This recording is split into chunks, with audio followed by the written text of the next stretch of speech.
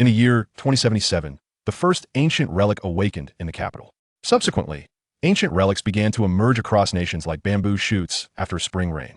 Countries around the globe established a federal government and announced to the world a cultivation technique titled 5 Elements Vitality. Ordinary individuals could embark on the path of martial artists by consolidating their vital energy, with only martial artists qualifying to explore these ancient relics. Upon reaching adulthood, Lin Ye's assessment revealed his cultivation aptitude to be of inferior iron bone quality, with a mere 1 probability of breaking through to become a martial artist. Just as he was about to resign himself to a mundane existence, he inadvertently entered a wild relic, where he encountered a system-binding failure. He soon discovered he could perceive the health bars of various creatures within the relic, as well as item descriptions. A seemingly ordinary gray stone is in fact iron essence. The nearly parched spirit dew grass, raw, causes hemorrhage from the 7 orifices, while cooked yields a slight cleansing effect. A seemingly formidable second-tier demon beast is, in truth, as timid as a mouse. Weakness can be frightened to death by thunder. The perilous ancient relic transformed into a gaming dungeon in Lin Ye's eyes, with all information rendered transparent. Chapter 1. Inferior Iron Bone Quality. Class 2 to 7, Lin Ye, Inferior Iron Bone Quality. Future Planning Recommendation. Apply to logistics universities. In the dead of night, the results of the daytime test replayed in his dreams. Lin Ye awoke in a cold sweat, glancing at the clock to find it was only 3 in the morning. The previous day had been designated for the school's assessment of newly adult students' cultivation aptitude. Having recently turned 18, he had registered for the test. Since he could comprehend the world, he had aspired to become a martial artist, for they held the highest social status. Martial artists boasted lifespans twice that of ordinary individuals, with legendary martial masters rumored to live up to 500 years. He had consciously begun physical training at the age of 4 and had never once faltered. His family hoped fervently for him to become a martial artist, with his parents viewing him as the beacon of hope for their future. Only by becoming a martial artist could he apply to martial schools, graduating to attain a higher social status and wealth. Countless martial artists had risen to prominence through ancient relics, and he certainly hoped to do the same. Alas, all hopes and dreams had shattered the previous day. He still could not muster the courage to share his test results with his family. His parents worked tirelessly at a slaughterhouse, toiling for 10 hours daily, earning a mere $3,000 a month, barely sufficient to cover the family's living expenses. His younger siblings were still in middle school, their health fragile due to premature birth. Should anyone in the family fall ill, their financial situation would become untenable. Amidst his chaotic thoughts, Lin Ye, weary in spirit, raised his hand to cover his eyes and sighed softly. Oh, if only this were a dream. With inferior iron bone quality, the probability of becoming a martial artist is almost non-existent. Without an extraordinary encounter to enhance my aptitude, I shall remain an ordinary person for life. However, the extraordinary encounters capable of altering one's aptitude were few and far between, as he had rarely heard of any throughout his life. His grandfather had been a martial artist, but now, in his old age, his vitality had waned, rendering him unable to enter relics. If one could not even access the relics, how could they expect to encounter such extraordinary opportunities? Such encounters were not as commonplace as cabbages in a market. Lin Ye felt profoundly lost, unable to discern the path ahead, and uncertain of what could possibly justify his persistence in living a life that seemed so ordinary.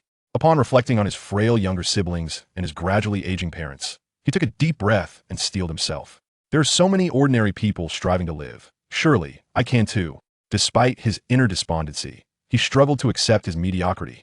Time would surely heal him, and on the day he surrendered to fate, perhaps he would find peace in confronting life with a tranquil heart.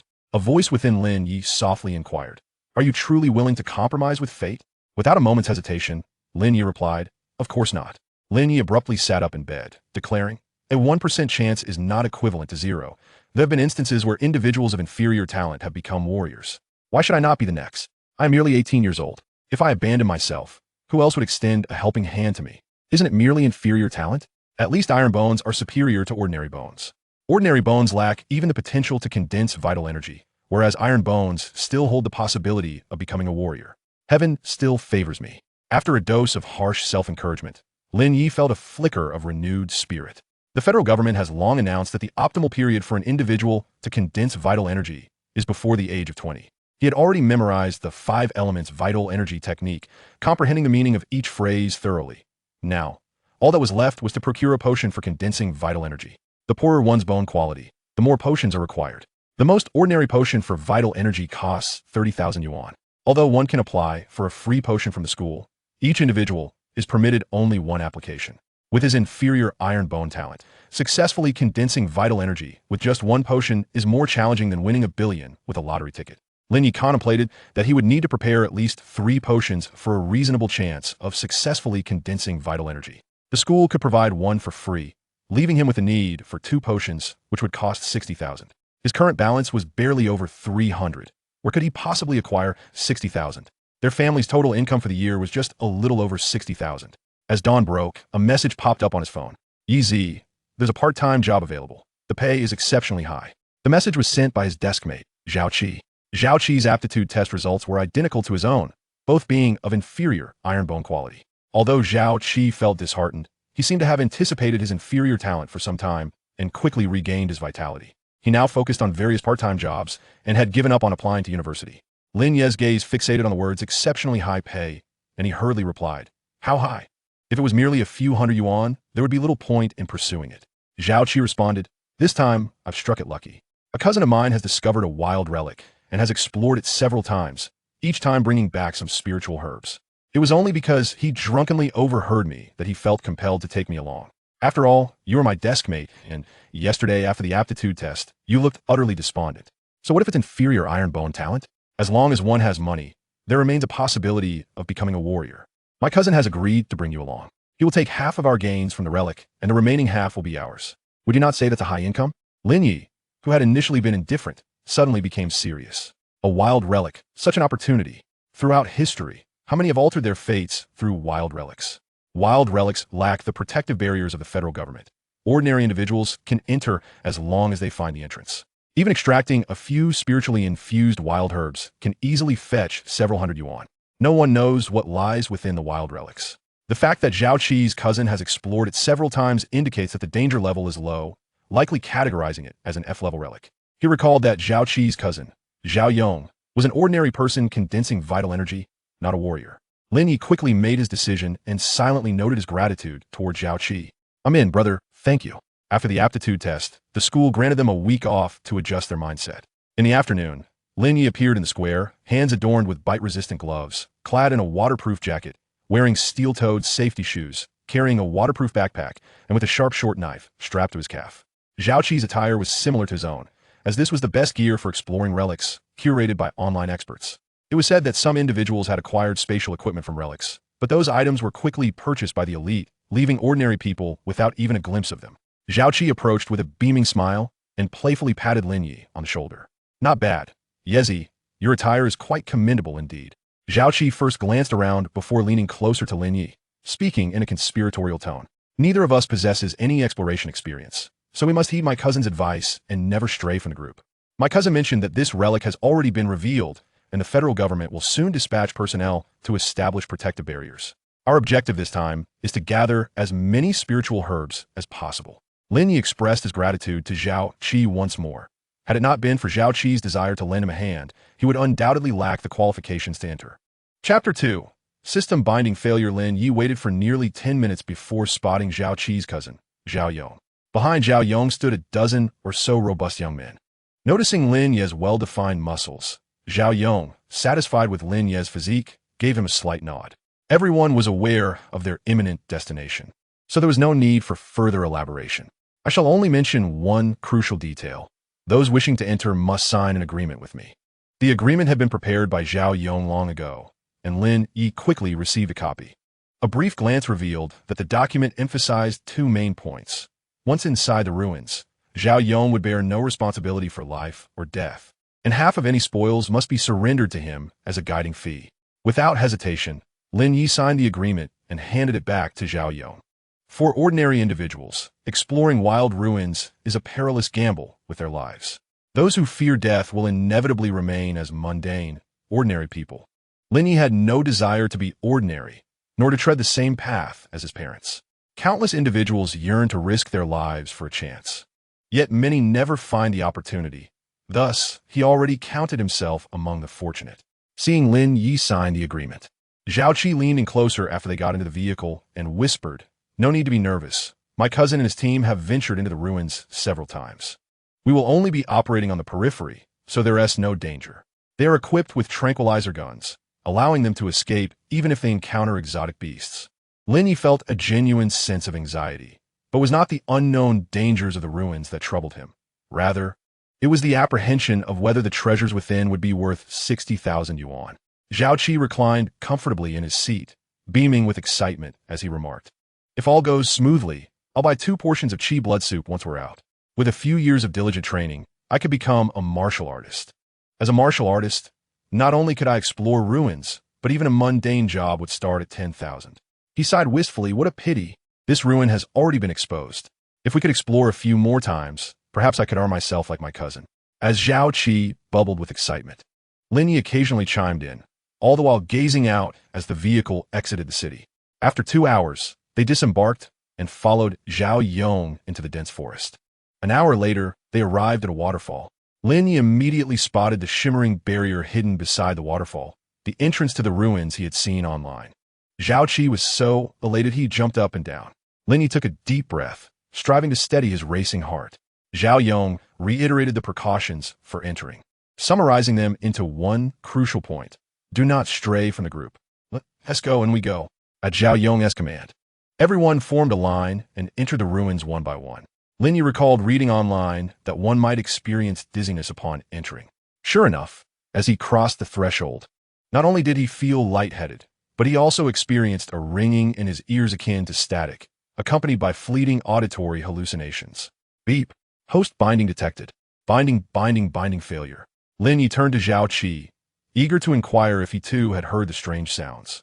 But upon seeing Zhao Qi's expression of excitement and astonishment, he realized that his friend had not experienced any auditory illusions. He quickly redirected his attention to his surroundings. The ruins were markedly different from the outside world, with a grayish sky and towering trees. Though the air was fresh, it was thick with humidity and the scent of decaying vegetation. Lin Ye tread cautiously, wary of venomous creatures lurking beneath his feet. Zhao Yong led them to a stream overgrown with weeds, where everyone spotted the spiritual herbs flourishing by the water's edge. Lin Ye felt a surge of excitement. His qi blood soup ingredients were within reach. He hastily opened his backpack, only to be met once more by the disconcerting static in his ears. Binding failure. Unable to disengage. Unknown error. Furrowing his brow, Lin Ye gently bit his tongue to remain alert. Could it be that the severity of the aftereffects stemmed from his lack of condensed qi blood? It had been nearly an hour since entering the ruins. Any minor aftereffects should have dissipated by now. Suddenly, a jarring static sound pierced the air, causing Lin Ye to freeze, reflexively closing his eyes until the noise subsided. When he dared to open them again, he was startled to find text annotations hovering above the spiritual herbs. Was it possible that not only was he experiencing auditory hallucinations, but visual ones as well? Lin Ye inhaled deeply, keeping his composure as he focused on the words above the herbs. 2-year-old water frost leaf prefers watery environments. He recognized the water frost leaf. He had seen images of it online, yet he could not determine its age. Glancing around, he noticed that only the spiritual herbs within a 10-meter radius bore annotations. Common weeds were simply labeled as weed, while spiritual herbs displayed their age and name, along with brief descriptions. Cautiously, Lin Ye approached Zhao Qi and whispered, "Do you know how old the water frost leaf we're collecting is?" Zhao Qi, engrossed in gathering herbs, didn't he even look up as he replied, "My cousin told me that most are 1-year-old water frost leaves, but there are some 2-year-olds as well. What we find depends entirely on our luck." Lin Ye was certain he could not discern the age of the water frost leaves. The annotations before him could not be a figment of his subconscious. If they weren't a product of his imagination, then what were these annotations? Lin Ye paused, recalling the auditory hallucination he had experienced upon entering the ruins. It seemed to echo a phrase, system binding failure. Who hasn't fantasized in their youth about binding to a system, defying fate to become an extraordinary individual? He had thought it merely a reflection of his aspirations. Hence the auditory hallucinations. Observing that everyone was preoccupied with gathering herbs, Lin Ye instinctively began to collect herbs as well, stealthily distancing himself from the group along the stream, his gaze discreetly scanning the creek's edge. Only the most mundane items lacked annotations, such as ordinary stones or soil. The surrounding trees also bore annotations, which would shrink into view after 3 seconds of focused observation. Lin Ye spotted a mound of earth with a line of text above it. Ordinary venomous water centipede, irritable, lethargic. Lin Ye began to genuinely believe that the peculiar text annotations were not mere hallucinations. How could a figment of his imagination conjure such an array of unfamiliar plants? Could it be that the earlier auditory hallucination was indeed true? That there was a system attempting to bind to him, only to fail? The annotations on the plants were the remnants of the binding failure. Lin Ye's heart raced with excitement. His intuition confirmed his suspicions. He quickly steadied his emotions and began harvesting 3-year and 4-year-old waterfrost leaves, aware that they could not linger in the ruins for too long. The ruins were shrouded in mist, and ordinary people could experience dizziness and poisoning if they stayed too long. Once unconscious in the ruins, one would undoubtedly become prey for the exotic beasts. And some plants were carnivorous as well. Zhao Qi signaled for everyone to gather. Just as Lin Ye straightened, he spotted an annotation in the stream. An ordinary-looking stone, yet it encases a millennium of iron essence. The stone was the size of a fist and appeared no different from the other stones in the stream. But its weight was distinctly different when held. Chapter 3. Only ruins items are permitted. Lin Ye suppressed his exhilaration and stepped forward decisively to pick it up, clutching it tightly as he made his way back to the gathering point. Zhao Qi, seeing Lin Ye's backpack brimming with herbs, flashed a radiant smile at him. "Once we're out, you must treat me to a meal." Lin Ye nodded with a smile, affirming the necessity of the matter. Zhao Yong led the group back to the exit of the ruins, requesting everyone to set aside half of their loot, as dividing it outside would draw unwanted attention. The entrance to the ruins had already been exposed, and he feared that someone might be lurking outside. Lin Ye carefully selected a year's worth of frosty leaves from his backpack, adding a few older specimens to avoid raising suspicion. The journey out of the ruins went smoothly, and they encountered no difficulties on the return trip. On the way back to the city, Lin Ye noticed that he could no longer see the plant indicators outside, yet the textual labels for the frosty leaves in his backpack remained intact. Gradually, he confirmed that only items within the ruins bore such labels. Zhao Qi took Lin Ye to a shop, revealing in a conspiratorial tone, "This establishment was recommended by my cousin. The owner here doesn't inquire about the origins of the items for trade, and the prices are slightly higher than the official ones. They sell the chi blood soup we need as well. If we purchase at least 6 portions together, the owner will offer us a discount." At this moment, Lin Ye was less anxious about the chi blood soup and more eager to ascertain whether his suspicions were correct. If he truly had failed to bind to the system, being able to see item labels within the ruins would be akin to possessing a cheat.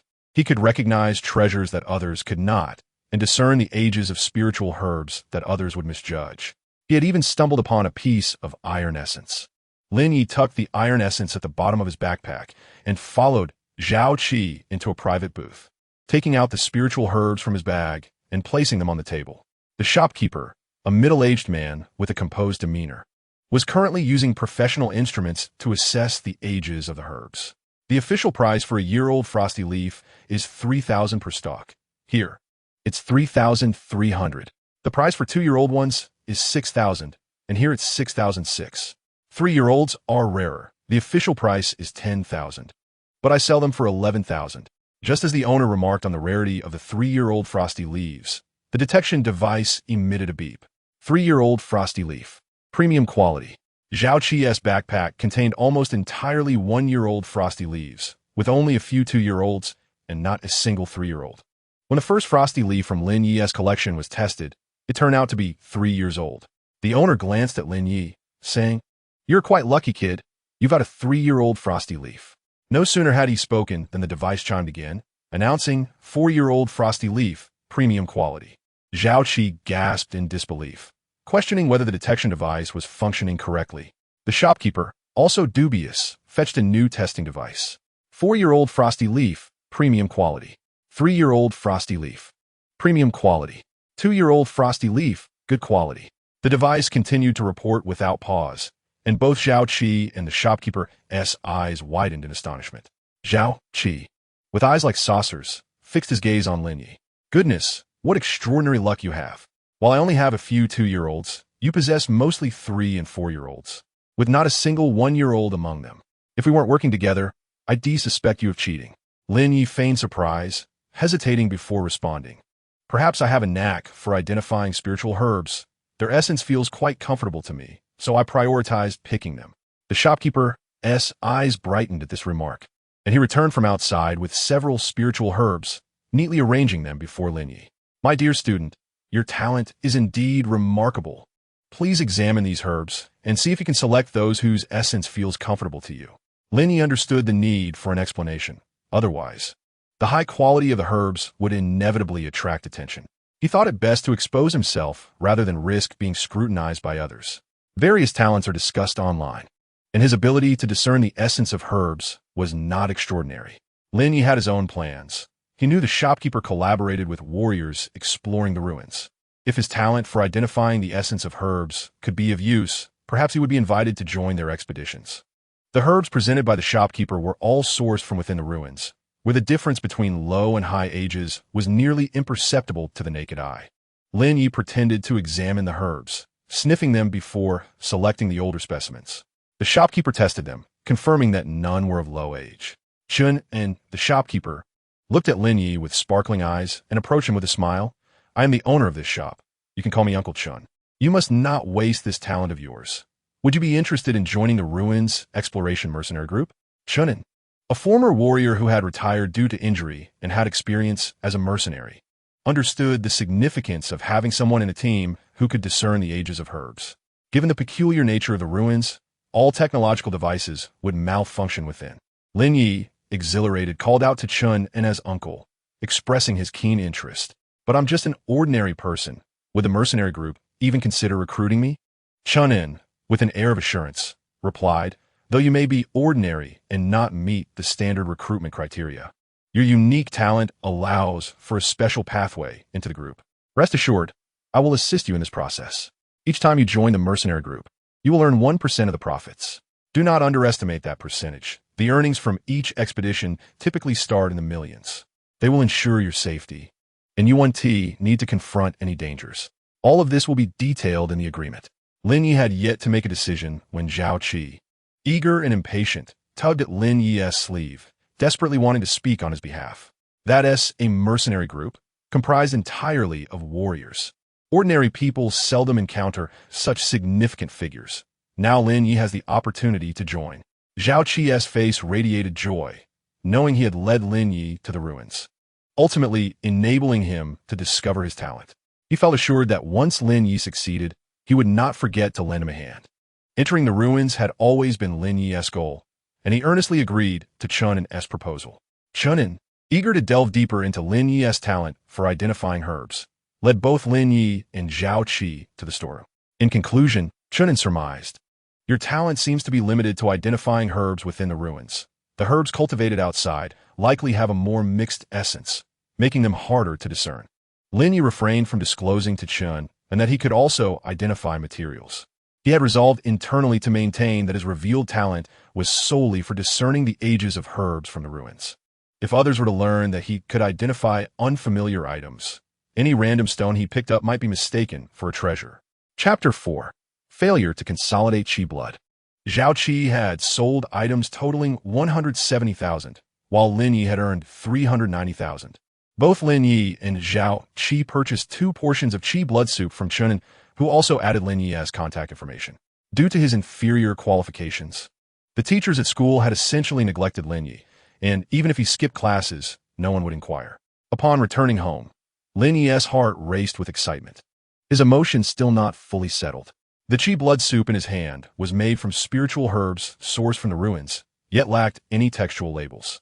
Lin Ye speculated that artificially synthesized items could not be labeled. That evening, he transferred 100,000 to his parents. Upon receiving the notification of the transfer, both Lin father and Lin mother hurriedly turned to Lin Ye, their expressions filled with concern. Lin Ma rushed out of the kitchen with a spatula in hand, anxiously inquiring, Yezi, where did this 100,000 come from? Please do not engage in any unlawful activities. Lin Ba, equally concerned, added, our family is not in such dire straits. Your tuition fees are something your mother and I will manage. And there's no need to rush for the Qi and blood tonic. I will borrow some from your uncle when the time comes. Observing her parents' distress, Lin Ye quickly donned a smile and spoke in a light-hearted tone. Do not worry. This money is perfectly legitimate. Zhao Qi's cousin discovered a wild relic, and Zhao Qi took me to excavate spiritual herbs. The funds were obtained from selling these herbs, and I even set aside some for the tonic. As for the tuition fees for Yi Yunxi and Lin Rong, fret not. I seem to possess a rather unique talent, and I expect to be contacted by a mercenary group soon. At that point, our family shall no longer suffer from financial constraints. While the assertion of not lacking money was somewhat exaggerated, it was certain that their situation would not remain as strained as it currently was. Lin Ye's younger sister, Yi Yunxi, and Lin Rong were twins, with Yi Yunxi taking their mother's surname. Lin Rong was born first, and due to their twin nature, both had been frail since childhood, requiring medication to bolster their health during seasonal changes. After Lin Ye had explained for quite some time, Lin Ba and Lin Ma gradually accepted that their son had not engaged in any illegal activities. They were almost beaming with joy upon realizing Lin Ye's exceptional talent. However, after their moment of exuberance, they became quite rational, advising Lin Ye to keep his special talent under wraps. The security in the outer city was rather poor, and if everyone were to remain ordinary, they would naturally be good neighbors. A few years back, a relative from the old Qin family became a warrior, and out of jealousy, his family faced inexplicable misfortune, resulting in old Qin breaking his leg. Lin Ye fell silent at this. For only those registered as warriors with the federal government were granted the right to reside in the inner city, where the housing prices were exorbitantly high, with even the most affordable three-bedroom apartments exceeding 100 million. Observing the weariness etched on his parents' faces, Lin Ye silently vowed, I assure you, our family will eventually reside in the inner city. Lin Ba and Lin Ma were hardly concerned about Lin Ye's affairs, as he had always been exceptionally sensible and rarely caused them worry. Lin Ba still had Lin Ye's aptitude test on his mind. He had intended to inquire about it, but had forgotten amidst the excitement surrounding the 100,000 and the special talent. When Yi Yunxi and Lin Rong returned from school, they were overjoyed to find Lin Ye seated in the living room. Lin Ye beamed as he presented them with 2 new smartphones. I noticed your phones had insufficient storage, so I bought you new ones. Once you receive them, make sure to study diligently. We must not bully others at school, but we certainly cannot allow ourselves to be bullied either. Lin Rong, thrilled with the new phone, settled beside Lin Ye. You and brother Zhao Qi often come to pick us up. The whole class knows we have an older brother looking out for us. So who would dare to bully us? Yi Yunxi furrowed her brows slightly, her perceptive nature aware of their family's financial situation. Brother, why did you buy us new phones? This model must cost at least 6,000, right? We can manage with our old ones. Upon hearing the price of the phone in Lin Rong's hand, he quickly chimed in, yes, our phones aren't broken. They just lag a bit when watching videos, but that doesn't hinder their use. Perhaps we should return them. Their parents' combined monthly income was merely 6,000, making the 2 phones equivalent to 2 months' salary. Although he cherished the new phone, the family's welfare took precedence. Lin Ba affectionately ruffled Lin Rong's hair, expressing his pride. Your brother found a good part-time job. Don't ask what it is. You'll understand in due time. Since he bought you phones, you should joyfully accept them. Your brother is not one to squander money. Lin Rong and Yi Yunxi refrained from inquiring about the nature of Lin Ye's job, only asking if it posed any danger. Lin Ye, of course, would not disclose his intentions to join a mercenary team in exploring relics, simply stating that he had encountered a benefactor who introduced him to a part-time opportunity that posed no risk. Lin Ba and Lin Ma remained apprehensive, concerned that their son, being an ordinary person, might be in over his head by joining a mercenary group. However, they understood the arduous nature of earning money and recognized that there were no easy paths to wealth. They could see Lin Ye's desire to transcend mediocrity, and thus, they suppressed their anxieties and feigned support for his decision, wishing not to become a burden on him. The following day, after everyone had left the house, Lin Ye set about preparing the qi and blood tonic. An hour later, after consuming a bowl of the tonic, he felt as if he had downed a bottle of strong liquor. A burning sensation enveloped his throat, followed by a wave of heat coursing through his body. Having anticipated this reaction, Lin Ye made his way to the restroom, only to find his entire body racked with pain shortly thereafter. This was a necessary ordeal when consuming the qi and blood tonic. One had to maintain clarity and breathe according to the prescribed technique to condense qi and blood.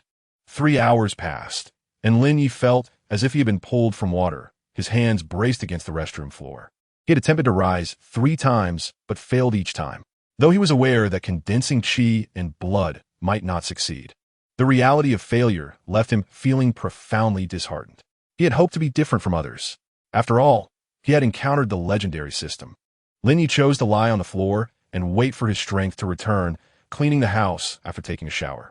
Although the attempt to condense qi and blood had failed, he could sense an improvement in his physical prowess. His muscle definition was markedly more pronounced than before.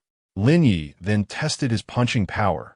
Previously, it had been 80 pounds, but now it had increased to 110 pounds. The qi and blood tonic had indeed had some effect, albeit his low aptitude meant his body had not absorbed much of the medicinal power. The properties of the tonic still lingered within him.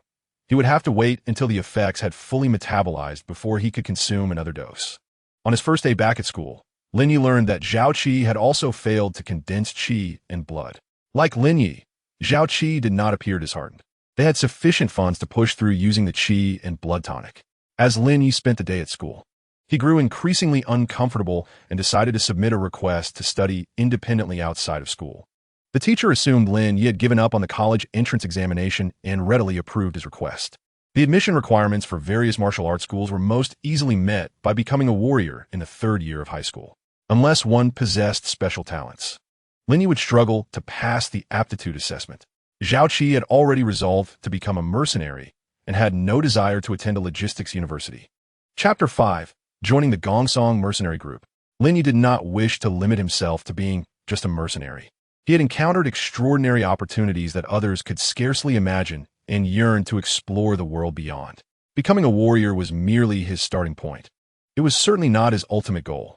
Lin Ye, I have a mercenary group interested in collaborating with you. Their leader wishes to meet you. Are you free to come by this afternoon? Lin Ye received a voice message from Chun and while tidying up at home, and quickly replied, Uncle Chun, that works for me. I'll come by at noon. Although the appointment was set for the afternoon, the leader of the mercenary group was a warrior, and it would be unthinkable to keep a warrior waiting. At noon, Lin Ye arrived at Chun An's shop and found him in the company of a scarred man sipping tea. The man's gaze was piercing, exuding an aura that made it difficult to meet his eyes. Boss Su, please stop teasing Lin Ye, Chun An said. Lin Ye, come over and sit down. Let me introduce you. This is Su Song, the leader of the Gongsong mercenary group. He is a half-step warrior. After condensing qi and blood, attaining a punching power of 1,000 would qualify one as a warrior. The federal government has announced that the limit for warriors' punching power is 10,000. To transcend from a warrior to a martial master, one must reach the pinnacle of their martial prowess and attune themselves to the ethereal energies of the universe, at which point they can break through to the realm of martial mastery. A half-step martial master refers to one whose physical strength has reached 10,000 but has yet to sense the energies of heaven and earth.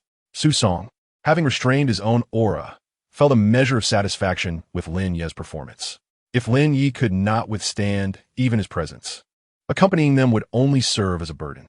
The ruins are fraught with peril. Sometimes, a mere cry can result in fatalities. Regardless of Lin Ye's extraordinary talent for discerning spiritual herbs, if he cannot master his inner fears, he will certainly not be permitted to enter the ruins.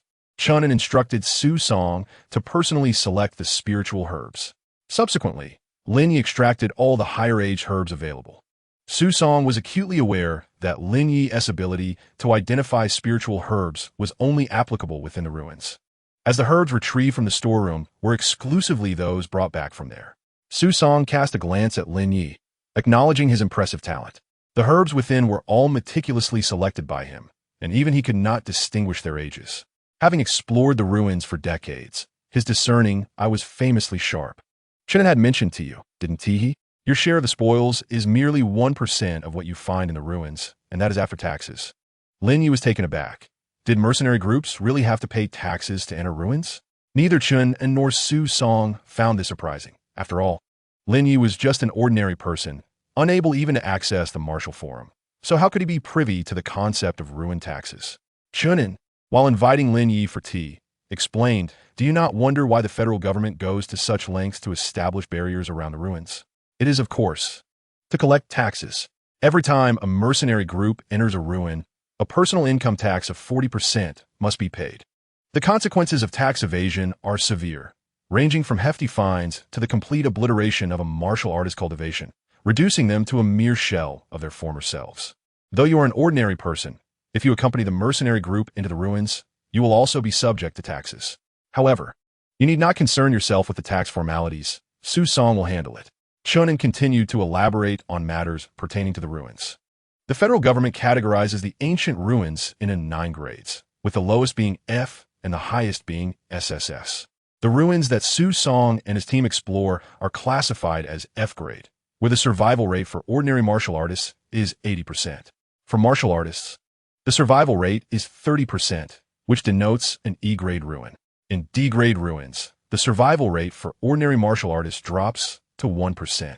Typically, only martial masters dare to enter, and even their survival rate is a mere 10%. The higher the grade of the ruin, the superior the quality of the spiritual herbs, and the more formidable the beasts within. The beasts in these ruins are treasures in themselves. Their blood and cores are invaluable. Their flesh may be consumed, while other materials can be utilized for forging, though transporting them out of the ruins proved challenging. And the worth of the spiritual herbs far surpasses that of the beast flesh. When wild beasts awaken their bloodline abilities, they transform into magical beasts, with first-tier magical beasts possessing strength comparable to that of a half-step martial master, albeit with limited intelligence. Lin Ye was unfamiliar with the martial world, and Chunin provided him with a crash course on various knowledge. He also signed a temporary agreement with Su Song to become a provisional member of the Ancient Pine mercenary group, and Su Song added him to a chat group. Shi, I heard the captain recruited an ordinary person, and this guy was introduced by old Chun. Who knows what his background is? He wouldn't be one of those well-connected rich kids looking to explore the ruins for fun, expecting us to act as bodyguards, would he? Jian, the captain just added him to the group. He shouldn't be a rich heir. Only genuine teammates can join the group. Yusu Alway, my heavens, I just checked the new teammate's information. He is only 18 this year, still in high school. Upon seeing his name mentioned in the group, Lin Ye pondered briefly before sending a greeting. Greetings, esteemed seniors. My name is Lin Ye. Yusu Alway. Hello. Lin Ye, may I inquire how you joined the group? Jian, yes, I want to know +1. Su Song, we are entering the ruins tomorrow. Aren't you two going to train? Lin Ye possesses a unique talent for discerning the ages of spiritual herbs within the ruins. With Su Song's words, the 2 previously silent members of the group were roused. Zhou 1, a talent with special abilities has been discovered by the captain. His efficiency is remarkable. Chengye, Veljome, Lin Ye. Each expedition into the ruins has limited backpack space, and we often end up bringing out lower-grade herbs of little value. Since technology cannot be utilized within the ruins, Lin Ye's unique talent will allow us to specifically target high-aged spiritual herbs. Yusu Alway, exactly. The backpack has its limits. No matter how hard you try to cram it, space is finite. I once pressed too hard and damaged some herbs at the bottom of my backpack. I was heartbroken. Shi, just thinking about the herbs I randomly discarded while organizing my backpack makes me anxious, fearing they might have been high-aged ones. I was troubled for quite some time and couldn't sleep soundly. It's wonderful that our group finally has a special talent now. Lin Ye's anxious heart gradually settled. The Ancient Pine mercenary group now consisted of 6 martial artists, and with his addition, there were 7. All 6 martial artists expressed their warm welcome in the group, and he could sense their friendly demeanor, easing his mind about the upcoming meeting. The following morning, Lin Ye informed his parents that he would be away for a while. Ye father and Ye mother guessed that Lin Ye was headed to the ruins and hurriedly prepared a large breakfast for him. After Lin Ye left the house, Lin mother's eyes glistened with unshed tears as she expressed her worries. Our son just transferred a sum of money to me. My heart is in turmoil. Ye father sighed deeply, patting Lin mother's shoulder. Do not fret. Yezi has never caused us concern. He knows what he is doing. Our abilities are limited. All we can do is prepare meals and await his return. Let us not inform Yunxi and Xiaorong about his departure for now. I fear they may worry excessively and harm their health. Lin mother wiped her tears away, striving to calm her emotions as she began tidying the kitchen. Taking a deep breath, she turned to Yi father and said, Yezi loves the pickled vegetables I prepare. The last batch is nearly finished. I shall make another. Yi father glanced at the half-full jar of pickled vegetables, but said nothing, silently assisting Lin mother in preparing the materials for pickling. Chapter 6. The health bar above the magical beast's heads. Lin Ye arrived at the rendezvous point designated by Su Song and immediately spotted him. This is our group's custom uniform. Hurry and change into it. You've all met in the group yesterday. We will discuss the precautions for entering the ruins once we board the vehicle. Su Song had previously informed him that they would provide clothing, weapons, and backpacks. and that he need only come empty-handed. The attire provided by Su Song was specifically designed for martial artists. Only those with a martial artist identity could enter the federal martial artist marketplace to purchase it. His weapon was a Tang Dao, its blade glimmering with a cold light. Unmistakably not an ordinary weapon. Yu Suo-wei was delighted to see Lin Ye, casually draping an arm over his shoulder. You look quite good in our Group S uniform. It seems you're meant to be one of us. This Tang Dao was purchased at great expense by the captain from an auction. But since we are unaccustomed to using Tang Dao, we'll let you have it. Allow me to introduce myself. I am Yu Suo-wei, about 10 years your senior. You can call me Yugo. Lin Ye smiled at Yu Suo-wei, carefully stowing away the Tang Dao. Yugo, what danger should we expect in the ruins we are heading to? Yu Suo-wei pulled Lin Ye onto the vehicle, sitting beside him as he replied. You should be asking, where in the ruins is there no danger? Although the F-grade relic we are about to explore boasts an 80% survival rate for ordinary warriors, the possibility of complete annihilation looms large should we inadvertently provoke a horde of monstrous beasts or encounter toxic exotic flora. The mercenary group incurs no additional fees upon entering the relic. However, upon departure, our backpacks and spoils undergo scrutiny. We must either offset our gains with spiritual herbs or convert our entire harvest into currency for payment. Typically, we opt for the direct tax payment, as the rates for spiritual herbs at Brother Chen's are slightly more favorable than the official ones. These arrangements are well known to the authorities, tacitly accepted as an unwritten rule. Not long after boarding, Su Song, accompanied by a few other team members, joined the vehicle and provided a brief introduction to Lin Ye. Lin Ye could sense the warmth of their camaraderie, gradually easing his tension. This marked Lin Ye's inaugural venture into an ancient relic governed by the federal government. With a travel time of 4 hours ahead, Yu Suo-wei and the others succumbed to slumber, leaving only Sushi at the helm. The origins of ancient relics remain a mystery. All that is known is that they house remnants of ancient architecture, and it has been rumored that repositories of ancient sects have been unearthed. Countless cultivation techniques have been extracted from these sites, subsequently adapted by scientists for modern practitioners. Presently, the relics reveal only exotic beasts and flora, with reports of ancient human skulls discovered, yet no living humans have been found. Extensive research by numerous scientists has concluded that, despite the harsh living conditions within these relics, they could sustain human propagation. The existence of the exotic beasts serves as a testament to this. Yet the stark reality is that no humans endure. After years of study, scientists have arrived at a singular conclusion. A force of regulatory power exists in this world, one that prohibits human survival and propagation within ancient relics, which ancient cultivators have recorded as the way of heaven. Notijin Lin Ye's alertness. Su Song understood that Lin Ye was unable to rest and refrained from urging him to take a break. He reminisced about his own initial experience within a relic, recalling that his emotions had not been as composed as Lin Ye's. In the afternoon, the vehicle entered a base resembling a metallic beast, passing through multiple layers of security checks before finally parking in a location reminiscent of a subway station.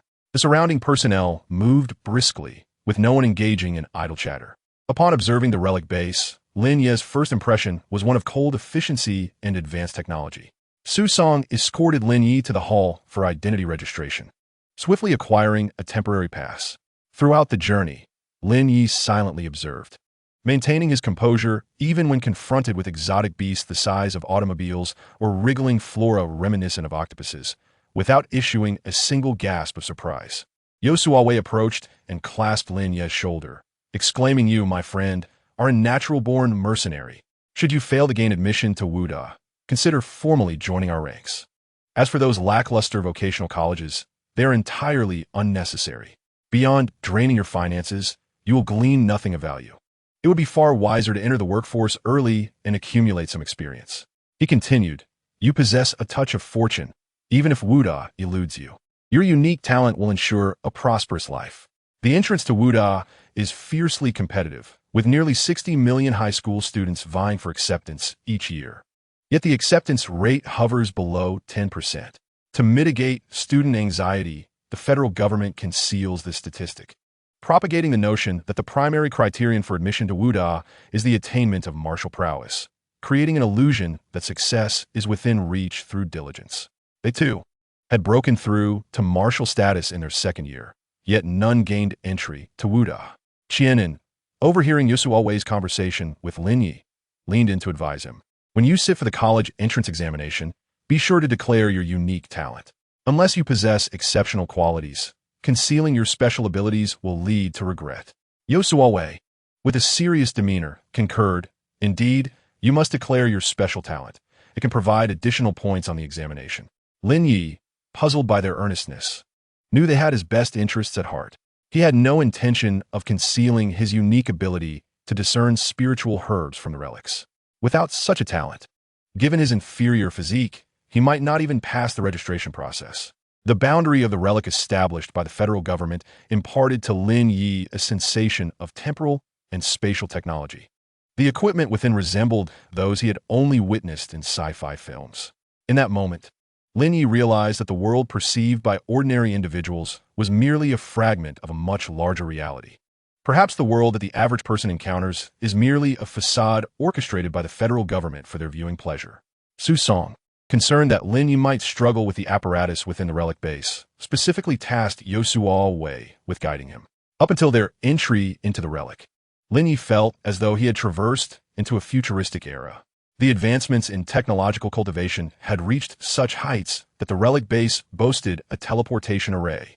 As Su Song and the others entered the relic, it felt akin to stepping onto a battlefield, each member focused and tense. Lin Ye was shielded at the center of their formation. The team proceeded according to the meticulously planned route, with Lin Ye, a novice in this ancient site, receiving extra protection from Yasuowe. Upon hearing this, Yasuowe patted his chest, assuring, "Rest easy. Lin Ye is our keen-eyed guardian. We must ensure his safety." Lin Ye held a favorable impression of the Gongsong mercenary group, not only for their willingness to protect him, but also due to Su Song's prior admonition. Nothing is more important than his life. If danger arises, he must promptly discard his backpack and flee. The primary objective of the Gongsong mercenary group within the relic is not profit, but rather the safe return of all members. As Lin Ye cautiously walked amidst Su Song and the others, they soon encountered their first exotic beast. The moment he laid eyes on the creature, Lin Ye could not help but widen his gaze, then rubbed his eyes with his sleeve. Who could explain the bizarre blood bar hovering above the beast's head? Chapter 7. The Mutated Gale Bull's Stomach. Lin Ye lowered his sleeve and looked again. The blood bar was still present above the exotic beast, identical to the health bars found in video games. Observing Lin Ye's astonished expression, Yasuowe assumed it was Lin Ye's first encounter with a beast and sought to reassure him. "Fear not. This is merely a common first-tier gale bull. It lacks speed, agility, and intelligence, possessing only brute strength. 10 minutes is all it would take to exhaust it." Yasuowe standing beside him as they watched Su Song and the others toy with the first-tier gale bull, Lin Ye remained fixated on the blood bar above the bull's head, noting that with each strike from Su Song and the others, the bar diminished. 10 minutes later, the exhausted gale bull was struck in the heart by Su Song. Collapsing with a thud, its eyes wide open, filled with resentment and fury, Lin Ye observed as the blood bar depleted to zero. Sushi retrieved a section tool from his pack and swiftly processed the gale bull into clean meat. Yasuowe stepped forward to fill his backpack with lean meat, beckoning Lin Ye to do the same. "We will remain in the relic for approximately half a month, subsisting entirely on exotic beast meat during this time. Gale bull meat is the most delectable. Come, select a piece. You have yet to condense your vital energy. Consuming some beast meat will aid in that process." The benefits of beast meat far surpass those of external tonics, with no adverse effects whatsoever. Just be mindful should your body struggle to cope. Cease consumption and wait for digestion before resuming. Lin Ye steeled himself and approached the dissected gale bull, observing that nearly every piece of meat was meticulously labeled. First-tier gale bull hind leg, first-tier gale bull lean meat. Lin Ye's gaze swept over the stomach of the gale bull, and upon reading the inscription, his eyes widened slightly. Mutated gale bull stomach to be cooked and consumed within 24 hours significantly enhances digestive capacity. Lin Ye bent down and dragged the hefty bull's stomach aside. Yasuowe looked at him with disdain, remarking that the stomach was unappetizing, filthy, and difficult to clean, and even after cooking, it would be tough to chew. Lin Ye smiled at Yasuowe, recalling the saying that one should supplement the body with its corresponding form. His own stomach had been a bit underwhelming. so he thought to consume the beast's stomach for fortification. Yu Suawei intended to dissuade Lin Ye from his culinary choice, but Su Song signaled for Qi and to assist. After all, desiring to eat the bull's stomach was not a significant matter. Everyone has unique tastes. He himself had gone through a phase of relishing the kidneys of pig beasts, finding the more pungent, the more delectable.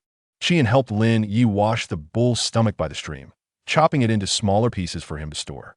As dusk fell, Lin Ye placed the bull's stomach into a pressure cooker to stew. Yu Suawei continued to look on with distaste. How can one eat this? There are no spices to mask the odor.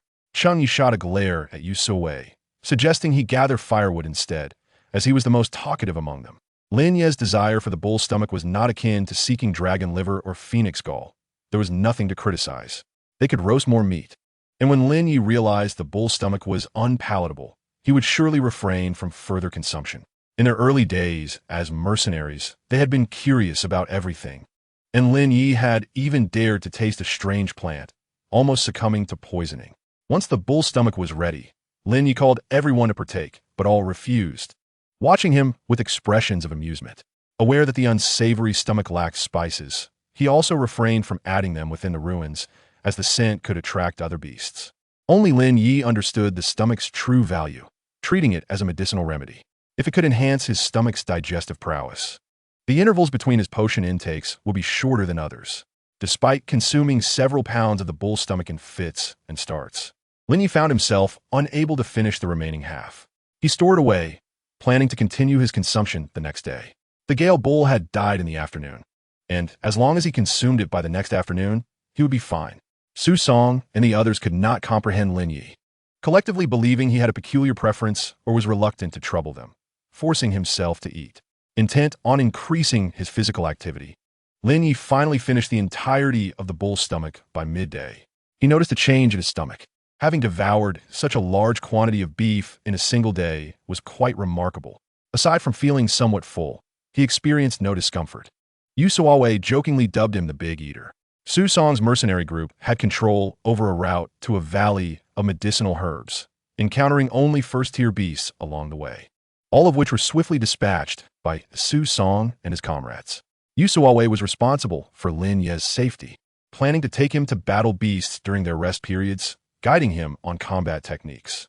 From his initially clumsy movements, Lin Ye gradually became capable of evading attacks with ease.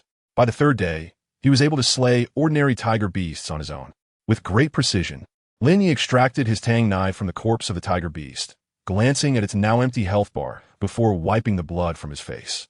Yu Suawei was pleased with Lin Ye's progress, affirming that practical experience was the best teacher.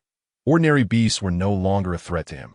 However, he cautioned against complacency, urging them to run far from any first-tier beasts. The difference between wild beasts and mutated beasts was vast, and one must never underestimate their adversaries. Some mutated beasts could feign death and might become frenzied when close to death. A moment's carelessness could cost one their life.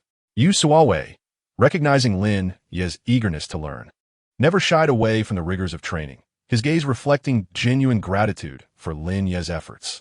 No one could dislike a person who was diligent and appreciative, which is why Yu Suawei became increasingly invested in Lin Ye's development.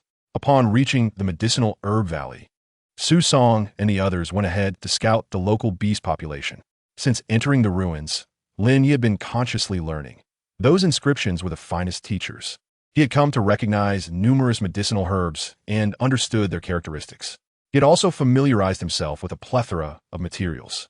The inscriptions, akin to the beast's health bars, only appeared within a 10-meter radius of him. As Lin Ye organized his belongings at the campsite, a sudden inscription appeared on the ground. First-tier mutated plant evolving, requiring a significant amount of fresh blood. Floral fragrance can incite frenzy in equivalent tier beasts. The inscription lingered for merely 3 seconds.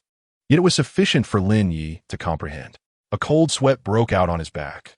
While mutated plants were not easy to move, they were even harder to kill, as most were elusive and would strike with formidable force when provoked.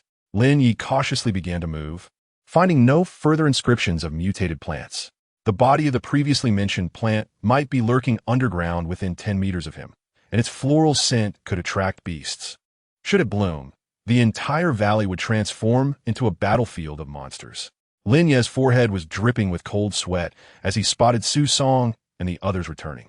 Urgently, he exclaimed, "Uncle Su, we must leave here immediately."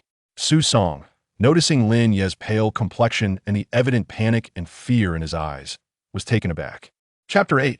What did you discover? Yu So-wei, having spent the most time with Lin Ye, knew he was not a timid individual and questioned. "We haven't even begun harvesting the medicinal herbs. Why must we leave?" The weather in this ruin was quite predictable. Thunderstorms would not occur for another fortnight. During such weather, the beasts would become restless, and they needed to vacate before that time. Having spent considerable time with Lin Ye, Su Song had come to understand his character. Lin Ye would not suggest leaving without reason. However, he had just surveyed the surroundings and found no apparent dangers. What could Lin Ye possibly fear? Su Song gestured for Yu So-wei to remain silent and turned to Lin Ye, asking, "Why must we leave immediately? What have you discovered? Or what do you know?" Lin Ye's forehead continued to bead with cold sweat. He could not divulge the failed system, binding, nor the inscriptions. For reasons unknown, he felt an overwhelming sense of dread. "Uncle Su, I've always had a strong intuition since childhood. This place is certainly perilous. I am physically well, but I feel an inexplicable fear, which must be a warning." Lin Ye resolved that if Su Song and the others insisted on staying, he would leave on his own. Even if it meant parting ways with the Ancient Pine mercenary group, he would vacate the Valley of Herbs. Seeing Lin Ye begin to pack his belongings, Su Song realized that regardless of their decision, Lin Ye was determined to leave. Cheng Yi and the others were nearly exasperated, incredulous that Lin Ye would have them abandon their hard-won gains due to a baseless intuition. Yu So-wei glanced between Su Song and Lin Ye, torn between whom to believe, ultimately tugging at his own hair in frustration. "Boss, why don't you all stay here? I'll follow Lin Ye. I'll forfeit this haul." Lin Ye might be too young, and the pressure of entering the ruins could have instigated this panic. They could always make up for this loss later. After all, Lin Ye was like a half-disciple to him. Zhou Wen, visibly displeased, scoffed, suggesting that simply knocking Lin Ye out would be more efficient. Qian, on the other hand, believed in respecting others' fates, knowing that meddling would yield no positive outcomes. If Lin Ye wished to leave, he should be allowed to do so. After all, it was Lin Ye's choice to part from the group, and they could not be held accountable if something went awry. They were merely Lin Ye's companions, not his guardians, and did not need to fret over every little thing on his behalf. With a gaze laden with complexity, Lin Ye cast a glance at Yu So-wei, genuinely taken aback by his willingness to depart alongside him at such a critical moment. After a moment of silence, Su Song suddenly spoke with gravity, instructing everyone to gather their belongings and leave together. Cheng Yi and the others were bewildered, feeling that Su Song was overreacting. During their early years as mercenaries, they had lived in constant panic, often drenched in sweat, fearing that the next moment they would encounter a beast. Yet in truth, it was merely their own fears that haunted them. Leading the way, Su Song began to pack up, and despite any lingering dissent from Cheng Yi and the others, they remained silent. As the leader of their group, Su Song's decisions were not to be contested. In a fleeting moment, Su Song reflected deeply. They had once terrified themselves unnecessarily, but Lin Ye had not faced life-and-death crises, so his mental fortitude could not be so fragile. The primary reason Su Song resolved to leave was Lin Ye's extraordinary talent. Should Lin Ye's inner fears be tied to his unique abilities, the likelihood of unseen dangers lurking in the Medicine Valley was substantial. Su Song's decision to depart brought an instant sigh of relief from Lin Ye. Half an hour later, as Su Song led the group away from the Medicine Valley, he suddenly sensed a slight tremor beneath their feet. Alarmingly, a multitude of beasts was swiftly approaching, prompting everyone to hasten their pace. Cheng Yi and the others, who had been somewhat resentful of Lin Ye, exchanged astonished glances upon realizing the beast's unusual movements. If the beast's agitation was indeed linked to the Medicine Valley, then Lin Ye was their savior. Minutes later, all were drenched in perspiration, exhaling in relief as the path taken by the beasts led directly to the Medicine Valley, narrowly missing them. The thunderous sound of the beasts' movements echoed like the frantic beating of their own hearts. Su Song took out a pair of binoculars and gasped upon seeing a cluster of beasts gathering near the Medicine Valley. If they had remained outside the valley, they would have already been surrounded by those creatures. Even a mere 5 minutes delay in their departure would have resulted in them being trapped. Cheng Yi and the others also peered through their binoculars at the situation in the Medicine Valley, their emotions a tumultuous blend. Lin Ye was utterly exhausted, being no warrior. Nearly half an hour of rapid running had completely drained his strength. Had it not been for Yu Suowei supporting him, he would surely have collapsed halfway up the mountain. Yu Suowei, brimming with excitement, embraced Lin Ye's shoulders, exclaiming, "You little rascal, we owe you our lives. Your instincts are spot on. It's almost like cheating." Cheng Yi approached Lin Ye, offering him a bottle of water. "I apologize for my earlier attitude towards you." Lin Ye accepted the water, responding weakly, "It's nothing. I don't know what my instincts are, just felt that staying in the Medicine Valley would mean death. Initially, I thought it was as you said." The pressure was overwhelming when entering the ruins. Su Song interjected, "You possess a unique talent. I suspect your instincts are linked to it. I will remember this debt of gratitude. In the future, feel free to ask for my assistance without reservation," he added, instructing Yu Suowei to look after the nearly exhausted Lin Ye and beckoning Cheng Yi and the others to observe the situation in the Medicine Valley. Qianan speculated softly, "With so many beasts gathering, there might be high-grade spiritual herbs maturing in the Medicine Valley." Just as Qianan finished speaking, Cixi refuted, "That's unlikely. We've visited this Medicine Valley many times, and there are no high-grade spiritual herbs here. Normally, high-grade spiritual herbs are guarded by beasts, if there were indeed such herbs. Our entry into the Medicine Valley Wuan Ti have gone so smoothly. Moreover, this valley is semi-artificially constructed, not a naturally formed ruin, and it has only existed for a little over a century. How could it possibly harbor high-grade spiritual herbs? The growth conditions for such herbs are exceedingly stringent, requiring at least several hundred years to mature." After Cixi's analysis, Qianan fell silent, convinced of Cixi's correctness. Zhou Wen's expression grew increasingly grave. "I didn't know a bit about the situation. A few years ago, I came across a post about an anomalous plant's breakthrough, which bears some resemblance to what we are witnessing now."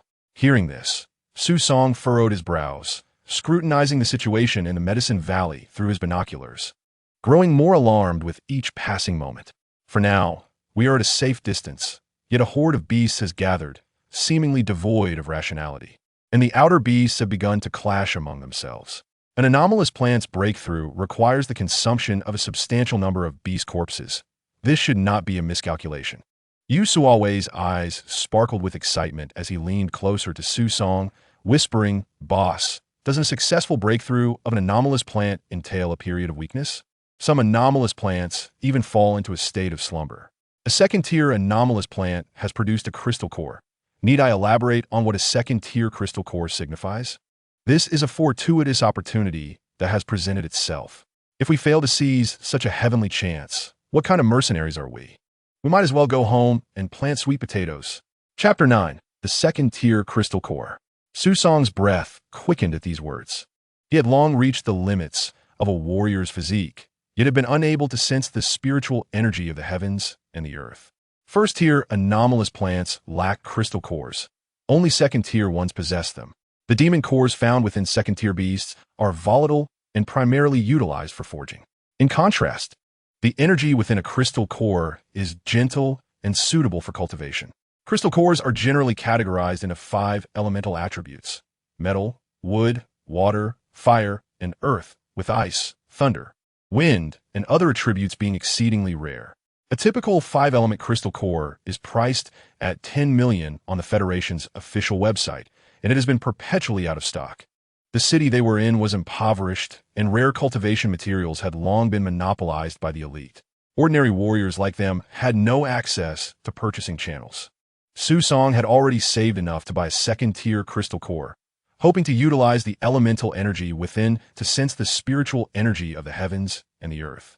However, the reality was that the official website had consistently been out of stock.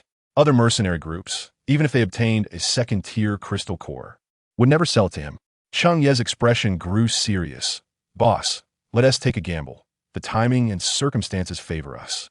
And if we do not gamble this time, we may never encounter such a splendid opportunity again." Su Song turned to Zhou Wen and the others. "What do you think?" He certainly wished to take the gamble, for acquiring a second-tier crystal core would give him a 60% chance of breaking through to a martial master. A martial master could live for 5 centuries. All of Cixi's companions supported the idea of taking the risk. Yusuawe was particularly enthused, rubbing his hands together. Boss, if you break through to Martial Master, our group will possess the strength to enter E-grade ruins, and, at that point, we all have a chance to ascend to Martial Master too. Years of fighting side by side had given them profound insight into Su Song's character. They were firmly convinced that once Su Song achieved his breakthrough, he would undoubtedly assist them in their own ascensions. In assisting Su Song now, they were essentially aiding themselves. Not one to hesitate, Su Song, seeing that his teammates were ready to support him, promptly began to devise a plan. Yusuawe left a tranquilizer gun for Lin Ye. High-tech electronics could not be utilized within the ruins, but this specially manufactured tranquilizer gun could be employed there. The Federation government permitted mercenary groups to bring large quantities of explosives into the ruins, fearing that they might damage the ecological balance of the site. If it were confirmed that an anomalous plant was on the verge of a breakthrough in the Medicine Valley, there would be no beasts nearby. Keep this gun on hand just in case. They were heading to the Medicine Valley, and Lin Ye, being an ordinary person, would have to remain on the mountain to await their return.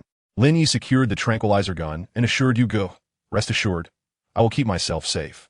He valued his life above all else. With the surrounding beasts drawn towards the Medicine Valley, as long as he refrained from provoking the multitude of creatures, he was certain that remaining here would pose no danger. In the latter part of the night, a tumultuous battle erupted in the Medicine Valley, coinciding with the emergence of a peculiar plant seeking to ascend to the next level. Su Song recognized this extraordinary flora and murmured, "So, it is the celestial demon lotus. No wonder the surrounding beasts are in complete disarray. The fragrance of the celestial demon lotus possesses a hallucinogenic effect. Had it not been for Lin Ye's instinctive sense of danger, their lingering presence in the Medicine Valley might have ensnared them in an illusory demise." Cheng Yi and the others expressed their gratitude not only to Lin Ye, but also to Su Song. If Su Song had not placed his faith in Lin Ye, they might not have escaped the valley in time.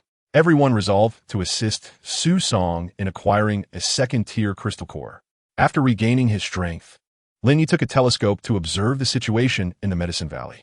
The chaotic clash of over a dozen beasts resulted in the utter devastation of the trees and rocks surrounding the valley. Regrettably, the mobile phones could not be activated within the ruins. Otherwise, capturing this scene as a short video would likely garner millions of followers overnight. The next day, as the battle concluded, Su Song led Yusuawe to approach the Medicine Valley. The sounds of the conflict had even reached Lin Ye atop the mountain. Perched on a tree branch, he kept his gaze fixated on the telescope. He could hear the distant echoes of explosives. Although the federal government explicitly forbids the introduction of gunpowder into the ruins, it was evident that there are often ways around such restrictions. Naturally, Su Song and the others would not divulge this information to him, as he was merely a temporary ally. It wasn't until the following morning that Lin Ye saw Su Song and the others return. Despite their injuries, their faces radiated with joy. Su Song, brimming with emotion, declared, "Today I, Su Song, vow never to forget your support. I shall strive to assist you all in breaking through to the Martial Master level." Unable to contain his exhilaration, he approached Lin Ye and patted his shoulder. Yusuawe, still bleeding from his wounds, reclined on the grass. "Boss, we have 5 days left before we leave. You must try to sense the crystal core. The federal government imposes taxes, and ordinary spiritual herbs can be used to pay them. However, such a rare item as a second-tier crystal core, once taken out, would be forcibly seized by the ruins base. Similar incidents had occurred in the past.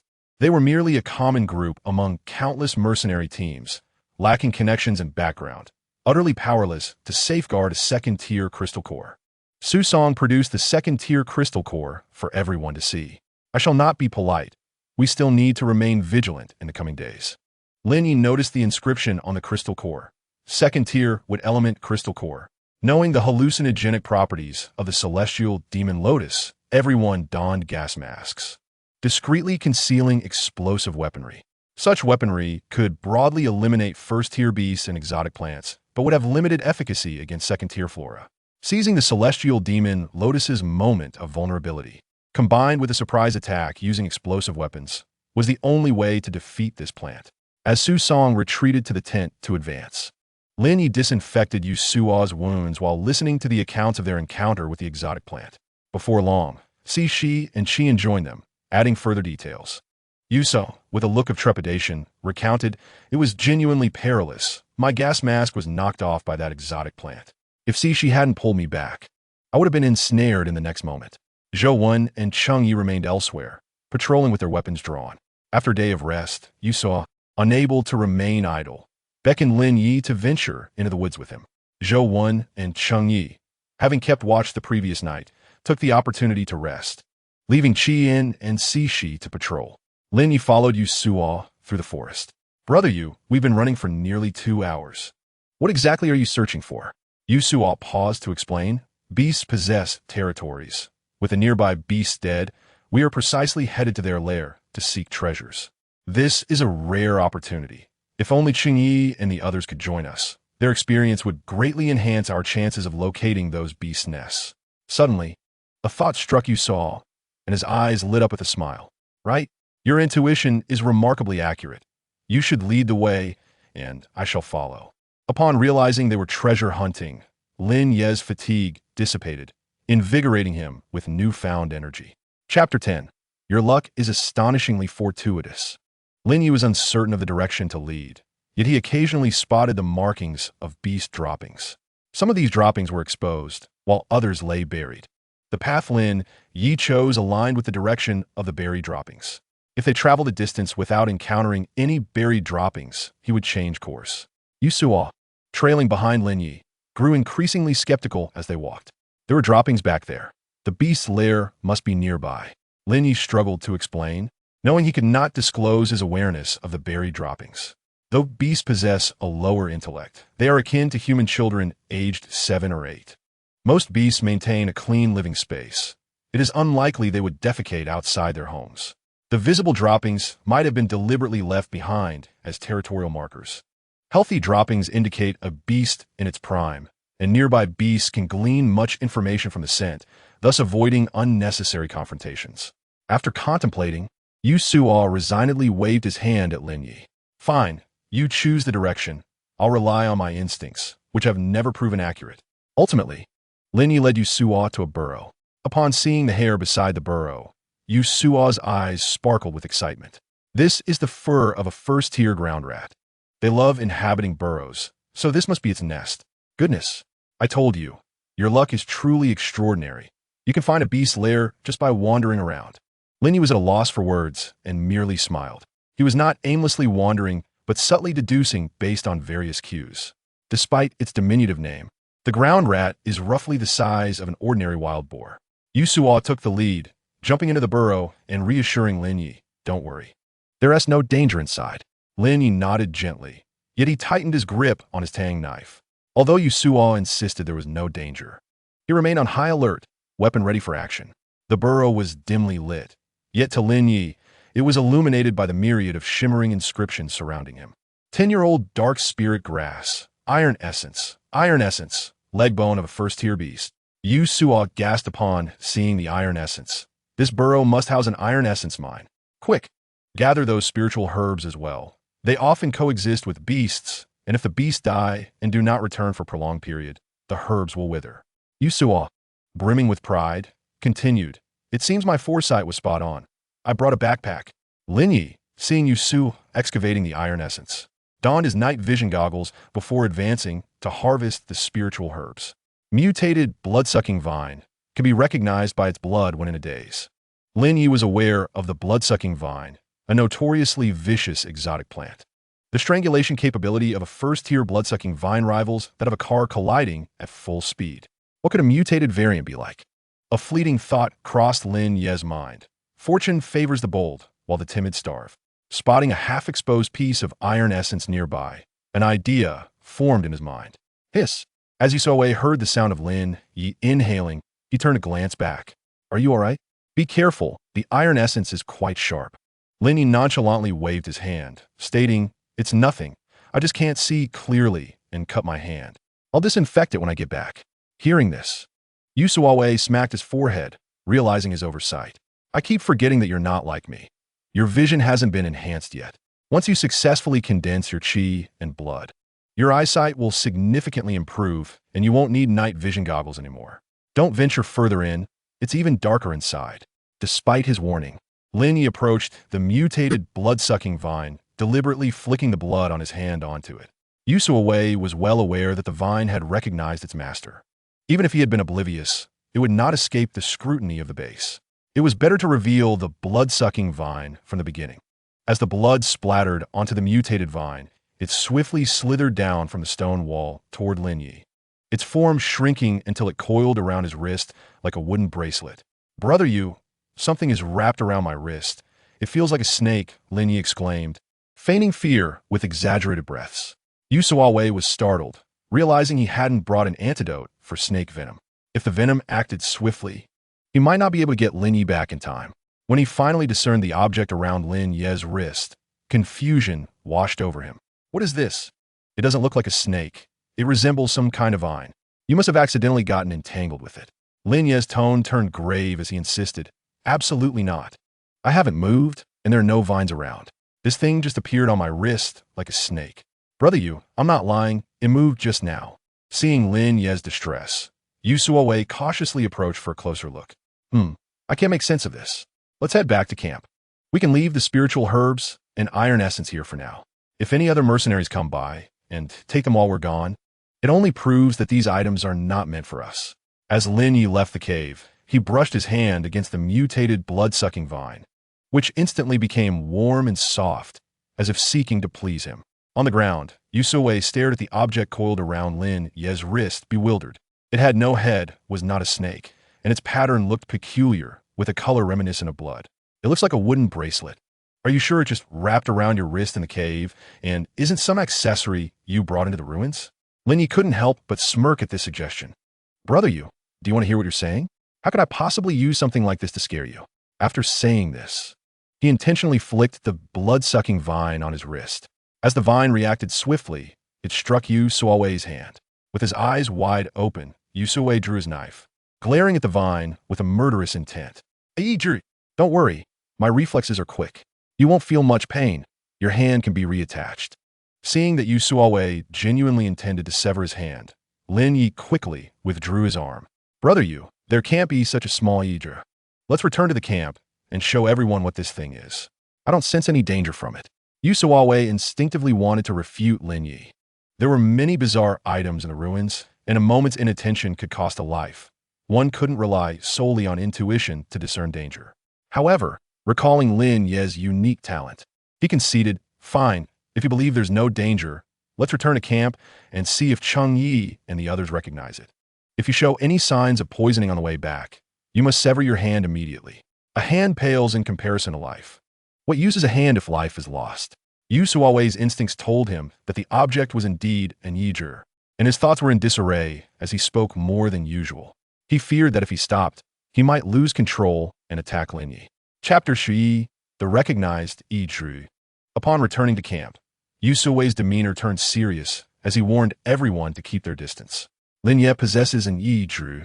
As soon as Yu Suawei's words fell, Cheng Yi and the others almost instantly drew their weapons, their expressions turning icy. They were aware of a type of parasitic Yizhi that could spread poison. Upon witnessing their reactions, Yu Suawei immediately understood the gravity of the situation and quickly waved his hands to explain. "Lin Ye hasn't been parasitized. It seems he's entangled with a peculiar Yizhi. He doesn't feel any danger from it." Cheng Yi regarded Yu Suawei with deep disapproval. "Are you certain that's an Yizhi? How could you bring Lin Ye back here? Don't you know the boss is in the midst of a breakthrough?" Yu Suawei pulled Lin Ye close, exposing the blood-sucking vine on his wrist. "See for yourselves. This is the strange Yizhi I mentioned. Only second-tier Yizhi can change size, and the aura emitted by this one when it struck me is merely first tier." Confident that the Yizhi was only that size, he felt secure in bringing Lin Ye back to camp. He had deliberately lingered on the way back, having not noticed any signs of poisoning in Lin Ye. Cheng Ye's gaze swept over Lin Ye's wrist, filled with discontent as he looked at Yu Suawei. "Haven't you metabolized the toxin from the Tian Yao lotus in your body?" Pointing to a wooden bracelet and calling it an Yizhi. "What does an Yizhi even look like this?" Yu Suawei chuckled lightly. "I didn't believe it at first either. Why don't you reach out and touch it?" Cheng Yi understood that Yu Suawei wouldn't jest about Yizhi and slowly extended his hand toward Lin Ye's wrist. Just as his hand was about to make contact with the blood-sucking vine, it suddenly struck his hand. When the vine struck, it emitted its own aura, which Cheng Yi and the others could sense. It was indeed the aura of a first-tier eater. See, I wasn't lying. This peculiar eater is truly a first-tier one. Lin Ye and I discovered the cave of a demon beast, and for some reason, this eater became entangled with him, nearly prompting me to sever his hand.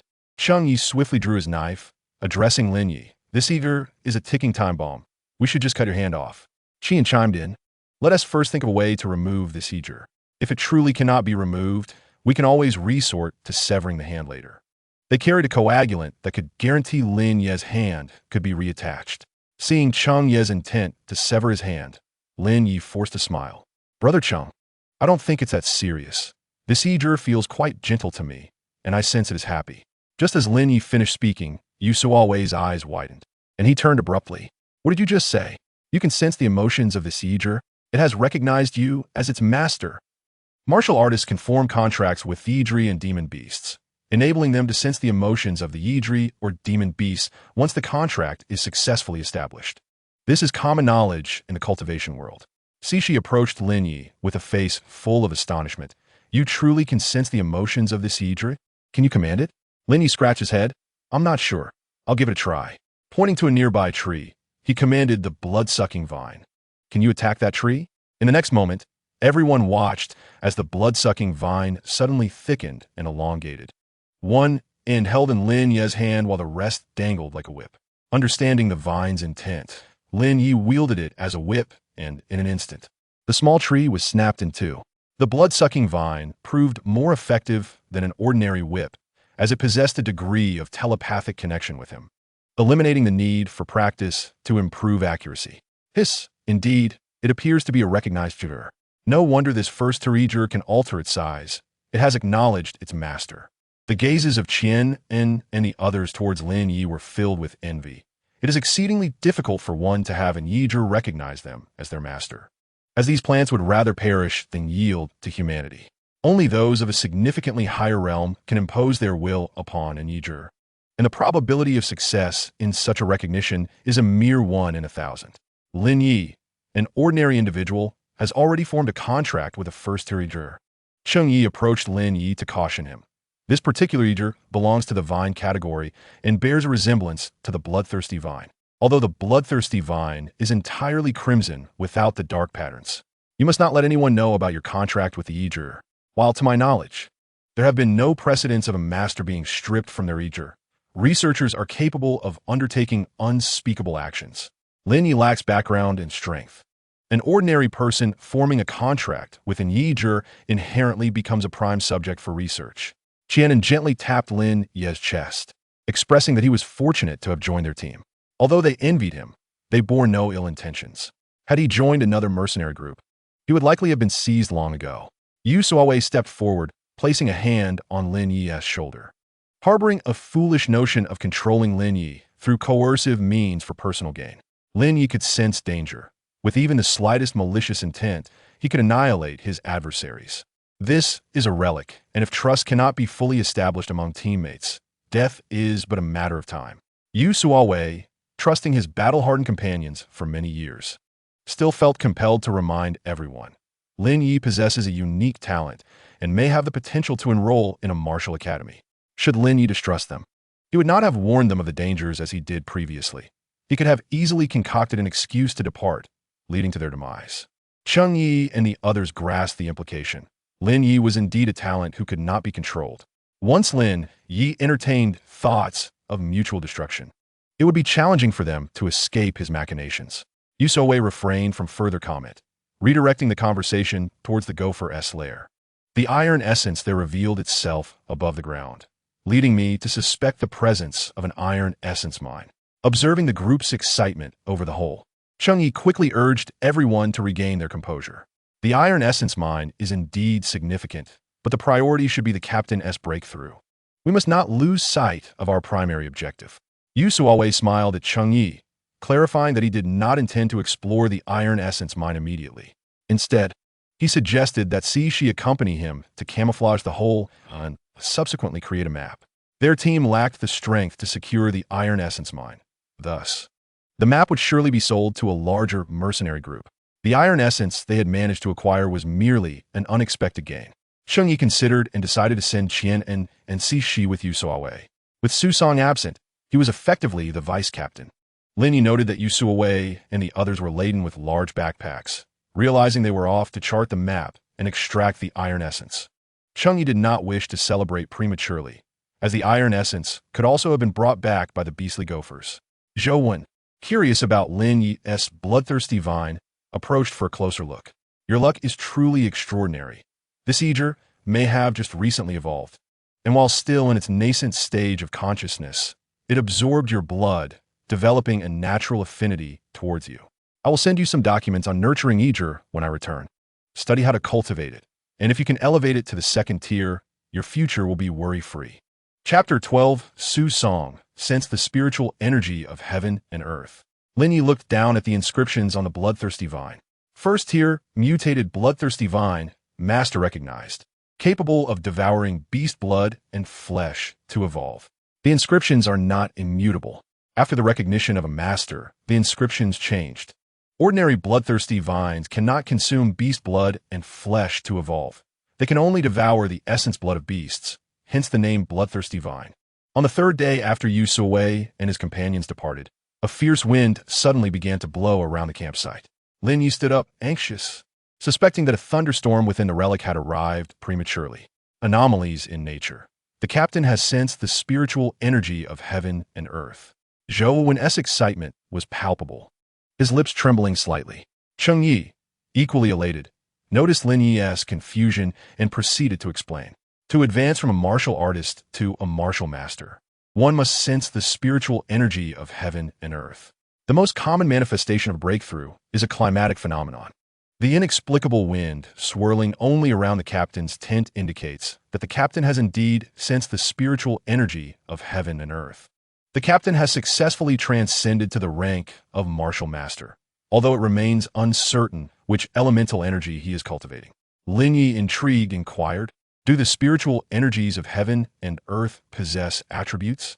Cheng Yi responded, of course. The process of a martial master's cultivation is one of continually sensing the spiritual energy of heaven and earth. Each individual's physique is unique. Some are more attuned to wood-based energy, while others resonate with metal-based energy. The process of sensing the spiritual energy of heaven and earth also gradually enhances one's constitution. Once one can refine the spiritual energy into their dantian, they can ascend from martial master to martial king. A martial king can harness the spiritual energy for their own use and even traverse through the skies. However, that is too distant for you. Knowing too much may prove detrimental.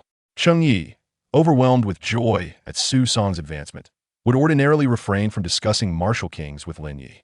Lin Ye understood the hierarchy of martial artists. The federal government had publicized this information.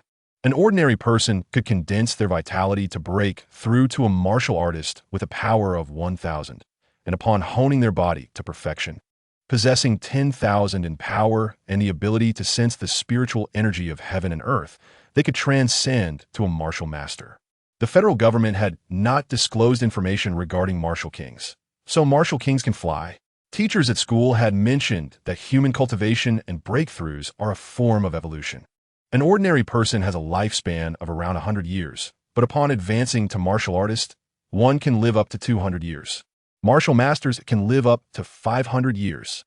Lin Ye's gaze drifted toward Su Song's training tent, his heart brimming with aspirations for the future. He too would become a martial master. On the fourth day, Yu Suawei and his companions returned to the camp, their backpacks filled and carrying spiritual herbs bound with vines.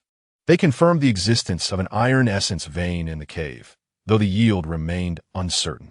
With plans to depart the next day, Cheng Yi inquired about the captain's condition. Upon hearing this, Cheng Yi was elated. A map of an iron essence vein could fetch at least several million. Alas, mining is a protracted endeavor, necessitating a martial master to oversee the relic for an extended period. Even if Su Song successfully advanced to martial master, their group lacked the strength to mine the iron essence. Otherwise, they could have profited billions. Yu Suawei and the others, having learned that Su Song had sensed the spiritual energy of heaven and earth and was currently solidifying his cultivation, promptly decided to celebrate with a barbecue that evening. The next day, Su Song emerged from his tent, appearing a decade younger. Once resembling a man in his 40s, he now looked as though he were in his 30s. His skin smoother and somewhat lighter than before. The aura Su Song exuded was tranquil, no longer as sharp as it had once been. He appeared much like an ordinary person, having truly achieved a state of inner peace. Cheng Yi recounted the events of the past few days to Su Song. Upon learning that Lin Ye had fortuitously formed a contract with a first trigger, Su Song cast a surprised glance at Lin Ye. His successful breakthrough to martial master was largely attributed to Lin Ye's unique talents. There exists a certain type of person in this world, distinct from ordinary individuals. Their fortunes are extraordinary, and they encounter fortuity in all endeavors, akin to being favored by the heavens. He now reasonably suspected that Lin Ye might be one of those individuals. Su Song examined the bloodthirsty vine. He too could not identify the eater. Once an Yeager recognizes its master, it becomes their possession, undetectable by the instruments of the relic base. Upon your departure, should you encounter no imminent peril, refrain from employing foreign plant attacks. Such actions would betray your presence and alert the martial artists in your vicinity. I shall assure everyone to keep your abilities confidential until you have attained sufficient strength for self-defense, at which point you may reveal your extraordinary powers. Su Song pondered for a moment before continuing, stating, if by chance your abilities are inadvertently exposed, do not fret. Ensure you swiftly distance yourself from the identity of a mercenary. In my former state, I would have been incapable of safeguarding you. But now that I have ascended to the rank of a martial master, various factions are inclined to show me respect. No one wishes to offend a martial master capable of living for 5 centuries. Yu Suaowei approached, resting a hand on Lin Ye's shoulder, declaring, you are indeed our team's fortunate star. Anyone attempting to bully you because of their background must first contend with us. Cheng Yi and the others nodded in agreement, recognizing that although Lin Ye was a temporary team member, he had already demonstrated his worthiness of their trust through his actions. The exit from the ruins was remarkably smooth, with Yu Suaowei inquiring about Su Song's transformation since becoming a martial master. Lin Ye listened attentively, absorbing much information, such as the agonizing physical ordeal one endures during the breakthrough to martial master, followed by a substantial enhancement in one's constitution.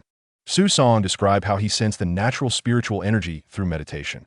This energy appeared as vibrant specks of light, green representing wood energy and red indicating fire energy. Within the ruins, the abundance of vegetation resulted in a higher concentration of wood energy. Su Song lamented that, regrettably, his body was more attuned to metal energy rather than wood. The medicinal herbs cultivated in the medicinal valley had been entirely destroyed amidst the chaos of the beast skirmishes, and the items brought back by Yu Suaowei and his companions did not require Lin Ye's assessment of their medicinal age, as all could be taken out. As an ordinary person, Lin Ye carried the lightest load of medicinal herbs, were it not for the concern that he might feel embarrassed. Yu Suaowei would have insisted Lin Ye carry an empty backpack during their journey. As they approached the ruins exit, the number of mercenary groups they encountered increased. Some bore gruesome bloodstains, others looked dejected, while a few appeared pristine and jubilant. Su Song's transformation was so striking that it soon attracted attention. Su Laoda, you've broken through to martial master, exclaimed acquaintances, their eyes betraying envy. Su Song responded with a polite smile, attributing his fortune to a serendipitous encounter with a first-tier foreign plant that was also in the process of breaking through. He felt no trepidation towards these individuals, as they were all familiar faces, and few were at the half-step martial master level. Conversely, it was he who needed to be cautious of their potential ill intentions. Those of a more cautious disposition had already hastened their steps to distance themselves from Su Song.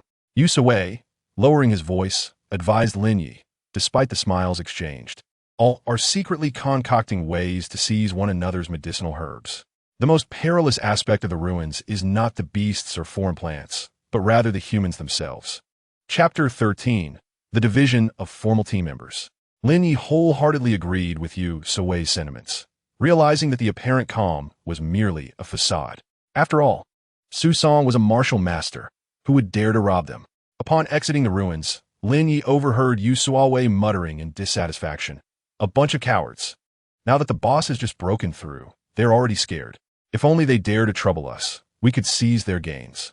Lin Ye was uncertain whether other mercenary groups operated with integrity, but he was confident that the Gusong mercenary group adhered to certain ethical standards.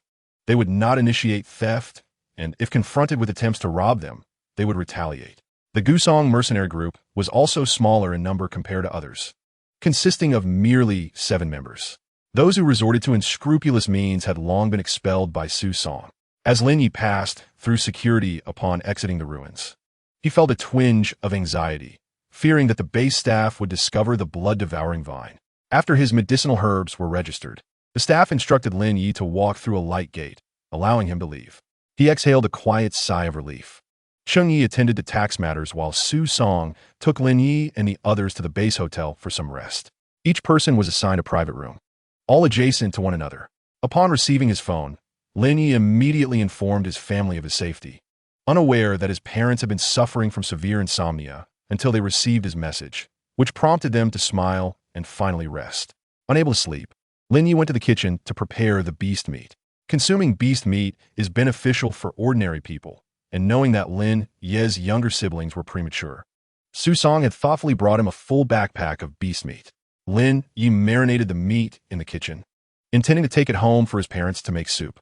The price of beast meat was exorbitantly high, costing several hundred yuan per pound, and only VIP customers at large department stores had the privilege to purchase it. Lin Ye could only enjoy beast meat soup once a year during his visits to his uncle's house.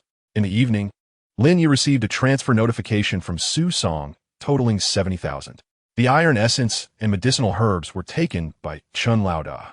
What I've transferred is 1% of this harvest. The iron essence mine has yet to find a buyer, but Cheng Yi is already in contact with potential buyers. Once the contract is signed, you will receive your share. As Lin Ye finished reading the message, he noticed that Yu Suawei and the others had added him as a friend. After accepting their requests, they all simultaneously transferred funds to him. Everyone sent 10,000, and Su Song even transferred an additional 30,000. Lin Ye sent a puzzled message in the group. Why is everyone sending me money? Uncle Su has already transferred my share of the profits. Yu Suawei replied, what the boss transferred was the profit from the contract. What we're sending you is emergency funds. My life is worth far more than 10,000. Since you are not yet a martial artist, we fear too much money might lead you to squander it. 10,000 was the amount we agreed upon. Qian added, this is our heartfelt intention. I have also sent you the documents on cultivating foreign plants. Do take a look when you have the time. Su Song encouraged, Lin Ye, accept everyone's goodwill. If it weren't for you, I wouldn't have achieved my breakthrough so smoothly. A mere few 100,000 is yours to keep. Uncle Su owes you a significant favor, which I shall repay when the opportunity arises. Zhou Wen and Cheng Yi also urged Lin Ye to accept the funds. Lin Ye, indeed in need of money, acknowledged the necessity of the support for his family.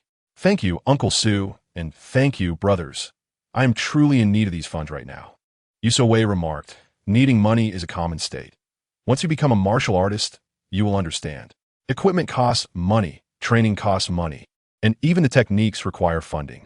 Zhou Wen added, we might not enter the ruins again anytime soon, so during this period, you should seek a training ground to enhance your reflexes and combat skills. Cheng Yi concurred. Indeed, only by being well prepared can one survive in the ruins. Lin Ye, being quite receptive to advice, resolved to visit the training ground recommended by Yu Suawei upon his return. Su Song and the others remained at the base to discuss the iron essence mine, while arranging for Yu Suawei to drive Lin Ye home. Once the iron essence mine deal is finalized, it could yield profits in the millions.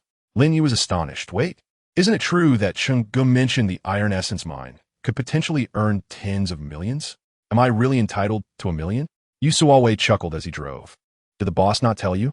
From now on, you will receive the same profit share as us formal team members, 1/10. As a temporary teammate, your share was only 1%. Lin Ye inhaled deeply, recalling that Su Song had mentioned formal team members yesterday. He had assumed it was merely a matter of acceptance, unaware it was tied to profit sharing. With a 1/10 share, each time they ventured into the ruins, he could potentially earn tens or even hundreds of thousands. Seeing Lin Ye straighten his posture, Yu Suawei cheerfully remarked, do not ever think you are unworthy. In truth, we are the ones benefiting from your presence. The concept of fate is rather esoteric, yet many individuals place their faith in it, whether it be extraordinary talents or serendipitous fortune. Other mercenary groups would undoubtedly strive to win you over. We are all aware that your future is brimming with infinite possibilities, and everyone is vying for your favor. Do not feel burdened. The fact remains that you have rescued us, and whatever is offered to you should be accepted graciously. Yusuawe genuinely regards Lin Ye as his apprentice, meticulously guiding him through analysis. Lin Ye can perceive the sincerity in Yusuawe's demeanor. Perhaps this is his most commendable trait. Upon returning home, Lin Ye buried himself in sleep for an entire day and night. Upon awakening, he urged his parents to prepare some demon beast meat for their daily meals. Knowing it was demon beast meat, Lin Dad and Lin Mom would slice off small portions, reluctant to indulge themselves. Yi Yunxi and Lin Rong exhibited great understanding, never inquiring about the source of the demon beast meat. They simply stated that if their parents abstained, they would too. In the end, Lin Dad and Lin Mom, with tears glistening in their eyes, trembled as they sipped their soup. Lin Dad could not help but murmur, "I never imagined I would live to see the day when I could feast on demon beast meat every day." Lin Mom, contemplating the possibility that this meat might have been procured through Lin Ye's arduous efforts, felt tears welling in her eyes and hastily bowed her head, not wishing Lin Ye to witness her sorrow. After finishing her meal, Yi Yunxi ventured into Lin Ye's room, her mind elsewhere as she sought advice on some martial arts theories. Noticing her distraction, Lin Ye gently inquired, "What troubles you? Has someone at school been unkind? Or are you facing some vexations?" Yi Yunxi settled beside Lin Ye on his bed, her fingers nervously pinching the edge of her clothing. Summoning her courage, she said, "Brother, my teacher suggested that my second brother and I learn a trade. Given our frail constitution, only medical work seems suitable for us, but I find myself hesitating." Perhaps due to her delicate health since childhood, Yi Yunxi harbored a deep yearning for martial cultivation. Each time she watched Lin Ye drenched in sweat, wholeheartedly exercising, envy swelled within her. She dared not engage in such vigorous activity, for each time she exerted herself, illness would ensue. Lin Ye understood Yi Yunxi's desire to train, and he was aware that Lin Rong shared her sentiments, reluctant to pursue a future in logistical studies. Though Yi Yunxi and Lin Rong had never openly expressed their aspirations to practice martial arts, their longing was unmistakable. Chapter 14, A Secret to Share with You. Lin Ye affectionately tousled Yi Yunxi's hair, softly stating, "Hesitation is a sign of disinterest. If you do not wish to pursue it, then do not. Focus on your studies, and I promise to lead you both onto the path of martial artists." Lin Ye spoke with profound confidence, for he possessed an extraordinary advantage. Previously, poverty had obstructed their path. Now, that obstacle had been vanquished. Yi Yunxi could not fathom the source of Lin Ye's assurance, yet at that moment, he seemed to radiate brilliance. Surely, it must have been the bright light in the room, as it was inexplicable why tears brimmed in her eyes. The energy of demon beast meat is quite gentle. You must consume it daily, and do not skimp on expenses. Our family is no longer in want. We now have plenty. To assuage Yi Yunxi's doubts, Lin Ye displayed the balance on his bank card. "You have always been composed. Allow me to share a secret. I have awakened a special talent, and the future is promising." Upon seeing the string of zeros in the bank balance and hearing Lin Ye's revelation of his special talent, tears streamed down Yi Yunxi's cheeks like pearls released from a broken string. In a flurry, Lin Ye attempted to wipe her tears away. "Why are you still crying? Shouldn't you be joyous for your brother?" Yi Yunxi's cheeks flushed a delicate pink as she reproached Lin Ye with a glance. "I am not crying out of sadness. I am overwhelmed with joy. Brother, do take care of yourself." As Yi Yunxi reflected, she felt increasingly embarrassed. At 15, she was not a mere child of 5. Although Lin Ye was her elder brother, she felt a tinge of embarrassment for crying in front of him. Lin Ye then proceeded to Lin Rong's room. "Yunxi mentioned your teacher wanted to speak with you, suggesting you consider applying to medical universities. What are your thoughts?" Lin Rong sighed softly, adopting a mature demeanor. "What else can I do? My body is ill-suited for other professions." Lin Ye could not resist gently flicking Lin Rong's forehead. "Do not fret. Yunxi has expressed her unwillingness to pursue logistical studies and has assured me she will exert herself for the college entrance examination. Her goal is martial arts university. Would you, as her brother, concede defeat to her?" Lin Rong's eyes widened in surprise, visibly agitated. "Brother, you cannot be serious. How could Yunxi possibly wish to attend martial arts university? We are both premature infants. Our potential is likely to be deemed inferior. We can hardly participate in the school's 100-meter dash. How could she aspire to martial arts university? Even if it costs her life, it is unattainable." The more Lin Rong spoke, the more frantic he became. "I must persuade Yunxi. The training required for martial arts university could very well be fatal for her. Who wouldn't wish to be a martial artist? Is the dream I have night after night. Yet, one must accept their fate. Lin Ye firmly grasped Lingron's shoulder. Why the haste? Why has Yunshi ever acted irresponsibly? Allow me to share a secret. I have awakened a special talent. Lin Rong's eyes grew wider with astonishment, and he excitedly covered his mouth, bouncing in place several times before regaining composure and gazing at Lin Ye as if he were an extraordinary creature. Brother, have you truly awakened a special talent? What kind of talent is it? Does this mean you will receive additional points in the college entrance examination? Have you already successfully condensed your vital energy? Are we going to move soon? What is life like in the inner city? Are the prices at the vegetable market higher than those in the outer city? Perhaps we should continue shopping in the outer city. We should save unnecessary expenses. Lin Rong chatted incessantly, bombarding Lin Ye with questions. Initially, Lin Ye listened patiently, but eventually he stood up. You should rest now. Remember to keep an eye on Yunshi while she drinks her soup. The demon beast meat can help alleviate your ailments, allowing you to eventually condense your vital energy and become martial artists. The ailments afflicting Lin Yunshi and Lin Rong were not insurmountable. Their long-standing struggles stemmed primarily from their impoverished circumstances. They could not afford high-quality traditional medicine, let alone the gentle, restorative demon beast meat.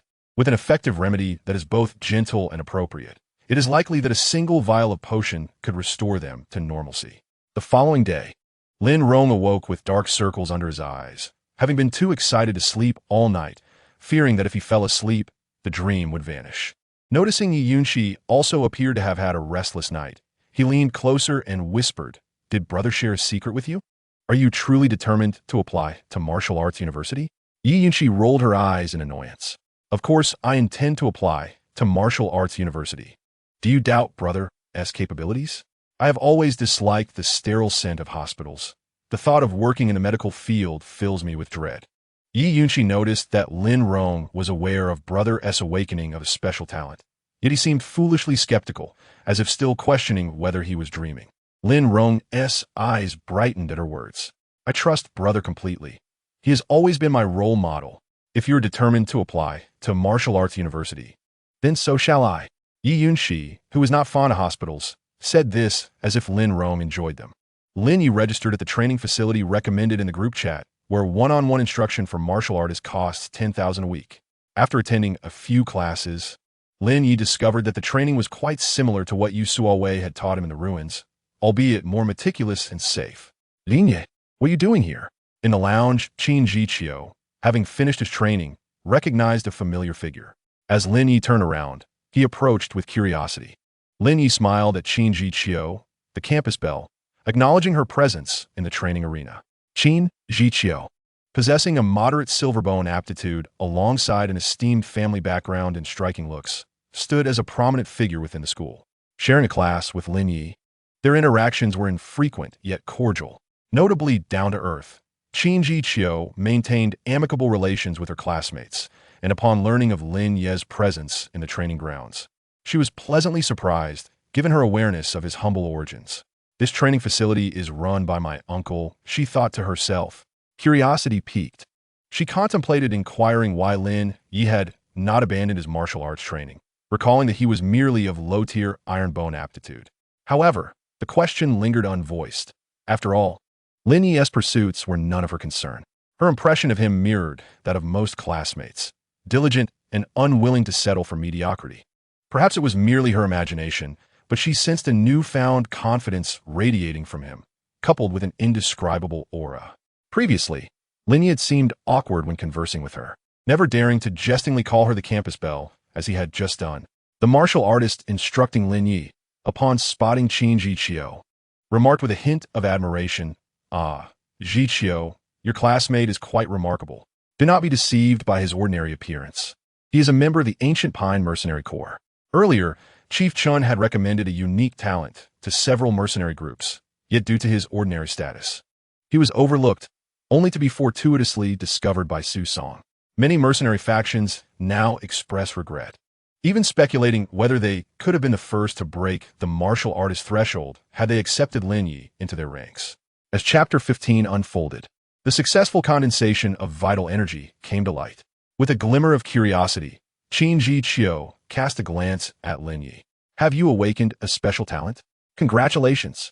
The ability to discern the age of relic herbs was easily traceable, especially since Su Song's breakthrough as a martial artist had already circulated within mercenary circles.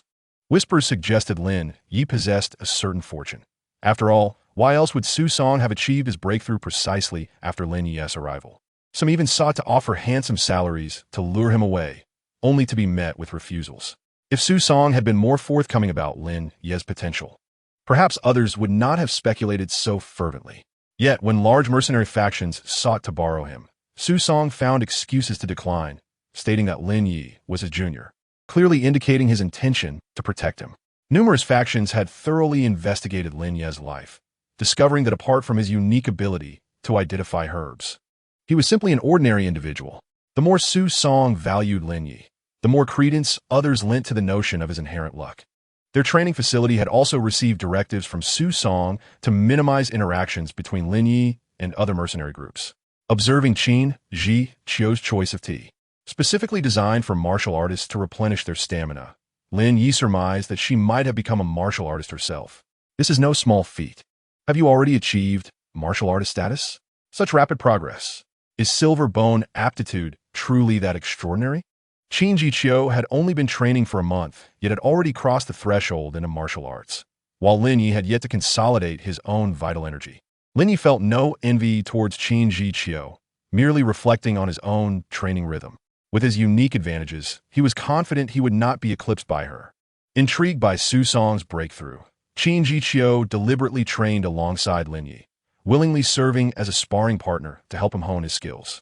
After their session, Lin Ye turned to her. Campus Belle, feel free to ask me anything. I am open to sharing what I can.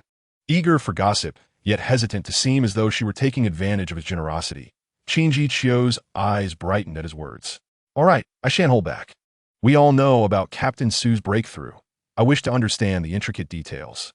I have not seen him lately, and I heard that such breakthroughs can cause unusual weather phenomena.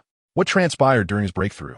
Lin Ye chose to withhold certain details, such as his own instinctive warning that led others to evacuate the herb valley. He simply stated that Su Song and the others had sensed something amiss and decided to leave. The situation was as follows.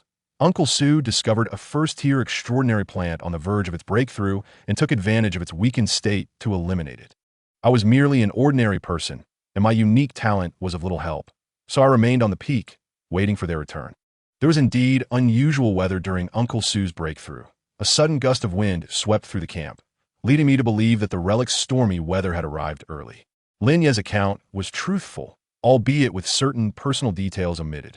He mused that even if he spoke candidly, others might find it implausible. After all, how could an ordinary person's instincts surpass those of seasoned warriors like Su Song? Qin Ji Qiu enjoyed their conversation, though her polite demeanor often felt distant. Burdened by her family's expectations, she had devoted her life to study and training, devoid of friends with whom she could truly relax and converse. Her parents incessantly reminded her that her fate diverged from that of ordinary people, reinforcing the notion that they were not from the same world and thus could not be friends. As she recalled Lin Ye's iron bone aptitude, her smile gradually faded. She had once disregarded her parents' concerns to forge friendships, yet those companions, while appearing supportive, often harbored jealousy, claiming she only thrived due to her privileged background. Lin Ye remained oblivious to the shift in Qin Ji Qiu's demeanor, perceiving her simply as an ordinary classmate. The following day, Lin Ye arrived at the training ground only to find Qin Ji Qiu absent, paying little mind to her absence. His purpose there was to train, not to serendipitously encounter the campus belle. After 2 weeks of training, Lin Ye felt a significant enhancement in his abilities, appreciating that the tuition fees had not been in vain. As night fell, he routinely tested the medicinal properties in his blood. A surge of excitement coursed through him upon receiving a 0 result, indicating he could consume the vital energy tonic once more. This time, he possessed a strong intuition that he would successfully condense his vital energy. The next day, once his parents had departed for work, Lin Ye hurried to the kitchen to prepare the tonic. After downing a bowl of the vital energy brew, he swiftly made his way to the restroom, bracing himself. The first time he consumed the tonic, he had endured 2 hours of discomfort. Now, 2 hours had passed, and he still felt unwell. He alternated between sweating and experiencing diarrhea, all while enduring excruciating bone pain. Eventually, he found himself drained of strength, his head spinning. Yet he clung to his remaining lucidity to maintain the breathing rhythm of his cultivation technique. In a sudden moment of clarity, Lin Ye distinctly heard the sound of his own heartbeat, thump. The rhythm was remarkably clear, akin to the precision of an instrument. Not only could he hear his heart, but he also perceived the sound of flowing water, the very essence of blood coursing through his veins. All his focus became entranced by the sound of his heartbeat, transcending the physical pain that had plagued him. The beating of his heart gradually synchronized with the breathing rhythm of his technique, ultimately aligning perfectly. In an exhilarating moment of realization, Lin Ye's eyes sparkled with excitement. He had successfully condensed his first thread of vital energy. Now, it was merely a matter of refining this energy until his body reached its zenith, enabling his breakthrough into martial artist status and completing his first leap in life. Lin Ye was too preoccupied to wash away the grime seeping from his pores, and instead began to practice his punches right there. The flow of qi and blood within him meandered through his body as his cultivation technique operated, eventually being gradually absorbed by the meridians. With fresh qi and blood joining the mix, it was no wonder that for an ordinary person, breaking through to become a martial artist required several years. The cultivation of qi and blood was indeed a painfully slow process. After nearly half an hour of relentless practice, he had managed to condense only a few strands of qi and blood, which, once absorbed by his body, had yielded almost no noticeable change. Lin Ye was undeterred, repeating his punches time and again until he felt the unmistakable signals of exhaustion, at which point he allowed himself to take a shower. Previously, he had purchased 2 portions of qi and blood tonic from shop, and although he had anticipated needing 3 to condense qi and blood, he was pleasantly surprised that 2 sufficed.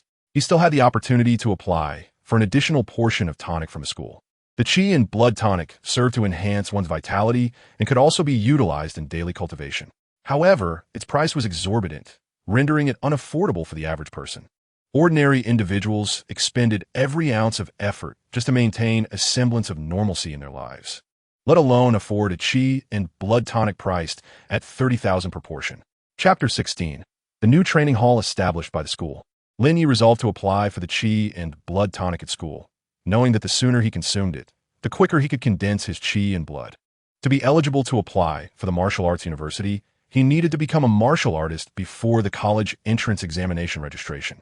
Relying solely on his cultivation technique to condense qi and blood would undoubtedly hinder his chances of breaking through before the examination registration. Currently, he was in the first semester of his second year, with his third year set to commence next year. The registration for the college entrance examination occurred half a month before the end of the third year, giving him a maximum of a year and a half to achieve his goal. Lin Ye realized that the only path to becoming a martial artist within that time frame was to seek the assistance of spiritual medicines. He had initially thought that the 1 million in his bank account was a substantial amount, but in comparison to the various qi and blood enhancement tonics, he discovered that it was woefully insufficient. The qi and blood tonic, a product for the common populace, could hardly be termed a medicine. It was still sold for 30,000 per packet. Numerous types of qi and blood potions were available on the market, with their raw materials sourced from spiritual herbs or extraordinary plants. A mere vial of potion could cost as much as 100,000 and could only be consumed once every 10 days. Due to the expensive prices of spiritual herbs, none of the various brands of qi and blood potions were priced below 100,000. That evening, Lin Ye shared the news of his qi and blood condensation with his parents. Overwhelmed with emotion, his father and mother wept tears of joy. When Ye Yunxi and Lin Rong returned from school and learned of the news, they too were ecstatic, filling the household with laughter and cheer. Lin Ye's smile radiated like the sun, for the effort he put forth was ultimately for the brilliant and warm smiles of his loved ones. Lin Ye went to school to apply for the qi and blood tonic. After class, Zhao Qi eagerly grabbed him, exclaiming, "You're just in time. The school has established a new training hall equipped with various testing instruments, and even martial masters will provide guidance each month." The city where Lin Ye resided was a rather remote place, making martial masters notable figures. Their school's principal, Wang Huandong, was a martial master, but he was seldom seen, only making an appearance during the opening ceremonies to deliver a speech. Most of the teachers at the school were martial artists, as the institution itself was not highly regarded by the city, primarily enrolling ordinary students from the outskirts.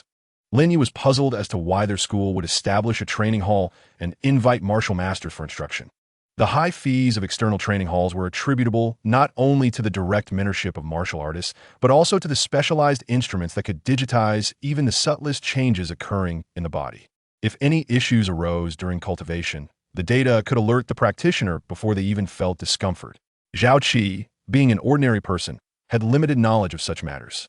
Coincidentally, Qin Jiqiu overheard Lin Ye and Zhao Qi's conversation and approached them, saying, "That's because a new martial king leader has arrived in our city. He has risen through the ranks from an ordinary person. His first decree upon taking office was to enhance the infrastructure of ordinary colleges, mandating that nearly every university establish a training hall and hire martial masters for occasional guidance." Noticing that there were few people around, Qin Jiqiu lowered her voice and continued, "I've heard that this leader possesses low-grade qualifications, and he believes that the future of cultivation should not be dictated by innate talent, which is why he is keen on supporting ordinary individuals." Lin Ye comprehended her words, but he wondered if the establishment of training halls and schools would significantly impact the business of external training facilities. Could this leader bear the immense pressure that would ensue? The fees at training halls had always been high, and now that schools were offering free training facilities, it would undoubtedly encroach upon many livelihoods. Despite being of martial king caliber, could this leader truly serve without consequence? Deep down, Lin Ye hoped that this leader would remain in his position. Regardless of whether he genuinely wished to assist ordinary people or had ulterior motives, obtaining tangible benefits would make him an exemplary leader. Qin Jiqiu wore an enigmatic smile, suggesting, "Do you think that leader lacks backing? Although he hails from an ordinary background, he has a master from a prestigious family behind him. You might not grasp what a prestigious family entails. So let me put it this way. Even a child born with low-grade qualifications within such a family would receive ample resources to elevate them to the rank of martial master. To break through from martial artist to martial master requires sensing the spiritual energy of heaven and earth, while advancing from martial master to martial king necessitates refining that energy. While martial artists can leverage resources to attain martial master status, the same cannot be said for the martial king realm. Achieving martial king status depends not only on comprehension, but also on personal effort and opportunity." Zhao Qi gasped at this revelation. Does that mean that the lowest tier in prestigious families is already at the martial master level? I struggle just to condense my qi and blood, and my ultimate goal is to become a martial artist. Meanwhile, children born into prestigious families can break through to martial master status regardless of their innate talent. The world is so unfair. Lin Ye could sense the yearning and envy in Qin Jiqiu's words regarding prestigious families, yet he remained remarkably calm. The power of these families was undeniable, but it was not insurmountable, for he possessed a formidable advantage of his own. Qin Jiqiu had previously noted Lin Ye's unique aura. She cast a fleeting glance at the astonished Zhao Qi, recognizing that this was a typical reaction from an ordinary person when confronted with the concept of prestigious families. Lin Ye exuded an air of confidence that she could not quite comprehend. Perhaps it was due to his awakening of a special talent, leading him to believe he could defy fate. Qin Jiqiu wanted to convey to Lin Ye that a special talent held little significance, especially if it was an auxiliary type. It would not confer any advantages in the college entrance examination.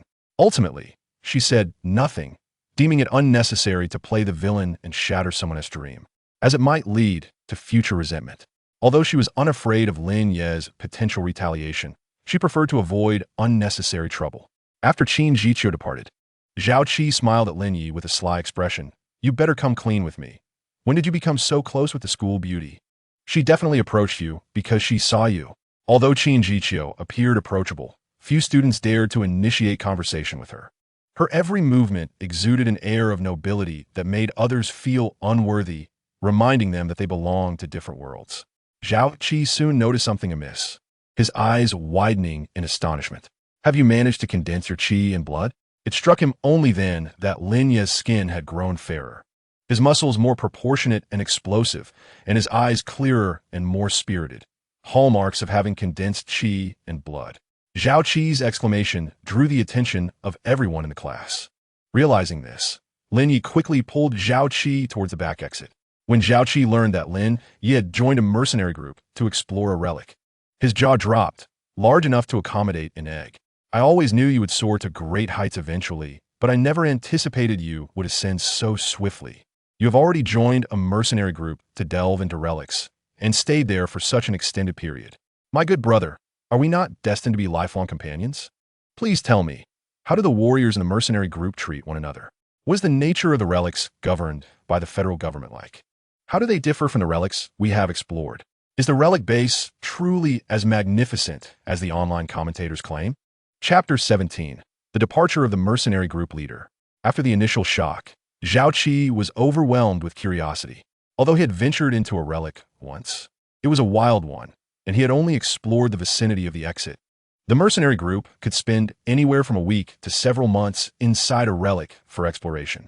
Zhao Qi held a deep admiration for Lin Ye's courage. He dared to accompany the mercenary group into the relic. Lin Ye was just an ordinary person, and should danger arise, the mercenary group might not have the time to ensure his safety, potentially costing him his life. If he were Lin Ye, he would certainly wait until becoming a warrior before joining the mercenary group. Lin Ye recounted some details about the relic base to Zhao Qi, of course, mentioning only what was permissible. Upon hearing that the relic base imposed a 40 personal income tax, Zhao Qi's mouth gaped open once more. My goodness, a 40 personal income tax? And there are staff checking the loot upon exiting the relic. Does that mean there is no privacy whatsoever? If one were to obtain a precious spiritual herb, would it even remain in one's possession? Lin Ye shrugged, indicating that it was all about connections at that point. If one lacked a powerful background, holding on to something too valuable could become a death knell. Lin Ye visited the school's training facility, where only students who had successfully condensed their vital energy were permitted to apply for usage, and there was an opportunity each month to consult with a senior martial artist. He intended to utilize the training facility's equipment without seeking guidance from a martial artist, fearing that they might recognize the bloodthirsty vine, and believing that his current cultivation level did not warrant such inquiries. His primary concern was financial. He lacked sufficient funds to purchase higher-grade vital energy potions. Lin Ye registered his information and took the vital energy soup home. He planned to consume it first, assessing its effects before returning to Uncle Chin's shop for additional vital energy potions. After drinking a bowl of the vital energy soup, the pain in his body dissipated, and no impurities were expelled from his pores. While practicing his punches, he felt the vital energy within him gradually strengthening. The effect of one bowl of vital energy soup was equivalent to several days of diligent training. The potency of the soup would gradually wane, and the body would develop a resistance to any potion consumed. No matter the potion, the initial effects were always the most pronounced. Lin Ye continued his training until Yi Yunxi and Lin Rong returned home from school, during which he listened to their accounts of school before heading off to take a shower. In the days that followed, Lin Ye visited the school daily in the morning to use the training facility's equipment, returning home in the afternoon to consume vital energy potions to aid his cultivation. His body metrics were steadily improving each day. However, the pace of his cultivation remained somewhat sluggish, even though his stomach had enhanced its digestive capacity, allowing him to absorb the potion's effects more effectively than an average practitioner. His progress still lagged. With the impending college entrance examination registration deadline looming, time was of the essence. Lin Ye returned to Uncle Chin's shop and, upon entering, loudly declared, "Uncle Chun, the last vital energy potion's effects have diminished. I would like to try a different one this time." Uncle Chun emerged from the back room, subtly signaling Lin Ye with his eyes. Lin Ye paused for a moment, quickly understanding, and amended his statement.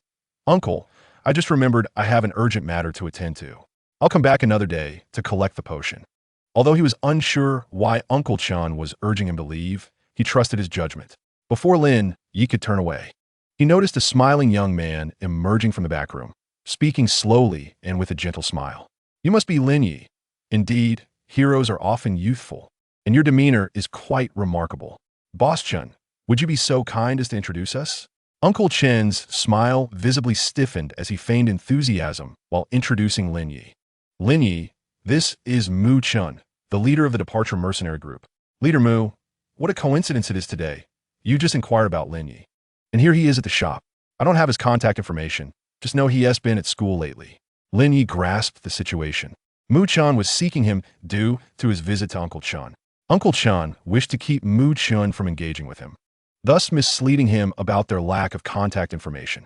He had heard of the departure mercenary group from Yusuawei, with over 100 members, including several martial artists.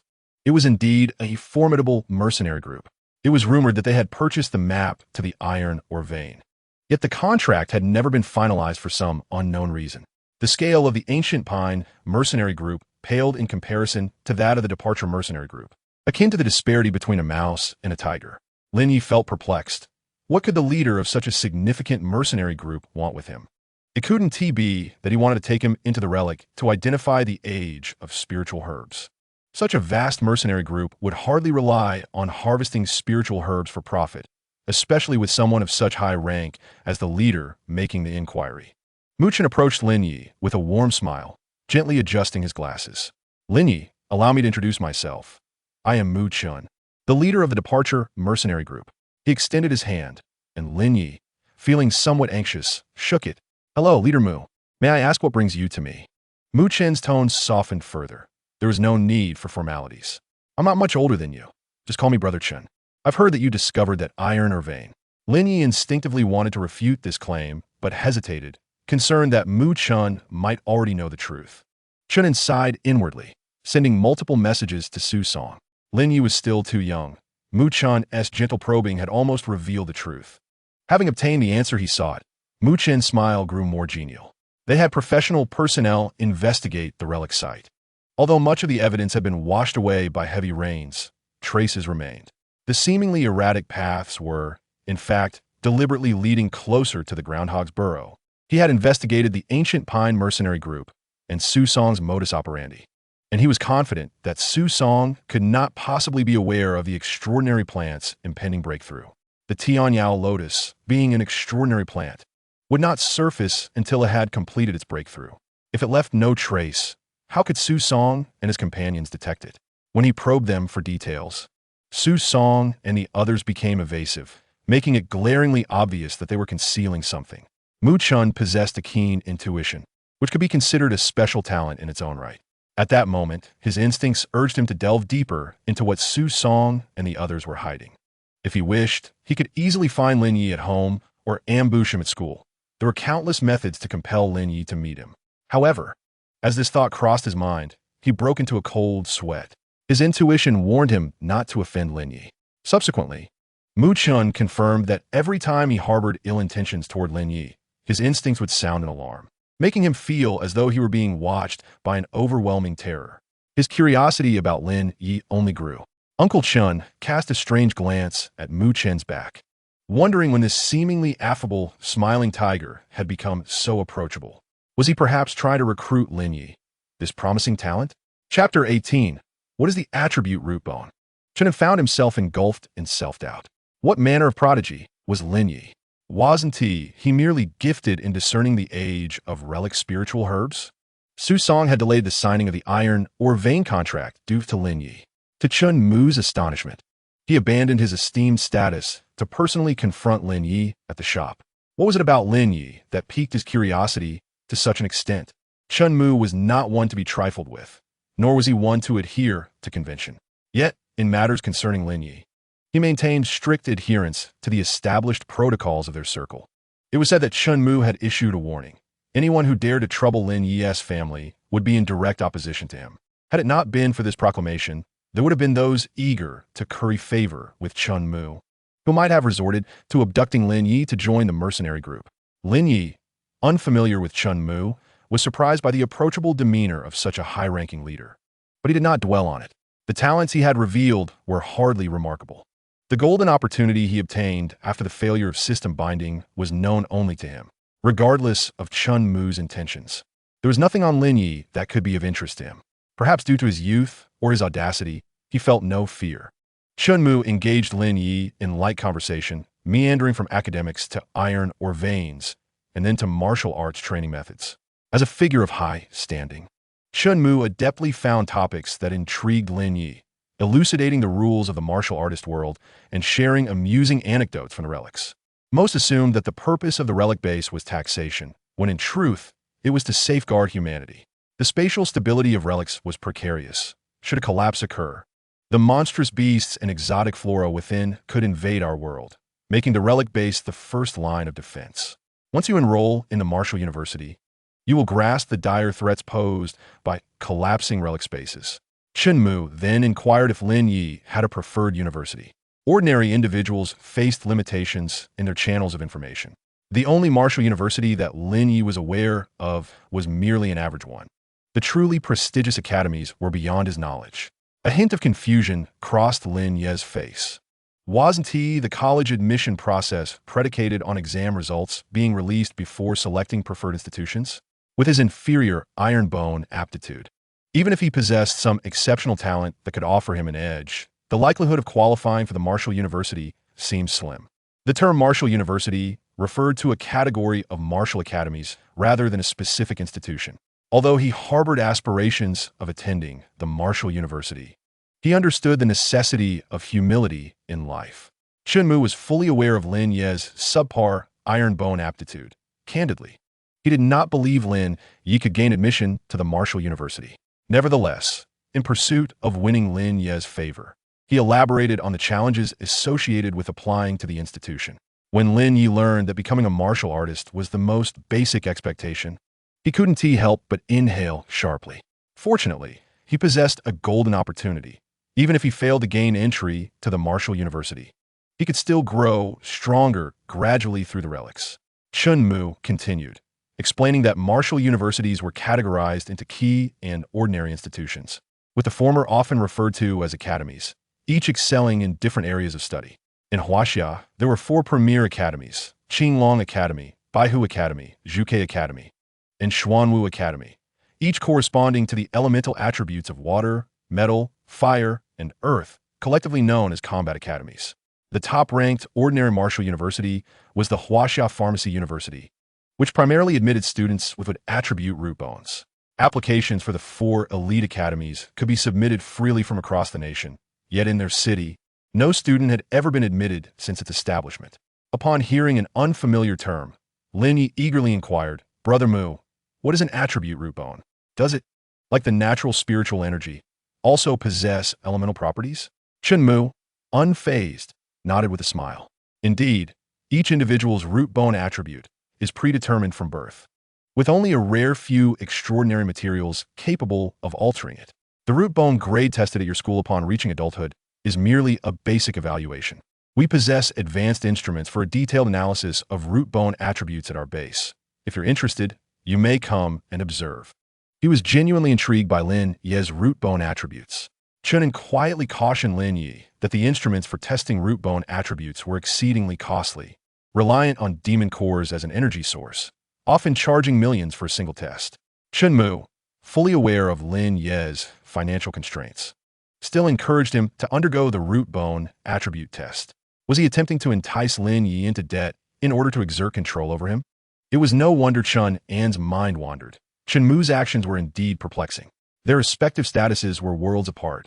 Yet Chunmu exhibited an unusually amiable attitude towards Lin Ye, so much so that Lin Ye began to wonder if he was the illegitimate child of some notable figure.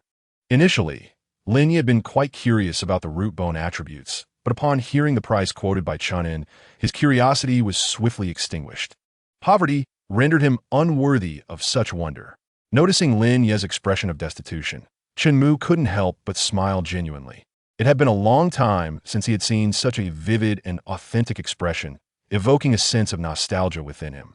Although there are fees for external clients, it will be complimentary for you. Seeing Chunmu patiently engage in idle chatter, Lin Ye quickly seized the opportunity to ask, "Brother Mu, is there something you wish to discuss with me? Are you interested in studying my unique talent?" Chunin, overhearing this, silently raised his ear, his first instinct being that it was improbable. If Chunmu truly desired to investigate Lin Ye's special talent, he would not approach him so openly. He could simply abduct him. Lin Ye's family comprised ordinary individuals, with only an elderly grandfather being a martial artist. Even if Chunmu were to kidnap him, the Lin family would be left floundering like headless flies, unable to ascertain any connection to Lin Ye's disappearance. Chunmu chuckled, genuinely amused. Lin Ye had asked that question intentionally. Chun Mu's demeanor was so friendly that it was clear he had no intention of making Lin Ye a subject of experimentation. Clearing his throat, Chun Mu asked, "Do you recall the wild relic you ventured into?" Lin Ye nodded gently. It had only been a little over a month since, and he certainly remembered. He had encountered the system binding there, and although it had failed, the golden opportunity gained post-failure had allowed him to alter his fate. Lin Ye felt a twinge of anxiety. The failure of the system binding was his greatest secret. Was Chun Mu alluding to that relic? The authorities had issued a mission to explore the relic and were urgently constructing a relic base. Reliable sources suggested that this particular relic was extraordinary, likely housing ancient sect architecture. I understand that your efforts were pivotal in ensuring that the Pharmacy Valley avoided disaster, Chun Mu continued. And I would like to invite you to temporarily join our group, as I require your talent for early warnings. Initially uncertain of Lin Ye's precognitive abilities, Chun Mu had observed Lin Ye's hesitation and noted that he did not refute his statement. Now, he was convinced that his deduction was correct. Lin Ye not only possessed the talent to discern the age of spiritual herbs, but also had the ability for precognition. His curiosity about Lin Ye intensified. How could someone with inferior iron bone aptitude possess two extraordinary talents? Chapter 19. Departing from the Ancient Pine Mercenary Group. Chun Mu pondered that since he could not extract information, he would keep Lin Ye close. Over time, he would surely uncover something. Su Song's attitude also piqued his interest, as he had implied more than once that he would prefer to forego the contract rather than relinquish Lin Ye. Lin Ye was reluctant to join the expedition. He placed his trust in Su Song, his expression betraying his inner conflict. "But I'm a member of the Ancient Pine Mercenary Group." Chun Mu, with graceful movements, adjusted his glasses and replied with a smile, "I am aware. I am currently negotiating with team leader Su. If he consents to dissolve your partnership, our group is prepared to offer concessions in the iron or vein contract. I must speak candidly. Captain Su cannot guarantee your safety. There are numerous individuals interested in you, and I am but one among them. However, others may not be as accommodating as I am." Chun-in, upon hearing these words, felt an overwhelming sense of disbelief and nearly rolled his eyes in disdain. Mu Chun, renowned as a cunning charmer, spoke in a manner that was laden with veiled threats. Despite the absence of any direct menace, before Su Song could even step into the establishment, he overheard Mu Chen's remarks and began to suspect that these words were intentionally directed at him. With a heavy sigh, Su Song felt utterly powerless. He could not fathom how he had attracted Mu Chen's attention, leading him to fixate on Lin Ye with an unyielding determination. Su Song cast a glance at the grinning Mu Chun before addressing Lin Ye, stating, "Captain Mu is correct. Many factions are currently fixated on you. They are almost driven to madness in their attempts to breach the martial arts threshold, eager to strike at any opportunity, and I truly cannot protect you." Su Song harbored deep discontent towards Mu Chun. Were it not for Mu Chen's unabashed curiosity towards Lin Ye, the latter would not have drawn the scrutiny of various factions. Mu Chun was effectively pressuring him to relinquish Lin Ye. If this tactic failed, he was certain that another would follow. While Su Song could withstand Mu Chen's pressure, the members of his team could not, nor could his Ancient Pine mercenary group endure it. He had strained every effort to cultivate relationships, resulting in merely half a month of tranquility for Lin Ye. Mu Chen's actions were devoid of any semblance of decorum. Rather, it was Su Song who appeared somewhat unreasonable. After all, to outsiders, Lin Ye, an ordinary individual, gaining entry into the Chiching mercenary group was a stroke of fortune that could take a lifetime to achieve. And he was obstructing Lin Ye's chance at prosperity. Su Song was uncertain of Mu Chen's intentions in approaching Lin Ye. Yet after this fortnight of tugging, he tentatively concluded that Mu Chun bore no malice towards Lin Ye, at least not at this moment. Su Song desired a private discussion with Mu Chun, and Mu Chun nodded in agreement. After Su Song and Mu Chun departed, Chun regarded Lin Ye with curiosity, scrutinizing him from head to toe. "Tell me, do you possess any hidden identities? Speak plainly. What is your true identity? Do not fear that I cannot bear it. I have weathered many storms in my lifetime." Lin Ye found himself at a loss for words. "Uncle, I'm just an ordinary person, and I'm still quite muddled myself. Do you think I can participate in the relic exploration task that Captain Mu mentioned?" When faced with Mu Chun, Lin Ye was far more inclined to trust Chun-in. Chun-in glanced in the direction of the private room, gradually retracting his playful demeanor, and spoke earnestly. "It is evident that Captain Mu is intent on having you. and I fear that brother Su may not be able to retain you. Whether you can participate is not for you to decide. Who would care for your thoughts? The Cheeching mercenary group is unlike Gusu. If you join them, you must be exceedingly cautious. I suspect you are of value to Captain Mu. Otherwise, he would not expend such effort to seek you out. Lin Ye grasped the implication of Chun An's words. His temporary safety stemmed from his usefulness.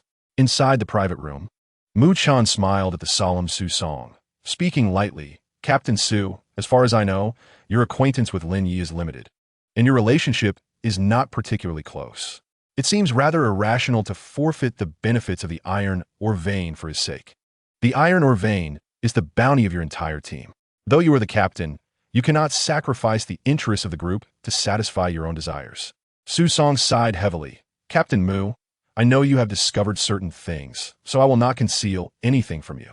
It was Lin Ye's intuition that guided us through the perilous drug valley. Lin Ye has saved our lives, and he is the one who led us to the iron or vein. I do not know what your intentions are in seeking him, but I regard Lin Ye as a junior and wish only to protect him from harm.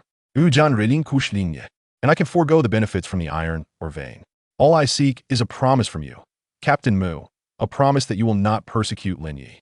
Su Song even harbored doubts that Lin Ye's contract with the exotic plant had been exposed, suspecting that Mu Chan might be after that very plant. However, he quickly dismissed this notion, recognizing that Mu Chan had no need for such exotic contracts, having already met Lin Ye. If Mu Chan were to forcibly retain Lin Ye within Gusu mercenary group, he would likely invite retaliation from the Cheeching mercenary group. Should the Cheeching mercenary group let slip even a hint, his mercenary group would be left in tatters. By leveraging the benefits from the iron or vein to extract a promise from Mu Chan, he felt it served as a form of repayment for Lin Ye's act of saving their lives.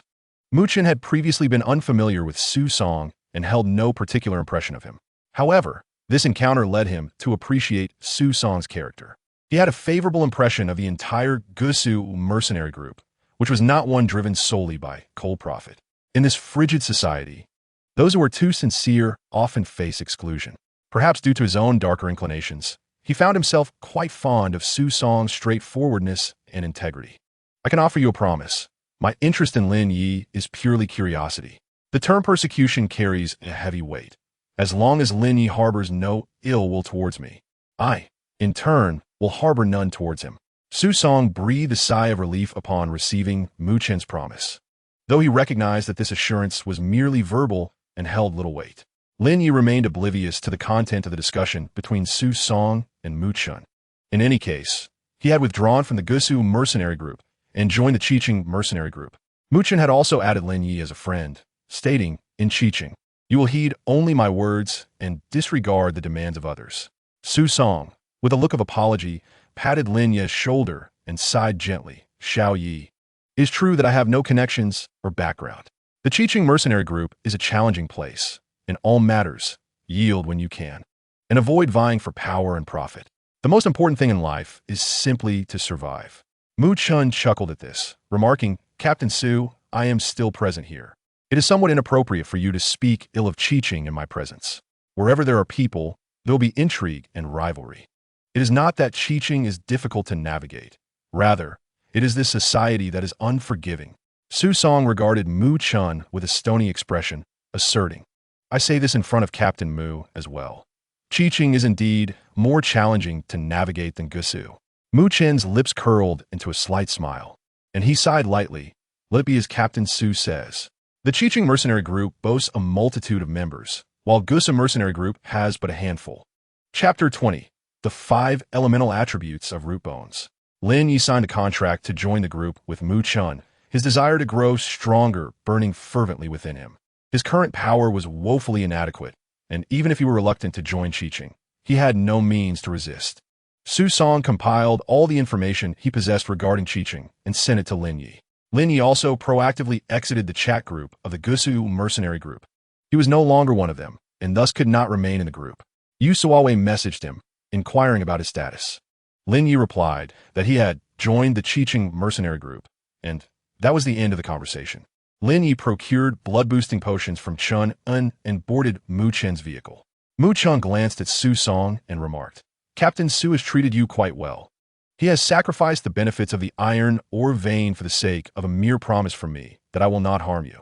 Lin Ye waved goodbye to Su Song through the car window, speaking earnestly. Uncle Su has always treated me well, and Brother Yu and the others are also easy to get along with. Brother Chun, when is the scheduled time for the exploration of the relics? What preparations do I need to make?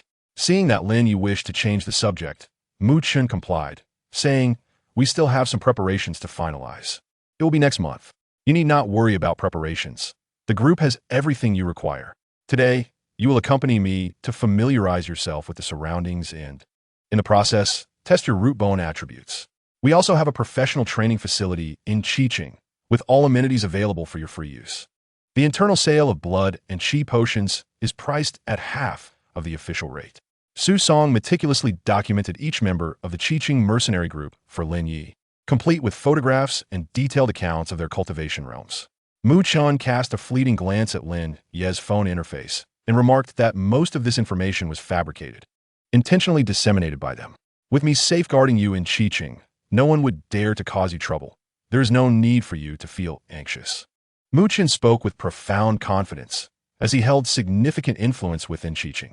Qiqing stands in stark contrast to the Gu Song mercenary group. The latter is comprised of a smaller number of members, allowing for a more casual camaraderie akin to friendship. In Qiqing, however, the hierarchy is distinctly delineated due to its larger membership, where personal connections take a back seat to mutual interests. Since you are not yet a martial artist and unable to pass the entrance examination, your admission is granted as my relative, ensuring a guaranteed monthly salary of 100,000. Upon hearing Mu Chun speak of Qiqing, Lin Ye's eyes glimmered at the mention of a guaranteed salary. What he lacked most at present was money. Any lingering dissatisfaction he previously harbored towards Qiqing dissipated in an instant. That sum was equivalent to his family's total income for over a year. A monthly guaranteed salary of 100,000, coupled with the opportunity to purchase discounted potions from Qiqing, would alleviate his worries regarding the qi potions necessary for cultivation. It is no wonder so many aspire to join Qiqing. The benefits are indeed remarkable. Mu Chun continued. The group also offers cleansing potions for those with frail constitutions. While they may be somewhat pricey for you, I can lend you some funds. He elaborated that the sooner Lin Ye's siblings received treatment, the sooner they could begin their training. Upon hearing this, Lin Ye sat up straighter. Accepting the tablet, Mu Chun handed him with utmost seriousness. The interface displayed a potion akin to those found in a marketplace. Primary cleansing potion. Official price, 30 million. Qiqing internal price, 15 million. Lin Ye was aware of the primary cleansing potion, having previously asked Yu Wei to search for it in the official martial artist marketplace, where he discovered it was priced at 30,000 per vial and was perpetually out of stock. Yu Wei had informed him that the supply in the official marketplace was unstable, with quality items being snatched up by various factions, leaving only the less desirable or abundantly available resources to be replenished. Yet, Qiqing had stock, and the inventory boasted 10 vials. He knew that without joining Qiqing, even if he saved enough money, he would have no means to procure them. Lin Ye was acutely aware that Mu Chun's actions were an attempt to cultivate a rapport with him. However, he found himself puzzled. Why would Mu Chun wish to associate with him? What was it about him that warranted such interest? Mu Chun, noticing Lin Ye's conflicted expression, adjusted his glasses and stated, I have a penchant for investment, and I hold great promise for your future. My intentions are not without purpose. I seek your goodwill, your gratitude, and the potential for you to ascend to greater heights, becoming a valuable connection for me. He sensed Lin Ye's skepticism and continued. You might wonder why I regard you so highly. I too have awakened a unique talent, akin to an intuitive warning. This ability has repeatedly signaled to me that you are extraordinary, and this is the true reason I wish to befriend you. As for the notion of fate, I find some merit in it. Mu Chun understood the values held by individuals of Lin Ye's age. They prized sincerity above all. Lin Ye, upon hearing this, pressed his lips together, inwardly acknowledging. Mu Chun's intuition had not misled him. He indeed possessed a unique advantage that set him apart. Understanding the reason behind Mu Chun's amicable demeanor eased Lin Ye's apprehensions. He was not intimidated by Mu Chun's ulterior motives. Rather, he feared indifference. With Mu Chun's genuine and forthright demeanor, Lin Ye felt a significant sense of admiration. As they exited the vehicle, Lin Ye's demeanor visibly relaxed in Mu Chen's presence. The headquarters of the Qiqing mercenary group was situated in the inner city, within a towering 72-story edifice entirely owned by them. Lin Ye gazed up at the skyscraper, as if perceiving the dazzling brilliance of wealth emanating from it. He had never favored wandering through the inner city, perceiving it as a world apart from the outer city, which he felt belonged to him. However, upon revisiting the inner city, his sentiment had entirely transformed. It no longer felt like a distant realm. Instead, it appeared as a safe haven where one could reside. If one's heart was strong, they could indeed feel affluent. Lin Ye yalkit alongside Mu Chen. He noticed several onlookers discreetly sizing him up. After arriving in his private lounge, Mu Chen summoned his assistant, Jin Jia. Please escort Lin Ye to complete his membership formalities and use my ID card to purchase 2 vials of the primary cleansing potion package for him to take. After relaying his instructions, he turned to Lin Ye. I have an adjacent empty lounge, which I shall arrange for your accommodation. Should you need transportation to school, we can provide a vehicle. Alternatively, you may drive yourself if you possess a license. Jin Jia regarded Lin Ye with curiosity, pondering whether he might be a long-lost relative of Mu Chen. However, given that Mu Chen was only 32, it seemed improbable that he could have a child Lin Ye's age. Recently, the vice captain, Ning Yu, had desired this lounge, but was unceremoniously declined by Mu Chen, who subsequently assigned her to a particularly arduous mercenary task. Just yesterday, Ning Yu had lamented in their chat group about Mu Chen's authoritarian tendencies, monopolizing an entire floor for himself. Yet today this lounge had found a new occupant. Lin Ye indicated that he did not require a vehicle. Since Qiqing offered training facilities and accommodation, he intended to relocate to their premises.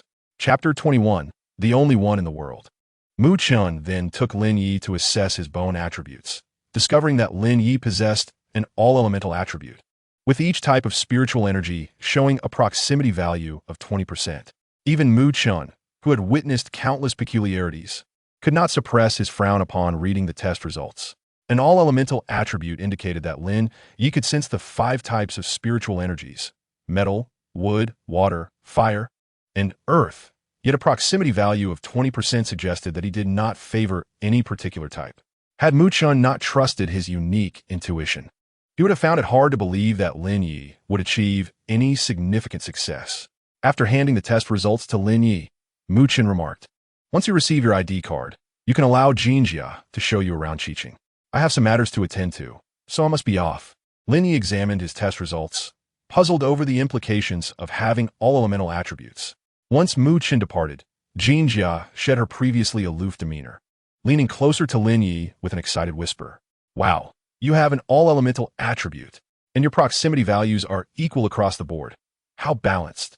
As Lin Ye caught a whiff of the faint fragrance emanating from Jin Jia, he discreetly stepped back and politely inquired, "Excuse me, miss. What does having an all-elemental attribute signify? Is it good or bad to have such an even proximity?"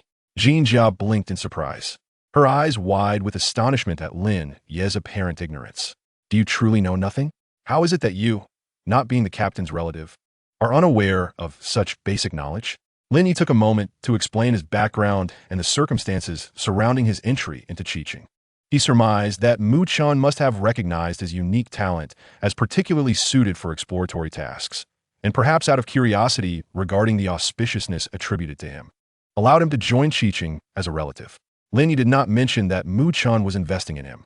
He merely stated that Mu Chen was intrigued by the enigmatic fortune he seemed to possess and wished to keep him nearby as a talisman. After all, Jin Jia did not dare to seek Mu Chen's confirmation, so whatever he said was taken as truth. Upon realizing that Lin Ye was merely an ordinary person, a commoner residing in the outer districts, Jin Jia's expression turned to one of astonishment as she gasped in disbelief. "My goodness, is everything you said truly accurate?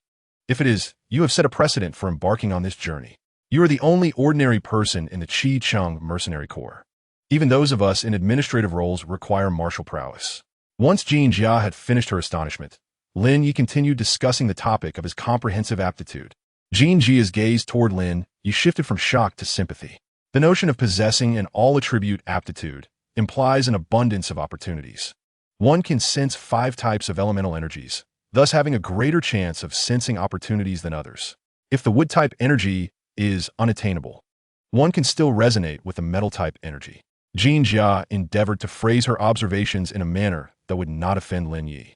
As he was recruited by Mu Chun, even as an ordinary individual, he was not someone a mere assistant like her could afford to offend.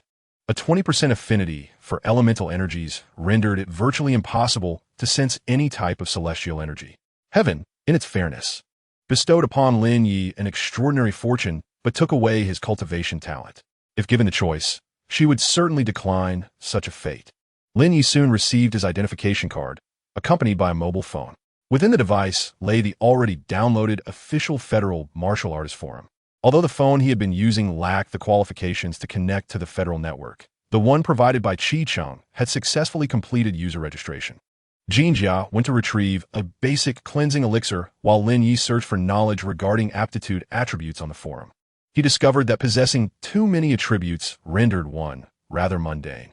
The higher the affinity value, the easier it was to sense celestial energies. An affinity score below 30 made successful sensing nearly impossible. Lin Ye further investigated the topic of having both all-attribute aptitude and an affinity value of 20. Finding his situation exceedingly rare, perhaps he was the only one in the entire world with such a condition. A thought flickered through Lin Ye's mind. Could his encounter with the system binding be related to his all-attribute aptitude and 20% affinity value? At that time, he seemed to have heard the phrase detection completed. Could it be that what was detected was his unique aptitude? Lin Ye desired to revisit that relic. When he first encountered the system there, might he find something else? Half an hour later, Lin Ye accepted the basic cleansing elixir prepared by Jin Jia, now burdened with a debt of 30 million. As Jin Jia bid him farewell, she noticed the blood-devouring vine on his wrist and complimented. "That bracelet of yours is rather lovely. Where did you acquire it?" Curiosity piqued. She reached out to touch it, eager to discern its material. As she had a fondness for bracelets of all kinds, gold, jade, wood, while she could easily identify the material of ordinary bracelets at a glance. This one worn by Lin Ye eluded her understanding. At first glance, it appeared wooden, but upon closer inspection, it bore a jade-like quality, glistening with a subtle metallic sheen in the light. Jin Jia's hand moved too swiftly for Lin Ye to intervene.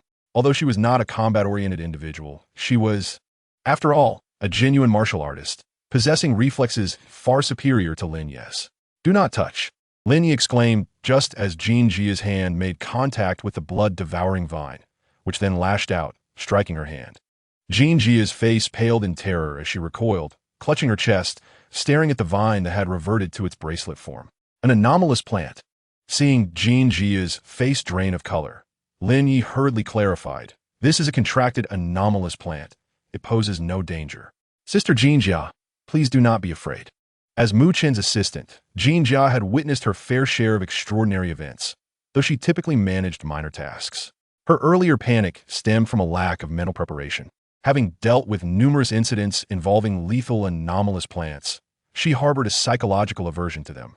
However, she quickly regained her composure and thought to herself, Mu Chen's recruitment of Lin Ye likely extended beyond mere superstition. Though anomalous plants were common, only one martial artist in the Chicheng Mercenary Corps had successfully contracted one, and that plant had been nurtured and mutated since childhood. In the relic, the probability of forcibly binding an anomalous plant was dismally low. Standing upright, Jin Jia offered Lin Ye a reassuring smile. "I am fine. My earlier actions were rather presumptuous. I hope you do not take offense."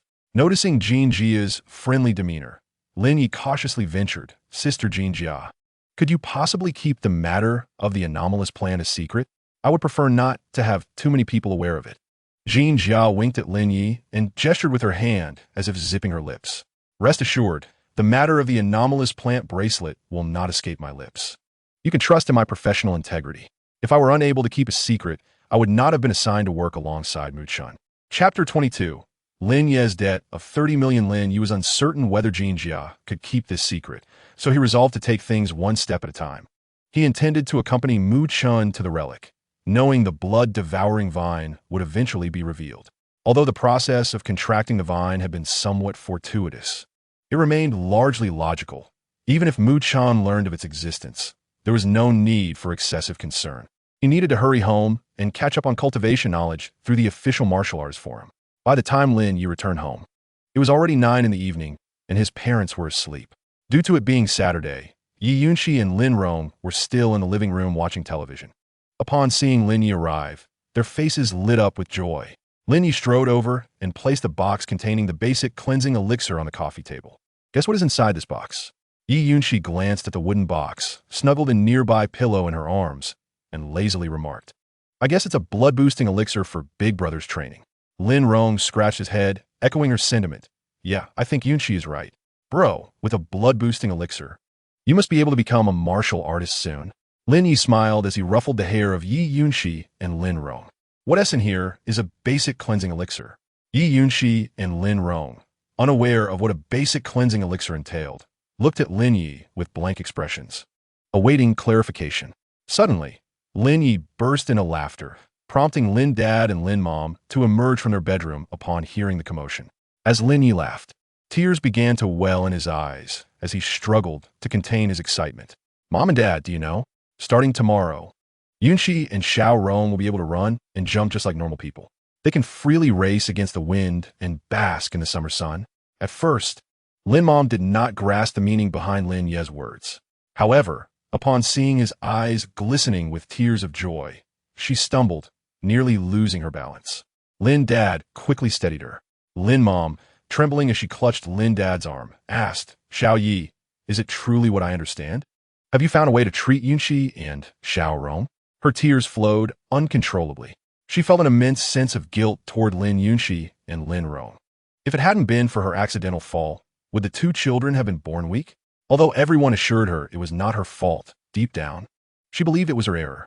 If only she had been more careful, had not rushed about, Yunxi and Lin Rong would have been blessed with healthy bodies. Lin Ye was merely 3 years older than them, having started elementary school at the tender age of 6 while shouldering the responsibility of caring for his younger siblings. The more Lin Ma pondered, the heavier her heart grew, her anxious gaze fixed upon Lin Ye. Countless nights, she had dreamt of Yunxi and Lin Rong regaining their health.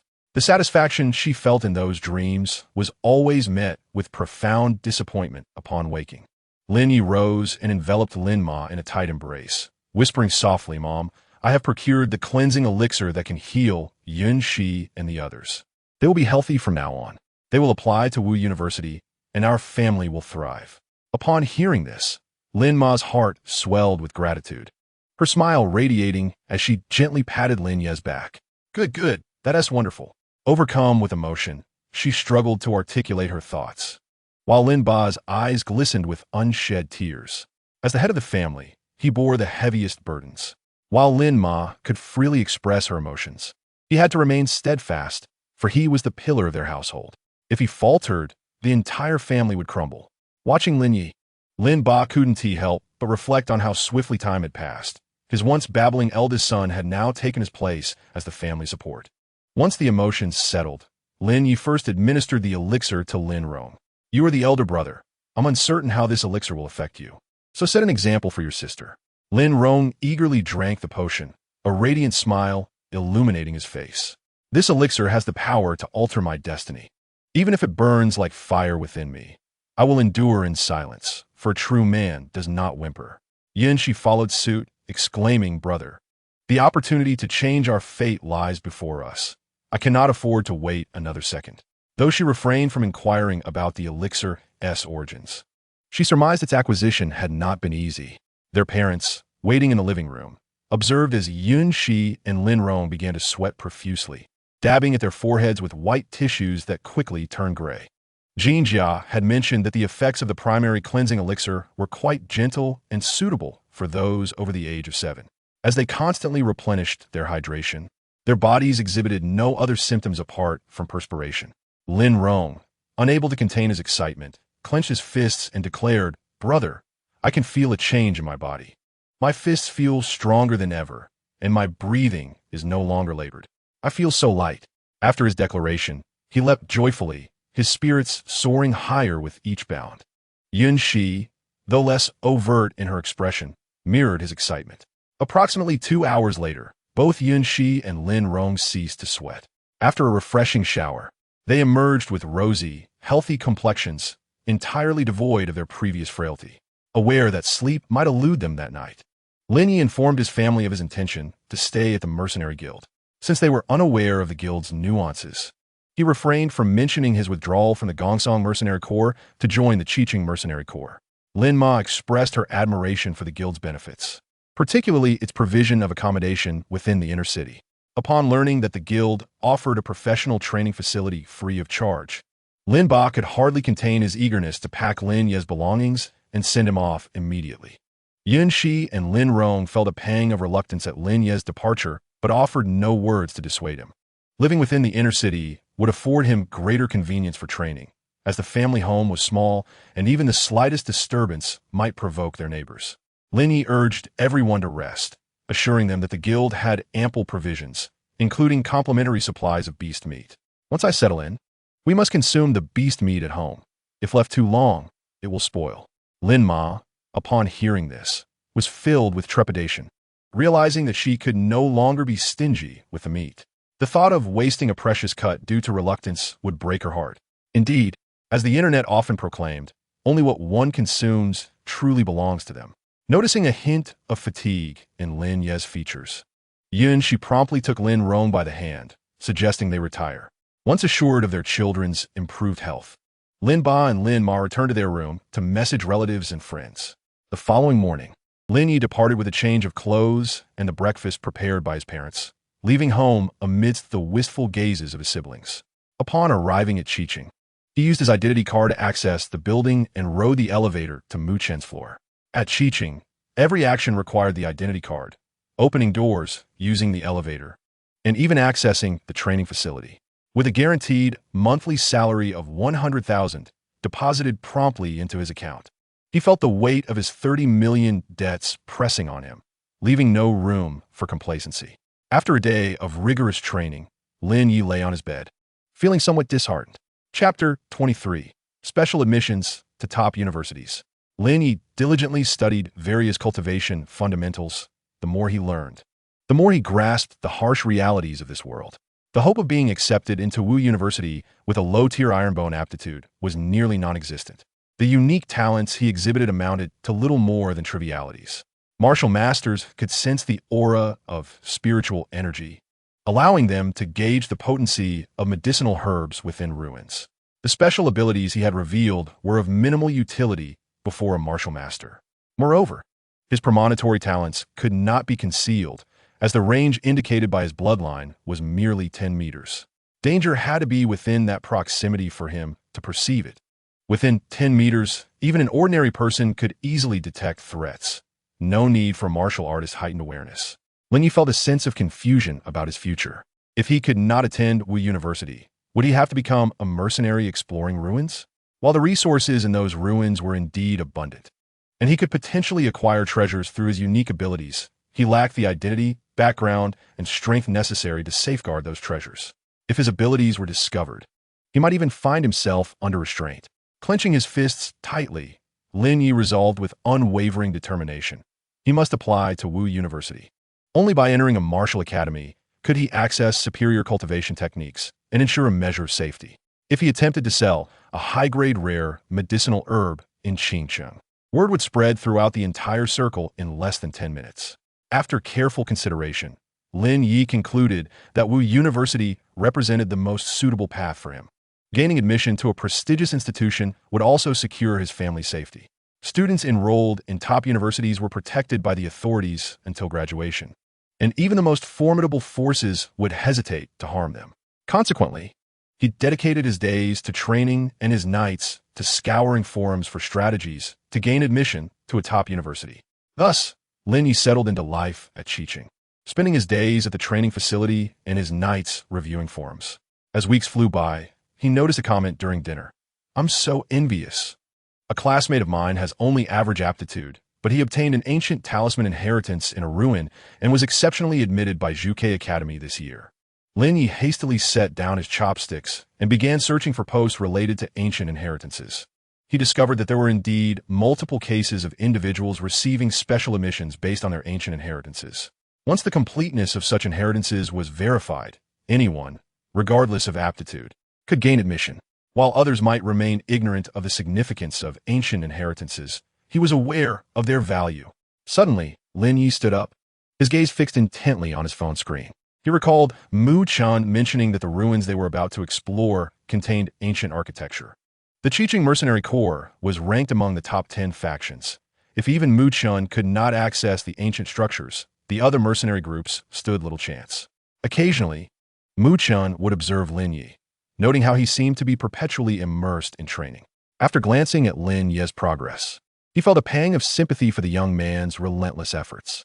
The progress of Lin Ye is exceedingly minute, and his innate talent is lamentably lacking. Even with the assistance of vitality potions, his cultivation speed remains painfully slow. In Mu Chen's eyes, Lin Ye resembles a child utterly oblivious to the world, and he can pinpoint a myriad of flaws in his grip on the blade at a mere glance. Reluctant to teach Lin Ye, fearing that the endeavor might drive him to despair, Mu Chun decided to call Ningyu, who had just found a moment's respite. I have someone here whom I need you to instruct. Before we enter the ruins next week, I want to see him wielding a knife correctly. He was acutely aware that without any self-defense capabilities, Lin Ye would be as defenseless as a meat bun thrown to a dog upon entering the ruins. Though his investment in Lin Ye was minimal, he harbored no desire to emerge empty-handed. Upon receiving Mu Chen's call, Ningyu was left speechless. My esteemed captain, you truly only seek me out when you require something. I want to meet Lin Ye before, and you obstructed me. What has changed? Now you wanted to teach him to hold a knife, as if he were merely a child who doesn't even know how to grasp it. Frustrated by Ningyu's incessant complaints, Mu Chen smiled and issued a light-hearted threat. Try uttering one more word of nonsense. At this, Ningyu cleared his throat. Adopting a steadier tone, understood, I accept the task. Teaching Lin Ye to grip a knife should pose no challenge. This is the handle, not the blade. Why are you so tense? Truly, what is with your rigidity? Is your waist made of steel? With your stance like that, if an enemy attacks from the left, you will surely lose your balance and fall. This is a knife, not a stick. In the training room, Lin Ye found himself utterly bewildered by the barrage of criticism.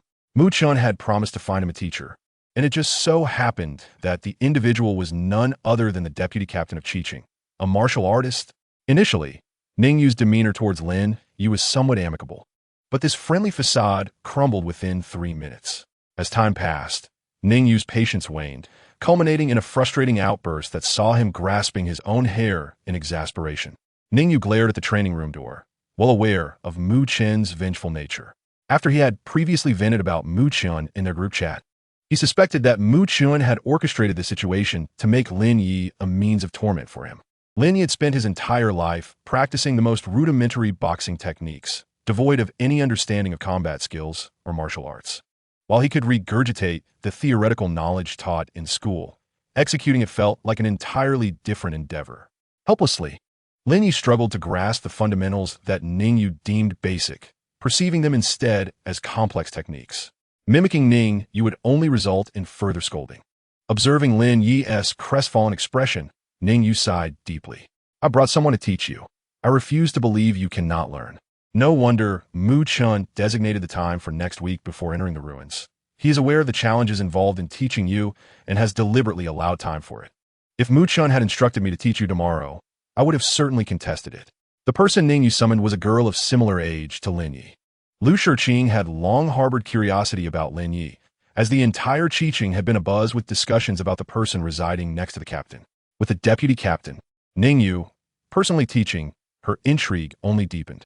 Lin Ye learned that Lu Shiqing possessed a medium-grade copper bone talent, with a 60% affinity for gold elemental energy. After assessing Lin Ye's cultivation level, her face was etched with confusion. She initially thought Ningyu's request to teach a fool to grip a knife was a jest. Lu Shiqing's temperament was far less volatile than Ningyu's. Lacking any substantial background, her admission into Qiqing was solely due to her talent and energy affinity. She was well-liked among her peers, not because of favoritism, but rather because no one dared to offend her, regardless of whether Lin Ye was an ordinary person or not. Simply being Mu Chen's neighbor ensured that she would not treat him coldly. With a gentle voice and a smile in her eyes, Lu Shiqing gazed at Lin Ye. Initially, Lin Ye felt somewhat uneasy, for Lu Shiqing was even more captivating than Qin Jiqiu. While Qin Jiqiu was merely an ignorant girl, Lu Shiqing resembled a perfectly ripe peach, exuding an intoxicating and hunger-inducing aura. Chapter 24. Her rank is higher. Lin Ye quickly focused his attention, channeling all his concentration into Lu Shiqing's instructional content. Women, he thought, would only impede his speed in drawing the blade. He could easily comprehend what Lu Shiqing was teaching.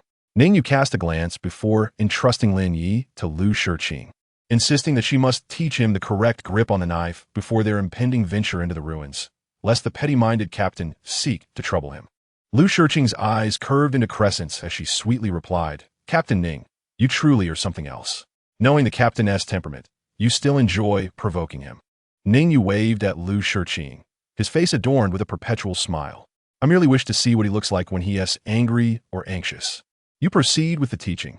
I have matters to attend to." During a break, Lin Ye seized the opportunity to consult Lu Shiqing on various topics, also seeking insight into the relationship between Ningyu and Mu Chun. Lu Shiqing, eager to forge a closer bond with Lin Ye, leaned in to share amusing anecdotes. The captain appears quite approachable, yet everyone shies away from seeking his assistance. After all, Mu Chun is known as a smiling tiger. When people see his smile, an unexplainable dread washes over them. Captain Ning seems rather temperamental, yet he is straightforward and quite amiable towards us ordinary members. There are indeed a few individuals in the team who are difficult to get along with, but they seldom initiate trouble. Lin Ye, having taken advantage of Mu Chen's familial quota, was acutely aware that no one would dare to create conflict with him. He gleaned a wealth of information from Lu Shiqing. She took out her phone to add Lin Ye as a friend, concerned he might decline, so she concocted an excuse. "I can't come by every day, but if you have any questions regarding cultivation, feel free to reach out. Don't worry about disturbing me. My notifications are on silent, and I generally respond when I see messages." Lu Shiqing even suggested they go shopping together sometime, the implications of which were abundantly clear. The latest film release was reportedly quite captivating, and she had heard that the nearby hotel offered unique services. Lin Ye, however, was resolute in his commitment to cultivation, believing that nothing comes without effort. Lu Shiqing's beauty, no matter how enchanting, could not sway his determination. He was aware that her interest in him likely stemmed from ulterior motives. Regardless of Lu Shiqing's intentions, he deemed it safest to keep his distance. After bidding her farewell, Lin Ye couldn't help but marvel at his steadfast resolve. Refusing an allure as beguiling as Lu Shiqing's was a testament to his unwavering spirit. Should Lu Shiqing discern his thoughts, she would likely chuckle at his overthinking. While she undoubtedly recognized the value Lin Ye possessed, she had not yet reached the point of willing to invest herself. All she desired was to invite Lin Ye to a movie, followed by a visit to the hotel for some pampering and relaxation, aiming to bridge the gap between them. As Lin Ye had only recently come of age, any notions of misinterpretation at the hotel would leave him feeling foolish, rather than attributing any ambiguity to her demeanor. In essence, she merely wished to engage in some flirtation, laying the groundwork for future possibilities. Should Lin Ye turn out to be mundane and ineffectual, her investment would have been minimal, perhaps just a wasted moment in time. In the end, Lin Ye indeed learned to grip the knife within the week. Upon completion, he wiped the perspiration from his brow. This was not merely learning to hold a knife. It was, in fact, a comprehensive knife technique. On the eve of their expedition into the ruins, Jin Jia brought clothing and equipment for Lin Ye.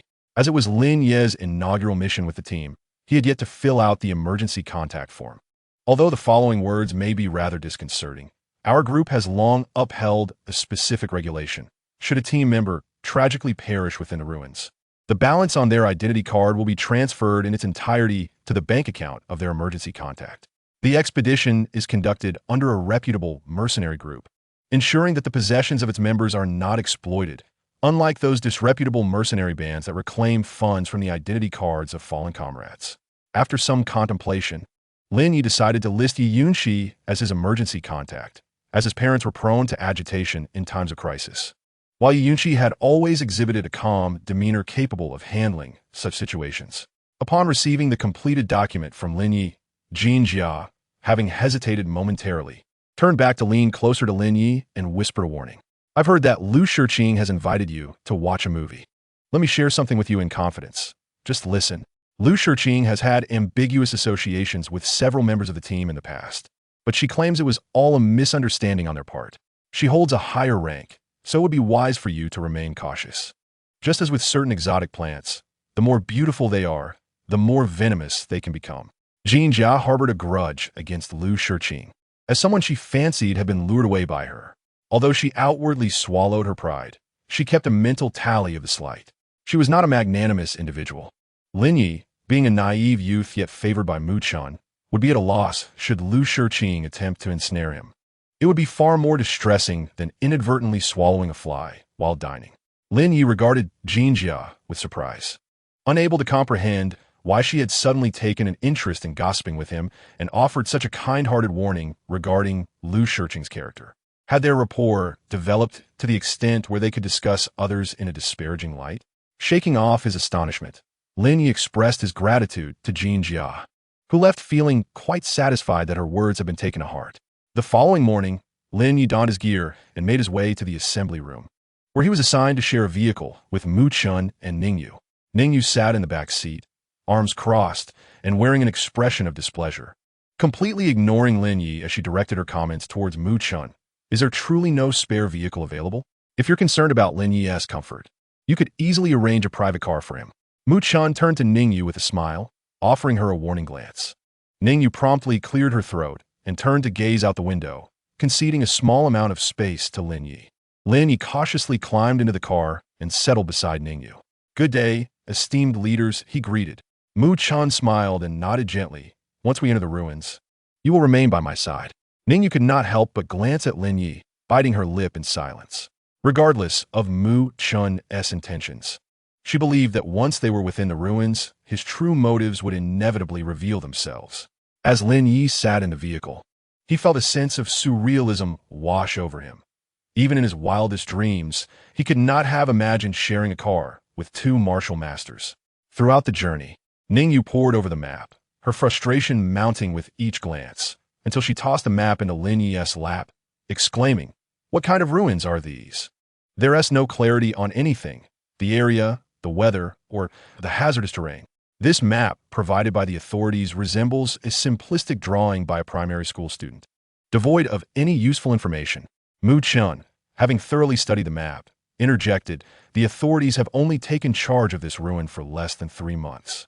Having a rudimentary map is already quite commendable. If everything were known, there would be no need to issue exploration missions." Ningyu refrained from expressing her dissatisfaction directly to Wuxian, choosing instead to roll her eyes at the window. She merely wanted to voice her grievances, yet Wuxian, in front of Lin Ye, had not shown her any consideration. Although their public relationship appeared adversarial, he was, after all, Wuxian's brother-in-law. Could he not extend her some respect in their conversations? As they approached the wild ruins, the vehicle was halted by a contingent of armed forces. Ningyu exited to communicate with the troops, presenting various passes before they were granted access. Lin Ye recalled that during his previous visit to the wild ruins, the surroundings had been a pristine forest, but now construction was underway and the vestiges of the original forest were nowhere to be seen. Upon entering the temporary base, Lin Ye underwent 3 separate inspections. Due to his proximity to Wuxian, no staff members dared to touch the blood-sucking vine. When Lin Ye tested the spiritual energy activity level, an alarm blared as soon as he passed through the testing gate. Testing subject Lin Ye. Spiritual energy activity level, level 1 abnormal. Lin Ye clenched his teeth, realizing that the gate had likely detected the blood-sucking vine. Both Wuxian and Ningyu approached upon hearing the commotion. Ningyu, being rather impatient, demanded, "What is going on? When did you break through to become a martial artist? Why is your spiritual energy activity level abnormal?" An abnormal level of spiritual energy activity indicated instability in cultivation, typically observed in those who had just broken through a barrier, or it suggested that someone had illicitly smuggled a first-tier exotic plant out of the ruins, resulting in the abnormal reading. Similarly, if a second-tier monster core were taken out, the abnormal level would register as level 2. Attempting to smuggle items out of the ruins without storage equipment was nothing short of a fool's errand. Wuxian adjusted his glasses thoughtfully, recalling that, to his knowledge, F-grade ruins did not monitor spiritual energy activity. Could it be that this wild ruin was of a significantly higher tier? In well-regulated E-grade ruins, the survival rate for martial artists barely reached 30%. It was astonishing to consider that this wild ruin, yet to be explored, might only offer a 10% survival rate. No wonder the authorities had set stringent requirements for exploration missions, necessitating 2 martial masters to apply. The staff at the temporary base instructed Lin Ye to retake the test and explain to Mu Chun and Ning Yu, this is a second-hand detection device borrowed from Beijing. It may have some minor faults. You may proceed into the ruins, but if there are issues upon your exit, we will conduct a thorough examination then. A level 1 abnormality equated to a first-tier exotic plant. Thus, even if Lin Ye had smuggled an exotic plant into the ruins, it would not pose a significant issue. Observing Lin Ye's evident nervousness, Mu Chun surmised that Lin Ye was aware of why the device would trigger an alarm but refrained from probing further. Instead, instructing Ning Yu, prepare to enter the ruins. Lin Ye continued to shadow Mu Chun, enjoying the privilege of being a mascot without any additional responsibilities. As he re-entered the familiar territory, he swiftly surveyed the surroundings of the ruins. The entrance remained unchanged, though the authorities had constructed a temporary resting area within. Once all the materials arrived, this location would also become part of the base. Lin Ye noted that the items brought into the ruins had no textual labels. The departure mercenary group was evidently not inexperienced in undertaking such exploration tasks. Each team was seasoned, with members designated for reconnaissance and others for clearing obstacles along the route. The connections formed between teams resembled a spider's web, gradually expanding the area of exploration. Mu Chun commanded from the entrance of the ruins while Lin Ye lingered at the resting camp, his initial tension giving way to boredom. There were no monsters, no exotic plants, indeed, not even a crawling insect in sight. After thoroughly exploring the temporary camp, he found nothing but wild grass and stones. If he remained there indefinitely, how would he embark on the quest for the ancient legacy? Was he to wait until the exploration teams uncovered the ancient structures before he could join Mu Chun? The premise for his opportunistic gains hinges upon the anonymity of others. How many among those embarking on a mercenary journey lacked discernment? Ning Yu returned, her hair and clothes laden with sand and grass, and entered Mu Chun's lounge to vent her frustrations. The ancient structures discovered by the authorities lie buried beneath the earth, constructed from an enigmatic blue stone, making it nearly impossible to force an entry without the use of explosives. The quantity of explosives we have brought may prove insufficient, and we have not thoroughly investigated the surrounding beastly factions. Should the sound of an explosion attract higher-level beasts, we could very well lose everything within the ruins. After hastily expressing her grievances, Ning Yu poured herself a glass of water. During her sip, she noticed Lin Ye squatting nearby, pulling at the grass, and her eyes sparkled with intrigue. Before Ning Yu could utter a word, Mu Chun interjected, "Do not entertain any notions regarding him. He must exit the ruins safely." He knew Ning Yu all too well. A mere glance sufficed to discern her intentions. Ning Yu slammed her cup down, incredulously gesturing to herself. "Am I not a formidable half-step martial artist with a unique, awakened talent for strength? Do you truly believe I cannot protect Lin Ye? Given the prevailing rumors about his extraordinary fortune, and now that our exploration has reached an impasse, it might be prudent to allow him to take a look. Let Lin Ye indicate a few locations. It would be far more efficient than our team floundering in disarray. What if he points us to the very entrance? Those ancient structures buried beneath the earth possess only remnants of protective formations, as most have succumbed to the ravages of time. The primary reason we refrain from using explosives is the desire to preserve whatever may lie within. Should invaluable techniques be left unprotected and destroyed by explosives, the regret thereafter would be unbearable. Such occurrences have transpired countless times." Ning Ye called out to Lin Ye, informing him that the location of the ancient structures had been confirmed, and due to the prolonged duration of their burial, they now required his fortuitous guidance. "Rest assured, follow your instincts. Even if your direction proves erroneous, you shall not bear the blame." He himself was skeptical of the metaphysical concept of luck, believing steadfastly that human determination could triumph over fate. Ultimately, Lin Ye was taken along by Ning Yu, as she had not acquired Mu Chun's consent, forcibly bringing him along. Mu Chun shook his head gently as he observed Ning Yu's retreating figure. If only he could entrust the expedition to her without concern. Though Ning Yu was a martial artist, even when deliberately slowing her pace, she remained significantly faster than Lin Ye.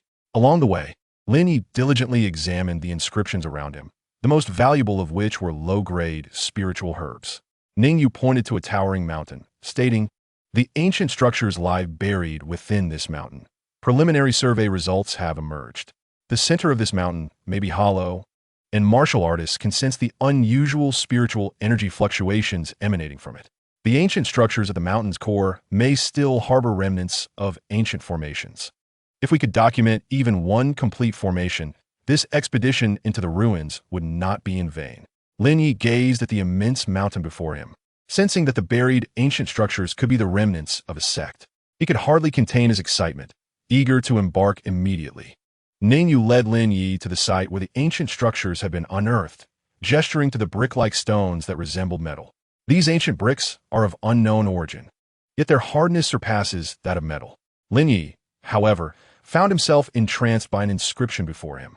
Outer wall of the Shanqing Palace. Chapter 26. The Ruins of the Shanqing Palace. As Lin Ye followed the excavated outer wall for some distance, the inscription before him finally altered. The long-neglected corner gate of the Shanqing Palace can be forcibly opened. The indicated location of the corner gate revealed only subtle variations in the brickwork's pattern, with no visible seams to the naked eye. Noticing Lin Ye's unwavering gaze at one spot, Ningyu's curiosity piqued, and she too glanced over. What is different about this area? Lin Ye pointed at the patterns on the bricks, saying, "Captain Ning, the patterns on these bricks differ from those adjacent." Ningyu, intrigued by his observation, responded, "And so?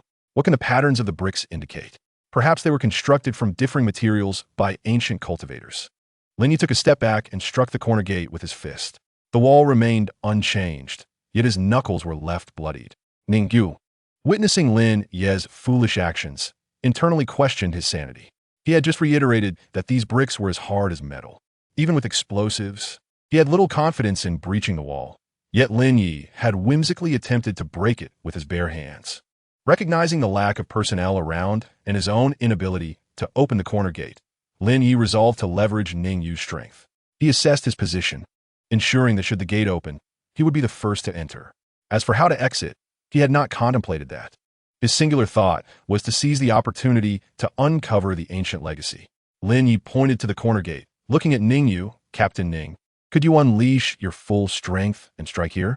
If Ningyu alone could not succeed, he would consider summoning Mu Chun as well. Should both martial artists fail, there were others within the expedition. The Shanqing Palace, evocative of an ancient sect's power, undoubtedly harbored treasures within.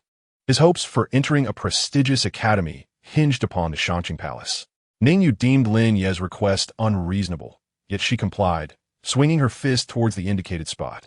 "I've already stated that these bricks surpass metal in hardness. A mere punch will not suffice." Where her fist struck the corner gate, what she anticipated to be an immovable wall suddenly quivered. She sensed her strength being drawn away by some unseen force. As she pondered the nature of this phenomenon, she noticed Lin Ye standing outside the wall, his eyes wide with alarm as he reached for Lin Ye. She had vowed to Mu Chun to ensure Lin Ye's safety. Just as her hand grazed Lin Ye, she noticed a large hole had appeared where he stood.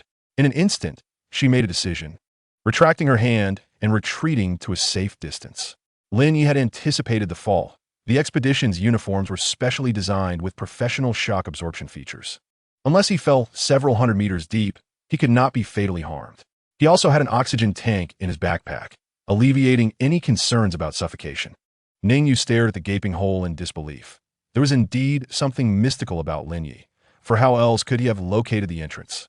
Lin Ye felt fortuitous, having landed in a pool of water.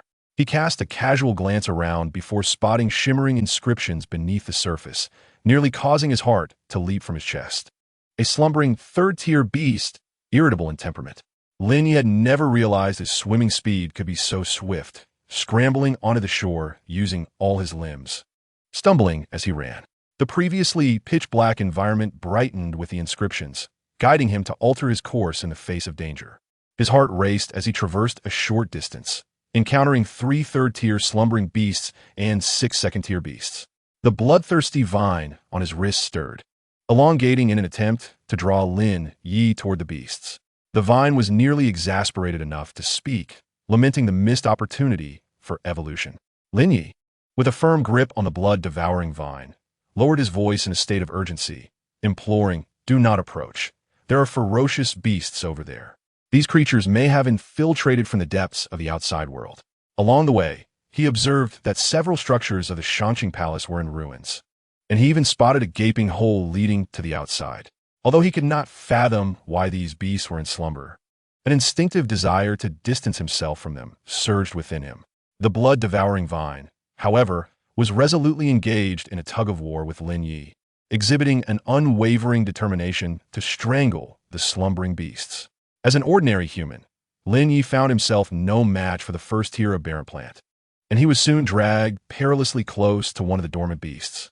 Upon sensing the gravity of the situation, he noted that within a 10-meter radius, the creature before him was marked with the label, second-tier dormant beast. Now he stood less than a meter away, and the label above the beast's head transformed to read, second-tier dormant beast, entrapped in slumber due to a suppression array. The blood-devouring vine joyfully coiled toward the beast, having not feasted well since it had joined Lin Ye. After a prolonged struggle to constrict the second-tier beast, it discovered that its tendrils were incapable of penetrating the creature's hide.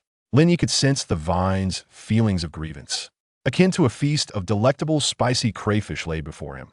Yet he was afflicted with oral ulcers. Unsure of the potency of the suppression array, he summoned his courage and drew his tang dao, striking at the beast. The blade scraped against the beast's scales, producing a shower of sparks. Lin Ye stood dumbfounded, realizing how formidable a second-tier beast truly was. Even an ordinary person wielding a blade could not breach its defenses. The blood-devouring vine circled the beast before finally halting at its excretory orifice. A wave of dread washed over Lin Ye as he thought, surely you cannot be considering that. If the vine truly entertained such notions, what worth would it have? Ultimately, the vine settled at the beast's ear, minimizing its form to slither inside. Witnessing the beast's body quivering uncontrollably, Lin Ye retreated at an astonishing speed. Perhaps due to the overwhelming strength of the Shangqing Palace's suppression array, the second-tier beast remained oblivious to its surroundings, its body trembling without awakening. The blood-devouring vine infiltrated the beast's ear, and the fragile veins and flesh were no match for its prowess. Swiftly locating the heart, it proceeded to crush it into a pool of blood. Once the vine consumed the heart of the second-tier beast, it swayed dizzily, its tendrils oscillating left and right. Lin Ye hurriedly approached and retracted the vine. Transforming into a bracelet, he cleaned it and adorned it back on his wrist. No longer gripped by anxiety, Lin Ye felt reassured that these dormant beasts would unlikely awaken easily. Noticing the absence of any skeletal remains around, he understood that these creatures could rouse at any moment. If they had consistently been under the suppression of the array, their demise would have left bones behind. The absence of any bones made him suspect that they could awaken. Casting a glance at the remaining second-tier beast meat, he felt a twinge of regret, but knew he could not carry it away. Chapter 27. The 5 Elemental Sword Technique. Guided by the luminescence of the textual annotations, Lin Ye cautiously navigated past the suppressed, slumbering 4th-tier beasts, eventually discovering a dilapidated palace. Upon entering, he began to sift through the debris.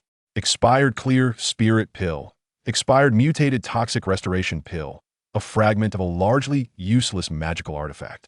Thanks to the annotations, he could ascertain the nature of items within a 10-meter radius with but a glance. The palace he had stumbled upon appeared to be the quarters of ordinary disciples. As he came across an identity token belonging to an ordinary disciple. Shangqing Palace Servant Disciple Identity Token, primary magical artifact.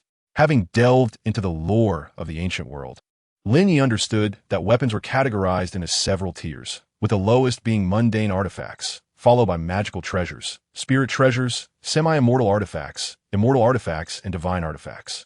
Although a primary magical artifact was only one tier above a mundane artifact, the disparity between the two was vast. His Tang Dao was a mundane artifact. If it struck the identity token, the blade would likely shatter immediately. Lin Ye had encountered a notion on a forum suggesting that magical artifacts could recognize their master through blood. Without hesitation, he pricked his finger with the Tang Dao and let a drop of blood fall upon the token. A faint glow enveloped the token, and a panel resembling a virtual interface materialized before him. He could not suppress his astonishment. Could the pinnacle of cultivation be intertwined with technology? The virtual screen before him resembled an information panel from a gaming interface. The identity token prompted him to input his name and details. Considering that the Shangqing Palace was effectively lost, he felt that claiming the token as his own bore little consequence, especially since it belonged to a servant disciple. The moment the token acknowledged him, a light curtain unfurled. Servant Disciple Lin Ye, 5 elemental root, mortal. The identity token also displayed options for sect contribution points, revealing his balance to be 0.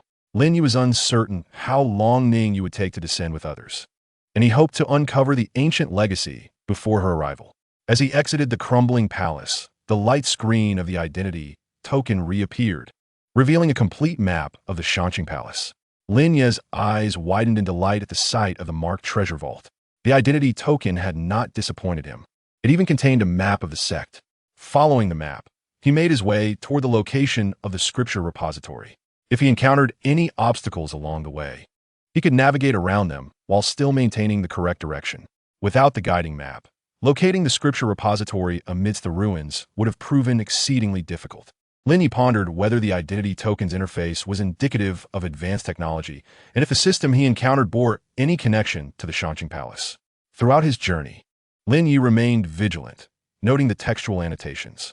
Magical artifact fragments? Collected. Expired toxic pills? Collected. Upon arriving at the scripture repository, he realized he had amassed a substantial collection of items in his backpack. The structure of the scripture repository appeared to have collapsed entirely, leaving no semblance of the pavilions and towers depicted on the map, merely a mound of ruins. Lin Ye gazed upward at the pitch-black sky devoid of light, pondering the nature of this space's formation. He felt as though he stood in a desolate city, ravaged by time, now resembling a forest. This space might have been preserved by some force, preventing the encroachment of external mountains and stones. The passage of time and the accumulation of wind and sand outside had sculpted the towering mountains he beheld. Quickly assembling his portable shovel, Lin Ye began to excavate the treasures indicated by the annotations. Many items, when buried in the earth, remained intact, but once unearthed, they would crumble to dust. Lin Ye could not discern how long he had been digging. His muscles ached to the point of unbearable strain, and he leaned against a large tree, gasping for breath. The mountain formed by the collapse of the scripture repository towered several meters high. How long would he have to dig to uncover the ancient legacy? He knew that Ning Ye would soon arrive with others. Opening the map on the identity token, Lin Ye decided to search for buildings that had not succumbed to collapse. The devastation of the scripture repository was severe, and he surmised that the buried depths exceeded 10 meters. Having traversed the ruins, he found no signs of legacies or textual annotations indicating such. Lin Ye swiftly made a decision. He needed to race against time with Ning Ye and her group. Otherwise, even if he discovered the ancient legacy, he might not be the one to claim it. Following the route indicated on the map, Lin Ye explored several locations, only to find them either collapsed like the scripture repository or empty, devoid of any significant findings. He is now fully prepared for the worst, awaiting the rendezvous with those embarking on the journey, after which he will devise a method to discreetly acknowledge the inheritance. By that time, the excavation site is bound to be chaotic, and he will be able to identify treasures through textual annotations, creating coincidences akin to the bloodthirsty vine's acknowledgement of its master. Just as Lin Ye's hopes began to dwindle, a palace radiating a soft luminescence appeared at the turn of the corner. He stood at a distance, momentarily stunned for 3 seconds before regaining his composure, then hurriedly dashed towards the palace. The map displayed on his identity token indicated that the palace before him was the task hall of the sect. As he approached within 10 meters of the palace, textual annotations materialized before his eyes. 5 elements Genesis, Great Formation. Lin Ye's emotions surged uncontrollably with excitement. This was a formation preserved since antiquity that had yet to lose its efficacy. A truly formidable formation. He gently extended his hand towards the formation's barrier, his heart racing with trepidation. He had heard that formations were notoriously difficult to breach, and any forced destruction would result in the treasures protected within being obliterated as well. As Lin Ye touched the barrier, it felt akin to encountering a wall of frigid air. How was he to enter? Just as the thought crossed his mind, the identity token on his person suddenly emitted a radiant light that enveloped him. Speculating the situation, Lin Ye cautiously moved closer to the formation's barrier. In the next moment, he passed through the formation as if traversing a veil of mist, his excitement reaching a peak where he almost wished to fervently kiss the identity token. Inside the task hall, many items had succumbed to erosion and decay. Thanks to the textual annotations, Lin Ye was not concerned about missing any treasures. The counter was filled with cultivation pills that had lost their medicinal properties, along with spirit tools and treasures that had completely lost their sentience. Those spirit tools and treasures, now devoid of their essence, could only be taken out to be remelted and refined into materials for crafting. Lin Ye found no inheritance within the task hall and pinned his hopes on the rear hall storeroom. The storeroom contained several wooden boxes, which when opened revealed a layer of soil. The boxes likely housed spiritual herbs that had rotted and decayed into earth over time. Despite the textual annotations, Lin Ye opened each box. The annotations were not immutable. They altered with proximity. What if an inconspicuous item transformed into a treasure upon closer inspection? The storeroom was vast, and after circling most of it without finding what he sought, he sighed softly as his gaze swept across a shelf with textual annotations. 5 elements Genesis sword technique. Transfer count. 1. Chapter 28. How could spiritual energy enter the body? Lin Ye hurried towards the 5 elements Genesis sword technique, his heart pounding like a rapid drumbeat.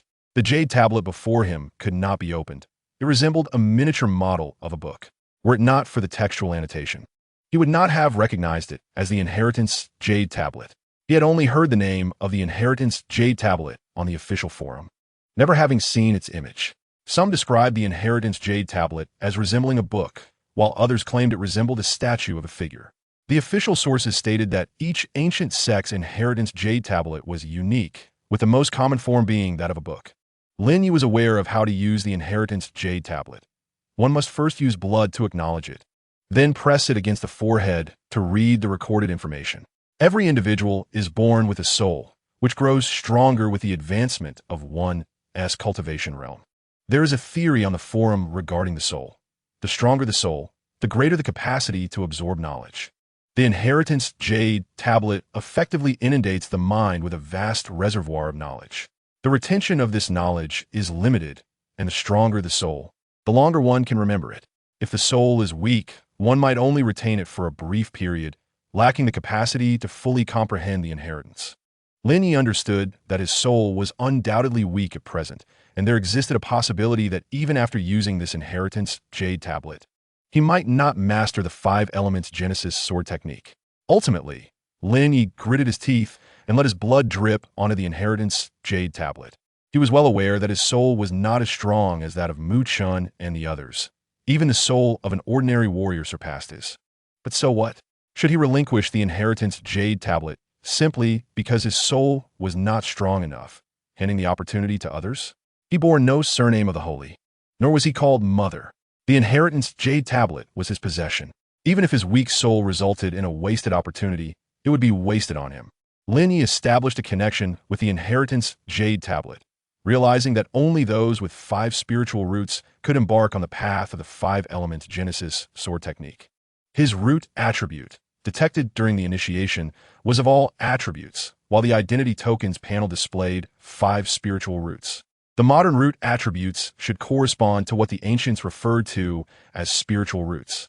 Lin Ye pressed the Inheritance Jade Tablet firmly against his forehead, and in a short while, he felt a throbbing pain in his head as an overwhelming tide of information surged into his mind. After a span of several minutes, Lin Ye, pale-faced, withdrew the Inheritance Jade Tablet. The annotation on the Jade Tablet had changed. Blank Memory Jade Tablet. The 5 elements Genesis sword technique is a cultivation method of the Qing Palace's sword practitioners, accessible only to those with 5 spiritual roots.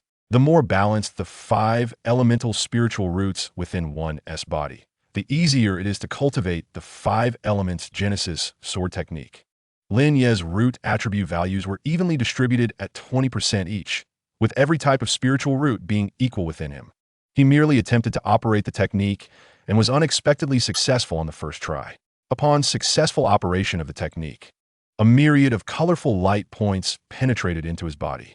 When the spiritual energy of heaven and earth entered his being, Lin Ye was rendered speechless. Only martial masters could sense the spiritual energy of heaven and earth.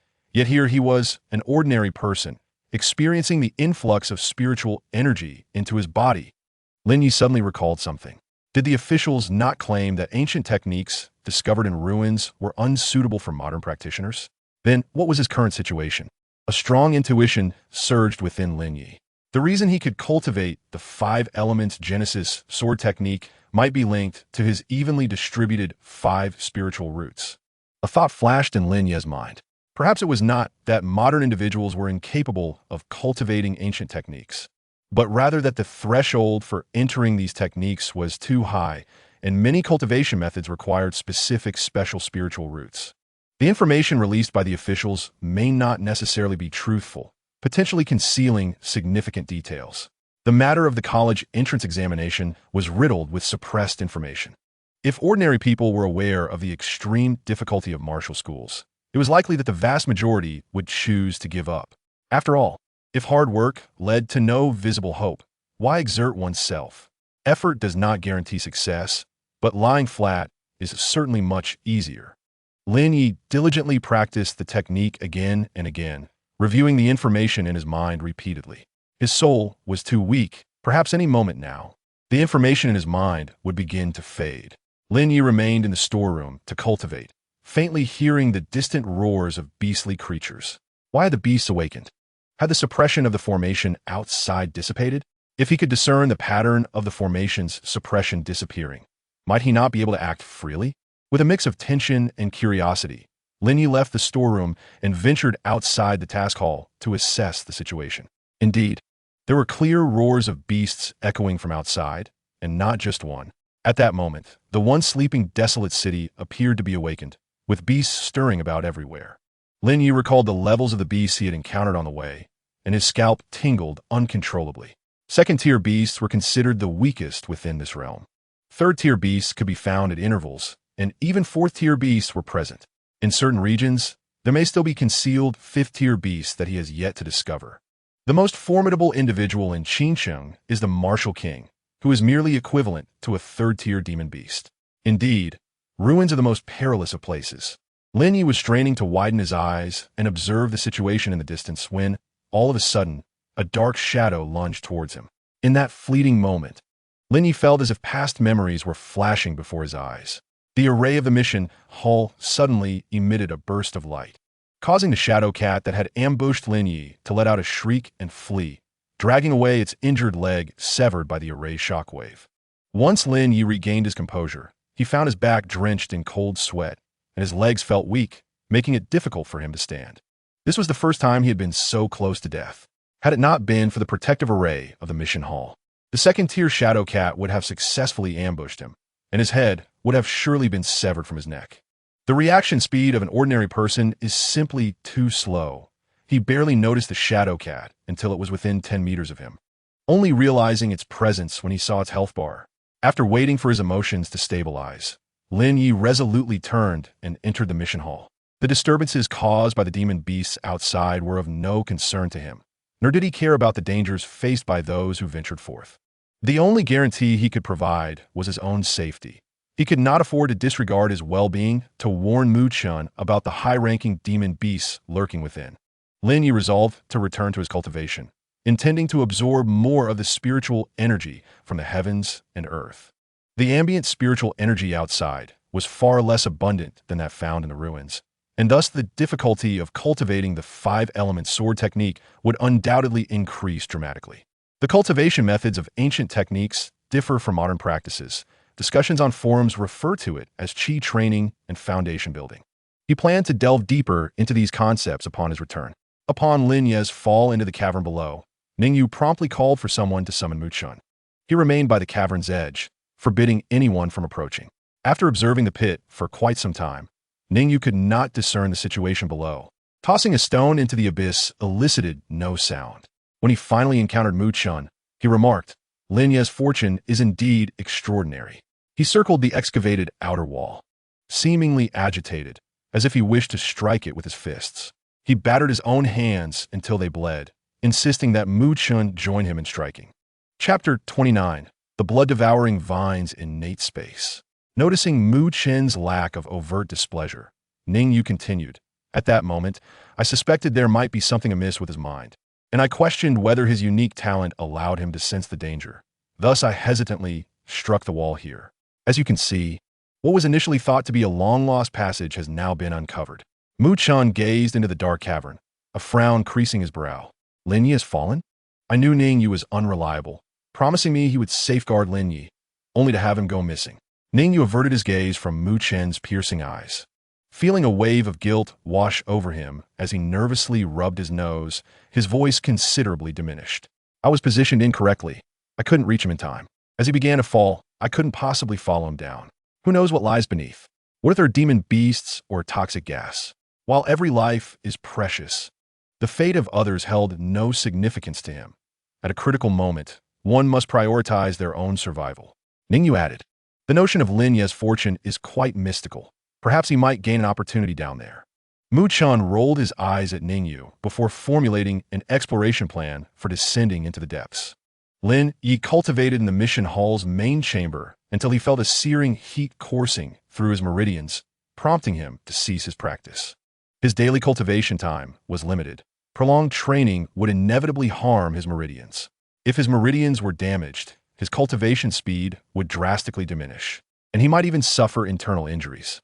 The 5-element sword technique has distinct cultivation methods corresponding to each realm, and he meticulously recorded the techniques with pen and paper in a unique arrangement. Should someone stumble upon his notes, the techniques would remain undisclosed. Lin Ye documented the techniques as a contingency plan, simultaneously memorizing them word for word, even if he did not fully comprehend their essence.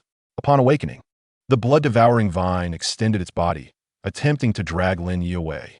Lin Ye resisted fiercely, gripping the vine tightly. There are numerous demon beasts outside, and I nearly perished here before. The mission hall is protected by an array. For now, it is the safest place. The blood-devouring vine transmitted a message to Lin Ye.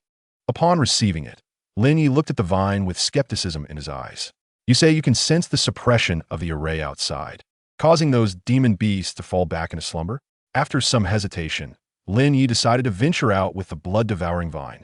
The vine required the blood and flesh of demon beasts to awaken fully, and it might never again encounter a second-tier demon beast lying in wait. Lin Ye did not contemplate acquiring the demon core of a third-tier beast, for even if he obtained one, he could not take it out, and it would expose the blood-devouring vine. Indeed, the vine sensed information was accurate. The demon beasts outside had returned to their dormant state. Lin Ye, uncertain of the array's activation patterns, dared not stray too far from the mission hall. The blood-devouring vine once again employed its usual method to slay a second-tier demon beast, consuming not only its heart, but also its demon core. Lin Ye watched with curiosity as the vine feasted, his gaze lingering on it for quite some time. You can now consume even a second-tier demon core.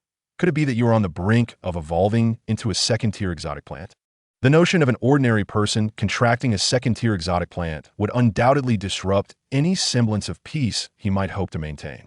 The blood-devouring vine approached and rubbed against Lin Ye's hand, striving to convey its thoughts to him. Once Lin Ye grasped the vine's message, he could not help but gasp. Did I interpret that correctly? You claim to have evolved an innate space, and you have stored that second-tier demon core? The reason it refrained from hunting the demon beasts outside was that the demon cores could not be taken out of the ruins. The obstacles before him had suddenly been resolved by the blood-devouring vine, perhaps due to its consumption and refinement of the second-tier demon beast's heart. The vine's intelligence had significantly increased, allowing for more effortless communication with Lin Ye. Initially, during their contract, the vine's intentions often required him to guess. Now, it could nearly articulate its thoughts with precision. Lin Ye inquired whether the blood-devouring vine could bypass the basic testing instruments outside. The vine replied that it was unsure, but would soon achieve a breakthrough, enabling it to control its spiritual energy fluctuations more accurately. Lin Ye hesitated for less than 10 seconds before deciding to take a gamble.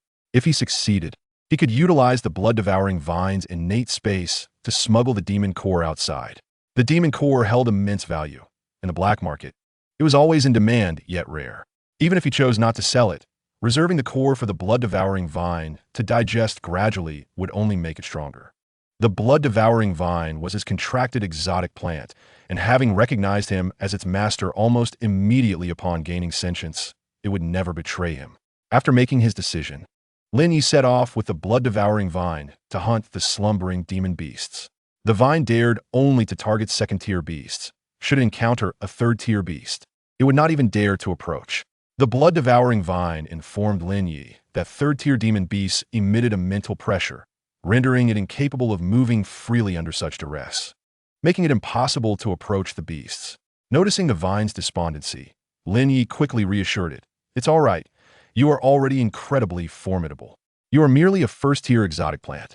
Yet you can slay second-tier demon beasts. In the realm of humanity, only the truly gifted can transcend levels to vanquish foes. In our parlance, you are the epitome of such genius, standing at the pinnacle." Lin Ye perceived that the bloodthirsty vine was easily appeased. A few casual compliments transformed its earlier melancholy into a state of joyful exuberance. After traversing a short distance, the bloodthirsty vine abruptly halted, informing Lin Ye of a familiar scent. Upon articulating this, it gestured towards a specific direction. Lin Ye furrowed his brow slightly, suspecting that the familiar aroma could only belong to members of the departure mercenary group, having had little interaction with others.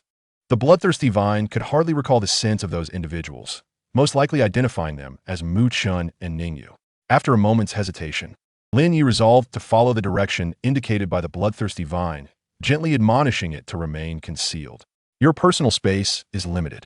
It is already filled with second-tier demon cores and the flesh of second-tier beasts. Do not reveal it unless absolutely necessary." The bloodthirsty vine's space was akin to that of a suitcase, and he had also stored his recorded techniques within it. Should Mu-chun discover his possession of the bloodthirsty vine, it was likely that he would compel it into laborious tasks alongside him. Lin Ye was reluctant to lead a group on explorations, constantly under the scrutiny of others. Not long after, Lin Ye was engulfed by a pungent scent of blood, and his night vision goggles revealed the gruesome scene with clarity. The ground was strewn with blood, indicating a fierce battle had ensued. In a corner, he discovered the gravely injured Mu-chun and hurried to his side. "Captain Mu, how fare you? Are you well?" Chapter 30. Lin Ye encounters Mu-chun. Mu-chun, on the brink of unconsciousness due to his severe injuries, mistook Lin Ye's approach for yet another beast. He had expected to meet his demise there, only to be pleasantly surprised by Lin Ye's arrival. Observing Mu-chun's wounds, including a critical injury to his heart, Lin Ye swiftly retrieved a potion from his backpack and urged Mu-chun to take it.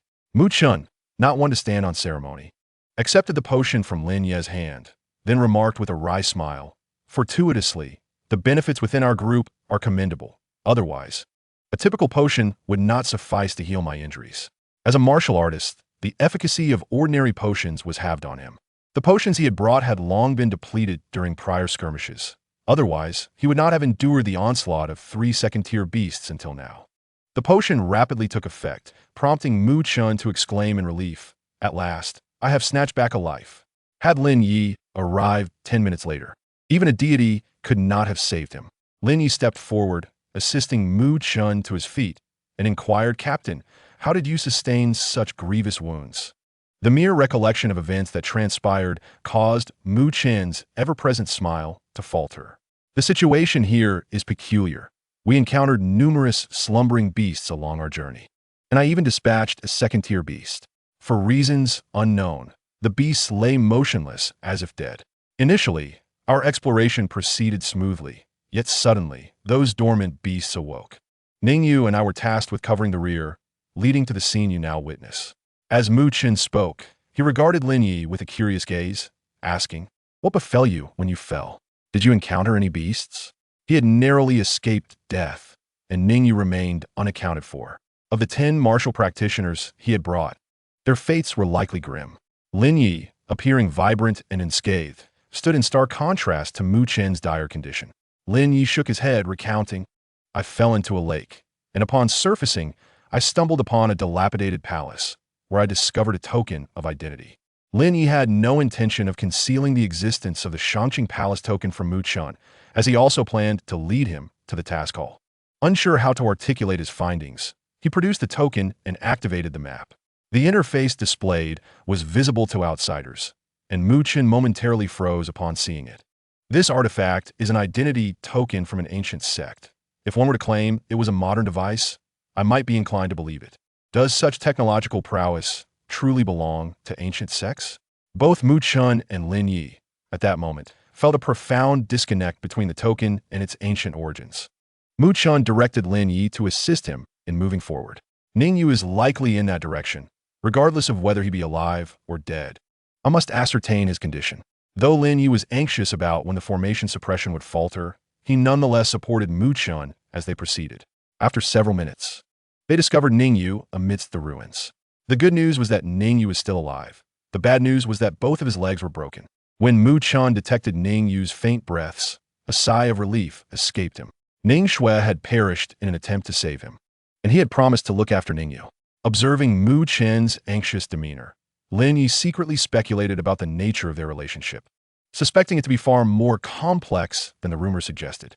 If Mu Chen held any animosity towards Ningyu, allowing him to perish here would have been a far simpler resolution. Why go to the trouble of saving him? Mu Chen staunched the bleeding from Ningyu's wounds, during which Ningyu stirred and, upon recognizing Mu Chen, relaxed back into unconsciousness. Mu Chen then turned his gaze towards Lin Ye. His injuries too severe to carry Ningyu. He feared he might succumb before Ningyu did. Lin Ye instantly grasped Mu Chen's unspoken request and dutifully lifted Ningyu onto his back. Citing the inconvenience of carrying Ningyu, he handed the identity token to Mu Chen. Mu Chen had scrutinized the token several times already. Should Lin Ye persist in his ignorance, he risked incurring Mu Chen's displeasure. He had begrudgingly saved Mu Chen's life, but had no intention of leveraging this act for personal gain. The disparity in their strengths was immense. Any attempt to exploit this favor would likely result in a severe reprimand from Mu Chen. Should Mu Chen wish to eliminate him, it would be as effortless as crushing an ant. The nature of gratitude could only flourish between equals.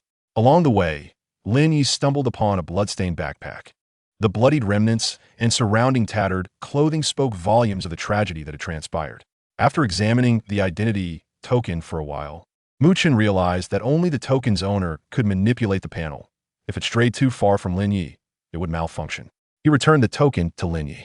Mu Chen retrieved potions from the backpack, roughly prying open Ningyu's mouth and administering the medicine in quick succession. Ningyu, still dazed, opened his eyes to see Mu Chen and muttered, "I shall report you to my sister for bullying me. I am your little brother-in-law. Can't you treat me better?"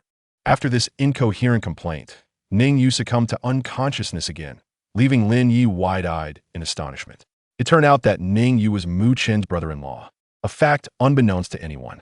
Mu Chen sighed softly at this revelation, reaching out to pat Ningyu's disheveled hair, only to retract his hand in distaste. Ning Shui and I were classmates. Back then, we were both naive, believing in the beauty of the world and filled with hope for the future. Later, I became a martial artist, and she felt unworthy of me, insisting on our separation. Reflecting on memories long buried, Mu Chen felt a tinge of sorrow. I never understood her fears. Why could she not trust my feelings? Why be confined by societal expectations? Did the opinions of outsiders hold more weight than mine? I promised her time and again that I loved her, even if she was an ordinary person. To me, there is no distinction between martial artists and common folk. We are all simply human. Mu Chen gazed at Ningyu with a hint of nostalgia in his eyes. Her personality bore some resemblance to that of his sister. Once she set her mind on something, she became unyieldingly devoted, easily swayed by her emotions, and prone to losing her rationality. Ning Shui had ventured into the wild ruins, risking everything to become a warrior. I remain oblivious to the trials she endured, only aware that she suffered greatly. Upon her return as a warrior, she sought me out, professing her willingness to marry me. At that moment, I was both infuriated and amused. 8 years had passed. And on what grounds did she presume that my affections for her still lingered? It was she who had departed without a word, leaving me to scour every possible place for 3 long months. Not a single message was left behind. Mu Chen sighed softly and continued. I declined her proposal, and she then joined me on my journey. Later, while we were exploring a ruin, I was ambushed by a monstrous plant. She threw herself in front of me to shield me. How foolish she was. I wore a heart-guarding mirror, and even if that creature had struck me, my chances of death were merely 70%. Yet by intervening, her mortality was guaranteed at 100%. Chapter 31.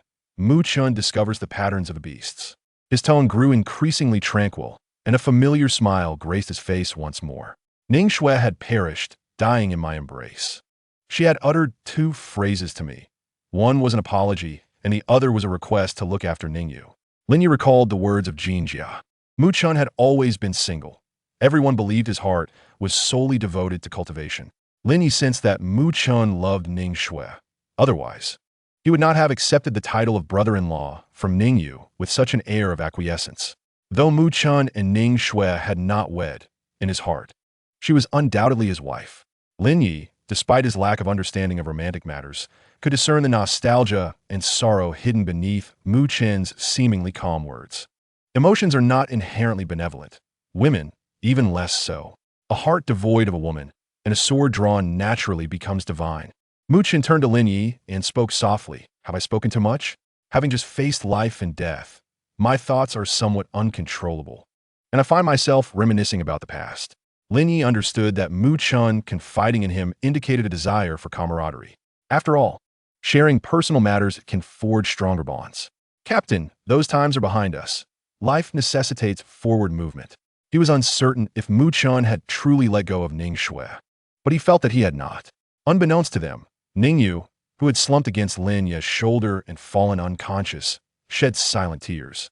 It was only upon returning to the mission hall that Lin Ye's anxieties were finally alleviated. Mu Chun walked a circuit around the formation of the mission hall, his hands brushing against the array, feeling the resistance. The more force he exerted, the stronger the backlash from the array became. Unable to enter the main hall, Lin Ye fetched some supplies from inside, ensuring that Mu Chun and Ning Yu had a place to rest. Mu Chun attended to his wounds, assessing the remaining food and medicine. Food was not a pressing concern, as beasts roamed the area, but the scarcity of medicine posed a significant challenge. Ning Yu's condition was comparable to his own. The supply of potions in his backpack had dwindled to nothing. After mentally mapping out their necessary actions, Mu Chun looked up at Lin Ye, who was busy within the array, marveling at the mysteries of fate. Lin Ye had fallen from above unscathed and even discovered an identity token, successfully claiming it as his own, ultimately leading them to the well-preserved mission hall. They encountered no sudden chaos from beasts. If Lin Ye continued to possess such luck, he might ascend to greatness, even with mediocre talent. In the face of opportunity, innate gifts pale in comparison. Ning Yu awoke on the third day, finding himself lying on a wooden plank. He examined his injuries and recalled the fragmented memories of his dazed state. He was unclear about the relationship between his sister and Mu Chun, having once harbored resentment towards Mu Chun, believing he had failed to protect his sister. He had never considered that Mu Chun might still be grappling with that emotional turmoil. For Mu Chun did not appear to be the type to be ensnared by feelings. He had long since made peace with his sister's death, yet Mu Chun had not. Upon seeing Ning Yu awaken, Lin Ye hurriedly offered him a bottle of vitality-replenishing potion. Captain Mu has gone to survey the surroundings. Ning Yu, how are you feeling? Your injuries are healing particularly slowly due to the lack of medicine. The wounds on Ning Yu's body had been stitched by Mu Chun himself, and Lin Ye had trembled while assisting, feeling as though Mu Chun had been sewing not flesh, but mere rags. Ning Yu, upon recognizing Lin Ye, sighed softly and smiled. You fell without a scratch, while we suffered grievously. Why is there such a disparity between people? Are you, perhaps, the illegitimate child of heaven? Lin Ye seriously doubted Ning Yu's mental clarity. Otherwise, why would he say such things? How could he possibly know if he were heaven's illegitimate child? After managing his injuries, Mu Chun returned after a while, bringing back 2 second-tier beast cores and successfully uncovering 2 identity tokens, one for himself and one for Ning Yu. They now resided safely within the mission hall, protected by the array. Ning Yu, restless even in his condition, temporarily unable to walk due to his fractured leg, required Lin Ye's assistance to sit up. As he propped himself up, he caught sight of the array barrier outside and became so excited he nearly attempted to stand. Thankfully, Lin Ye was quick to restrain him. An array. This is truly an array. How wondrous. How many years has this array been operational? Have you located the array foundation? Lin Ye had learned of its buried location on his first day and knew this array was called the Wood Spirit Guardian Array. The array could absorb the wood elemental energy from the heavens and earth, operating autonomously as long as the wood energy remained unbroken. The array foundation, buried deep, was primarily composed of ancient artifact remnants, and with the nurturing of celestial energy, it remained undamaged. Lin Ye hesitated to excavate the foundation, having witnessed how many once prized treasures had been rendered worthless upon extraction. He feared that the foundation of the mission hall would follow suit, seemingly intact underground, yet rendered useless once unearthed. Upon returning, Mu Chun noticed that Ning Yu was awake and inquired, Have you claimed the identity token? He had exerted considerable effort to locate several dilapidated structures to find the tokens. They were in an area designated for the activities of outer disciples. Mu Chun had yet to deduce the patterns governing the beast's awakening and slumber, but he speculated that once the beasts fell into slumber, a period of time must elapse before they awakened again. Beasts could not remain dormant indefinitely if they did not feed for over half a month. First-tier beasts would perish from starvation. Ningyu, captivated by the array outside, paid little attention to Lin Ye's words. However, upon noticing Ningyu's expression, Mu Chun understood the situation and gestured for Lin Ye to hand the identity token to Ningyu. Ningyu's astonishment reignited. After claiming the token, he treated it as a new toy, alternating between studying the information panel and examining the map of the Upper Clear Palace. This map is so detailed. Although most buildings have collapsed, knowing their locations allows for targeted excavations. Mu Chun shook his head upon hearing this, his voice grave as he remarked, "It is not so simple. This space entirely belongs to the underworld, and the several tunnels I have discovered are guarded by ferocious beasts. If we were to recklessly venture out, we would merely become fodder for those creatures." Although both he and Ningyu are martial masters, their current injuries, some with broken legs, render their combat capabilities likely inferior to Lin Ye's. Mu Chun instructed Ningyu to remain in the mission hall to recuperate. What other option was there? It would be unreasonable to allow Ningyu to crawl about on broken legs. Just focus on healing. The last time the beast transitioned from alertness to slumber took approximately 9 days. Now, nearly 7 days have elapsed. If those beasts awaken on the 9th day, it would confirm the pattern of their slumber lasting 9 days. Mu Chun possessed a timing device. While it could not precisely measure time, the margin of error would not exceed half a day. Chapter 32. You shall not be wronged. Mu Chun decided to refrain from venturing out for the next 2 days. His previous risky excursion was solely to seek identification tokens. Perhaps his luck had run dry, as he had only discovered 2 tokens and nothing more. Had Lin Ye been privy to Mu Chun's thoughts, he would undoubtedly have remarked on the futility of the endeavor. For those 2 tokens had only come to Mu Chun's attention due to Lin Ye's inadvertent hint through the textual annotations he had observed. Mu Chun and Ningyu resided in the mission hall, while Lin Ye refrained from practicing the 5-element derivative sword technique. Martial masters can sense the trajectory of spiritual energy in the world. If he were to cultivate, the influx of spiritual energy into his body would certainly alert Mu Chun and Ningyu. The ancient cultivation techniques astonishingly allow for the infusion of spiritual energy into the body from the onset of practice, a matter better kept under wraps for now. Lin Ye dared not gamble his life on the goodness of others. What if Mu Chun or Ningyu, in envy of his ancient heritage, were to eliminate him out of spite? Without formidable strength to safeguard himself, flaunting wealth would indeed be a foolish endeavor. On the 9th day, faint sounds of beasts battling and roaring could be heard in the distance. Mu Chun promptly positioned himself at the edge of the formation to assess the situation, confidently stating, "At this juncture of 9 days, I believe we are accurate. Should they truly have discerned the pattern of the beast's slumber, the difficulty of their exploration would diminish by 60%. The self-healing capabilities of martial masters are exceptionally robust. Mu Chun had nearly healed from his injuries, and Ningyu, despite his broken leg, could now stand and walk. Observing Lin Ye's occasional glances at his leg injury, Ningyu elaborated. Once the body senses the spiritual energy of the world, it significantly enhances one's constitution. The better the constitution, the stronger the self-healing ability. Even if a martial master suffers a fatal wound, as long as there is breath, they can sense the spiritual energy of the world to sustain their life. The potions I previously consumed only contributed about 30% to my recovery.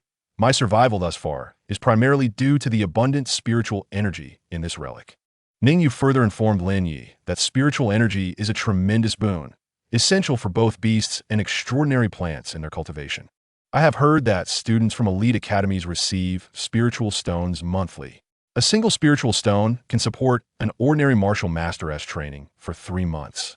And the cultivation speed is over 10 times faster than usual, with gentle spiritual energy that does not harm the meridians. Currently, I can practice for an hour a day. If I were to utilize spiritual stones, I should be capable of training for 10 hours. Lin Ye tentatively inquired Captain Ning, Is it only martial masters who can sense the spiritual energy of the world for cultivation? Is there a special talent that allows ordinary people to sense it before becoming martial masters? Mu Chun turned a glance at Lin Ye, then resumed observing the situation outside without uttering a word. Ning Yu regarded Lin Ye as lost in fantasy, pondering how one might possess a unique talent to directly sense spiritual energy. It is something that requires diligent cultivation and comprehension to perceive. Although the world is vast and filled with wonders, the notion that an ordinary person could sense spiritual energy seems more suited for a drama than reality. Mu Chen interjected. The officially announced cultivation techniques state that ordinary people can sense the spiritual energy of the world through the limits of their physical cultivation, adhering to the path of body cultivation.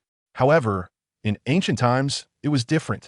Most ancient practitioners followed the path of method cultivation and could sense spiritual energy from the very beginning of their training. Noticing Lin Ye's curiosity, albeit masked, Mu Chun continued.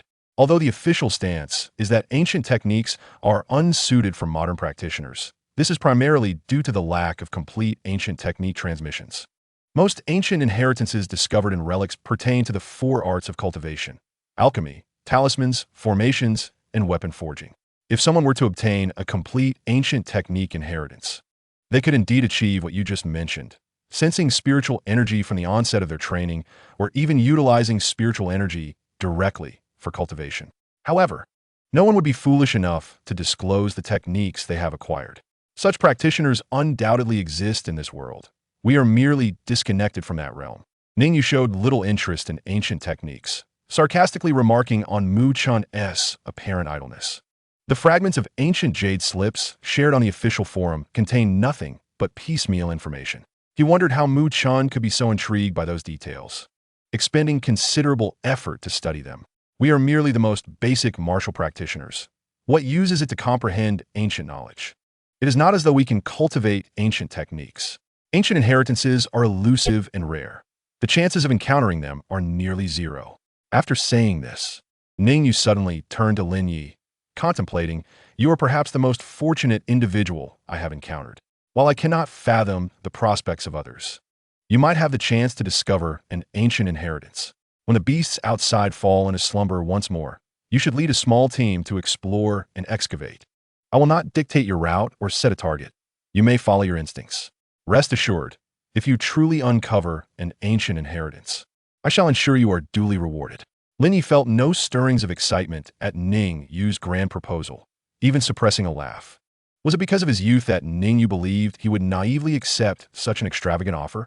Merely a whimsical assurance of not being wronged in exchange for the ancient inheritance seemed far too presumptive. Ning Yu's calculations were indeed astute. Should Lin Ye uncover an ancient inheritance, a mere few million as compensation would hardly constitute a genuine reward. Ning Yu had merely spoken offhandedly, not genuinely believing Lin Ye would find an ancient inheritance. Though he acknowledged Lin Ye's remarkable fortune, it must be noted that there are 3 relics surrounding Qing Chong, and none have revealed an ancient inheritance in over a millennium. Mu Chun regarded Ning Yu with an expression akin to viewing a fool, addressing Lin Ye. Ancient inheritances typically have a limited number of transfer opportunities. Should you find one, the first transfer opportunity will be prioritized for you. If the ancient inheritance you discover allows for only a single transfer, the team will compensate you with equivalent items. Ning Yu was taken aback, staring at Mu Chun with a multitude of questions swirling in his mind. What is happening? What does Mu Chun mean by this? Does he truly believe Lin Ye can find an ancient inheritance? What a jest. Ancient inheritances cannot simply be stumbled upon. Furthermore, does Lin Ye even comprehend what an ancient inheritance entails? Did the officials not state that many ancient inheritances quickly become obsolete due to spiritual energy disturbances once excavated? Mu Chun seemed to have lost his senses, placing his hopes on Lin Ye. Lin Ye perceived the unwavering certainty in Mu Chun's gaze, as if he was convinced of Lin Ye's potential to discover an ancient inheritance. The 5 elements derivative sword technique is a legacy of cultivation, typically acquired by those specially recruited by elite academies, who usually receive inheritances related to the 4 arts of cultivation. Lin Ye yearned to blend in with others, yet his distinctiveness rendered him conspicuous. He possessed an external enhancement that made him even more reluctant to draw attention. This society is perilous, and it is only through mediocrity that one can better safeguard oneself. Chapter 33. Your exotic plant is on the verge of a breakthrough. Lin Ye nodded, saying, Captain, I will do my utmost to search for it. However, I am somewhat unfamiliar with ancient inheritances. Could you kindly elaborate on it for me? I fear that I might miss the opportunity when confronted with an ancient legacy due to my ignorance. Mu Chun informed Lin Ye that he too was not well versed in the matter, having only pieced together information from the official forum, the authenticity of which could not be guaranteed. Lin Ye had also gleaned some rudimentary cultivation knowledge from the official forum, yet he understood that his knowledge was superficial. He knew many things in theory, but not in depth. Mu Chun provided a detailed explanation, delving into topics that piqued Lin Ye's interest with great thoroughness. As Lin Ye accompanied Mu Chun, he absorbed a wealth of knowledge, most crucially, the ancient cultivation realms. Ancient cultivators referred to their practice as cultivating immortality, categorizing the realms into chi refinement, foundation establishment, golden core, nascent soul, spirit transformation, divine integration, tribulation crossing, and great ascendance. Ancient cultivators required a test of their spiritual roots to select cultivation methods compatible with their attributes. During the chi refinement stage, one could draw the spiritual energy of heaven and earth into their body, while foundation establishment allowed for flight, granting power comparable to that of a martial king. In the golden core stage, practitioners coalesce a golden core in their dantian, enabling them to learn spells. The nascent soul stage involves transforming the core into a nascent being, preparing to establish the sea of consciousness. As for the subsequent realms beyond nascent soul, Mu Chun admitted his ignorance, as the official forum rarely revealed ancient records of stages like spirit transformation. During his idle moments, Lin Ye would reflect on Mu Chun's words. Due to the drastic decline of spiritual energy in the modern world, it was impossible to cultivate as the ancients did, relying on their spiritual roots to sense the energy of heaven and earth. This first step alone prevented 90% of humanity from practicing cultivation. The federal government had devoted countless years, with successive generations updating cultivation methods, ultimately confirming the path of body refinement. Warriors merely lay the groundwork for cultivation, while martial masters correspond to the chi refinement stage. Martial kings can soar through the skies, aligning with the foundation establishment realm. Modern cultivation methods have both advantages and disadvantages. They do not necessitate the selection of spiritual roots, allowing even those with the weakest roots to embark on the path of cultivation through body refinement, albeit at varying speeds. Conversely, ancient cultivation methods are highly selective of spiritual roots, with legacies scarce and predominantly controlled by major superpowers, making it exceedingly difficult for ordinary individuals to practice them. Mu Chun's words implied that the resources of this world were concentrated within the upper echelons of society. For an ordinary person to achieve a leap in class was akin to an ant shaking a tree. The sole avenue for the common man to alter his destiny lay in the college entrance examination. If one were fortunate enough to be admitted to one of the top 4 universities, not only would their fate change, but their family, relatives, and friends would also reap the benefits. Having grasped this knowledge, Lin Ye's resolve to enter one of the top 4 universities solidified. Once trapped in a small city, he would be unable to purchase tickets to the capital. Relying on ground transportation to the capital would likely consume decades of time. Aircraft could only travel short distances due to the instability of certain ruins affecting the flight of nearby planes. In the event of a disaster, even martial masters could perish. In the world he inhabited, the area covered by primordial forests exceeded human cities by 80%. Within those primordial forests resided formidable beasts. These beasts typically possessed a strong territorial instinct. For them, aircraft flying over their domain constituted an affront, prompting relentless attacks. Each city's teleportation quota underwent meticulous scrutiny. To leave Qing City for the grander, more prosperous capital, one could only rely on the college entrance examination. Time swiftly passed, and 9 days elapsed. The outside world suddenly seemed to have been paused, falling into silence. Mu Chun and Ning Yu acted with caution, waiting half a day before venturing out. Lin Ye followed closely behind, occasionally glancing at the text annotations that appeared before him. The blood-devouring vine, which had previously fallen into a deep slumber, stirred gently. Lin Ye hastily covered it with his hand, carefully tugging at his sleeve to conceal the vine. After consuming a second-tier monster core, the vine had reached its limit for a breakthrough, incessantly relaying a message of hunger to Lin Ye. I'm famished to an intolerable extent. If I do not consume a substantial amount of blood and flesh soon, it will affect my future evolution. The beastly flesh stored in his life space was utterly insufficient. The remaining second-tier monster core was indigestible. As a first-tier exotic plant, being able to digest a second-tier monster core was already a testament to his extraordinary talent. If he greedily attempted to consume a second core, the violent spiritual energy within would undoubtedly ravage his body, potentially shattering it into pieces. Observing Lin Ye's discomfort, Muchen glanced at Lin Ye's wrist and remarked, "It seems your exotic plant is on the verge of a breakthrough." Upon hearing this, Lin Ye looked at Muchen in shock. Ningyu, upon hearing the term exotic plant, turned abruptly. Exotic plant? Whose exotic plant? Is there another one here? We must steer clear. While exotic plants may be cumbersome to move, their lethality surpassed that of beasts by a significant margin. Exotic plants and ruins often conceal their presence, and when they strike, it is invariably a lethal move. Beasts typically emit roars and intimidating gestures before attacking, but with exotic plants, one remains oblivious to their hiding places until it is too late. Seeing that Muchen was not merely testing him, Lin Ye's eyes flickered with confusion as he inquired, "Captain, do you already know? The blood-devouring vine hasn't revealed itself. Has it? Could it be that Jin Jiao mentioned it?" Muchen disregarded the bewildered and vigilant Ningyu, stating, "When entering the ruins and assessing the spiritual energy activity, you appeared quite anxious, subconsciously glancing at your wrist more than once. At that time, your spiritual energy activity level was unusually high, and I suspected that the bracelet you wore was an exotic plant. I refrained from questioning you because I sensed your reticence." Ningyu finally grasped the situation. Turning to Lin Ye with astonishment, muttering, "You, an ordinary person, managed to bond with an exotic plant? You must truly be the illegitimate child of heaven. Let me see what your exotic plant is like. How formidable is it?" Ningyu swiftly reached out to touch the blood-devouring vine.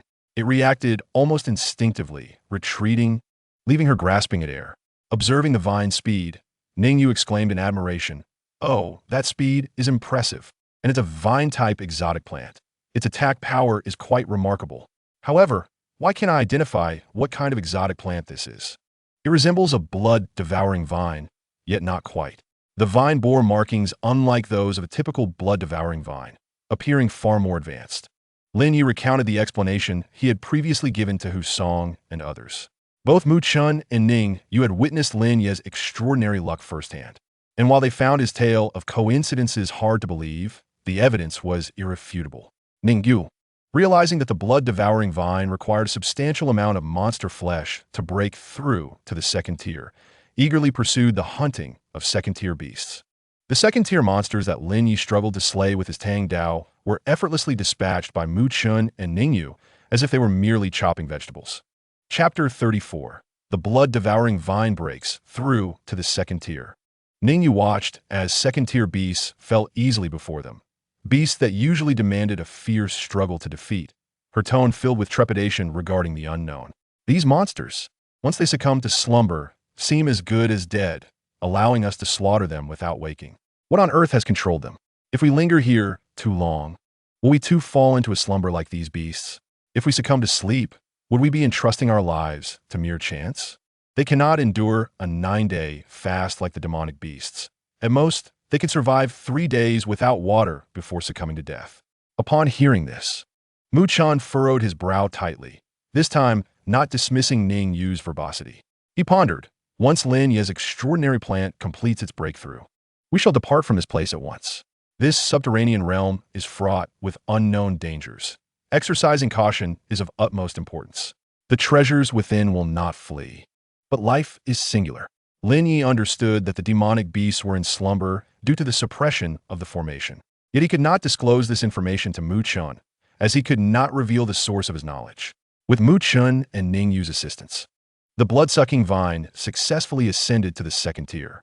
Its tendrils became more resilient, and its intelligence significantly enhanced, previously akin to a 5- or 6-year-old child. After breaking through to the second tier, it now resembled a child of around 10. The blood-sucking vine spoke with greater maturity than before, having inexplicably learned to address Lin Ye as brother. Brother, I sense the presence of kin in the distance. That aura is compelling yet perilous. Shall we investigate? Lin Ye quickly inquired about the nature of this aura. I do not know. There is merely a voice within urging me to go closer. It is likely a high-level extraordinary plant. Lin Ye could not help but glance around. Indeed, there were extraordinary plants in this realm. After considering the situation, he informed the blood-sucking vine of his decision. They would refrain from venturing forth for the time being. He felt too weak now, and even with the blood-sucking vine's advancement to the second tier, it could not safeguard him. Opportunities are indeed significant, yet safety is paramount. If one loses their life, what use is any opportunity? The blood-sucking vine, having only recently attained sentience, had learned all its knowledge from Lin Ye. Lin Ye's cautious nature had also influenced it. If we're not to go, then so be it. I only sensed a faint calling due to my recent breakthrough, but I can no longer feel it. Demonic beasts and extraordinary plants inherently despise humanity, just as humans instinctively reach for weapons upon encountering them rather than offering greetings. Finally, Mu Chun and Ning Yu located a tunnel, confirming that only a second-tier demonic beast was lurking outside. They joined forces to slay the beast, with Lin Ye trailing swiftly behind them. The furious roars of the second-tier demonic beast before its demise had already unsettled the surrounding creatures. He felt the ground tremble violently. It was a commotion caused by larger demonic beasts in motion. The blood-sucking vine, finding Lin Ye's pace inadequate, transformed into a size akin to a barrel, enveloping Lin Ye and whisking him away. Mu Chun and Ning Yu could hardly bear to watch. As they ran, Ning Yu remarked sarcastically, I truly cannot fathom how you have nurtured this extraordinary plant. It possesses not an ounce of courage. The pursuers are merely first-tier demonic beasts. Yet as a second-tier extraordinary plant, its first thought was to flee. Lin Ye was jostled so much that he could barely speak. Yet he wholeheartedly agreed with the cautious approach of the blood-sucking vine. Although the pursuers were only first-tier demonic beasts, who could say what lay behind them? Perhaps there were second-tier or even third-tier beasts lurking. First-tier demonic beasts could be dealt with easily, but it would be a waste of time. After half an hour, the trio successfully evaded the pursuit of the demonic beasts. Mu Chun and Ning Yu, comparing their directions with a map, led Lin Ye back to their temporary camp at the entrance of the ruins after 2 days of travel. Upon returning, Mu Chun learned that none of the individuals they had sent down had returned. A small team sent to gather information had also gone missing. Both Mu Chun and Ning Yu understood that the fate of that small team was likely grim. Quickly, Mu Chun and Ning Yu busied themselves, devising the route to descend and determining the duration of their exploration. In the camp, Lin Ye found himself the most idle of the group. As long as the passage leading deeper was not constructed, he was confined to the temporary camp. He could only dare to cultivate once Mu Chun and Ning Yu had left with the others. Ever since the spiritual energy entered his body, his physical strength had been increasing daily, more noticeably than the effects of any vitality elixir. Before entering the ruins, he had approximately 110 pounds of strength. Now, it felt as though his fist was nearing 200 pounds. Each morning upon waking, the first thing he did was not to open his eyes, but to mentally rehearse the 5 elements sword technique. One day, while observing his surroundings, Lin Ye suddenly noticed that the markings indicating distance had seemingly increased. The markings had always been 10 meters, yet he had just measured and found them to have expanded to 15 meters. Lin Ye could hardly contain his excitement, speculating that the golden finger left by a system binding failure would grow stronger alongside his cultivation. Just imagining the prospect of having markings extending hundreds, even thousands, or tens of thousands of meters as he searched for resources within the ruins felt akin to cheating. Since realizing that his golden finger could enhance, Lin Ye became increasingly dedicated to his cultivation. As long as there were no martial masters in the camp, he would quietly practice. Upon sensing Lin Ye's concerns, the blood-sucking vine conveyed a message to him. Brother, there is no need to worry about the unusual fluctuations in spiritual energy being detected. Even if Mu Chun learns of it, it matters not. You can simply explain that it is I who am cultivating. We extraordinary plants are naturally capable of absorbing the world's spiritual energy to strengthen our forms. Upon hearing this, Lin Ye's eyes brightened, and he chastised himself for not realizing sooner. Indeed, he could attribute the unusual spiritual energy fluctuations to the blood-sucking vine. He had wasted nearly a week's time. Lin Ye no longer waited for Mu Chun and Ning Yu to depart before cultivating. As predicted by the blood-sucking vine, neither Mu Chun nor Ning Yu inquired further about the unusual energy around him. They merely cautioned the other martial masters in the camp to keep their distance from his quarters. More than half a month passed, and the subterranean demonic beasts began to fall into slumber once more. Mu Chun approached Lin Ye and said, "Tomorrow, you will descend with me. The promise of the ancient legacy remains unchanged. Lin Ye, if you call me Brother Chun, then as your elder brother, I sincerely advise you. A person has only one chance at the college entrance examination in their lifetime. Although this world is rife with unfairness, the examination is undoubtedly the most equitable opportunity. If you wish to ascend, you must seize this chance to enroll in a martial academy. I never had this opportunity, otherwise, I would have grasped it without hesitation." Mu Chun continued, his voice softening with emotion. "Perhaps I will never have the chance to gaze upon the heights of this world, but I hope you will." Lin Ye understood the gravity of Mu Chun's words. If he could not find a legacy pertaining to the 4 arts of cultivation, he would indeed expose the 5 elements sword technique. The 4 premier academies were his undeniable goal. The next day, Lin Ye, fully equipped, followed closely beside Mu Chun as they entered the Shanqing Palace. He discovered that the distance indicated by the golden finger had further enhanced, with the item markers now extending approximately 20 meters. Through his recent cultivation, his punching strength had stabilized at 200 pounds. Previously, when his strength was 100 pounds, the distance markers were 10 meters. Now that he had reached 200 pounds, the mark distance was 20 meters. Could there be a correlation between the two? Lin Ye tucked this hypothesis away in his mind, intending to measure the distance of the markings again when he grew stronger. If his speculation proved true, then the limits of ordinary humans' punching strength, which could reach 1,000 pounds, would suggest a distance of 100 meters. His body was still undergoing transformation through spiritual energy. Perhaps his ultimate strength exceeded even 1,000 pounds. Ning Ye returned from slaying a second-tier demonic beast, dragging its heart back. "Little vine, come quickly, it's time to eat." As soon as Lin Ye's blood-sucking vine sensed the offering, it swiftly darted to Ning Yu's side, devouring the heart of the demon beast with remarkable speed. The martial masters accompanying Mu Chun finally comprehended why he had advised them to keep their distance from Lin Ye's dwelling. It was revealed that Lin Ye had formed a contract with a second-tier exotic plant. Lin Ye could hear the envious murmurs around him. "I actually believe Lin Ye was just an ordinary person, but he has contracted a second-tier exotic plant. No wonder he was recruited by the captain." The envy was palpable, so intense that it reddened their eyes. After all, it was a second-tier exotic plant, particularly a vine type with formidable lethality. This exotic plant was also quite beautiful, with its blood-red tendrils and mysterious black patterns. I wonder if it can eventually produce a first-tier exotic plant, and if so, will I be able to contract it too? Perhaps you simply stayed up too late last night.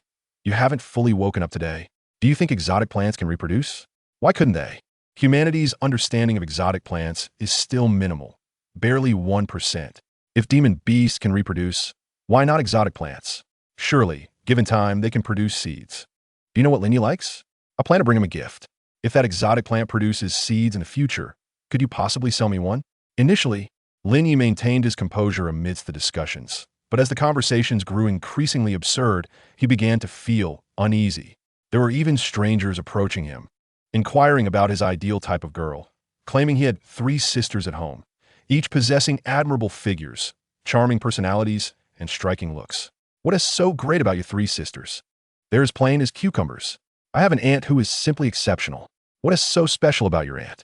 My sister-in-law is the real gem. Listening to such brazen words made Lin Ye's ears flush with embarrassment. What are these aunts and sisters-in-law? I'm a serious person, nearly overwhelmed with embarrassment. Lin Ye fled the scene. Lin Ye's face is all red. You must fancy my aunt.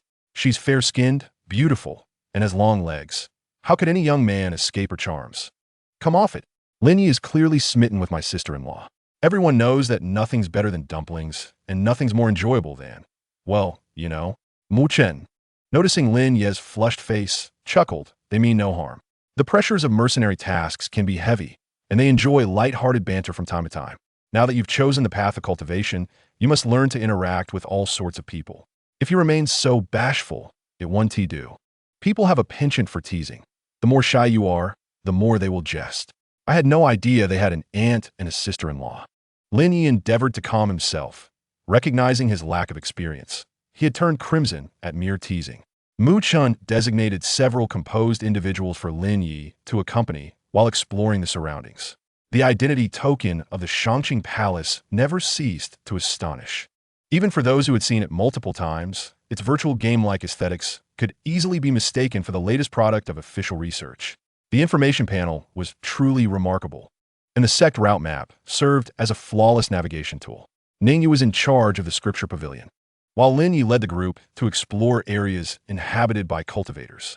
Ancient cultivators were not lacking in storage bags, accustomed to carrying their entire fortunes within them. Most storage bags had perished over time, along with their contents. Currently, the official excavations yielded only storage rings and bracelets, crafted from metal, which were more likely to endure the ravages of time. Lin Ye could see item labels within a 20-meter radius, making treasure hunting feel almost like cheating. Most items, freshly unearthed, would become unusable due to chaotic spiritual energy, and some even exploded upon extraction. Lin Ye wandered through several palaces, discovering only shattered jade slips without unearthing any ancient legacies. He genuinely began to doubt if he were the illegitimate child of the heavens. Otherwise, why would he have found ancient legacy cultivation methods on his very first visit? Lin Ye had only 8 days. As the 8th day arrived, everyone was required to evacuate. Lin Ye and his group dug and searched, ultimately yielding results several times greater than those of Mu Chen's team. Ningyu, upon inquiring with those who accompanied Lin Ye, could hardly conceal her astonishment at their excavation methods. What do you mean? Lin Ye took you all to dig here and there, and before you finished, he moved on to the next location? He had no experience, and neither did you? Perhaps unexcavated areas hold treasures beneath. You all unearthed items in one place. Why didn't you thoroughly check the surroundings? Mu Chan shot Ningyu a look that admonished her to cease her folly. Lin Ye is different from us. His unique talent grants him an acute intuition that extends beyond merely discerning the age of spiritual herbs. Conventional exploration methods do not suit him. Ningyu rubbed her nose, immediately swayed by Mu Chen's words. With a grand gesture, she declared, "Fine, we shall excavate the areas you've already explored once more. But let us be honest. Ancient legacies are not so easily found. I've unearthed several fragments of jade slips and even found a complete jade slip, only for it to explode upon extraction. At that moment, I almost suffocated from the pain." Ningyu harbored serious doubts about whether any legacies could still be preserved, as all treasures were fragile in the face of time. On the 3rd day, Lin Ye suddenly spotted a blood bar. The numbers above it sent shivers down his spine, leaving him momentarily speechless, unsure of how to react. Divine would ginkgo age? Blood bar. The age was obscured by a string of question marks. And what did the ellipsis following the blood bar signify? Chapter 36. The Guardian Sacred Tree of the Shangqing Palace. Just as Lin Ye contemplated retreating, a gentle female voice resonated in his mind. "Little one, I sense the aura of our sect's divine artifact within you. May I have a look?" At that moment, as Lin Ye heard the voice, he felt enveloped in warmth, as if basking in sunlight, and he instinctively took a step forward. The blood-sucking vine immediately sensed Lin Ye's unusual demeanor, swiftly elongating its body to ensnare him, pulling him back while calling out, "Brother, wake up, hurry, and come to your senses." Upon witnessing this, the divine would ginkgo chuckled softly. "Ah, the little one is quite spirited. Since you wish to accompany me, then come along." As soon as the words left the divine would ginkgo's lips, the entire vine felt dizzy, its body relaxing, allowing Lin Ye to lead it away effortlessly. Not long after Lin Ye departed, others noticed his absence. Where did Lin Ye go? I swear he was just standing here. Yes, I just saw him playing with that little vine. Forget him for now. There are still many places left to excavate. He has the Shangqing Palace map. He won't get lost. If he can't find us when he returns, we can meet up at the gathering point. When Lin Ye regained his senses, he found himself standing before a massive dead tree. The surroundings were vast and empty, reminiscent of a colossal palace. Standing within this hall made him feel like a speck of dust. Though shrouded in darkness, he could see everything clearly, for the text labels before him radiated light like miniature suns. Guardian sacred tree of the Shangqing Palace, silver ginkgo, ancient spiritual plant. Lin Ye was familiar with exotic plants, but he was unaware of what a spiritual plant entailed. Perhaps it was the culmination of fear that led to an unexpected tranquility within him. In comparison to the towering divine tree before him, he felt as insignificant as a mere worm next to a mighty dragon. The divine tree could extinguish his life with a mere breath. No amount of trepidation could alter his perilous predicament. In fact, frantic fear would only cause him to lose his sanity, while maintaining composure might afford him a chance at survival. The divine ginkgo, perceiving Lin Ye's apprehension, communicated telepathically, "Do not be afraid. I am known as Ginkgo, revered as the divine tree by all in the Upper Qing Palace. I sensed a familiar aura about you and wish to meet. A fragment of our sacred artifact has fused with your spirit." Lin Ye could discern the benevolence emanating from the divine ginkgo and inquired eagerly, "Divine tree, might I ask what your esteemed sex artifact is? Why is it merged with my soul?" He was entirely unaware of the Upper Qing Palace sect. Could it be that his bloodline was connected to it? The divine ginkgo extended a withered, yellowed branch and gently tapped Lin Ye's forehead. In an instant, he beheld the spirit residing within his consciousness. A visage identical to his own, albeit unclothed, surrounded by peculiar luminous rings. The divine ginkgo spoke. "The rings encircling your spirit are the sacred artifact of our Upper Qing Palace." Lin Ye noticed that he could communicate with the divine ginkgo within his consciousness and hastily asked, "What is the name of your sex artifact? Why is it fused with my soul?" The divine ginkgo's voice was gentle as it replied, "Our sacred artifact is known as the system. The fusion with your spirit is likely related to your 5 elemental roots. The long passage of time has caused me to forget many things. I can scarcely recall the purpose of my existence. I only know that I await something, yet I do not know why I am waiting." The system was destroyed during the ancient war, its essence shattered, leaving only a few fragments behind. One core fragment returned to the Upper Qing Palace, but what transpired thereafter? Why can I not remember? Why has the Upper Qing Palace become as it is? Why have I become the focal point of our protection? Why do I harbor countless fragments of lingering souls, all so familiar? Why have I forgotten? The tone of the divine ginkgo grew increasingly melancholic, as Lin Ye felt the weight of an era drawing to a close. The divine ginkgo reached out to touch the luminous rings of the system, which, after a moment of reluctance, returned to Lin Ye's side. The divine ginkgo, observing this, chuckled softly, "Ah, it appears you too have been waiting for something. You have encountered the one you sought, but have I found what I await? My time is limited. What am I truly waiting for?" Lin Ye, filled with confusion, pondered whether he was indeed the one the system awaited. Moreover, the notion that the sacred artifact of the Upper Qing Palace was named the system left him questioning its legitimacy. Could it be that this world operated in cycles, where the rise of cultivation followed the decline of technology? Did systems exist even in ancient times? It seemed no one had ever considered when the term system first emerged. The divine ginkgo withdrew from Lin Ye's consciousness, and he felt as though his spirit had returned to its rightful place, rejoining reality. The divine ginkgo was visibly despondent. "I do not know how much longer I can endure. You, as the chosen heir of an old friend, may make a single wish. I see you practice the 5 elements sword technique, and though you only possess the foundational methods from Qi refining to foundation establishment, I shall grant you the complete version of this sword technique as a token of our meeting." A green orb of light materialized and slowly floated toward Lin Ye's forehead. Once again, Lin Ye observed the state of his consciousness. The green orb transformed into a jade tablet upon entering his mind. With a mere thought, he could access the techniques inscribed within. The legacy jade tablet he had previously discovered contained information amounting to merely 1,000 characters, while the jade tablet gifted to him by the divine ginkgo contained a staggering several 100,000 characters, complete with corresponding diagrams for meridian circulation and various potential challenges encountered during practice. The jade tablet within his consciousness resembled not just a mere manual, but rather an encyclopedia of the 5 elements sword technique. Since the jade tablet resided directly within his consciousness, he need not worry about his spirit being too weak to retain the legacy's contents. Lin Ye, although unaware of the magnitude of the opportunity presented by the divine ginkgo's bestowed technique, recognized that even in ancient times, Acquiring a method capable of guiding one from the chi refining stage to the great ascension was exceedingly arduous. Upon careful comparison, he noted that the technique provided by the divine ginkgo was evidently more comprehensive than the one he had unearthed. The one he had found seemed like a crude draft, while the divine ginkgo's offering was a refined masterpiece. The divine ginkgo awaited Lin Ye's composure to return before continuing.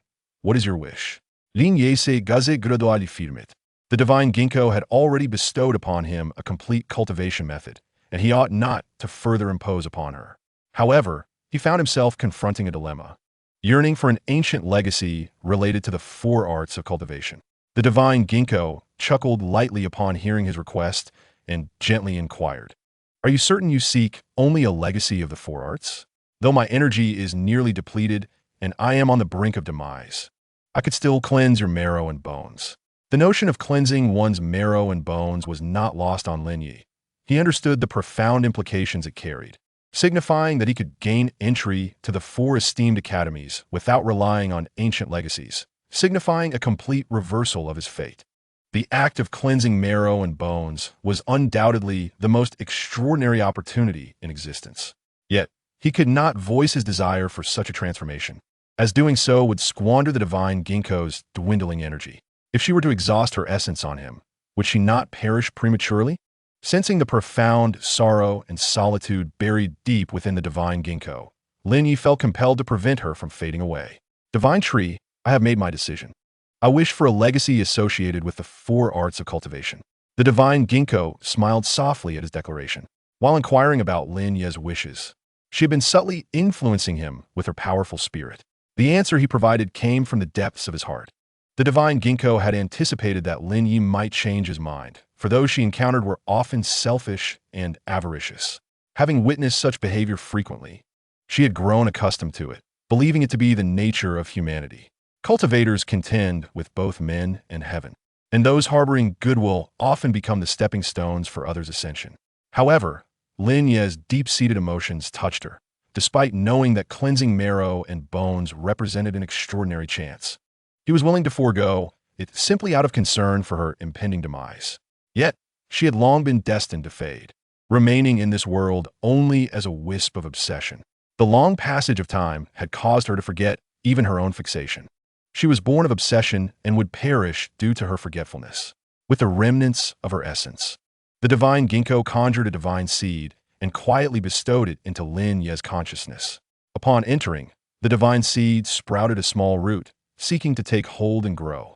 However, the luminous rings entwined around his spirit swiftly impeded the divine seed's rooting. His consciousness and spirit were far too fragile. Should the seed take root, it would spell certain doom for him. The system transmitted a thought, retracting the nascent roots of the divine seed, which then reverted to a transparent state, concealing itself. The divine ginkgo handed Lin Ye a legacy jade tablet, gesturing with her branch to usher him from the array, softly murmuring, "I hope we may meet again in the future." She was a spiritual plant that had ascended to the realm of human immortals. The divine seed formed from the essence she had expended could be considered her reincarnation. Lost in a moment of distraction, Lin Ye realized he had departed from that peculiar palace. Had it not been for the legacy jade slip clutched in his hand, he might have believed he was merely ensnared in an illusion. The blood-devouring vine, feeling aggrieved, complained to Lin Ye, expressing discomfort akin to being crushed by a colossal entity. "Just moments ago, something had fused with my essence, leaving me utterly fatigued. Brother, I must retire for slumber." The blood-devouring vine succumbed to sleep even before Lin Ye could respond. Lin Ye gazed at the green light flickering within the black patterns of the vine, then glanced up at the core region of the upper clearing palace. The divine ginkgo tree had also granted the blood-devouring vine an opportunity. Lin Ye anticipated the vine's transformation, but as he took a few steps, confusion clouded his expression. "What is this in my hand? Where did this legacy jade slip come from? How did the 5 elements interbirth technique materialize in my mind?" Lin Ye's countenance turned to one of shock as he yearned to inquire of the blood-devouring vine about the events that had transpired, only to find it deep in slumber, continuously absorbing the surrounding spiritual energy of heaven and earth. He carefully placed the legacy jade slip away, realizing he may have encountered a mysterious entity. He must have obtained a fortuitous opportunity within, yet emerged with no recollection of the experience. He had read on the official forum that powerful beasts could wield soul attacks to erase human memories, transforming them into loyal hounds. Lin Ye quickened his pace, his heart racing uncontrollably as he returned to the rendezvous point. Once again, he cast his gaze upon the jade slip in his hand, and the inscribed words illuminated his excitement. Upper Clearing Palace Talisman's legacy, heavenly grade, transfer opportunities. 2. Were there only a single opportunity for inheritance, Lin Ye would resolutely refuse to bestow it upon Wuxian. Without a moment's hesitation, he believed that only what he had acquired truly belonged to him. He decisively drew his tang knife, slicing his palm, allowing his blood to soak the legacy jade slip, and pressed his forehead against it. A torrent of immense information surged into his consciousness in an instant. The luminous halo binding to his soul let out a gentle sigh, emanating a soft glow to shield his spirit from the overwhelming influx. Though the binding had failed, it could not bear to witness Lin Ye's soul shattering beneath the weight of the heavenly inheritance. Their souls had merged. Should Lin Ye perish, it too would dissipate from this world. Lin Ye remained oblivious to the formidable nature of the heavenly inheritance. It was tantamount to courting death for an ordinary person to attempt to receive such information. Lin Ye's visage paled as he collapsed to the ground, his consciousness aided by the system in organizing the inherited knowledge. Were he capable of communicating with Lin Ye at this moment, he would undoubtedly be lamenting Lin Ye's reckless disregard for his own safety. Alas, the binding had failed. Despite forcibly merging with Lin Ye's soul, communication remained beyond reach. Lin Ye's spirit was too feeble, and they would have to wait until he reached the foundational stage of cultivation for even brief exchanges. When Lin Ye awoke the next day, he rose from the ground, cleaned the blood from his hand, and applied medicine to tend to his wounds. The excruciating headache he had endured the previous day made him feel as though he would be painfully torn asunder at any moment. Fortunately, a night's rest had rejuvenated him. Upon waking, he had already perused the contents of the legacy. To his astonishment, he discovered that the information contained within the heavenly inheritance was far more extensive than he had anticipated. The complete cultivation method he had acquired from the mysterious place amounted to merely a few tens of thousands of words, while the talisman inheritance he received yesterday encompassed an astounding several million words. Perhaps overwhelmed by the abundance of information, his instincts for self-preservation had activated. He could now only perceive a little over 1,000 words, and any further scrutiny would trigger obstructions, accompanied by severe headaches. As the time for exploration elapsed, Ning Yu and Mu Chun convened, only to find Lin Ye's absence conspicuous. Summoning Lin Ye's teammates for inquiries, Mu Chun learned that Lin Ye had been missing since the previous day. Team leader, I checked Lin Ye's tent and saw him sleeping. I didn't want to disturb him. After all, he is just an ordinary person, and his had proper rest these past few days. It's likely his body could not endure it. Mu Chan frowned slightly at this. Lin Ye was not the type to silently return and sleep. Could something have happened? With this thought, Mu Chan strode purposefully toward Lin Ye's tent. Ning Yu was still reprimanding the individual from earlier, exclaiming, "How could you be so careless? Lin Ye disappeared yesterday, and you said nothing. Let me ask you, why didn't you inform us that he returned to his tent to sleep? You all have such foolish minds."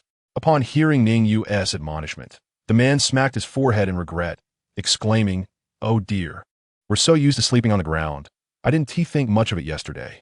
When I saw Lin Ye, he was sprawled on the ground. I thought he was just too tired and had collapsed to sleep. He's an ordinary person. There's a bed in the tent. It makes no sense for him to sleep on the ground." The man, filled with regret, dashed toward Lin Ye's tent. Chapter 38. The Loss of Related Memories. Ning Yu followed behind, exasperated, muttering to himself, "To have recruited such a dim-witted teammate is truly a stroke of luck I've earned over 8 lifetimes." Mu Chun lifted the flap of Lin Ye's tent and noted his pale complexion, asking, "Is everything all right?" Lin Ye shook his head, his expression grave as he replied, "It seems I inadvertently wandered into a strange place yesterday. Upon my return, I could remember nothing and felt unwell, so I came back to rest.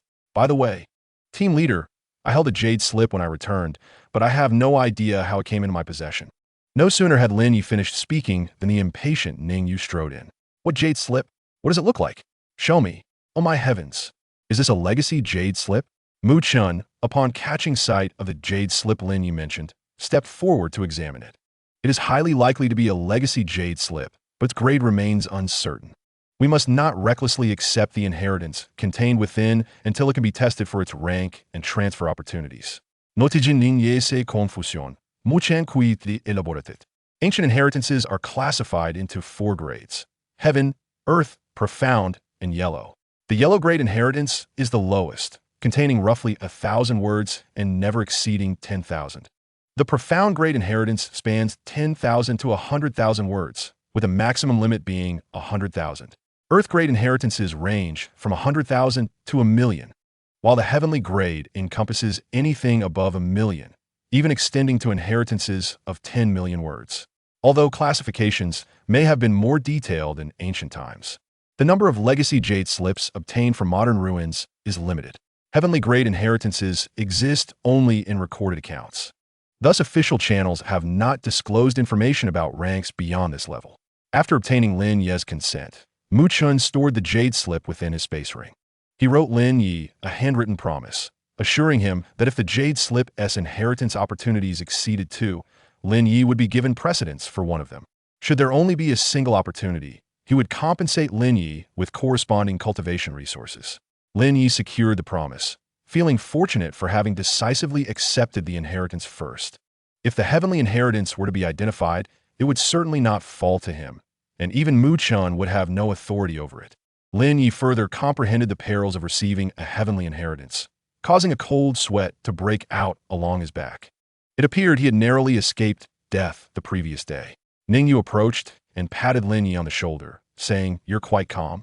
But had you hastily activated the jade slip to receive an inheritance, it would have been fine if it were yellow grade. If it were earth grade, you might as well have awaited your death." Both Ningyu and Mu Chun had not even considered the possibility of a heavenly inheritance, nor did they contemplate the earth grade. Lin Ye was merely an ordinary individual, his soul too weak to even manage receiving a yellow grade inheritance.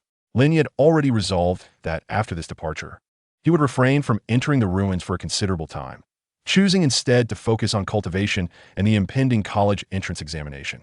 The bloodthirsty vine's innate space was now brimming with demon cores, all acquired covertly, without the knowledge of Mu Chun and the others. After each hunt, he would go to great lengths to disguise the aftermath, presenting it as mere inter-demon conflict. The vast expanse of the Qing Palace concealed innumerable slumbering demon beasts, suppressed by intricate formations. Whenever Mu Chun and his companions encountered the remnants of the bloodthirsty vine's hunts, they merely assumed it to be the aftermath of awakened demons engaging in mutual slaughter. Otherwise, how could the corpses be so fragmented? Mu Chun and Ningyu inquired once more about the location where Lin Ye obtained the heritage jade slip, confirming that he was entirely unaware of its significance. They took him to investigate the site, yet found nothing amiss. The absence of anomalies was the greatest anomaly of all. The heritage jade slip that Lin Ye had retrieved could not have simply materialized in his possession, nor could he have inexplicably lost his memory. If Mu Chun and Ning Yu had not experienced numerous brushes with death, they might have struggled to maintain their composure. Lin Ye also mentioned that the bloodthirsty vine had succumbed to slumber. The vine had been continuously absorbing the spiritual energy from the heavens and earth, and any attempt to test the vitality of the spiritual energy would surely yield abnormal results. Observing Lin Ye's furrovet probe, Ning Yu smilet reassuringly. This is your contracted exotic plant. Even if tests reveal anomalies, the base will not take any drastic action. This plant has already acknowledged you as its master. Either you perish or it does. There is no scenario where you die and it survives. Rest assured, the captain and I will negotiate with the base on your behalf to ensure you're not subjected to any vitality assessments. Rules may be rigid, but people are not. The management of each ruin base is not monolithic. Some bases even dare to engage in blatant tax evasion. Should a base be caught evading taxes, regardless of the knowledge or ignorance of the staff, they would all face capital punishment. Such occurrences are rare, as colleagues vigilantly monitor each other, fearful of being implicated.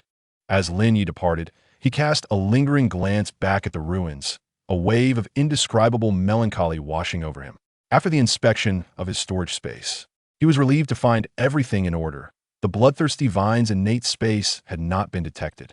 Lin Ye was oblivious to how Mu Chun and Ning Yu had negotiated with the base officials. as a staff member approached to confirm that he was not carrying any items and escorted him out through the service passage. You truly possess remarkable prowess. To have even located the heritage jade slip. If it is of the earth tier, the city lord might even summon you for an audience. The staff member, a young man, began to engage Lin Ye in conversation after greeting him. Lin Ye could not discern whether the young man's curiosity was genuine or if he sought to extract information, so he revealed the bloodthirsty vine on his wrist. Indeed, it is an exotic plant. Its appearance is quite extraordinary. You are exceptionally fortunate, the young man remarked enviously, to which Lin Ye responded with a faint smile. The young man occasionally posed questions about events in the ruins, but Lin Ye deftly deflected them, maintaining that he was merely an ordinary individual accompanying the team as a good luck charm, unaware of any plans in motion. The base staff ushered Lin Ye into the lobby before departing. Outside, he received a message from Mu-chun, instructing him to return to the city with the other team members. The heritage jade slip is too precious. The city lord and several leaders are on their way. Ningyu and I cannot return just yet. Once the results of the jade slip's assessment are available, I will inform you. Lin Ye messaged back, Brother Chun, is there a possibility someone might attempt to forcibly seize the jade slip? Are you safe at the base? After all, violent thefts were not merely fictional tales. Such incidents frequently transpired within the ruins. Mu-chan replied, do not fret unnecessarily. The ruins are a lawless realm. Once we exit, even a martial emperor must adhere to federal laws. As soon as we emerge, we will report and register the heritage jade slip. Anyone desiring it will have to negotiate with us. No one would provoke federal law over a heritage of uncertain utility. If powerful beings recklessly slaughtered others, this world would have descended into chaos long ago. Perhaps out of boredom, Mu-chun engaged Lin Ye in extended conversation. Chapter 39. Are you certain you obtained the heritage? Upon returning to the Qiqing, Lin Ye planned to sleep for an entire day and night. He had maintained a constant state of vigilance during his time in the ruins, his nerves taut at all times. Now, with the sudden opportunity to relax, he felt utterly exhausted. He glanced through the contents of the talisman inheritance, striving to memorize as much as he could. He had realized in the ruins that many concepts within the talisman inheritance could not be recorded in writing. While he could visualize certain talisman designs and shapes in his mind, the moment he attempted to commit them to paper, his mind would go blank. It was no wonder that the Academy sought out students who had received ancient inheritances, for some legacies could not be disseminated second time. Only by thoroughly mastering and understanding the contents of the inheritance could one impart it to others. Lin Ye was troubled by a singular concern. Once the heritage jade slip was confirmed as a celestial tier inheritance, it would be challenging to clarify the origins of his own acquired inheritance. However, he quickly formulated a plan. It was possible that something had transpired in that mysterious location. For the celestial tier talisman inheritance remained vividly present in his mind, accessible whenever he wished to study its contents. Ordinary individuals could not absorb the vast information of a celestial tier inheritance. Yet he had not only received it, but had also emerged unscathed in terms of his soul's consciousness. Lin Ye had spent only one night at Qiqing, and the following day, Ningyu hastily took him to the ruins base. Along the way, Ningyu instructed Lin Ye not to ask questions. You will understand once we arrive. Just maintain your composure. Both Mu-chun and I are here, and we are unequivocally on your side. If you're uncertain about how to negotiate terms, simply heed our cues. In the conference room of the ruins base, Lin Ye encountered a dozen unfamiliar faces.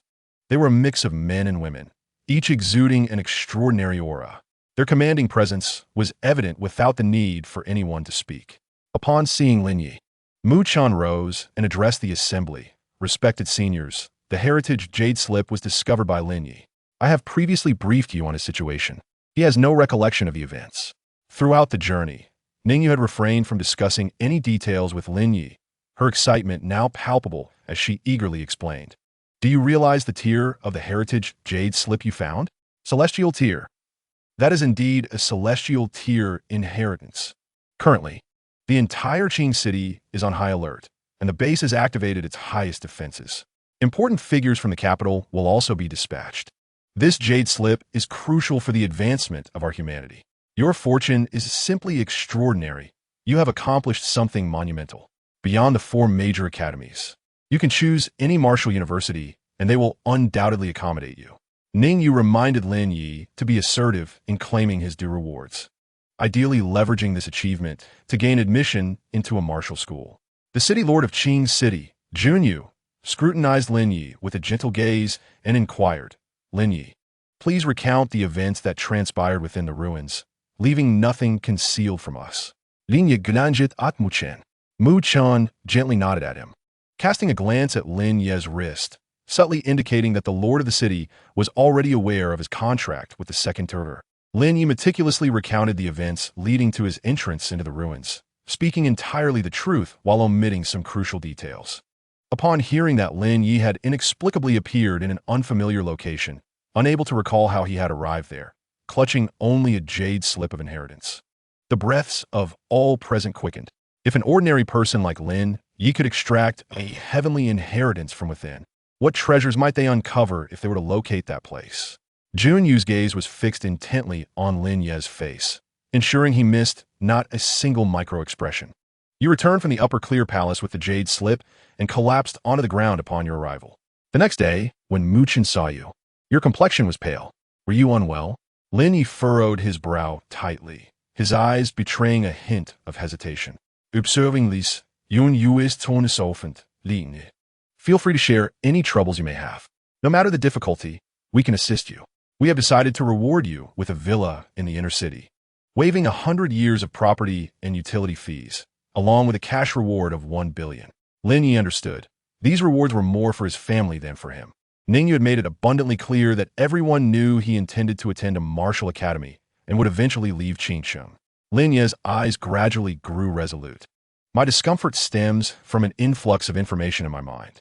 Not only did I obtain the jade slip of inheritance, but I also directly acquired the inheritance itself. Junyu, holding a cup of tea, was so taken aback by Lin Ye's declaration that he spilled the tea. His expression turned sharp as he glanced at his secretary. The secretary, equally astonished, took a deep breath and subtly shook his head at Junyu, indicating that Lin Ye was not lying. Mu Chun and Ningyu gasped in unison. They had assumed Lin Ye merely possessed extraordinary luck to extract a heavenly inheritance. Little did they know he had already attained it. How could an ordinary person endure the torrent of information from a heavenly inheritance? Junyu, his demeanor grave, stood up and inquired, "Is it true? Have you truly obtained a heavenly inheritance? What type of inheritance is it?" Lin Ye nodded earnestly. Unwilling to conceal anything from the Lord, I have indeed acquired a heavenly inheritance, specifically in the realm of talismans. I attempted to record it, but for some reason, though I can conceive it mentally, I cannot inscribe it with my hand. He was not lying. He had indeed received the heavenly talisman inheritance, albeit not mentioning that it was acquired externally. In that mysterious location, he had also attained the complete 5 elements generating sword technique. This statement was not a lie per se, merely an omission of certain details that led to misunderstandings. No one would suspect he had obtained 2 inheritances. Everyone subconsciously believed Lin Ye was referring solely to the heavenly inheritance he had brought forth. After a brief moment of shock, Junyu burst into laughter, stepping forward to pat Lin Ye on the shoulder. Fortune is a profound mystery. Your ability to encounter such an extraordinary opportunity is indeed your blessing. An envoy from the capital will arrive shortly.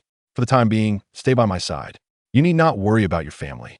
I will arrange for them to reside in the inner city, and everything will be taken care of. With Lin Ye's attainment of the heavenly talisman inheritance, his admission to the Azure Dragon Academy was all but guaranteed. Once news of the heavenly inheritance spread, other academies would undoubtedly come to vie for him. Junyu was particularly elated and excited, as Qingsheng had a student being specially recruited by the academy. The rewards he received as the city lord would support his attempts to break through to the martial emperor level. He had originally come to Qingsheng seeking a breakthrough opportunity, thinking he would spend his remaining days there. Yet this unexpected joy arrived so suddenly.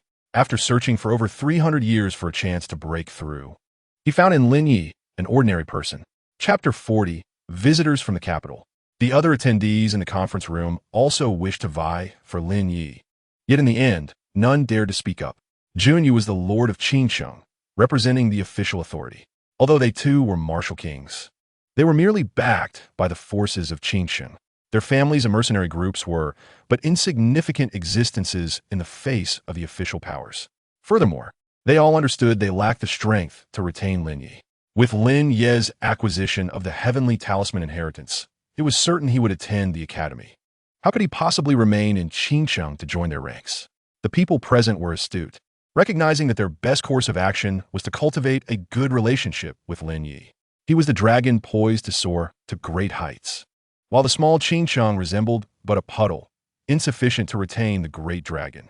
Our Qingling Commerce Association congratulates young friend Lin Ye on obtaining the heavenly talisman inheritance. We present you with a storage ring, wishing you all the best in your future endeavors.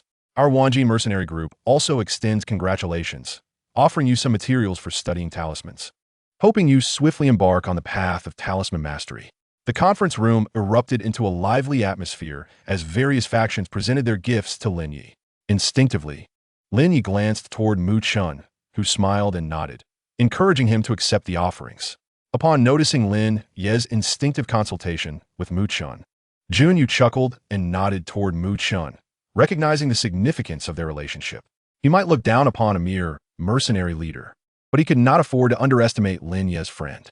No one in Qingcheng could obstruct Lin Ye's ascent. Those who sought to harm Lin Ye were indeed enemies of his progress toward becoming a martial emperor. Junyu had firmly resolved that, until the officials from the capital arrived, he would have Lin Ye stay at the base, and no one from the meeting would be permitted to leave. The room assigned to Lin Ye at the base was adjacent to Junyu's suite. Lin Ye would occupy the secondary bedroom, while Junyu would take the master bedroom. Before arriving at the base, Lin Ye had been destitute, but now he found himself suddenly affluent. He amassed a plethora of medicinal tonics and an array of weapons and high-tech defensive products. His greatest gain was a storage ring, albeit with only a 1-meter space, which nonetheless delighted him immensely. However, organizing the gifts took him over an hour, as he meticulously recorded each item and its donor, preparing for future opportunities to repay their kindness. He could not bring himself to accept gifts without feeling indebted. He would assist in any way he could within his means. Junyu forbade Lin Ye from venturing out freely. He instructed him to communicate his needs to the base staff, who would deliver anything he required to his doorstep within 10 minutes. Initially, Lin Ye could not comprehend Junyu's excessive concern, but he later learned of the existence of rogue elements, those who defied the laws of the Federation, asserting that practitioners should operate as in ancient times, relying solely on brute strength. These rogue elements were notorious for causing chaos and assassinating the talented individuals unearthed by the Federation.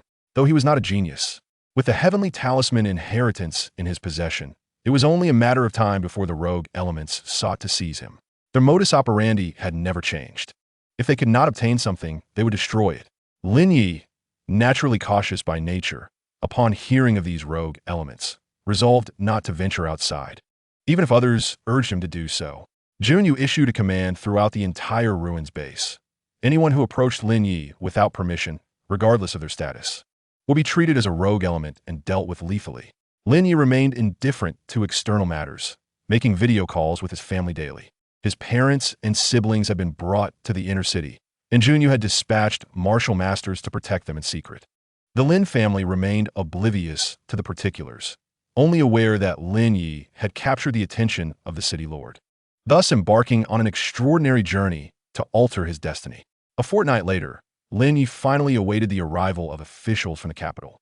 An elderly man, exuding a gentle demeanor, accompanied by several young individuals, approached. The elder appeared to be an ordinary person, devoid of any distinguishing features. Even if Lin Ye had just encountered the elder moments ago, diverting his gaze would render him unable to recall the elder's visage. The young companions trailing behind the elder donned storage rings, exuding an air of nobility and vigor. "Where is the heavenly tier inheritance?" Lu Jin inquired, his gaze settling upon Junyu. Junyu felt as if Lu Jin's scrutiny bore down upon him like a colossal mountain, momentarily suffocating him. Lu Jin, aware of the insignificance of a mere martial king, deliberately restrained his imposing aura. Junyu, drenched in cold sweat from the pressure, stammered, "May I ask, esteemed elder, do you possess the official token?" The significance of the heavenly tier inheritance was paramount, even knowing that Lu Jin was the official sent for the handover. Junyu dared not omit any steps in the transfer process. Any misstep was a burden he could not afford. Lu Jin, appearing satisfied, nodded, recognizing Junyu's caution in his procedures. After a meticulous handover, Junyu presented the Heavenly Tier Inheritance Jade Slip with reverence to Lu Jin. The transfer documentation had already been signed, and he had even reported to the Martial Alliance. Should any mishap occur with the Jade Slip at this moment, Lu Jin would bear the responsibility. Upon receiving the Jade Slip, Lu Jin's spirit sensed its essence, and upon absorbing the information, a subtle change flickered in his pupils. Elder Lu, is this the Heavenly Tier Inheritance Jade Slip? Jin Duoji inquired with curiosity while contemplating internally. The first relic had awakened in the capital city, Beijing, recognized as the largest and most potent relic discovered thus far, boasting the highest levels of spiritual energy and formidable beasts, and it was the only SS-rated relic in Huaxia. The Martial Alliance safeguarded a scarce few Heavenly Tier inheritances, but many had failed in their attempts to learn, leaving only rudimentary knowledge behind. Yet, even that rudimentary knowledge had elevated the Martial Alliance to the pinnacle of power in Huaxia. Every few years, news of Heavenly Tier inheritances would surface. Initially, the Martial Alliance held them in high regard, only to discover that the Jade Slips were often incapable of transferring knowledge or were fragmented, containing chaotic information. The small region of Qingcheng was considered remote on the map of Huaxia, with a mere handful of relics, all rated F. It seemed implausible for a Heavenly Tier inheritance Jade Slip to exist here. Jin Duoji was more inclined to believe that this Jade Slip was defective, as detection instruments could be influenced by various factors, leading to inaccurate results. Lu Jin stored the Jade Slip and nodded at Jin Duoji. It bears the aura of a Heavenly Tier inheritance. However, the spiritual energy within feels amiss. It lacks the essence of time's passage, giving the impression of being newly inscribed. There is only one opportunity for inheritance. I dare not risk further exploration. We must return it to the Alliance for proper analysis. Jin Duoji frowned slightly at the notion that the Jade Slip's spiritual energy was suspect. Could this Jade Slip have been deliberately crafted by ancient cultivators? It may conceal methods to assault the spiritual consciousness, masquerading as a Heavenly Tier inheritance with the intent to destroy one of our prodigies. Those who adhere to the ancient reverence for the powerful are deemed antagonists by the Federation, yet they proudly identify themselves as ancient cultivators. Chapter 41. Can we be serious about fabricating lies? Upon hearing this, Lu Jin furrowed his brow. He too sensed something amiss with the Jade Slip. At that moment, Junyu quietly interjected, "Esteemed elder, we have already discerned the type of inheritance. It is of the talismanic variety." Just as Junyu finished speaking, Lu Jin was still silent. But Jin Duoji let out a derisive laugh. "You, a martial king, have yet to cultivate your spiritual consciousness. How can you possibly perceive the knowledge contained within the Jade Slip?" Jin Duoji's disbelief stemmed from the fact that even Lu Jin, a martial master, could only sense the most superficial information.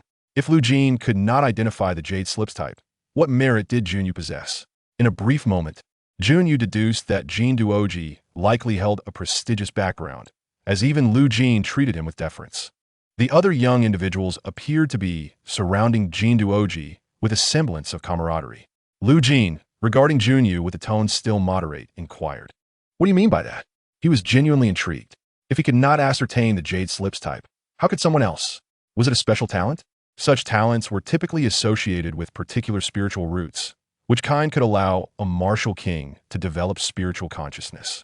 Could it be that Qingcheng had produced an extraordinary spiritual entity? Jin Duoji, arms crossed, cast a disdainful glance at Junyu, his expression seemingly saying, "Let us see how you concoct your tale."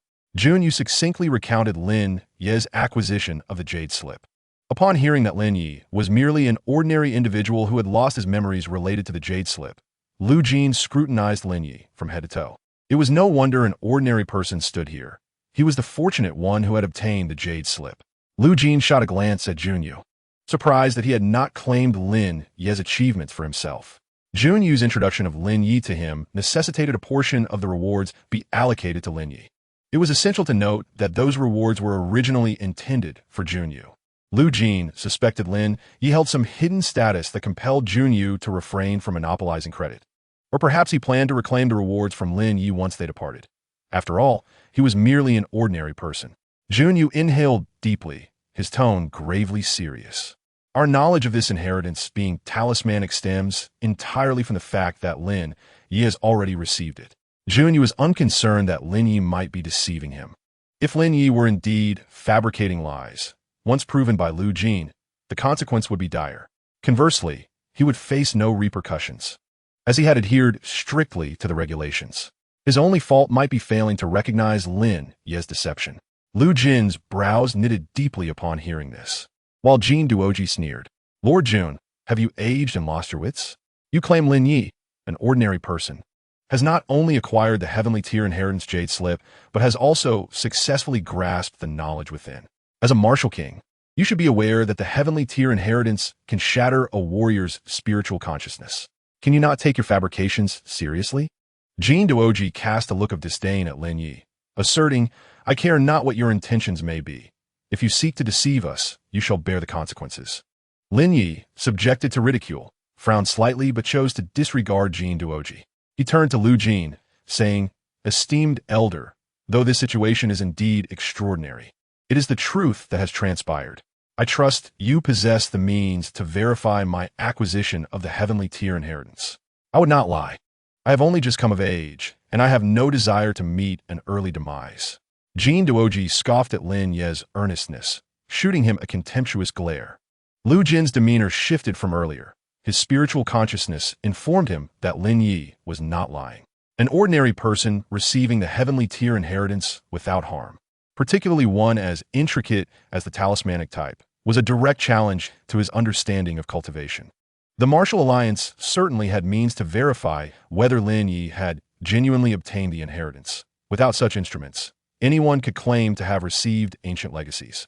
Lu Jin extracted a sincerity talisman from his storage ring and instantly activated it, directing its power towards Lin Ye. Lin Ye, have you lost the memory of obtaining the inheritance within the ruins? Upon the talisman's activation, Lin Ye's gaze turned vacant and soulless, resembling a lifeless puppet. As he responded in a tone devoid of emotion, yes. Lu Jin inquired further, did you truly acquire the celestial grade talisman inheritance? Lin Ye replied, yes. Jin Duoji, witnessing this, was filled with disbelief. He was acutely aware that Lin Ye could not lie under the influence of the sincerity talisman and exclaimed, impossible. How could an ordinary person like you endure the celestial inheritance? Lin Ye, still in a dazed state like a puppet, replied, I do not know. Previously, Jin Duoji had regarded Lin Ye with scorn, akin to viewing a ridiculous object. Now, however, his expression morphed into one of profound envy. An ordinary person like Lin Ye, how could he possibly attain the celestial inheritance? Lu Jin sensed the faint murderous intent emanating from Jin Duoji and cast him a warning glance. After receiving the admonition, Jin Duoji reluctantly suppressed his hostility. Lu Jin retracted the sincerity talisman, and Lin Ye's eyes abruptly regained their clarity. Reflecting on the recent events, he was overwhelmed with trepidation. Fortunately, Lu Jin had not delved into further details. Had he probed deeper, he would have uncovered that Lin Ye had recognized the inheritance after acquiring the jade slip. Lu Jin's consciousness also detected Lin Ye's fear and mistakenly attributed it to apprehension towards the sincerity talisman. Thus he did not dwell on it. It was likely Lin Ye, as an ordinary individual, had never encountered a talisman before. Under the talisman's control, a person resembled a thoughtless puppet, and it was entirely natural for Lin Ye to feel fear. Lu Jin's gaze fell upon the blood-devouring vine coiling around Lin Ye's wrist, and he inquired, Are you aware of the peculiar plant you have contracted? As Lu Jin's words fell, Jin Duoji and the others turned their attention to Lin Ye's wrist. They had been somewhat accustomed to ignoring subtle fluctuations in spiritual energy due to their possession of various protective artifacts or treasures.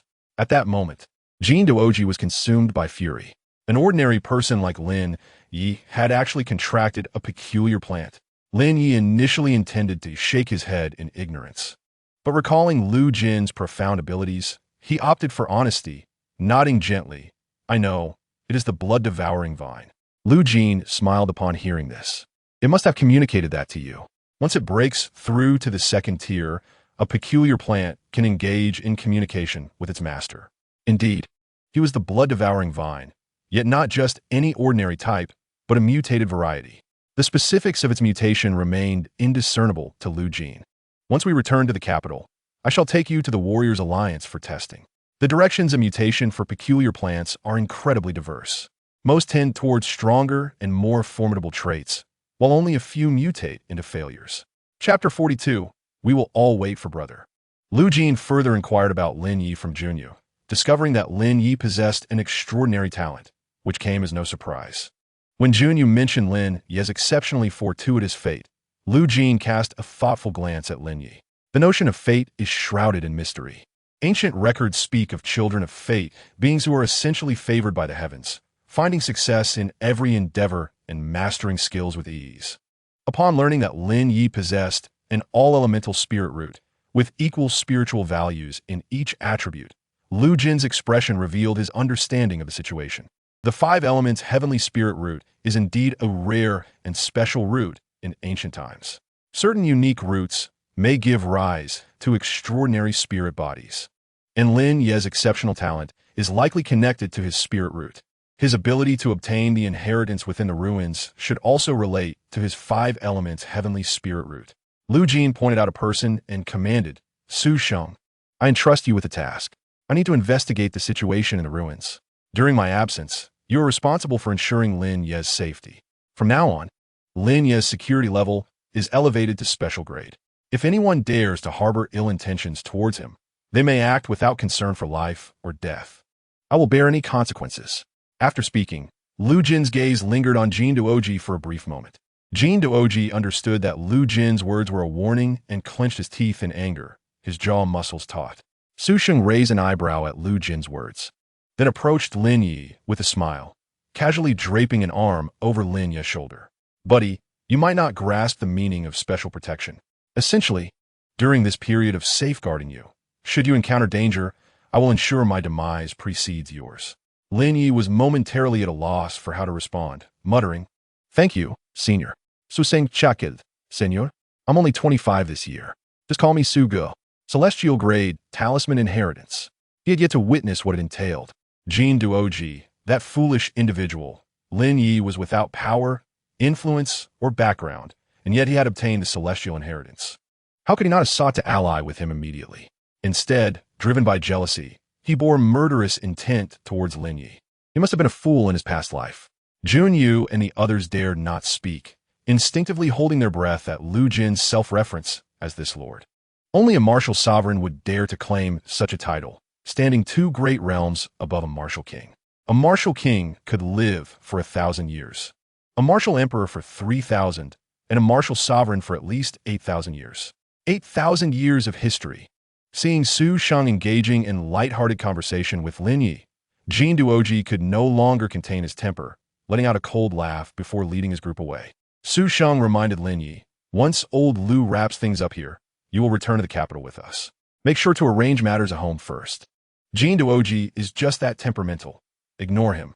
Junyu interjected, I'll have Mu Chen go and fetch your family. Mu Chen and Ning, you would personally handle the matter. Lin Ye had already contacted his parents beforehand. When Yi Yunshi stepped out of the vehicle and saw Lin Ye, her eyes immediately brimmed with tears.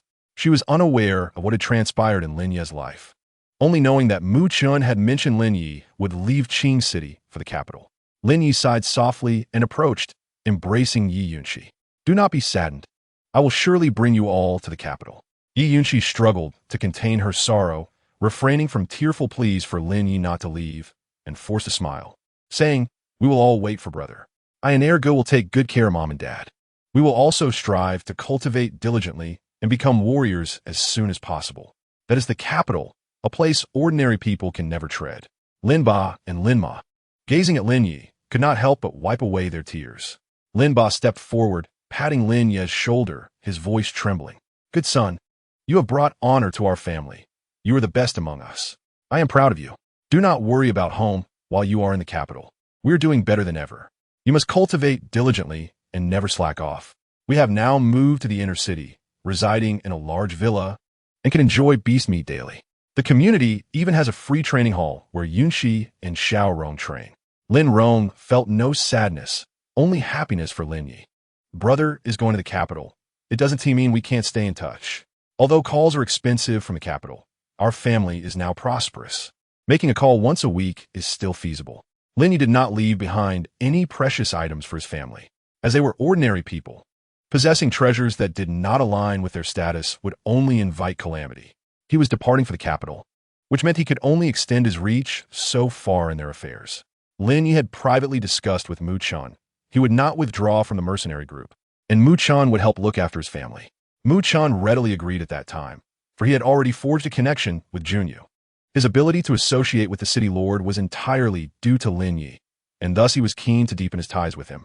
The recent acquisition from the inheritance jade slip amounted to a staggering 500 billion, of which he generously allocated 200 billion to Lin Ye. Lin Ye, in turn, set aside 10 billion for his family.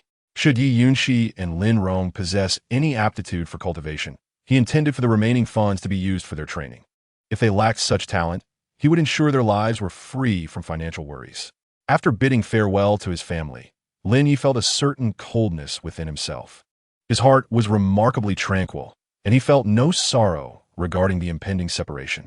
Su Sheng noticed Lin Ye gazing silently in the direction of the departing car, arms crossed, and inquired, "Are you reluctant? Not wishing to go to the capital?" Lin Ye smiled and shook his head, replying, "No, the academy has always been my goal. How could I feel reluctance? Each individual must traverse their own path, and as long as I can reflect upon my choices without regret, that suffices. If my parents were to oppose my departure, I would still proceed to the capital." Upon hearing this, Su Sheng chuckled. "Indeed, you speak wisely.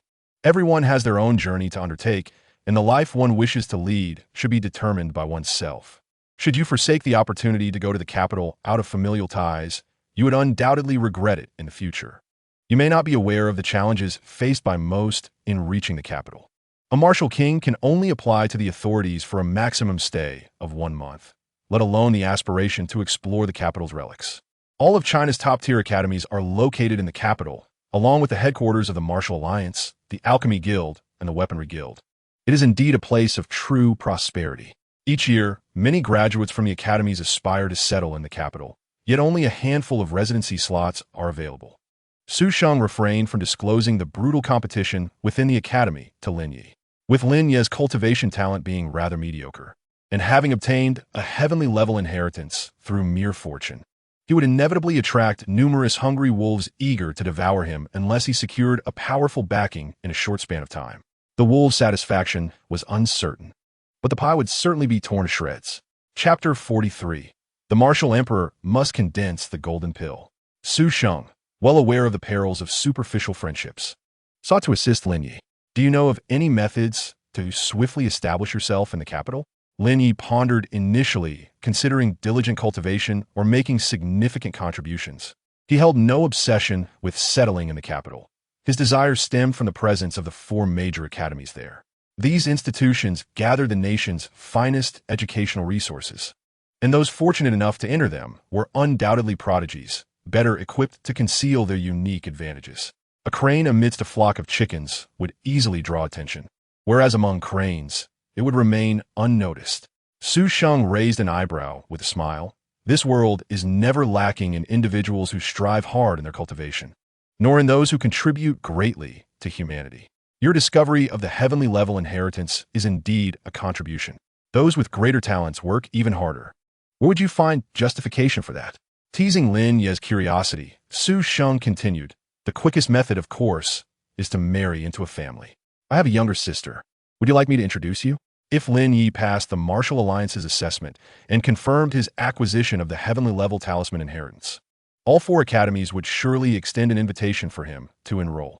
Despite his average cultivation talent, his uncomplicated family ties would render him an asset to any clan willing to embrace him. The sisters within such families, who also possessed average cultivation aptitude, were often destined for marriage. At this, Lin Ye's ears nearly turned crimson. Throughout his life, he had only contemplated becoming a martial artist, never once considering the prospect of starting a family. Observing his parents raise their 3 children, he understood the weight of familial responsibility. Raising children was not merely about bringing them into the world. It required cultivation and nurturing as well. If he could not ensure his own safety, how could he burden a wife and children? Su Sheng merely suggested it in passing, and upon noticing Lin Ye's lack of interest, dropped the topic.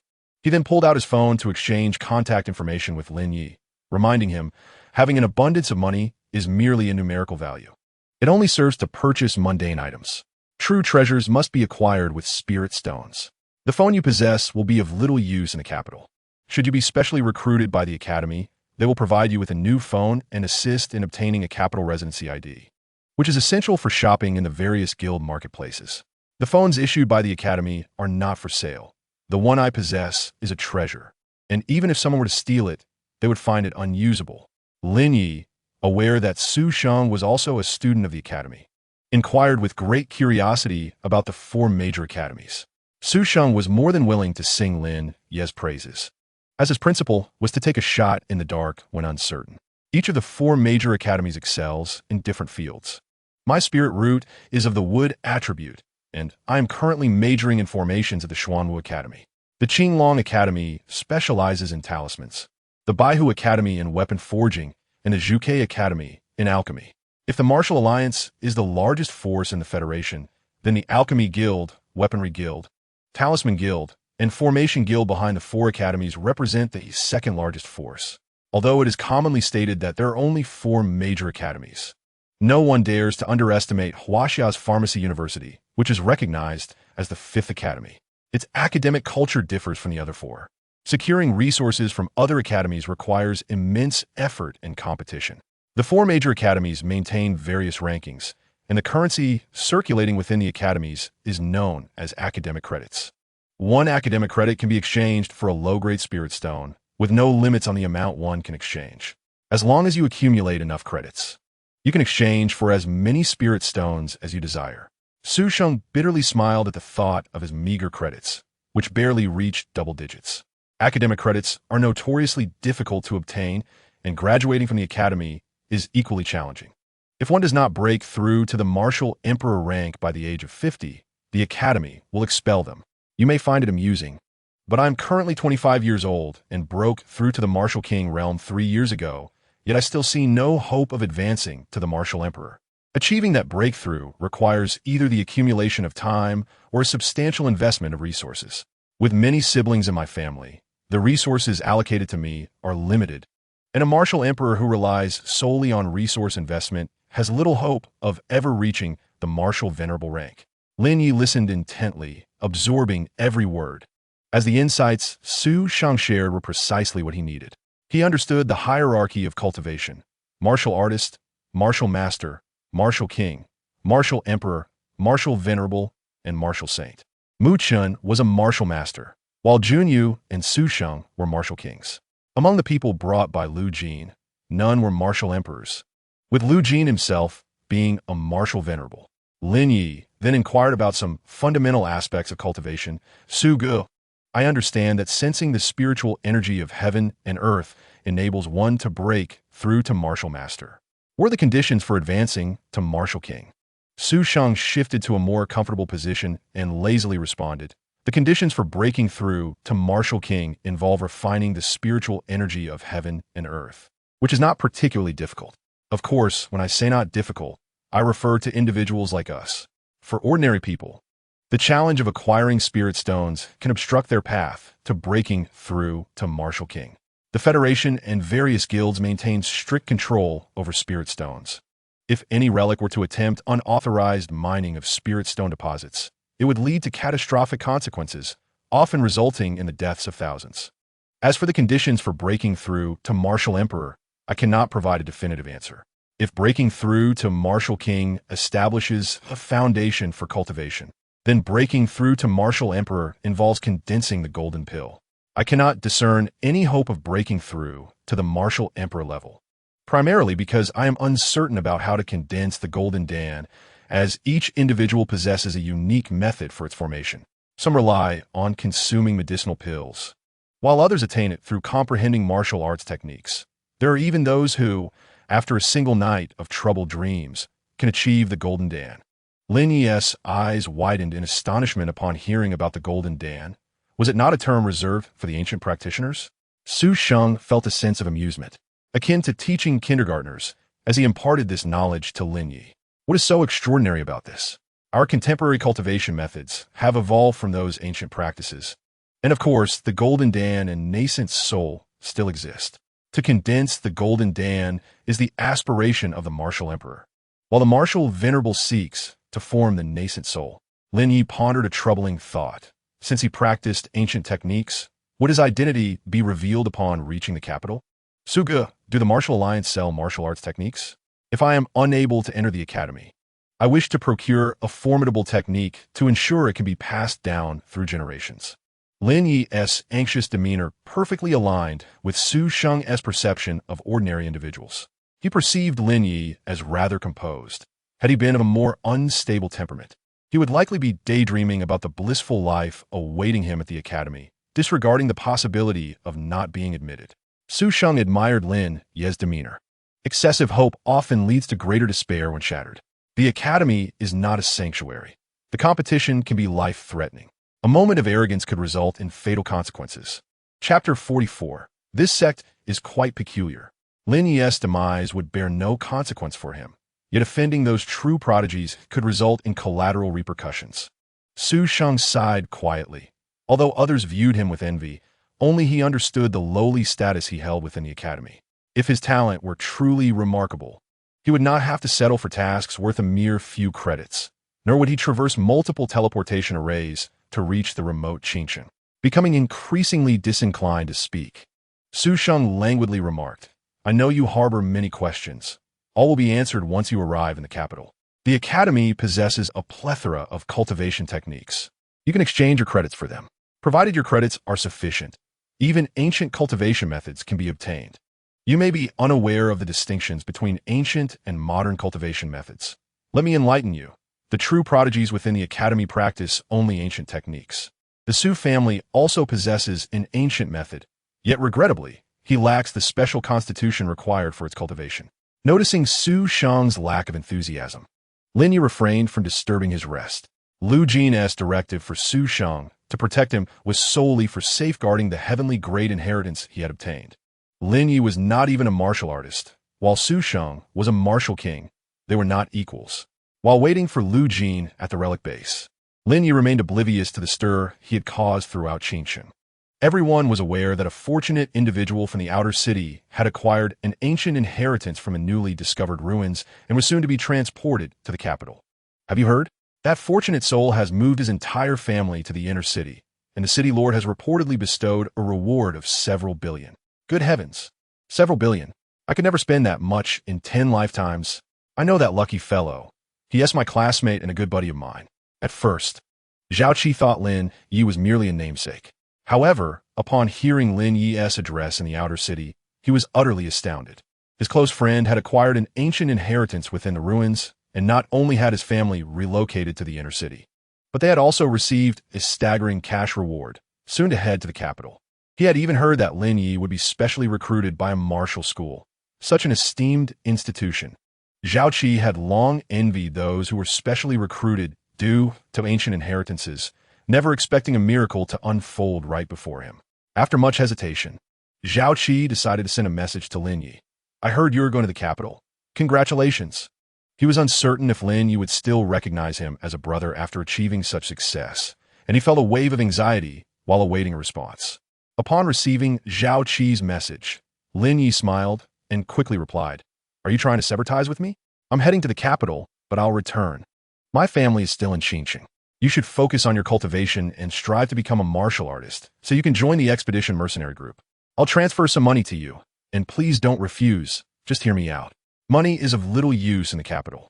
What else needed? There are spirit stones. After I leave, please keep an eye on Yin Shi and Lin Rong for me. Let us keep this short. I consider you my lifelong brother. After sending the message, Lin Ye transferred 50 million to Zhao Qi. It was Zhao Qi who had introduced him to the ruins, leading him to bind with the system. His ability to alter his fate was entirely due to Zhao Qi's consideration for him. As long as Zhao Qi remained loyal, Lin Ye would regard him as a lifelong brother. He only transferred 50 million, wary that a larger sum might attract trouble for Zhao Qi. He would inform Mu Chan in advance that once Zhao Qi became a martial artist, he could directly join the expedition, and with the 50 million he had transferred, it would pose no issue for Zhao Qi to purchase a second-tier demon core to advance to a martial master. His younger siblings were still small, and their futures would depend on his development in the capital. Seeing Lin Ye's reply, Zhao Qi was moved to tears by the words lifelong brother. He always knew Lin Ye would not forget him. His brother was heading to the capital and would soon become one of the most formidable figures in Huaxia. Perhaps one day, he would even see Lin Ye on television delivering a speech. Lin Ye had already mapped out his future, which included joining the top-tier mercenary group, Expedition, a force he had never dared to dream of being part of, now seemingly a confirmed member. Lu Jin soon emerged from the relics, instructing Junyu to continue sealing off the area to prevent the mercenary group from entering. Witnessing Lu Jin's solemn expression, Jin Duoji inquired with curiosity, "Lu Lao, is there an issue with this relic? What fortune has Lin Ye encountered?" Lin Ye had lost his memory, yet his spirit remained unaffected, and he withstood the impact of the heavenly grade inheritance. Jin Duoji was eager to explore the relic himself, hoping to uncover a fortuitous encounter as well. This was a wild relic. Lu Jin, troubled and sighing, explained, "Within this relic lies a remarkably preserved ancient sect known as the Shangqing Palace. This sect is rather peculiar. I shall report to the Martial Alliance and request professional experts to explore it." The identity token of the disciples from Shangqing Palace, with its high-tech interface, nearly left him dumbfounded.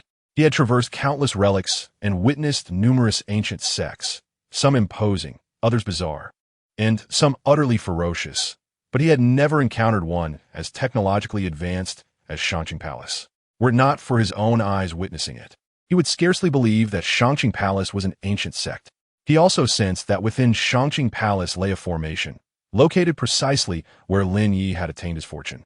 Yet he dared not approach, for his instincts warned him, "Those who draw near shall perish." Lu Jin had cultivated to the level of martial venerable, barring life and death situations. He rarely experienced such instincts. This relic was the most perilous encounter he had faced in years. He could only surmise that whatever resided in Shangqing Palace had ignored him, for otherwise, he would not have been able to exit the relic. Lu Jin instructed Junyu to continue constructing the external base and to gather all resources available in Xingqing, secretly wiping the cold sweat from his forehead. Lu Jin reflected on how many years had passed since he had last escaped such a life-threatening predicament. A task worth a few hundred spirit stones should have been a leisurely endeavor, yet it nearly cost him his life. Lu Jin promptly resolved to return to the capital the following day. Jin Duoji, unable to tolerate Lin Ye, would often mock him whenever their paths crossed. Some individuals believe that acquiring ancient legacies allows them to defy fate. Little do they realize that a fool remains a fool regardless of circumstance. The resources required for cultivating the 5 elements spiritual roots are 5 times that of a single spiritual root, and an ordinary person without connections can barely earn a handful of spirit stones in a year. Venever vin duoji coldi ridijulet Lin Ye, susheng vold fin ignorange. Later advising Lin Ye not to take those words to heart. Jin Duoji's father is a martial sovereign, and his family boasts an ancestor who is a martial saint. He is unlike the rest of us. His ancestor dotes on him, which has shaped his character from a young age. Su Xing's seemingly comforting words were in fact a warning to Lin Ye regarding Jin Duoji's background, urging him not to provoke Jin Duoji. Chapter 45. The Future Path of Earning Spirit Stones. Lin Ye was well aware of these dynamics, yet he silently etched Jin Duoji's taunts into his memory. Martial Sovereign, Martial Saint. These are akin to the nascent soul and transformation stage. His 5 elements spiritual sword technique can indeed be cultivated all the way to the Great Ascension realm. Perhaps due to Lin Ye's lack of resistance, after a few jibes, Jin Duoji soon lost interest and began to ignore him. On the morning of Lin Ye's departure, he was accompanied only by Mu Chun and Junyu. Junyu reassured Lin Ye once more, assuring him that as long as he remained the city lord, no one in Qing City would dare to trouble his family. Junyu's smile was radiant. He had received rewards for reporting the heaven-level legacy and was determined to consolidate his strength for several decades before attempting to break through to the martial emperor level. The most significant gain from this endeavor was not the cultivation resources, but rather Lu Jin's casual yet enlightening remarks that had piqued his interest in breaking through to martial emperor. Lin Ye observed as Lu Jin retrieved a palm-sized flying ship from his storage ring. The model vessel slowly ascended from Lu Jin's hand before transforming into a ship measuring 6 meters in length and 3 meters in width. Seeing Lin Ye's astonished expression, Jin Duoji scoffed. "What an ignorant bumpkin." After delivering his remark, Jin Duoji flew onto the ship. "Suseng, aware that Lin Ye could not board the ship alone, took him on board with her. Jin Duoji crossed his arms and, casting a derisive glance at Su Sheng, inquired, "You can't be serious about befriending an ordinary person. Even if he truly obtained the heaven-level legacy, he would at most be specially recruited by the Academy. Do not forget, ancient legacies cannot be passed down a second time. Do you believe someone who struggles for a week just to wield a sword possesses the talent to learn talismans?" Jin Duoji had investigated Lin Ye, and the more he learned, the more he felt Lin Ye was unworthy of his jealousy. Su Xing, being a student of the Xuanwu Academy and from a prestigious family herself, found it disheartening that she would stoop to befriending Lin Ye. Lin Ye frowned slightly at Jin Duoji's words. He had attempted to study talisman legacies, yet the mere 1,000-character content appeared as incomprehensible as celestial scriptures. Each character was familiar to him, but the meanings behind their combinations eluded him. Perhaps he truly lacked the talent for learning talismans. Nevertheless, Lin Ye felt no discouragement. For the talisman legacy was not his primary focus. His main pursuit was the 5 elements spiritual sword technique. The talisman legacy was merely a means to serve as a shield, and lacking the talent for talismans made it easier for him to remain unnoticed. Su Sheng returned Jin Duoji's smirk with a smile of her own, stating, "I am not the same as young Master Jin. You have never lacked for pills or spirit stones. So how could you understand the hardships we endure in our cultivation? You just mentioned that Lin Ye will be specially recruited by the Academy, as long as he is a student of one of the 4 major academies. Calling him junior is hardly excessive. How can I be accused of attempting to win him over?" Lu Jin cast a glance at Jin Duoji, uninterested in the childish bickering, shook his head, and prepared to return to the training room. The ancestor of the Jin family was exceedingly protective.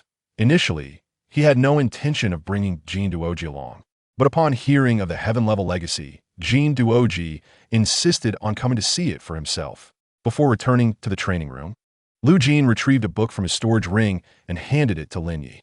Su Xing, Ipan noticing, explained to Lin Ye that it was a guide issued by the Martial Alliance regarding cultivation practices, along with a brief introduction to various forces in the capital. We need to reach the next city to access the long-distance teleportation array. The teleportation arrays in Qing City only cover short distances and lead exclusively to relic bases. During our journey, you should stay in the ship's training room and study this book thoroughly. The training room is rich in spiritual energy. If you feel inclined to cultivate, you may do so as well. Your contracted, bloodthirsty vine has been dormant. Allowing it to absorb more spiritual energy will be beneficial. Given that Lin Ye was an ordinary person, Su Sheng also provided him with a bottle of fasting elixirs, which would allow him to go without food for 5 days. Lin Ye did not mind the fact that he had been assigned the least favorable training room. He understood that his presence there was a testament to Lu Jin's favor. Although Lu Jin had merely given him a commonly found book in the capital, the gesture spoke volumes. After witnessing Lu Jin's gift, Jin Duoji ceased his mocking. Lin Ye realized that the spiritual energy in the training room would dissipate after a certain period. Once he observed this phenomenon, he felt emboldened to practice. Each day, he would cultivate until his meridians could no longer bear the strain. During his downtime, he would study the book Lu Jin had given him, gaining insights into the capital's circumstances and acquiring a wealth of knowledge on cultivation practices. He developed a rudimentary understanding of pills and magical artifacts. Jin Duoji was envious of his acquisition of the heaven-level talisman legacy.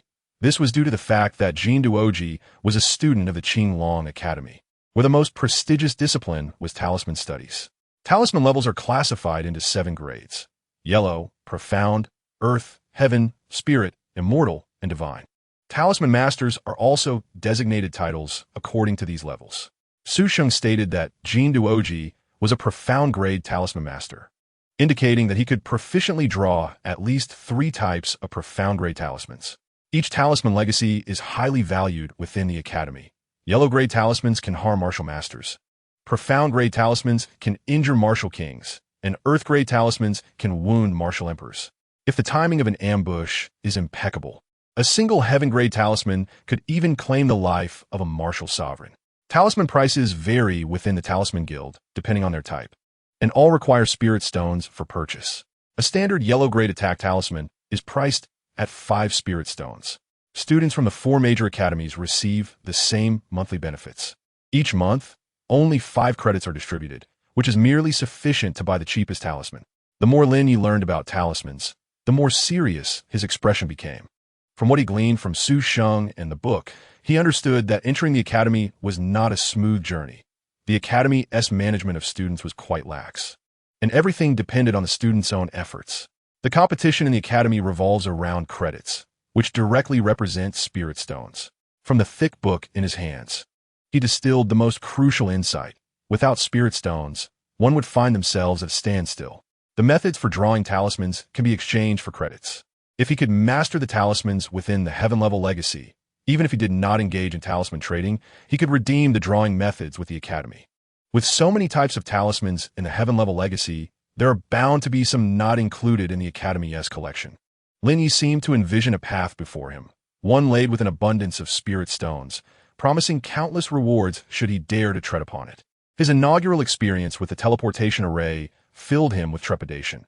The moment the array activated, it felt as though he had been thrust into a rapidly spinning washing machine. Ultimately, he lost track of time. Perhaps a minute had passed, or maybe 10. Upon emerging from the array, he found himself utterly drained, being carried by Su Sheng, devoid of even the strength to retch. Chapter 46. I have not fallen into madness. Jin Duoji cast a disapproving glance at Lin Ye, expressing his dissatisfaction. Your spirit is so weak, it's truly wasting our time. Lin Ye paid no heed to Jin Duoji, hastily closing his eyes to alleviate his discomfort. Lu Jin scanned Lin Ye's condition with his spirit sense, determining that they should rest for 3 days before setting out again. Lin Ye's spirit was too feeble. If he frequently utilized the teleportation array within a short span, it might cause irreparable damage to his spirit. The spirit is the foundation of one's cultivation. If Lin Ye's were to suffer harm due to the teleportation, it would engender a deep-seated enmity between them. Who knows what connection Lin Ye had with that terrifying entity in the ruins from which he received his inheritance. Lu Jin reflected that his ascension to martial sovereign was not solely reliant on talent and diligence, but also on cultivating benevolent relationships during his travels. The matter of Lin Ye obtaining the celestial level inheritance was shrouded in secrecy. Even if this news were to leak, the ancient cultivators would scarcely believe it. Who would credit an ordinary individual with acquiring a celestial level inheritance within a ruin? It seemed more fantastical than anything portrayed on television. Lin Ye lay for a full day and night before he felt somewhat revived, knowing he would need to traverse the teleportation array several more times. Darkness threatened to engulf him once more. When Su Sheng visited, she found Lin Ye was already able to sit up, exclaiming in surprise, I now believe your spirit is indeed different from that of ordinary people. A martial artist would likely need to lie for 2 days after their first teleportation. Yet you managed to rise in just one. Indeed, one could not gauge Lin Ye by the standards of the ordinary. Su Sheng offered Lin Ye a vial of soothing elixir. This potion calms the spirit. While I possess similar pills, you are not even a martial artist, and your meridians cannot withstand the overwhelming potency of such pills. This elixir will be easier for you to absorb. Wait until your body has recovered a bit more before consuming it. I must return to my cultivation. Lin Ye intended to rise and see Su Sheng off, but she stopped him. After Su Sheng departed, Lin Ye glanced at the elixir, placing it into his storage ring without partaking. He discovered that cultivating could alleviate the symptoms of his dizziness. One must always guard against others when venturing into the world. Despite Su Sheng's friendliness, he could not bring himself to trustingly consume the potion. He could not gamble his life on her disposition toward him. After practicing the 5 elements Genesis technique for a while, he noticed his dizziness had nearly vanished. To avoid drawing attention, he refrained from leaving his room for 3 days, adhering strictly to Lu Jin's advice of resting for that duration. Lu Jin, upon inspecting Lin Ye's condition, noted his improved mental state, mistakenly believing he had consumed Su Sheng's soothing elixir. Although the elixir does have minor side effects, as long as it is not taken for an extended period, the residual effects will gradually dissipate from body. He needed to return to the capital with Lin Ye as swiftly as possible. Allowing Lin Ye 3 days of rest was already pushing the limits of his patience. After Lin Ye's first experience with the teleportation array, he discovered his phone had lost signal. In subsequent journeys, Su Sheng consistently provided him with soothing elixirs, all of which he abstained from, relying solely on his cultivation to mitigate the dizziness and fatigue. By the final teleportation, perhaps due to acclimatization, Lin Ye managed to maintain his balance upon exiting the array. Though his complexion was notably pale, Lu Jin shot Lin Ye a surprised look. After using the soothing elixir, Lin Ye's condition should have worsened. Yet he appeared increasingly accustomed to the teleportation array. Outside the array, members of the Martial Artist Alliance and various guilds had long been waiting. Old Lu, the celestial level talisman inheritance should be handled by our talisman guild. What nonsense! You claim the talisman guild should take charge, but we, the Azure Dragon Academy, also wish to take over. Though the Vermilion Bird Academy does not primarily focus on talismans, we possess the qualifications to manage this as well. You, Vermilion Bird Academy, should concentrate on alchemy instead of causing a ruckus here. If it were an ordinary talisman inheritance, we could concede.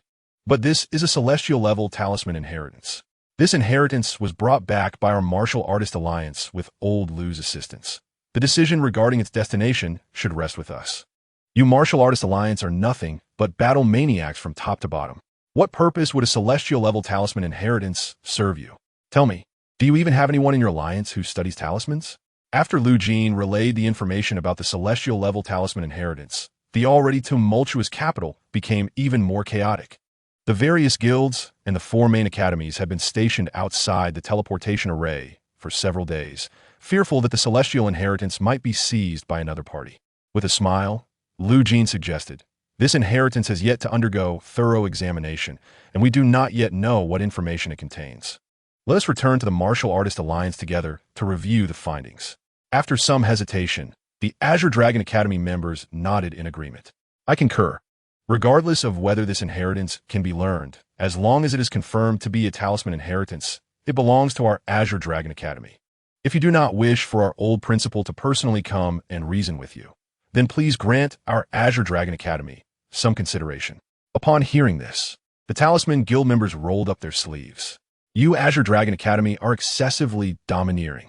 Just because you have a martial saint, does that mean we in the Talisman Guild lack one?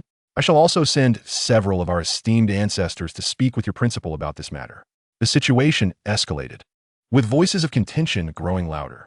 Lin Ye even observed members from the Azure Dragon Academy and the Talisman Guild begin to shove each other. Su Xing, quick on her feet, pulled Lin Ye behind her, activating the protective bracelet that formed a barrier. The individuals in the hall were all martial sovereigns. Even a slight fluctuation of spiritual energy could severely injure Lin Ye. Ultimately, it was the Martial Artist Alliance members who escorted Lu Jin away, bringing a temporary ceasefire among the various guilds and academies. Huan, noticing Lin Ye standing beside Lu Jin, raised an eyebrow and inquired, "Your illegitimate child?" Lu Jin nearly choked on his breath. His sole focus had been on cultivation, and he had not even entertained the notion of a woman in his life. Lin Ye, equally surprised by the comment, turned to Huan with an awkward smile. "Senior, you've misunderstood. I am not." Lu Jin transmitted a message to Huan. "Do not inquire further. Lin Ye has obtained an extraordinary opportunity. The celestial level talisman inheritance I brought back may already be his." Upon hearing Lu Jin's serious tone, Huan's smile gradually faded. He and Lu Jin were on par in terms of cultivation level, and when they engaged in combat, it was a draw. Lu Jin was a formidable presence, one that even dared not approach, embodying the essence of a martial saint. Huan sighed softly within. Although he was regarded as a powerful martialton in the eyes of the world, a martialton held little significance within the ruins.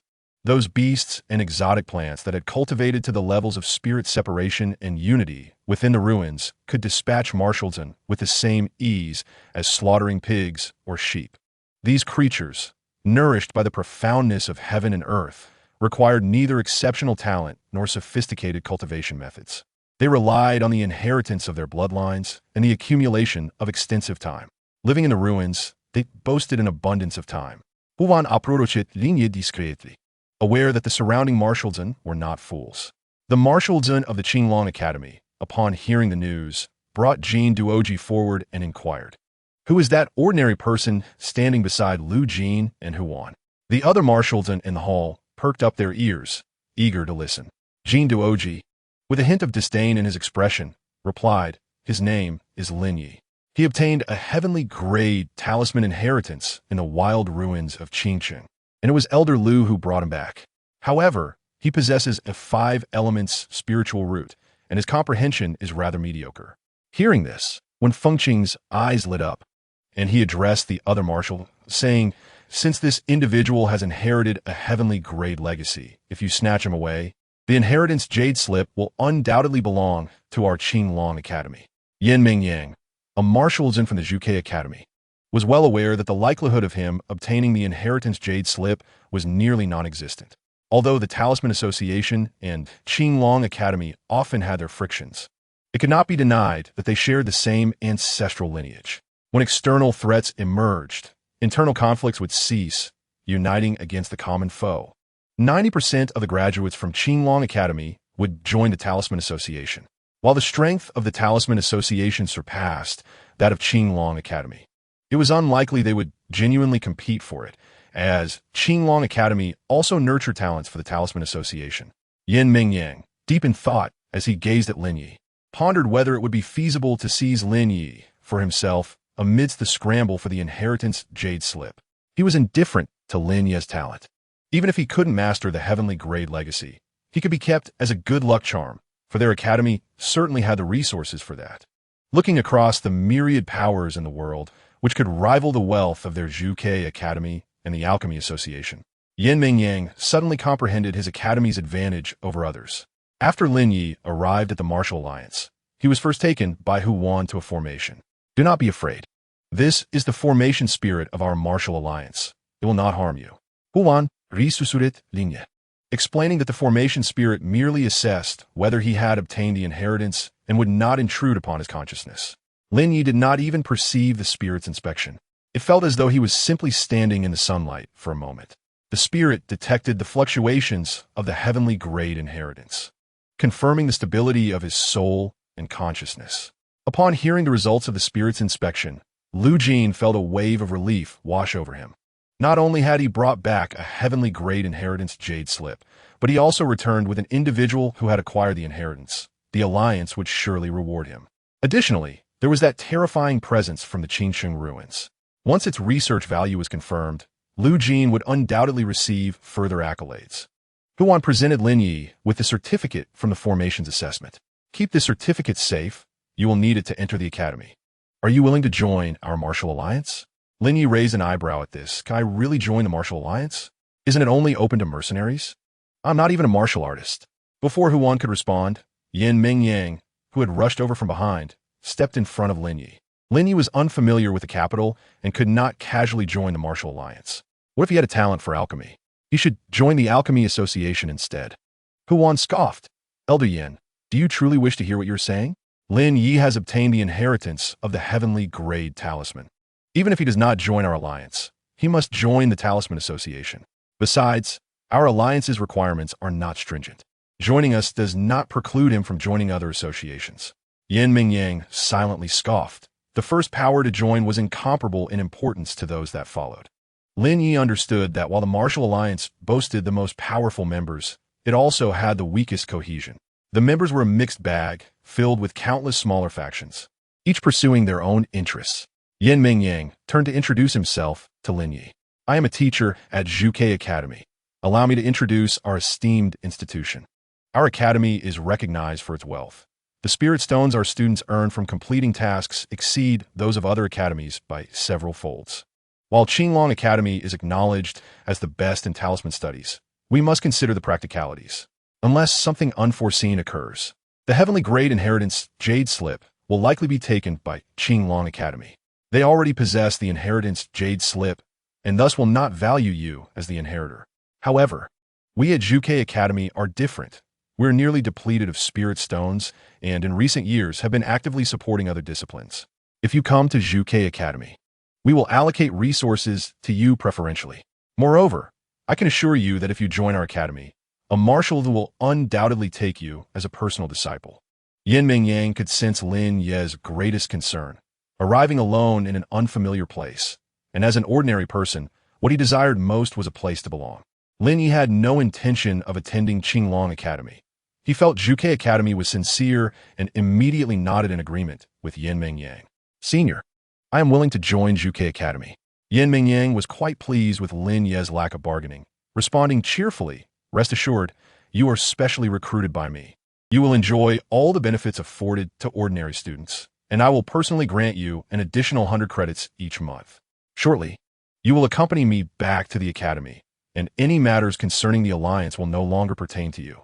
Although Huan felt a twinge of disappointment at Lin Ye's choice of Zhuge Academy, he did not obstruct Yin Mingyang. For Yin Mingyang was correct. Given the uncertainty of Lin Ye's ability to comprehend the talisman inheritance, the advantages gained from joining Zhuge Academy far outweighed those from Qinglong Academy. Huan did not hold high hopes for Lin Ye's ability to grasp the heavenly grade talisman inheritance, as Lin Ye hailed from a small place, and his thinking had likely become entrenched over time. Lin Ye was no different from those fortunate individuals who had received ancient inheritances. In the end, they would all fade into obscurity. The Martial Alliance employed highly precise instruments to assess the Jade Slip's outcome. Heavenly grade talisman inheritance. The written inheritance information is coherent, and there is one additional chance for inheritance. Though the Jade Slip exuded a fresh aura, none paid it much mind. Chapter 48. Head of the Talisman Department. Xiang Libin. Lu Jin had mentioned that there was an exceedingly terrifying presence within that ruin. Perhaps that being had some special means that rendered the inheritance seemingly new. Humanity's understanding of ruins is less than 10%, and their comprehension of ancient cultivators is even less than 1%. Lin Ye remained oblivious to the unfolding events, as he was taken away by Yin Mingyang, only hearing that the martial saints of Qinglong Academy were stirred. Upon returning to Zhuge Academy, Yin Mingyang burst into the office area and exclaimed at the top of his lungs, "Look, I have brought a treasure back to our academy." Lin Ye stood at the doorway, feeling utterly out of place. In that fleeting moment, numerous consciousnesses scrutinized him. Several teachers in the office exchanged puzzled glances. What treasure could a mere ordinary person without a spiritual body possibly possess? "Master Yin, did you not go to the Martial Alliance to seek the Celestial Tier inheritance? Why have you returned with a living person?" The truth of the Celestial Tier talisman inheritance has long been questioned. After so many years, is there truly a Celestial Tier inheritance to be found? How astonishing it is to discover such a thing in another relic. I had thought the Celestial Tier inheritance was exclusive to SSS grade relics. Yin Mingyang gestured for Lin Ye to find a place to sit before continuing. The Celestial Tier inheritance is indeed real. When I departed, the martial saint from the Qinglong Academy had already arrived, and it is highly probable that the Jade Tablet has been taken by them. Upon hearing this, the expressions on the faces of the crowd turned grim. Those within the Zhuge Academy were well aware of their own situation. Although they excelled in alchemy, their martial prowess was woefully inadequate. Their full support of the talisman specialty was merely a means to enhance their students' self-defense capabilities. Each time the major martial schools ventured into relics, Zhuge Academy suffered the most grievous losses. The Talisman Association's stringent control over the sale of finished talismans further exacerbated their plight, as they found themselves unable to procure a sufficient quantity despite having spirit stones to spend. Years of suppression and targeting had compelled the Academy's martial saint to resolutely support the talisman specialty. Xiang Libin's growing frustration led him to pound his fist on the desk before him. Over the years, whenever ancient talisman inheritances emerged, the Qinglong Academy and the Talisman Association acted like two greedy serpents, leaving not a single scrap for them. Although it was well known that they could not compete for the Celestial Tier inheritance, it still ignited a fire of indignation within him. Xiang Libin, whose talent in alchemy was quite mediocre, had later discovered his aptitude for talismans. In his youth, he had originally intended to transfer to another academy, only to find himself amidst the academy's vigorous support for the talisman specialty. Not only had he gained considerable cultivation resources, but he had also successfully advanced to Martial Venerable, becoming the head of the talisman specialty. He had been stuck at the Earth-level talismans for nearly 300 years, and although he had contemplated spending considerable sums to acquire the methods for crafting Celestial Tier talismans, he found himself unable to procure any, as the Talisman Association categorically refused to sell the crafting methods to him. Not only did they refuse him, but they also conducted rigorous screenings of every individual seeking to purchase the Celestial Tier crafting methods, closely monitoring them until they had fully learned the techniques before allowing them to leave the association. Even if he wished to send someone to make the purchase, it was simply not feasible. Yin Mingyang understood that Xiang Libin was the most anxious among them. The resources allocated to the talisman specialty by the Academy were not given freely if Xiang Libin continued to produce no results. It was only a matter of time before the Academy would abandon him. Brother Xiang, do not think I have forgotten about you. The person I brought back is Lin Ye, who discovered the Celestial Tier Inheritance Jade Tablet in Qingqing. Xiang Libin found Yin Mingyang's words incomprehensible. The Celestial Tier Inheritance Jade Tablet was discovered by Lin Ye in Qingqing. What did that imply? Was he suggesting that they would return to Qingqing with Lin Ye to find another Celestial Tier Inheritance? The absurdity of his own thoughts nearly brought a smile to his face. There were others in the office who understood Yin Mingyang. Old Yin, please do not keep us in suspense. If you provoke Director Xiang, we will not come to your aid. Only then did Yin Mingyang smile and say, indeed, the Celestial Tier Inheritance Jade Tablet was taken by the Qinglong Academy, but I have brought back the individual who obtained the Celestial Tier Inheritance. Upon hearing this, Xiang Libin was momentarily stunned, his eyes widening in disbelief as he turned to look at Lin Ye. The other instructors in the office also gathered around Lin Ye. One instructor patted Lin Ye's shoulder, declaring, "This young man is sturdy. He is undoubtedly a promising talent for our academy." Indeed. Our Zhuke Academy is no less than the Qinglong Academy. You have made the right choice by joining us. Lin Ye, flattered by the compliments from so many martial venerables, felt his ears grow warm, and a bashful smile spread across his face. Yin Mingyang instructed Lin Ye to present the proof issued by the Martial Alliance. After Lin Ye produced the certificate for obtaining the ancient Celestial Tier Talisman Inheritance, Xiang Libin suddenly burst into hearty laughter. Previously, he had seen no glimmer of hope. But now, with Lin Ye, he felt as if he had glimpsed a beacon of possibility. Observing Xiang Libin's excitement, Yin Mingyang cleared his throat and reminded him, "When I recruited Lin Ye, I promised that a martial venerable would take him as a direct disciple. You may discuss amongst yourselves who is willing to accept him as a student." The relationship between a direct disciple and an ordinary disciple is not merely a matter of terminology. A direct disciple is regarded with a trust that surpasses even that of a biological son, both in ancient times and in modern cultivation. The significance of lineage and mentorship is profoundly esteemed. Should anyone take Lin Ye as a direct disciple, they would bear full responsibility for him. If Lin Ye were to cause trouble in the future, others might even seek retribution from his master. The title of master is not to be taken lightly. In the academy, students refer to their mentors as teachers, not masters. Some in the office felt it was a pity had Lin Ye acquired the inheritance of alchemy. They would have fought tooth and nail for the opportunity. However, since Lin Ye had obtained the Celestial Tier Talisman Inheritance, even if they took him as a disciple, they would have nothing to teach him. Xiang Libin approached Lin Ye, introducing himself earnestly. "I am Xiang Libin, a martial venerable, currently serving as the head of the talisman specialty at Zhuke Academy. I reside in the capital and have only one daughter. I have not joined the Talisman Association, but I am affiliated with the Martial Alliance as a mercenary. I may not be able to provide you with the network and connections that others might, as I have risen from humble beginnings, not from a prestigious family. However, I can assure you that I will take you as my sole direct disciple. You understand my reasons for this, yet I urge you not to feel undue pressure, regardless of whether you can comprehend the Celestial Tier Talisman Inheritance. I will not hold it against you."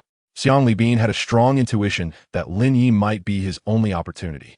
If Lin Ye were unable to grasp the Celestial Tier Talisman Inheritance, the worst that could happen would be that nothing would change. Some might argue that whether or not he accepted Lin Ye as a disciple, Lin Ye would still have to heed his words. As a martial venerable, he possessed means to compel Lin Ye's compliance. However, Xiang Libin was unwilling to resort to such measures. He saw in Lin Ye a reflection of his younger self. He had once arrived at Zhuke Academy, trembling and lost, driven by the benevolence of his elders. Was it not exactly the same as Lin Ye's current demeanor? He felt an inexplicable desire to lend a hand to Lin Ye, just as he had once hoped for someone to extend a helping hand to him. Chapter 49. The Failure of the Spirit Sword Selection. Without any hesitation, Lin Ye recognized that Xiang Libin, the head of the talisman specialty at Zhuke Academy, was the optimal choice for his mentorship. Xiang Libin had mentioned that he was not from a prestigious family. Had he been, Lin Ye might have hesitated.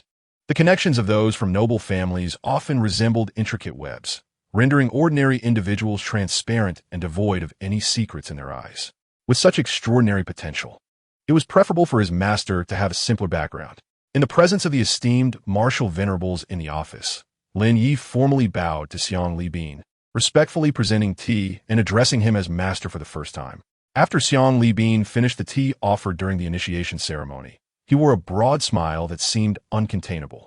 I will have someone assist you in enrolling. For now, you may stay at my villa. In a few days, we shall host a formal initiation banquet. Once the banquet is held, everyone will know that Lin Ye is my direct disciple. With a twinkle in his eye, Xiang Li Bin glanced at his colleagues in the office and lightly cleared his throat, suggesting, "Today, I have acquired a remarkable disciple. Do my esteemed colleagues not wish to express their congratulations?" Yan Mingyang retrieved a spirit sword from his storage ring and presented it to Lin Ye, instructing, "This sword was obtained by me in a relic. It possesses a sword spirit and is of spirit treasure grade. I am not a sword practitioner and cannot bond with this spirit sword. Should you establish a bond, it will signify that this spirit sword is destined for you." Upon hearing that it was a spirit treasure, Lin Ye's eyes sparkled with excitement. The mobile devices distributed to the Academy's students were only of magical treasure grade. In order for a magical artifact to give birth to a spirit, it must first manifest a spirit form. Lin Ye had yet to savor the thrill of this revelation when, beside him, Xiang Li Bin rolled his eyes skyward. "Brother Yin, are you still holding on to this delusion? You keep insisting that this sword is a spiritual treasure, yet we have yet to witness any sign of a sword spirit. This is my sole, cherished disciple. You cannot possibly mislead him with this worthless sword." Yan Mingyang shot Xiang Li Bin a look of disdain. "Am I the sort of person to deceive? I merely thought it worthwhile for Lin Ye to give it a try. Who knows, he might just be able to establish a bond with the spirit sword." Lin Ye possessed an extraordinary fortune. Otherwise, he wouldn't have attained a heavenly tier inheritance within the ruins. The concept of fortune, however, has never been substantiated by science throughout history. The sword he presented was indeed a spiritual treasure, and the sword spirit had once spoken to him. As the martial sovereign, he had not been poisoned at that time and could clearly discern reality from illusion. Yet, after all these years, the sword spirit had never reappeared. Yan Mingyang's initial certainty had morphed into uncertainty. Each time he encountered a suitable individual, he brought forth the sword. Perhaps it was a lingering reluctance. He no longer sought for the spirit's sword to acknowledge its master. He merely wished for everyone to recognize that he had not lost his mind, that the sword had truly birthed a spirit and was indeed a spiritual treasure. Lin Ye had only ever learned about spiritual treasures through books. As he gently grasped the hilt of the spirit's sword, he felt as though it were absorbing his very blood. His countenance shifted as he attempted to relinquish the sword, only to find it firmly affixed to his hand, as though glued. Yan Mingyang's eyes widened in astonishment, his voice brimming with excitement. "Did you all sense that? Is it the fluctuation of the sword spirit?" Xiang Li Bin gazed at the spirit sword before Lin Ye with wide-eyed wonder, softly murmuring, "This sword is indeed a spiritual treasure." Noticing Lin Ye's momentary panic, Xiang Li Bin continued, "Do not be alarmed. The sword spirit is merely choosing its master, if you're the one it seeks. The next step would be to establish a master contract." No sooner had Xiang Li Bin finished speaking than the spirit sword suddenly dropped from Lin Ye's hand, reverting to its previous unremarkable form. Yan Mingyang hastily stowed the sword away, his expression one of apology as he addressed Lin Ye. "It seems you are not fated to be its master. At the very least, you may call me Uncle Yan. I could never allow you to do so for free." Yan Mingyang gifted Lin Ye a set of artifact-grade robes. Though the sword's attempt to choose a master had failed, it had allowed everyone to sense the sword spirit's presence. He could trade the spirit sword for treasures with sword cultivators. While alchemists were not lacking in spirit stones, true treasures were typically exchanged through barter. His spirit stones were not in excess, especially with a large family to support. Xiang Li Bin was somewhat displeased. The sword spirit's failure to choose a master was likely due to Lin Ye not yet having broken through to the martial master level. Once he achieved that, the probability of forming a contract with the spirit sword would be significantly higher. Lin Ye was acutely aware of the true reason behind the sword spirit's failure to choose him. After absorbing his blood, the sword began to draw energy from the spiritual essence within his meridians. It was laughable. The amount of vitality and spiritual energy within him was so minuscule that it could not be discerned without a microscope. The spirit sword could not absorb sufficient spiritual energy from his body, leading to the interruption of its selection process. Had his cultivation reached the martial master realm, the sword would surely have acknowledged him as its master. Yin Mengzi offered a sheepish smile to Xiang Li Bin. How could one be so understanding? I stated from the beginning that I was merely allowing Lin Ye to test the sword. I even gifted him a set of artifact-grade robes. I cannot be accused of being stingy. Director Xiang, your disciple may indeed be extraordinary. Your fortunate days are yet to come, Yin Mengzi remarked before swiftly departing. Intending to spread word of the spirit sword's failed selection in hopes of attracting prominent sword cultivators to seek him out, Xiang Li Bin had no intention of allowing Yin Mengyang to gain possession of a spirit sword, for such a treasure could not be purchased with spirit stones. For years, Yin Mengyang's spirit sword had shown no signs of life, leading everyone to believe it was merely an artifact. However, his unwavering dedication suggested the value he placed upon it. The distinction between artifacts and spiritual treasures was significant. Artificers could create artifacts from materials or through their crafting techniques. But a spiritual treasure required a spirit to be born from an artifact, a technique that even the Artificers Guild had yet to master. Ancient texts recorded that ancient artificers possessed methods to imbue artifacts with spirits, yet no relevant inheritance had been found. Countless legacy jade slips had been unearthed, but either due to poor preservation they had suffered spiritual energy disturbances, or they had been hastily received, leaving no useful information to pass down. Xiang Li Bin turned to Lin Ye, a contemplative look in his eyes.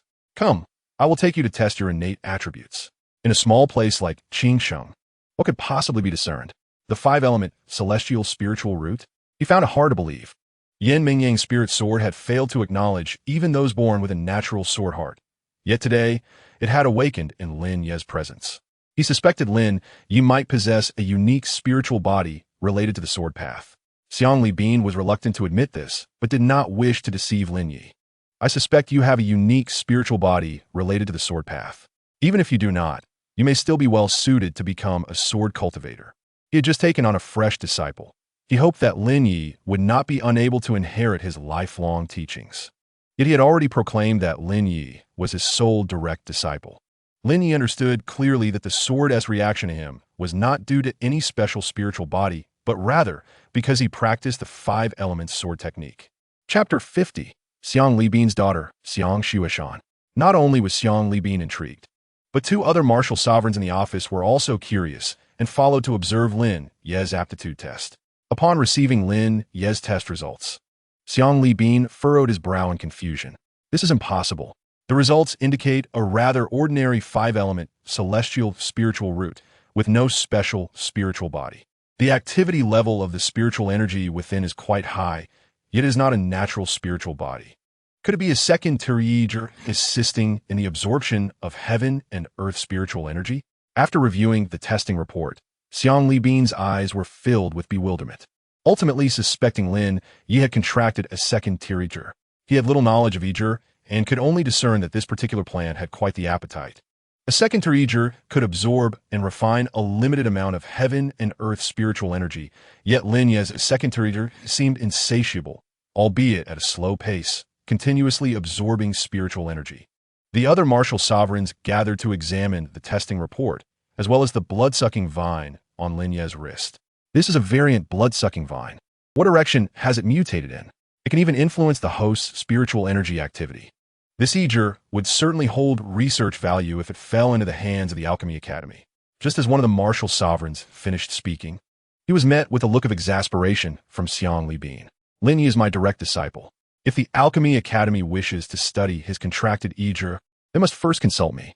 What they seek is not research. It is a blatant attempt to physically separate the contract, disregarding the well-being of both the Eger and the host. Lin Ye's mind was occupied with the critically important heavenly tier talisman inheritance. If the Alchemy Academy dared to set their sights on him, it would be an open challenge. Though he hailed from no prominent family, he was the director of the Zhuke Academy, and his status far surpassed that of an ordinary martial sovereign. Xiang Li Bin cast another glance at the blood-sucking vine. It was evident that this Eger was in the process of evolution. Until awakened, no test should be conducted on it. Since you do not possess a special spiritual body related to the sword path, focus solely on learning talismans from me. Xiang Li Bin's emotions were akin to a roller coaster. fluctuating without a moment of calm. Initially, Lin Ye was prepared to abandon the talisman, but unexpectedly, a glimmer of hope appeared. Xiang Libin summoned his daughter, Xiang Xueshan, to introduce her to Lin Ye. This is your senior sister, Xueshan. She is 2 years your elder, and I believe you young folks will find much to converse about. Xiang Xueshan, who had just learned that her father had taken on a personal disciple, smiled at Lin Ye and handed him a small box. Junior brother Lin, I just discovered that father has accepted a personal disciple. These are some talismans I usually draw, albeit of a yellow grade. I hope you do not find them lacking. Xiang Xueshan possessed an exquisitely delicate, doll-like face, resembling a girl of 16 or 17, and her voice was akin to that of a charming young girl. When she smiled at Lin Ye, he felt a disorienting sense, as if he were facing his own younger sister. Such is the peculiar nature of first impressions between individuals. Upon meeting Xiang Xueshan for the first time, Lin Ye felt an immediate fondness for her. Although he referred to her as senior sister, his heart whispered junior sister. Lin Ye accepted the box and returned Xiang Xueshan's gesture with a radiant smile, expressing warmly, senior sister, you are exceedingly generous. I am but an ordinary person, and this talisman you've gifted me will serve perfectly for self-defense. After engaging in light conversation, Xiang Xueshan felt a sense of relief. Her father's personal disciple would undoubtedly hold significant weight in his eyes, perhaps equal to her own. Lacking any particular talent in the art of talismans, it was best for her to cultivate a good relationship with Lin Ye. Xiang Xueshan escorted Lin Ye to complete his enrollment procedures. Once his student status was transferred to Zhuke Academy, he received a magical phone that had been bound to him through blood. Throughout their journey, Xiang Xueshan noticed Lin Ye's gentle demeanor and, upon inquiry, learned that he had younger siblings. Though I am 2 years your senior, my father often remarks that I have a lively spirit, much like a child who has yet to grow up. You, on the other hand, do not strike me as my junior brother, but rather seem more like an elder brother. Lin Ye playfully touched his nose and joked, on the path of cultivation, the adept becomes the teacher. Who knows? Perhaps my future cultivation will surpass yours, and then you shall call me elder brother. Xiang Xueshan, with her naturally cheerful disposition, quickly forged a bond of friendship. Casting Lin Ye a playful glance, her expression brimming with pride. That won't do. As long as I am your senior sister for a day, I shall be your senior sister for a lifetime. Even if you were to break through to martial saint, you must still address me as senior sister. Besides, my talent for cultivation is commendable. If you wish to surpass my realm, you will need to strive hard. Lin Ye, captivated by Xiang Xueshan's charming smile, found himself reminded of Yunxi's appearance as she grew older, and he couldn't help but smile in return. Xiang Xueshan also smiled at Lin Ye, feeling an inexplicable fondness for their interactions, finding them comforting and warm. After spending the better part of the day familiarizing Lin Ye with the school, she finally returned him to the villa. I usually reside on the 3rd floor. The 2nd floor is your activity area. Take a look around and let me know if anything is amiss via message. Tomorrow we commence classes officially. Let us have breakfast together in the morning. After giving Lin Ye her instructions, Xiang Xueshan turned and ascended the stairs to continue her practice. She had already spent considerable time with Lin Ye that day. After all, in cultivation, every second counts. A slight delay today could result in a significant gap in the future. Lin Ye discovered that his room contained a cultivation chamber equipped with a spirit-gathering array. By placing spirit stones within, the array would convert them into spiritual energy. If the speed of holding the spirit stones was 1, the cultivation speed after conversion through the array would be 10. When Lin Ye became a disciple, several martial venerables were uncertain of what to present him as a welcoming gift, ultimately offering spirit stones. He had over 3,000 spirit stones stored in his spatial ring. Each spirit stone was roughly the size of a chicken egg, resembling a transparent crystal. Most spirit stones were attribute-less. Attribute spirit stones could only grow in specific regions and were priced at hundreds of times that of ordinary spirit stones. Lin Ye focused intently on refining the spiritual energy in the cultivation chamber and discovered that the blood-devouring vine absorbed spiritual energy at a rate dozens of times faster than his own. Adjacent to the cultivation room was a martial chamber filled with various instruments to test punching power and speed. After testing his punching strength, Lin Ye found it had risen to 360 pounds. He practiced an ancient cultivation method, and his cultivation realm could not be measured by modern standards. He was currently at the initial stage of qi cultivation, the mid-stage likely corresponding to the strength of a martial artist, and the later stage to that of a martial master. A breakthrough to foundation establishment would signify the strength of a martial king. Officially, the physical limit for an ordinary person's punching strength was set at 1,000 pounds, but Lin Ye's understanding diverged. The prodigies from prestigious families in the academy, due to their unique constitutions, could cultivate ancient methods, with their physical limits reaching up to 3,000 pounds of punching strength. This figure was merely an estimation, as the ultimate punching strength would vary based on constitution and cultivation techniques. The stronger the special spiritual body, the higher the upper limit of punching strength. Similarly, the higher the grade of the cultivation technique, the greater the upper limit of punching strength. Chapter 51. Still in the initial stage of qi cultivation, Lin Ye was uncertain how much the 5 elements birth technique could enhance his ultimate punching strength, but he felt it would not be inferior to 3,000 pounds. The ultimate punching strength in the qi cultivation phase was akin to the foundation of a building. The higher and sturdier the structure desired, the deeper and more stable the foundation must be. The following day, Lin Ye, brimming with energy, donned the Zhuke Academy uniform and waited at the staircase for Xiang Shueshan to descend. Xiang Shueshan, having diligently practiced talismans throughout the night, wore a fatigued expression at the thought of attending another talisman class. Lin Ye, noticing her discontent, inquired, "If you dislike talismans, why not inform your master?" Although the villa they resided in belonged to Xiang Libin, he seldom occupied it, spending most of his time in the research laboratory within the academic district. Xiang Shueshan gazed up at the azure sky and then sighed softly. "It's not that simple. 90% of the students at our academy aspire to learn alchemy, while the remaining 10% are merely coasting through. The talisman specialty is already difficult to fill. If I, as the daughter of the department head, do not pursue talismans, who would?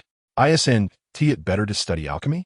Suddenly, Xiang Shueshan looked at Lin Ye with hopeful eyes. "Since you have inherited the heavenly grade talisman legacy, you surely possess a talent for talismans. Once you become the senior brother in the talisman department, I can confidently switch to studying alchemy." Lin Ye gave a wry smile, fearing that Xiang Shueshan was perhaps too optimistic. The talisman inheritance in his mind felt as incomprehensible as reading a celestial script. Xiang Shueshan seemed to remember something and retrieved a stack of notebooks from her spatial ring, handing them all to Lin Ye. "These are my notes from when I studied talismans. Take them and learn. If you encounter any uncertainties, feel free to ask me. Do not hesitate or worry about being a bother. Junior brother, my ability to switch majors to study the alchemy I love depends entirely on you."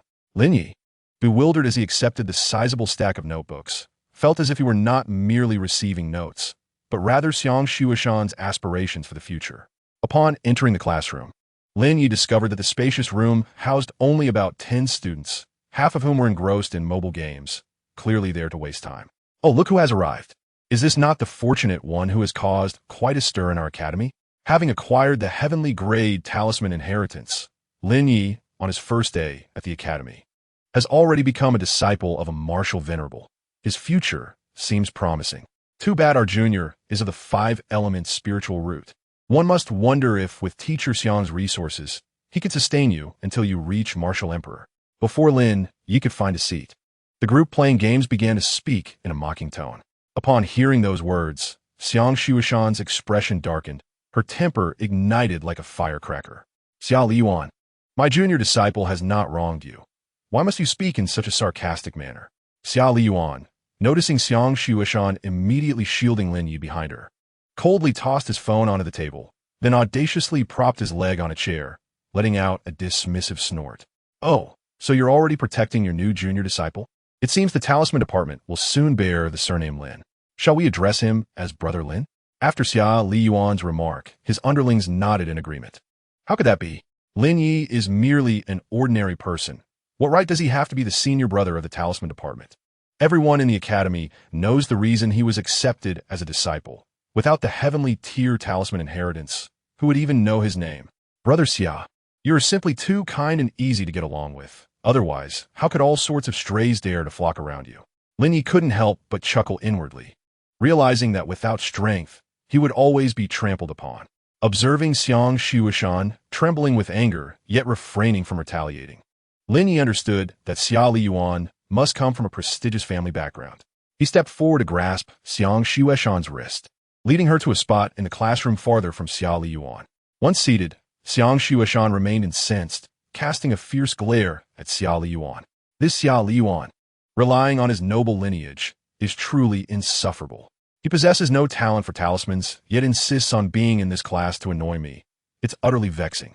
Junior disciple, you must strive to cultivate diligently and aim to break through to the Martial King level swiftly. If you do not reach Martial King, you will become a target for bullying within the academy. While I can protect you, I cannot always be by your side, and I am unable to assist you with your credits. Xiang Shueshan genuinely worried for Lin Ye, fearing that one day, through a careless moment, he might fall victim to a brutal attack. Her father had specifically instructed her to take good care of Lin Ye during this period. The heavenly tier talisman inheritance was of paramount importance to her father. Lin Ye must not encounter any mishaps. The more she pondered, the angrier she became, casting another fierce glare at Xia Liyuan. Upon noticing Xiang Shueshan glaring at him once more, Xia Liyuan, infuriated, kicked the chair in front of him, his gaze malevolent as it swept over Lin Ye. He would ensure Lin Ye would pay for this. Jing Tsong quietly moved to shift the chair aside, wearing a sycophantic smile as he advised, Brother Xia, why waste your anger on an ordinary person? There are numerous ways to deal with him. Xia Liyuan responded with a cold laugh and raised an eyebrow at Jing Kong. Don't cause any trouble. I have no desire to offend Master Xiang. Hearing this, Jing Tsong quickly nodded with a smile. You needn't worry about my methods. I assure you everything will remain within the bounds of the rules. No one will find fault. Who says one must use a hard blade to inflict harm? A soft blade can cut deeper than a hard one. During Lin Ye's first talisman class, the knowledge imparted was about the origins of talismans and some basic concepts. The notes Xiang Shueshan provided him were quite useful, allowing him to comprehend a few lines of the inheritance content. For an entire month, Lin Ye followed Xiang Shueshan, attending classes and leaving together. Each day upon entering the classroom, he would inevitably face a few jabs from Xia Liyuan, which he had begun to grow accustomed to. Some might mock him for lacking backbone, too timid to retort against Xia Liyuan's taunts. The Xia family, to which Xia Liyuan belonged, was an immensely powerful and intricate family in the capital, with an ancestral martial saint serving as an elder in the alchemy guild. No matter how furious Xiang Shueshan became, she dared not confront Xia Liyuan. He was not someone she could afford to provoke. While Xia Liyuan might hesitate to kill him, injuring him likely wouldn't incur any repercussions. Xiang Shueshan was aware of this, which was why she continued to protect Lin Ye, striving to avoid conflicts with Xia Liyuan. Recently, Lin Ye's punching power had increased to 800 pounds. He believed he was still in the early stages of qi cultivation, though subsequent training had become increasingly challenging. One day after class, Xiang Libin summoned Lin Ye to his office and presented him with a jade slip of knowledge. This is a cultivation method for the 5 elements spiritual roots that I sought on your behalf. It is adapted from ancient techniques. While it requires a considerable amount of cultivation resources, the speed of cultivation surpasses that of ordinary methods. The cultivation of 5 elements spiritual roots is inherently slow, and without the corresponding cultivation method, it is nearly impossible to break through to the Martial King level. You contracted that peculiar plant. I am unsure of its evolutionary direction, but it continuously provides you with spiritual energy for body tempering, indicating your physique is suitable for ancient techniques. Take this method home and test it. If it proves unsuitable, I will devise another solution. Finding a suitable 5-element cultivation method is no easy task. The effort I expended to acquire this mysterious level method was substantial. My intention in providing Lin Ye with this ancient technique was twofold. Cultivating such methods demands significant resources, and if Lin Ye wishes to continue, he must diligently earn spirit stones. With the heavenly tier talisman inheritance within him, no other means of earning spirit stones could rival the profitability of crafting heavenly tier talismans. Lin Ye tightened his grip on the jade slip, astonished that Xiang Libin cared so much about his situation, even going so far as to find a suitable cultivation method for him. With this ancient cultivation technique, his 5 elements evolving technique would be less likely to be exposed. He had originally planned to purchase a cultivation jade slip from the black market next month, as the energy refining speed of the 5 elements evolving technique was accelerating, necessitating a disguise. Suppressing his tumultuous emotions, Lin Ye respectfully performed a disciple salute to Xiang Libin. Xiang Libin cleared his throat. All right, return to your duties. Focus on your cultivation, and do not concern yourself with people like Xia Liyuan. Your future is fraught with uncertainty. Being superior now does not guarantee future superiority. As long as your mindset remains strong, you will be a formidable force. As the head of the talisman department, he was well aware of the targeting and exclusion Lin Ye faced from Xia Liyuan and his ilk. Initially, he worried that Lin Ye would be affected, but after noting Lin Ye's steady mindset, he gradually eased his concerns. Although he was Lin Ye's master, many experiences were ones Lin Ye needed to endure himself. Only through personal experience could Lin Ye truly grow, for he had walked that path himself. When Lin Ye left the office, a warm feeling enveloped him. Despite the world's cold indifference and cruelty, he consistently encountered kindness from others, preventing him from succumbing to utter disappointment in the world. Upon seeing Lin Ye in good spirits, Xiang Shueshan noted that since Lin Ye had become a target for Xia Liyuan and others, he had rarely displayed such emotional fluctuations. Did your father ask you to do something? Did he praise you? Lin Ye smiled, his eyes crinkling with delight, and in a hushed tone revealed to Xiang Shueshan.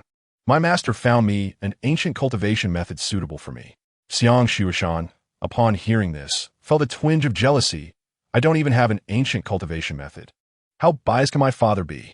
She was aware of Lin Ye's high spiritual energy activity. That strange second-tier exotic plant could aid in his body tempering. For those without a special physique, cultivating ancient techniques is exceedingly difficult. Some ancient methods also have significant drawbacks. Lacking a special physique, she had chosen to cultivate modern techniques based on her comprehensive considerations. Lin Ye, in a playful manner, promised Xiang Shueshan, rest assured, senior sister. If I encounter an opportunity in the future, I will certainly select an ancient cultivation inheritance suitable for you. Xiang Shueshan, being a fire-type spiritual root, would surely keep an eye out for fire-type cultivation inheritances should she have the chance to enter ruins. Xiang Shueshan dismissed Lin Ye's words lightly, retorting softly, do you think ancient martial arts legacies are as common as cabbages? My father is a martial sovereign and the head of the talisman department. Even he cannot procure a suitable fire-based technique from the academy for me. You should understand how rare these legacies truly are.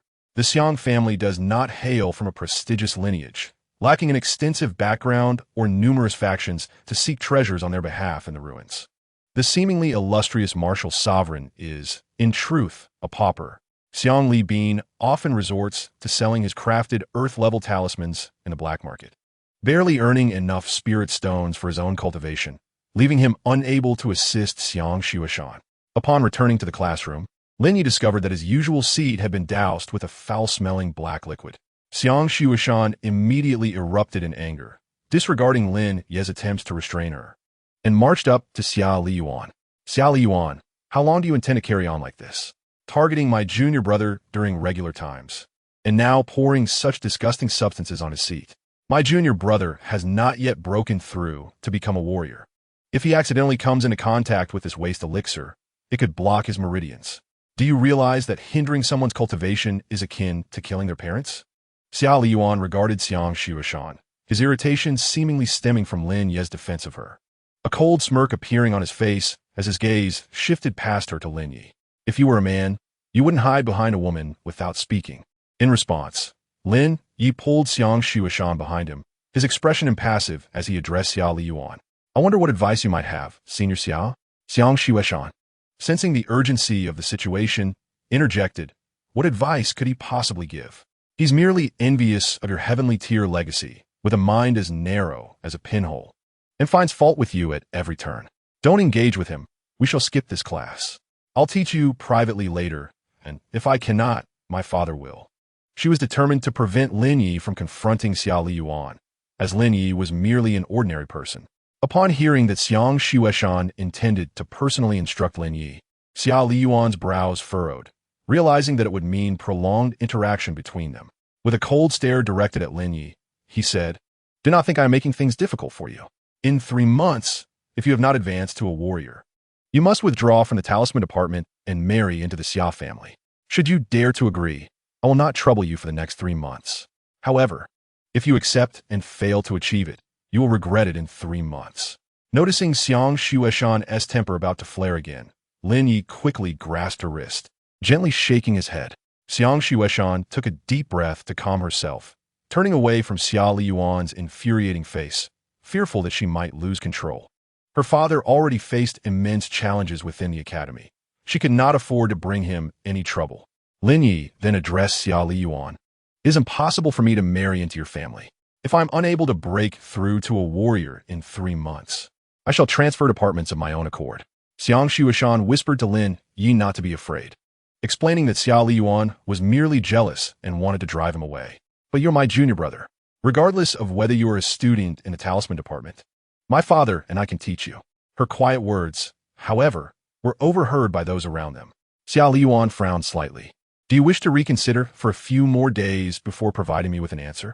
Meanwhile, Jing Tsongming understood Xia Liyuan's intent and remarked to Lin Ye, Junior Lin, do you know of Senior Xia's standing within his family? Do you think just anyone can marry into the Xia family? If Senior Xia were not considering your heavenly tier legacy, you would never have a chance of entering the Xia family's gates in this lifetime. Lin Ye merely scoffed, you can have that blessing. As a commoner, I cannot enter the doors of a noble family. Jing Tsong's expression soured, muttering, unappreciative. Chapter 53. Your punching power is 800. Xia Liyuan grew increasingly irked by Xiang Shueshan's constant defense of Lin Ye, feeling as though he had become the villain trying to tear apart couple. With Lin Ye possessing a 5 elements spiritual root, reportedly of the inferior ironbone quality, the prospect of him breaking through to become a warrior in 3 months seemed utterly ludicrous. During this time, Lin Ye would undoubtedly devote himself to rigorous training, finally freeing Xia Liyuan from the sight of Xiang Shueshan and Lin Ye together. Returning to the villa, both Xiang Shueshan and Lin Ye wore expressions of dismay, her hands cradling her face as she sighed. With your inferior iron bone aptitude and 5 elements spiritual root, even if you can cultivate ancient techniques, the hope of breaking through to a warrior in 3 months is exceedingly slim. Perhaps you should consider transferring departments. After all, Xia Liyuan simply cannot stand the sight of you and wishes for you to disappear from under his nose. You have your heavenly tier legacy to study, and you can always consult me and my father. It hardly matters which department you remain in. Lin Ye felt a pang of uncertainty. Did Xia Liyuan truly despise him? Why did he never acknowledge Lin Ye whenever they crossed paths alone? It seemed that every time Xia Liyuan mocked him, he was with Xiang Shueshan. Lin Ye cast several dubious glances at Xiang Shueshan, pondering whether Xia Liyuan's disdain stemmed from their closeness. Clearing his throat, he asked, Senior Sister, what are your thoughts on Xia Liyuan? Xiang Shueshan paused, her face twisting in indignation as she replied, what can I say about him? He is utterly insufferable. His words drip with sarcasm and annoyance. He acts with unreasoned dominance, and he even criticizes my clothing choices. I've never encountered someone as detestable as him. He critiques my outfits, insisting I change them because they do not suit me. Every time he speaks to me, it's laced with contempt, and recently, he has become excessively jealous and antagonistic towards you.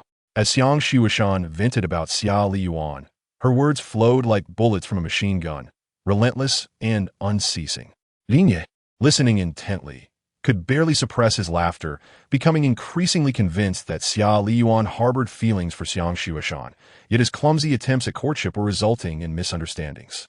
After Xiang Shueshan took a sip of water to regain her composure, she sighed and continued, despite his numerous flaws, I must admit, he is one of the more reasonable scions of a noble family. You have yet to witness other noble heirs. They often look down upon us commoners, as if conversing with us would taint them. Lin Ye refilled Xiang Shueshan's cup, curious about her thoughts.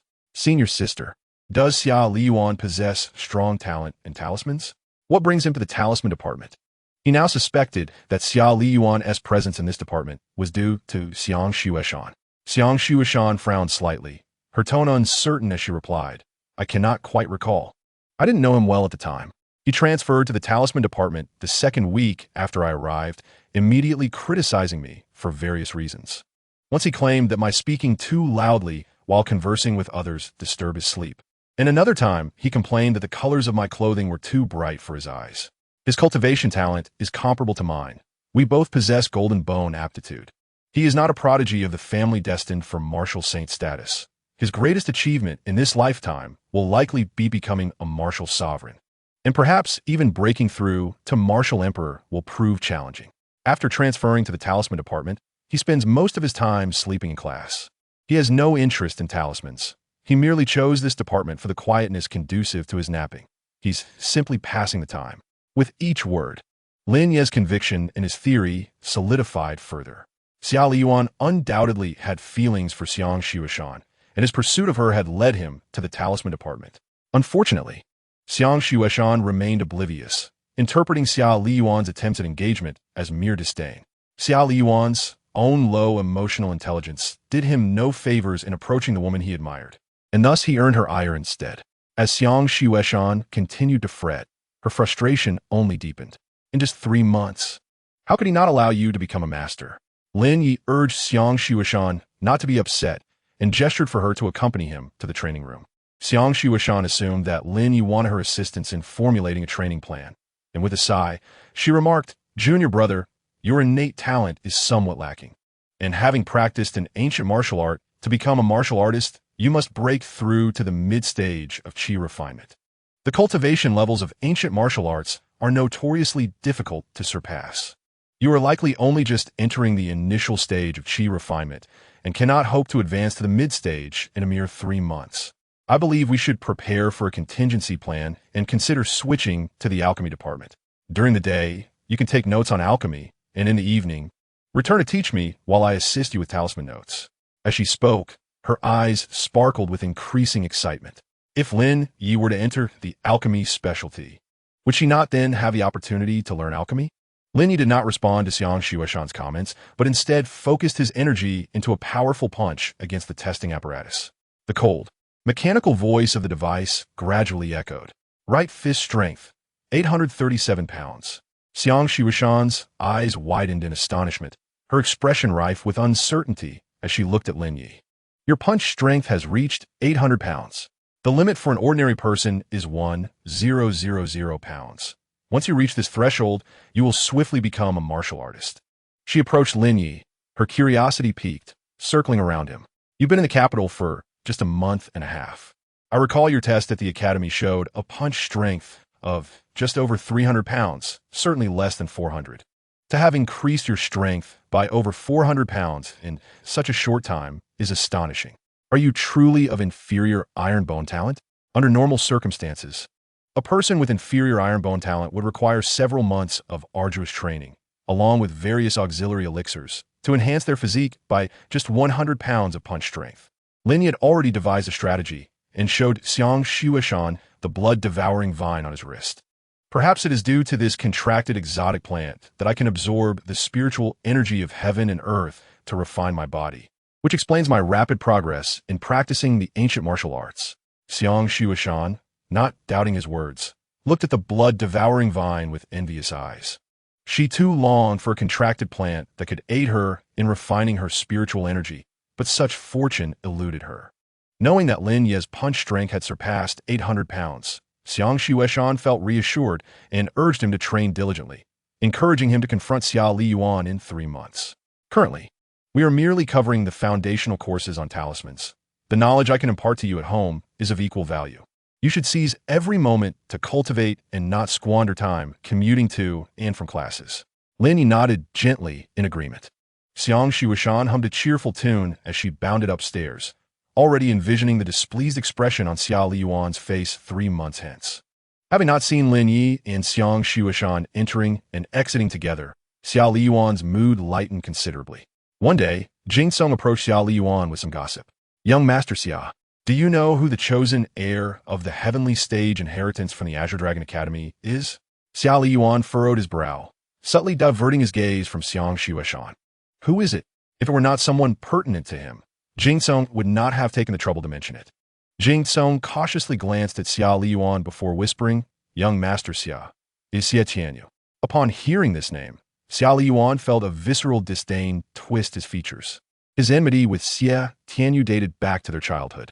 The Xia and Xie families were both influential clans in the capital, possessing power and controlling relics. And they shared a familial bond. In essence, he and Xie Tianyu were cousins. Yet, their relationship had always been fraught with tension due to Xie Tianyu's pretentious demeanor and dark personality. He was a petty individual, rife with jealousy, yet favored portraying himself as a paragon of virtue. Xia Liyuan scoffed derisively. Am I not aware of his true character? He feigns brilliance at the Azure Dragon Academy, yet relies on underhanded tactics to suppress other talents. It's no wonder he manages to rank among the top 10. As Xia Liyuan derided Xie Tianyu, Jing Song, for once, averted his gaze, concealing his deep-seated resentment. And when he looked up again, his expression reverted to its usual sycophancy. Xia Liyuan shook his head, puzzled. How can Xie Tianyu, at the same martial king level as myself, dare to claim the heavenly stage inheritance? Is he not afraid of spiritual backlash? What is going on at the Azure Dragon Academy? With so many prodigies, why would they select this incompetent? Xia Liyuan reluctantly acknowledged that despite Xie Tianyu's questionable character, his innate talent was genuinely exceptional, possessing upper-grade jade bone talent. Although it was only one tier above his own, their treatment since childhood had been worlds apart. Xie Tianyu was a martial saint candidate in his family, receiving all the resources he desired from a young age. In contrast, Xia Liyuan, with his upper-grade golden bone talent, was often told he could only aspire to reach the martial venerable level. If luck was not on his side, he might not even break through to martial emperor. He had never resigned himself to fate, tirelessly training every night, which left him exhausted during the day's classes. Jing Song recounted the information he had gathered.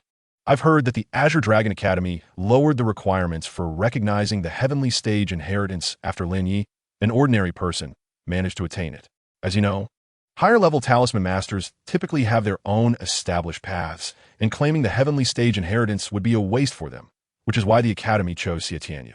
I also heard that several prodigies were selected alongside him, but some encountered accidents, while others opted to withdraw voluntarily. The Academy is inherently turbulent, and even if the teachers are aware that Xie Tianyu is behind it, they won't intervene unless he breaks the Academy's rules. Xia Liyuan was almost certain that Xie Tianyu had employed underhanded methods to secure his claim to the heavenly stage inheritance, with the Xie family backing him all the way.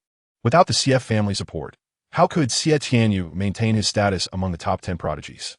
Xia Liyuan looked down on Xie Tianyu, despite having superior cultivation talent. Their martial realms were the same.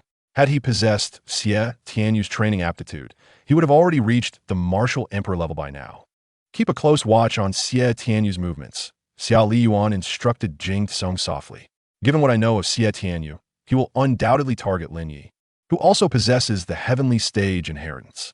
The Azure Dragon Academy would welcome this, as they are least inclined to see the talisman department of the Vermilion Bird Academy flourish.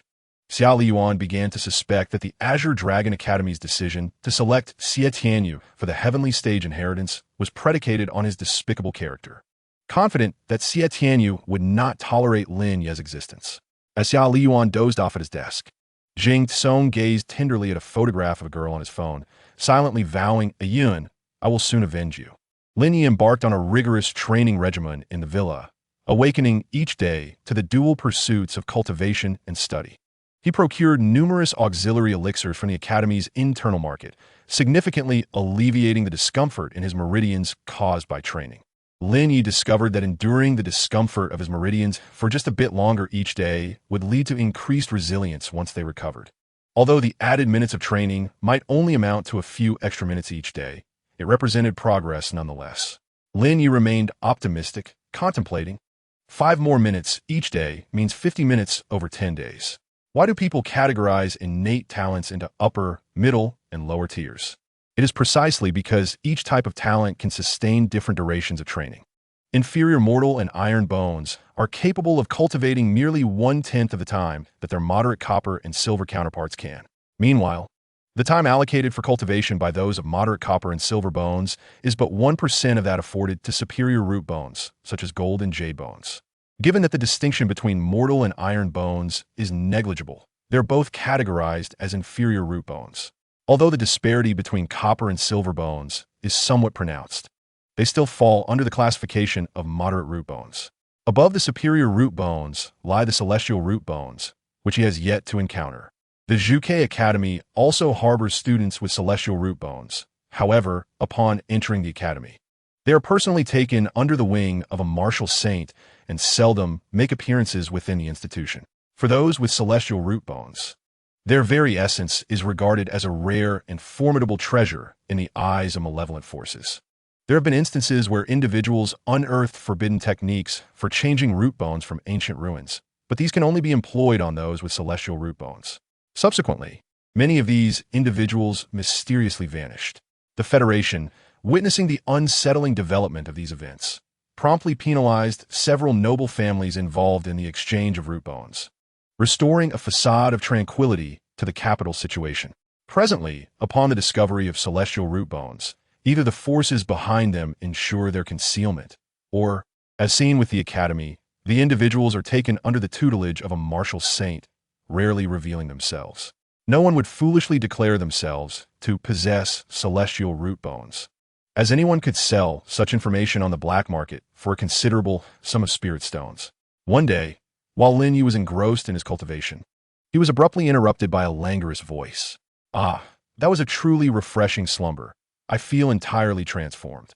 Upon hearing the voice of the bloodthirsty vine, Lin Ye hastily ceased his cultivation and inquired, "What is the matter with you? You've been asleep for quite a while.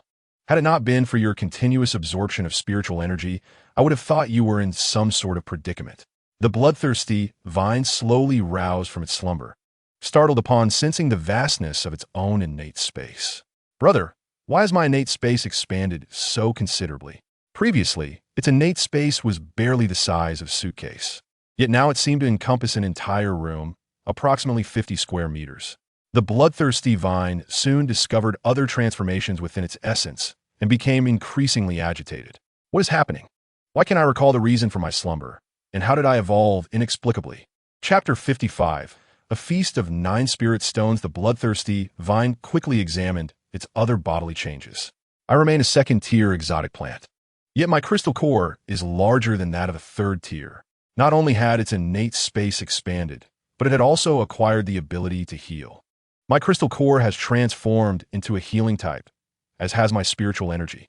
The bloodthirsty vine could only remember searching for treasures with Lin Ye in the Qingqing Palace. Being barely a year old, it had not experienced much, and its voice grew increasingly anxious. "Brother, is this some sort of illusion? Have we encountered a great demon?"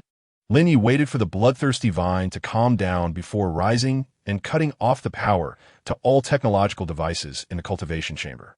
He then quietly recounted the recent events to the bloodthirsty vine. Upon learning that it had been in a deep slumber for several months and that Lin Ye had traveled from Qingsheng to the distant capital, the bloodthirsty vine's hypothetical mouth would have certainly dropped wide open if it had one. "Brother, are you suggesting that we encountered an extraordinary opportunity yet lost our memories in the process? I have long warned you about the terrifying existence in the core direction of the Qingqing Palace, which bears a striking resemblance to my kin. Both of us have received an opportunity. I have even awakened the bloodline heritage of the bloodthirsty vine clan. That terrifying entity in the Qingqiang Palace must surely be benevolent towards us." The bloodthirsty vine's tone grew more resolute with each word. Lin Ye could not suppress his incredulity and rolled his eyes discreetly. Even a fool could discern that the entity's attitude towards him was far from friendly, especially since he had departed with a celestial inheritance and possessed a complete transmission of the 5 elements spiritual sword technique in his mind. Lin Ye resolved that should the opportunity arise, he would certainly revisit Qingsheng to explore the Qingqing Palace once more. Recalling the 5 elements spiritual sword technique stored within the bloodthirsty vine space, he instructed it to retrieve the technique and incinerate it in the bathroom before flushing it down the drain. The bloodthirsty vine soon began to lament once more.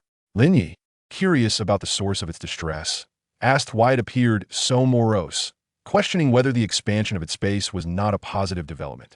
The bloodthirsty vine's voice was filled with despair. "The expansion of my space is indeed splendid, but the direction of my evolution is not as favorable. My strength lies in strangulation. I should evolve towards toxins as all my ancestors have done. Yet now, I possess healing-type spiritual energy. The bloodline heritage records that only those favored by heaven and earth can awaken healing abilities." Lin Ye, upon hearing this, felt increasingly perplexed. "What is wrong with that? You have stated that only those favored by heaven and earth can awaken such abilities. This indicates that you, too, are cherished by the cosmos." The bloodthirsty vine grew frustrated, exclaiming, "But I am a bloodthirsty vine. Our entire race has been considered a malevolent entity since ancient times. All my teachings instruct me on how to kill and enhance my toxins, yet I have awakened healing abilities, rendering many of my teachings obsolete. How can a healing-type, bloodthirsty vine hold its head high among my kin?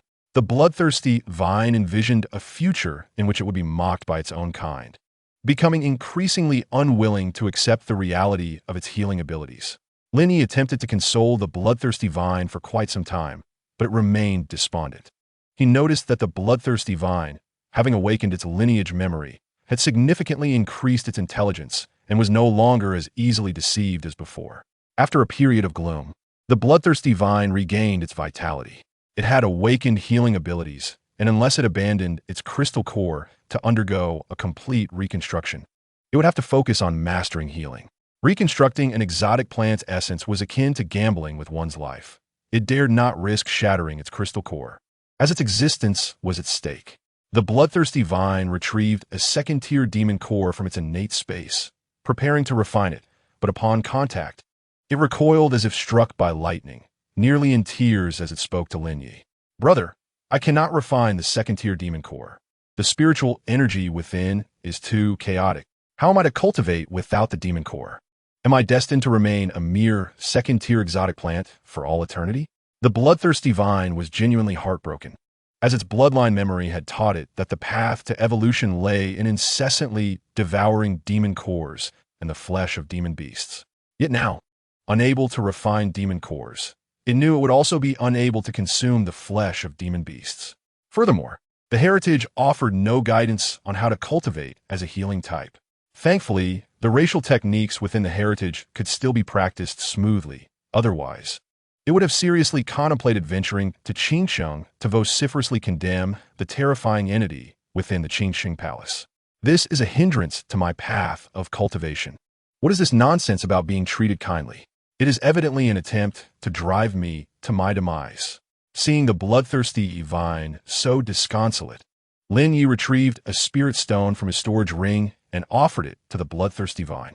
See if you can utilize this for cultivation. The bloodthirsty vine was his contracted exotic plant and had awakened a healing ability that was highly beneficial to him. Regardless of the circumstances, he wished to nurture the bloodthirsty vine. The bloodthirsty vine sensed the rich and pure spiritual energy emanating from the stone, cautiously wrapping its tendrils around it. Good heavens! This must be the spirit stone mentioned in the heritage. Indeed, it is as described a truly exceptional treasure. The more refined the root-bone attributes of an exotic plant, the greater the need for spirit stones for cultivation. Who would have thought that our bloodthirsty vine clan could also employ spirit stones for cultivation? Brother, do you have many of these? I feel that I could consume several in one sitting, and even one meal might only sustain me for 3 days. He first inquired whether Lin Ye had any surplus spirit stones. If the spirit stones were indeed precious and hard to come by, he would be frugal with his consumption. Lin Ye, recalling the thousands of spirit stones stored within his spatial ring, decided to allow the bloodthirsty vine to indulge its appetite. "You can consume, but you cannot store in your life space," he stipulated. "Let me first ascertain your appetite for a meal, and then I will provide you with some spirit stones for you to keep." The bloodthirsty vine had grown quite astute. He genuinely feared that it might attempt to outsmart him and deceive him out of his spirit stones. Although he could sense the emotions of the bloodthirsty vine, what if there were methods within its ancestral memories to obscure such emotional perceptions from its host? The bloodthirsty vine possessed an independent consciousness, akin to a complete and autonomous soul in his eyes. Upon hearing that it could feast to its heart's content, the bloodthirsty vine wasted no time in absorbing stones. It did not concern itself with whether the spiritual energy it absorbed was fully refined into its own power. As long as it was absorbed into its body, it belonged to it, and it could take its time to digest afterward. Unlike humans, who required a gradual absorption and refinement of spiritual energy, these extraordinary plants could temporarily store vast amounts of it within their crystal cores, subsequently refining them at a leisurely pace. Living in the perilous wilderness, both extraordinary plants and beasts had no luxury of time to cultivate as humans did. They needed to hunt and only dared to refine their energies once safely back in their lairs. The unique cultivation methods of extraordinary plants and beasts were, in essence, a product of their survival.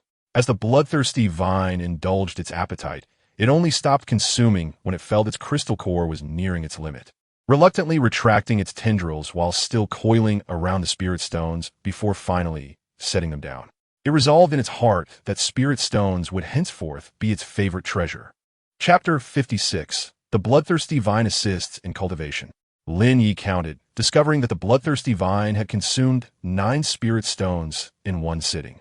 Goodness, you're consuming 9 spirit stones in one meal, needing 3 stones a day.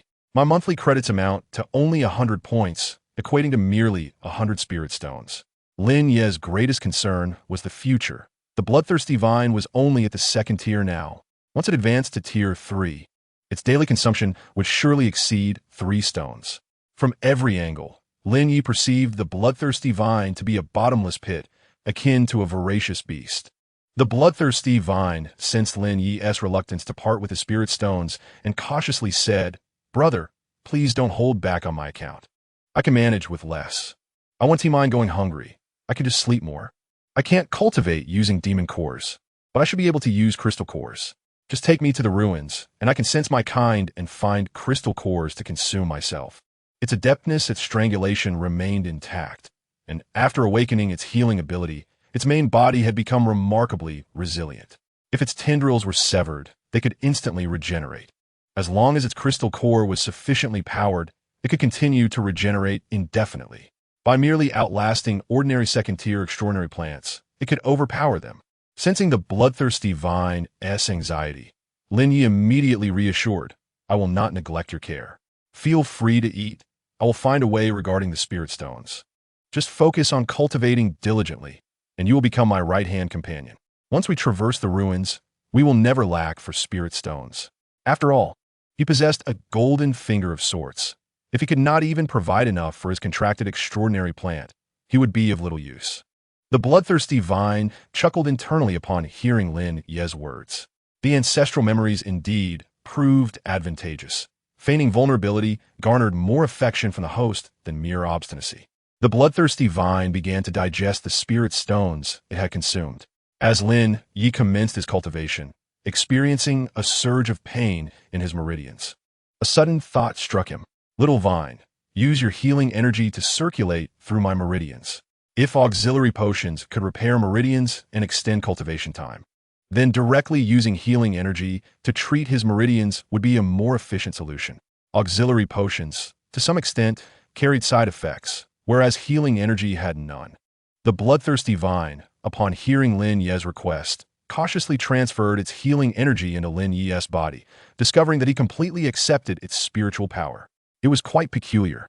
Ancestral inheritance indicated that every being's cultivated energy was unique. Spiritual energy was ownerless, but spiritual power recognized its master. According to the ancestral memory, Lin Ye's body should have rejected its energy, and his blood should have resisted it. Perhaps it was due to their contractual bond, or maybe the healing energy was special. Regardless, Lin Ye showed no signs of rejecting its power. Sensing that Lin Ye adapted well, the bloodthirsty vine gradually increased the flow of healing energy. With a level of cultivation surpassing Lin Ye by a significant margin, the healing energy flowed through Lin Ye like a divine elixir, visibly repairing his meridians with remarkable speed.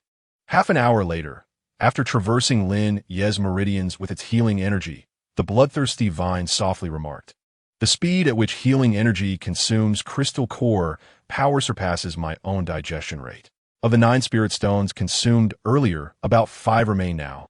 Lin Ye calculated in his mind that the bloodthirsty vine required 4 spirit stones for each session of meridian healing. Currently, all the auxiliary potions he purchased were funded by money. No one was willing to trade spirit stones for currency since no amount of money could procure spirit stones. Lin Ye gritted his teeth. He could not afford to skimp on cultivation expenses. Auxiliary potions carried side effects, so it was best to avoid them. His immediate goal was to break through to the foundation establishment stage. He would earn more spirit stones once the current ones were depleted.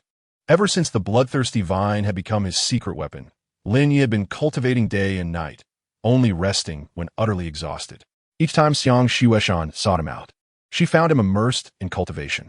She never gave it much thought afterward, believing she had simply chosen an inopportune time to visit him. coincidentally encountering him in the midst of his practice. She could not even dare to imagine that Lin Ye was cultivating relentlessly, disregarding the toll on his meridians. A person who cultivates frantically without regard for meridian damage is either becoming possessed or has given up on life. She felt Lin Ye was neither of those. As time passed over 2 months, one morning, Lin Ye landed a powerful punch on the testing apparatus for measuring punching strength, and the cold mechanical voice chimed in. Right fist strength, 2,764 pounds. Lin Ye smiled upon hearing this. Just a few days prior, he had sensed some changes within his body, suspecting he had entered the mid-stage of qi cultivation. If he were to test his strength now, he could masquerade as a martial artist.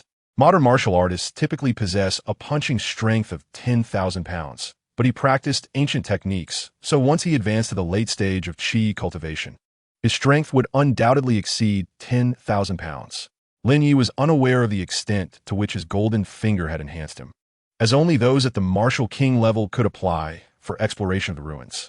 His practice of ancient techniques allowed him to bypass the requirement of sensing the world's spiritual energy as long as his punching strength broke 10,000. He could test to become a martial artist. During the testing process, there might be some irregularities in his body's spiritual energy fluctuations, but they would fall within an acceptable margin of error. Previously, he had been fearful of everything due to ignorance. Now, with a growing understanding of various cultivation principles and the workings of different testing instruments, his knowledge alleviated his fears. With 1 month remaining of the 3 months promised by Xia Liyuan, Lin Ye decided to dedicate another month to his cultivation. The consumption of spirit stones from his spatial ring was substantial. He required the bloodthirsty vine to assist in healing his meridians twice daily, which fixed his consumption at 8 spirit stones. The bloodthirsty vine itself needed to consume 3 spirit stones for its own cultivation. He and the blood-sucking vine require the consumption of 11 spirit stones daily. The spirit stones in his storage ring have dwindled from a 4-digit figure to a mere 3-digit count, leaving just over 900 stones. Unable to access the ruins and lacking the means to utilize his unique advantage to uncover treasures, his earnings of spirit stones have naturally stagnated. Though 900 spirit stones may seem substantial, they would only suffice for him and the blood-sucking vine's training for 3 months. As their cultivation progresses, their consumption of spirit stones will inevitably increase. The phrase "one spirit stone can challenge the heirs of aristocratic families" is gaining ever more significance. Xiang Shuishan is deeply concerned about Lin Ye's training pace, often wandering outside his training room, only to find him diligently practicing each time, prompting her to wait patiently. Lin Ye, not wishing for Xiang Shuishan to discover his continuous training, left the room at the blood-sucking vine's suggestion. "Senior sister, I have become a martial artist," Lin Ye proclaimed before she could inquire, striding towards the apparatus for testing punching strength, and delivered a forceful strike. The announcement echoed, "Right fist strength, 1,247 pounds." Hearing this, Lin Ye exhaled in relief. He had been practicing control intermittently and could now manage the testing force, with the result aligning closely with his expectations, falling short by merely 3 pounds of his intended target of 1,250. Upon hearing this, Xiang Shuishan's eyes widened as she swiftly approached Lin Ye, pinching the muscles of his arm. "Your physique has indeed undergone a transformation. Your punching strength is nearing 1,250 pounds. The ancient techniques must have enhanced your ultimate strength. Did you undergo marrow cleansing when you became a martial artist?" Lin Ye shook his head. He had only come to realize, after arriving in the capital, how crucial marrow cleansing is for one's cultivation, as it typically occurs only upon first contact with spiritual herbs. Lin Yunxi and Lin Rong had already experienced this process, and the effects were significantly more potent for them, as they had consumed blood qi elixirs, while he had merely utilized the blood qi soup for cleansing. Such cultivation knowledge is entirely inaccessible to ordinary individuals. Lin Ye sikit softly. "I used the blood qi soup during my consolidation of blood qi, so I have indeed undergone marrow cleansing. Only those from powerful aristocratic backgrounds can discover rare treasures capable of enabling a second marrow cleansing in the ruins. Most individuals will only experience this once in their lifetime." Xiang Shuishan sighed gently. "It's truly a pity about your first marrow cleansing. The herbs you consumed were far from even being blood qi elixirs. Marrow cleansing is a chance to defy fate, potentially elevating inferior bone quality to moderate. Not wishing to dwell further on the topic, Xiang Shueshan refrained from pressing the issue, concerned for Lin Ye's feelings. While he might have once cared, he was no longer concerned about his bone quality, though his bone quality remained that of inferior iron bones. The assistance from the blood-sucking vine could extend his training duration. Although his speed in absorbing spiritual energy during cultivation did not match that of others, he spent more time training. Upon learning that Lin Ye had become a martial artist, Xiang Shueshan encouraged him to continue striving in his cultivation and handed him a collection of talisman notes she had meticulously compiled. Once Xiang Shueshan departed, Lin Ye consulted with the blood-sucking vine. We can no longer sit idly by, without a skill to earn spirit stones. Once we deplete our supply, our cultivation will falter. Without the assistance of spirit stones, how many years will it take me to break through to foundation establishment? The blood-sucking vine, being an extraordinary plant, would require an even greater number of spirit stones to advance to the third stage. The blood-sucking vine inquired curiously, "Brother, can't we hunt in the ruins? I can sense the presence of similar beings and aid you in locating extraordinary plants." It was aware that Lin Ye had concealed his strength. He had merely informed Xiang Shueshan that he had become a martial artist, when in fact, he could soon break through to martial master. With a punching strength of 10,000 pounds, coupled with its assistance, hunting second-tier extraordinary plants would pose no challenge. Lin Ye Sikit, explaining the regulation that one must reach martial king status to apply for entry into the ruins. The blood-sucking vine was taken aback. What? Only by breaking through to martial king can one apply for entry into the ruins? What kind of absurd regulation is this? It takes months to break through to martial master. How can the remaining spirit stones last? Recently, its appetite had grown significantly, consuming 10 spirit stones in a single meal. Noticing Lin Ye's persistent worry over earning spirit stones, it had refrained from revealing this matter to him. Lin Ye felt the weight of his predicament. His dantian remained unstable, containing only a meager amount of spiritual energy, most of which had been absorbed by his body. He needed to reach foundation establishment before the energy in his dantian could support his talisman drawing. He had been studying the foundational knowledge of talismans and had only grasped the surface of the heavenly tier inheritance in his sea of consciousness. Yet without the ability to practice hands-on, he was unable to validate or progress in his understanding. Uncertain whether his learning was correct, he could not perceive the information beyond the heavenly tier inheritance. After pondering for a while, Lin Ye resolved to refocus his attention on cultivating. If necessary, he could undertake tasks for the academy or compete on the academy leaderboard, exchanging academic credits for spirit stones.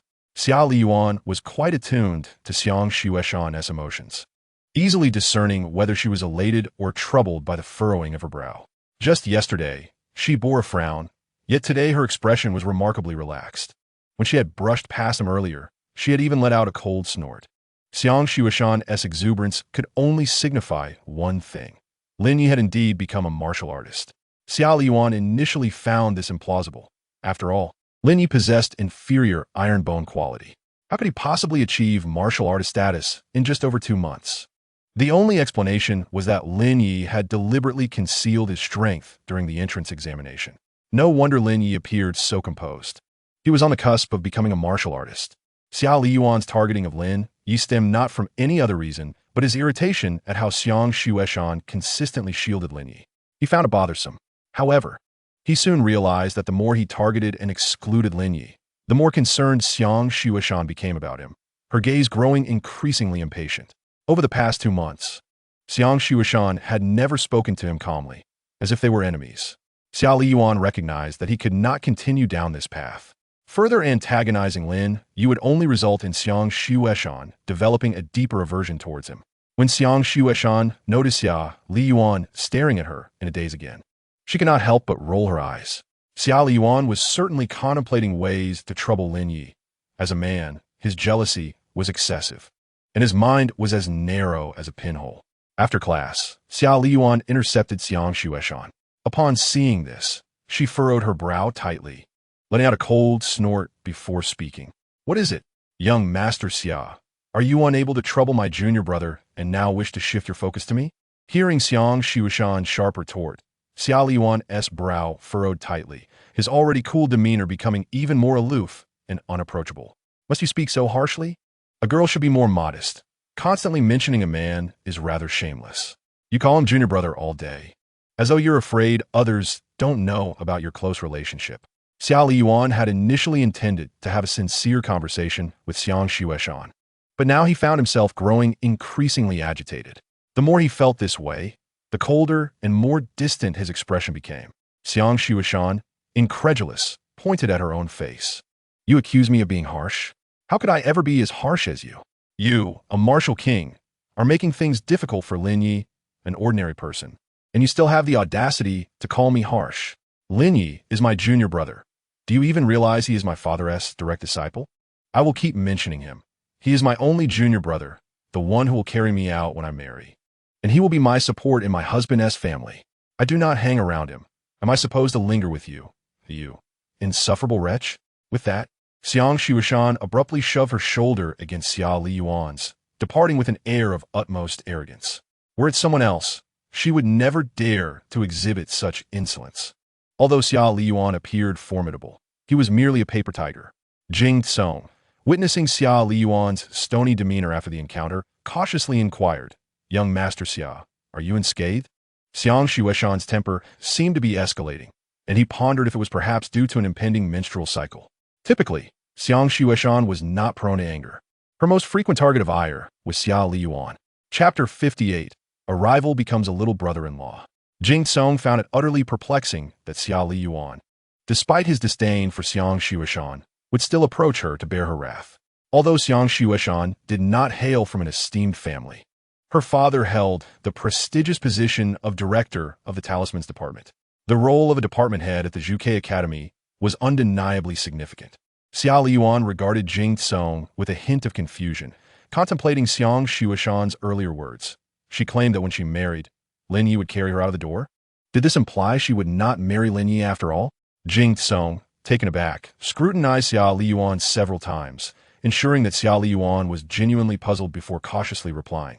Young master, Lin Ye is merely a low-tier iron bone. Surely, Teacher Xiang would never allow Xiang Xueshan to marry him. Typically, a close disciple was akin to a biological brother, and Xiang Xueshan's assertion that she would be carried out by Lin Ye on her wedding day was not entirely unfounded. To my knowledge, Teacher Xiang has only one daughter, making Lin Ye the most suitable candidate to bear her away. Xiao Liyuan found himself stifling a foolish grin. The issue that Jing Tsong swiftly discerned had eluded him all along. With Lin Ye's low-tier iron bone talent, the likelihood of him marrying Xiang Xueshan was virtually non-existent. Both he and Xiang Xueshan possessed superior gold bone talent, aspiring towards the rank of martial sovereign. Lin Ye, at best, might only reach the level of a martial king in his lifetime. Xiao Liyuan inwardly scoffed, questioning whether his recent diligence in training had perhaps clouded his judgment.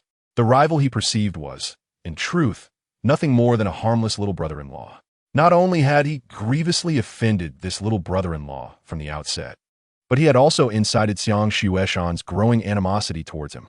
Seeing Xiao Liyuan's repeated cold smiles, Jing Tsong tentatively asked, Young master, would you like me to devise another plan to make Lin Ye's life difficult at the academy? Xiao Liyuan was not a petty individual. Why then should he single out Lin Ye? Could it be that, as Xiang Xueshan suggested, Xiao Liyuan was acting out of a sense of entitlement due to his prestigious inheritance? However, having spent considerable time in Xiao Liyuan's company, Jing Tsong had observed that Xiao Liyuan exhibited little interest in talismans. Xiao Liyuan cast a glance at Jing Tsong and coldly replied from now on, do not concern yourself with Lin Ye. Focus your attention on Xie Tianyu. Instead of plotting against Lin Ye, he ought to find ways to curry favor with his future brother-in-law. Jing Tsong nodded in agreement, adding, Lin Ye's talent is woefully inadequate. Making things difficult for him would only diminish your standing, young master. Xiao Liyuan made no rebuttal. He would not disclose to anyone his intentions to secretly win over Lin Ye. Should anyone discover his affection for Xiang Xueshan, she would undoubtedly become the target of various schemes and machinations. That scoundrel Xie Tianyu would surely attempt to snatch her away. It had always been this way. Anything he cherished, be it a person or otherwise, would be seized by Xie Tianyu the moment he became aware of it, only to be discarded and ruined shortly thereafter. As the 3-month period Xiao Liyuan had mentioned elapsed, Xiang Xueshan, brimming with pride, took Lin Ye to the martial alliance for a power assessment. And the outcome was as Lin Ye had anticipated. Despite the unusual activity of his internal spiritual energy, upon hearing that he had contracted a variant plant, the staff attributed the anomaly to the bloodthirsty vine. Xiang Shuishan nearly flung Lin Ye's martial artist certificate at Xia Liyuan. I feared you might have poor eyesight or a malicious heart, so I specifically brought my junior brother to the martial alliance for testing. You do not suspect I forged this certificate, do you? If Xia Liyuan dared to dismiss this certificate, she would take both him and Lin Ye back to the martial alliance for further verification. Even as a scion of a noble family, Xia Liyuan would not openly challenge the integrity of the martial alliance. Xiang Shuishan had anticipated that Xia Liyuan would be infuriated by Lin Ye's breakthrough as a martial artist, perhaps even ashamed enough to blame Lin Ye for concealing his strength upon entering the academy. To her surprise, Xia Liyuan merely glanced at the martial artist certificate without uttering a word, his expression devoid of displeasure. Xiang Shuishan had prepared herself for a fierce confrontation, but Xia Liyuan's unexpected demeanor left her somewhat bewildered, prompting her to feign ferocity as she declared, "The 3-month wager you proposed has been won by us. Henceforth, you shall not use your status to target Lin Ye. If you cannot bear to lose, even if I must injure myself, I shall endeavor to bring you down, even if it means issuing you a challenge despite the risk." She clenched her teeth in determination. She was unlike Xia Liyuan. While Xia Liyuan was a scion of a noble family, she was merely a common tile. Xia Liyuan would not dare genuinely provoke her. Otherwise, he would not be able to endure her disdain for so long. Lin Ye, observing Xia Liyuan's front, deduced that Xia Liyuan was displeased to see Xiang Shuishan defending him so fiercely. "Senior sister, let us sit over there." The challenge letters of the academy should not be issued lightly, as they risked both academic credits and lives. Regardless of status or background, should one die on the challenge platform, no martial saint could pursue the matter, for every participant had previously signed a life-and-death contract. Jing Tsong, catching Xia Liyuan's eye, purposely raised his voice in the classroom. "How amusing! Our young master would never stoop to targeting a lowly commoner with subpar talent. That would only diminish our young master's stature. If he manages to become a martial artist within 3 months, we might begrudgingly concede he possesses a modicum of luck. Moving forward, let us coexist peacefully and avoid parading before our young master without cause." Xia Liyuan's gaze swept over Jing Tsong. Had he not previously stated that he would not target Lin Ye? Was this Jing Tsong's notion of not targeting him? Jing Tsong, perceiving Xia Liyuan's scrutiny, mistakenly assumed it was a dissatisfaction with his earlier jibe and continued, "What does it matter if a low-tier iron bone talent becomes a martial artist? As one approaches middle age, who knows if they will even break through to the rank of martial master? To aspire to become a martial emperor before the age of 50 upon graduating from the academy is nothing short of a pipe dream." Xia Liyuan shot Jing Tsong a warning glance, prompting him to fall silent. Jing Tsong felt a bit exasperated. He often employed such mockery against others, and his previous jibes at Lin Ye were of similar caliber. Was he really being scolded for this? Upon this encounter, Lin Ye discerned a change in Xia Liyuan, noting the absence of the previous animosity in his gaze. Since deducing that Xia Liyuan harbored feelings for Xiang Shuishan, Lin Ye had been able to analyze Xia Liyuan's actions and understand their motivations. The hostility had dissipated, and it seemed that Xia Liyuan no longer regarded him as a rival. Indeed, his feelings for Xiang Shuishan were merely those of an ordinary senior and junior. Women only served to hinder his speed in drawing his sword. One would be quite deluded to contemplate marriage. Lin Ye had initially intended to have a serious conversation with Xia Liyuan, clarifying his lack of interest in Xiang Shuishan, but it now seemed unnecessary. Xia Liyuan had not yet succumbed to the blinding effects of affection. He had not lost his foundational judgment. After class, Xiang Shuishan returned to the villa, her demeanor heavy with contemplation. Lin Ye called her several times, but she remained lost in thought, oblivious to his voice. Chapter 59. What kind of person do you wish to marry? Lin Ye observed the distracted demeanor of Xiang Shuishan and promptly stepped in front of her. "Senior sister, what occupies your thoughts? Why are you so lost in contemplation? A martial king, so absorbed that even instinctual vigilance has waned. Could it be that something has gone awry in Xiang Shuishan's cultivation?" Upon regaining her focus, Xiang Shuishan regarded Lin Ye with an unusually grave expression, articulating each word with care. I can't shake the feeling that Xia Liyuan is not quite right. At her words, Lin Ye raised an eyebrow slightly. So, the reason for your distraction on the way back is indeed Xia Liyuan. Was Xiang Xueshan's sentiment towards Xia Liyuan merely disdain? If one truly detested another, would they be so affected by their presence? Lin Ye, having never experienced romance, had not even tasted the naivete of youth. He recalled having read somewhere a notion he wholeheartedly agreed with. Only the affluent engage in matters of the heart. Ordinary people expend all their energy merely to survive. Since he became aware of the world, the weight of his family's financial burdens had pressed upon him. His singular aspiration had always been to become a martial artist, to defy fate and rise above the masses. Love, could such a thing nourish or aid in one's cultivation? A sardonic smile crept across Xiang Xueshan's face as she thought of Xia Liyuan, her tone resolute as she continued, "You fail to comprehend Xia Liyuan. He is markedly different today. He did not trouble you as usual and even smiled at you after class. Surely, that smile was a veiled threat, a reminder that he intends to employ other means against you, wishing to see you flounder in fear. Those scions of prestigious families revel in witnessing their prey struggle before them." Lin Ye couldn't help but twitch his lips at Xiang Xueshan's overactive imagination regarding a smile that hardly counted as one. He hadn't even seen Xia Liyuan smile, but merely acknowledge him with a nod. Did Xiang Xueshan not perceive that Xia Liyuan was actively trying to mend their relationship? Reflecting on her myriad misconceptions about Xia Liyuan left Lin Ye a loss, and he sighed deeply. If Xiang Xueshan could discern such truths, she would not persist in believing Xia Liyuan harbored animosity toward her. Surely, I do not view Xia Liyuan as a typical scion of a noble family. His prior disdain manifested only as biting sarcasm, and truth be told, he spoke facts. I do possess inferior iron-bone talent and hail from a humble background in Xingchen. As Lin Ye contemplated Xia Liyuan's apparent overture towards reconciliation, he hesitated before defending him. If Xia Liyuan truly desired to undermine me, he has myriad methods at his disposal, yet he has never resorted to leveraging his family's influence to suppress me. I believe he may not be as dreadful as you perceive. Xiang Xueshan furrowed her brows tightly, regarding Lin Ye as if he were an oddity, before reaching out to touch his forehead. You do not have a fever, so why speak such nonsense? Xia Liyuan is hardly innocent. You have yet to encounter any truly virtuous individuals.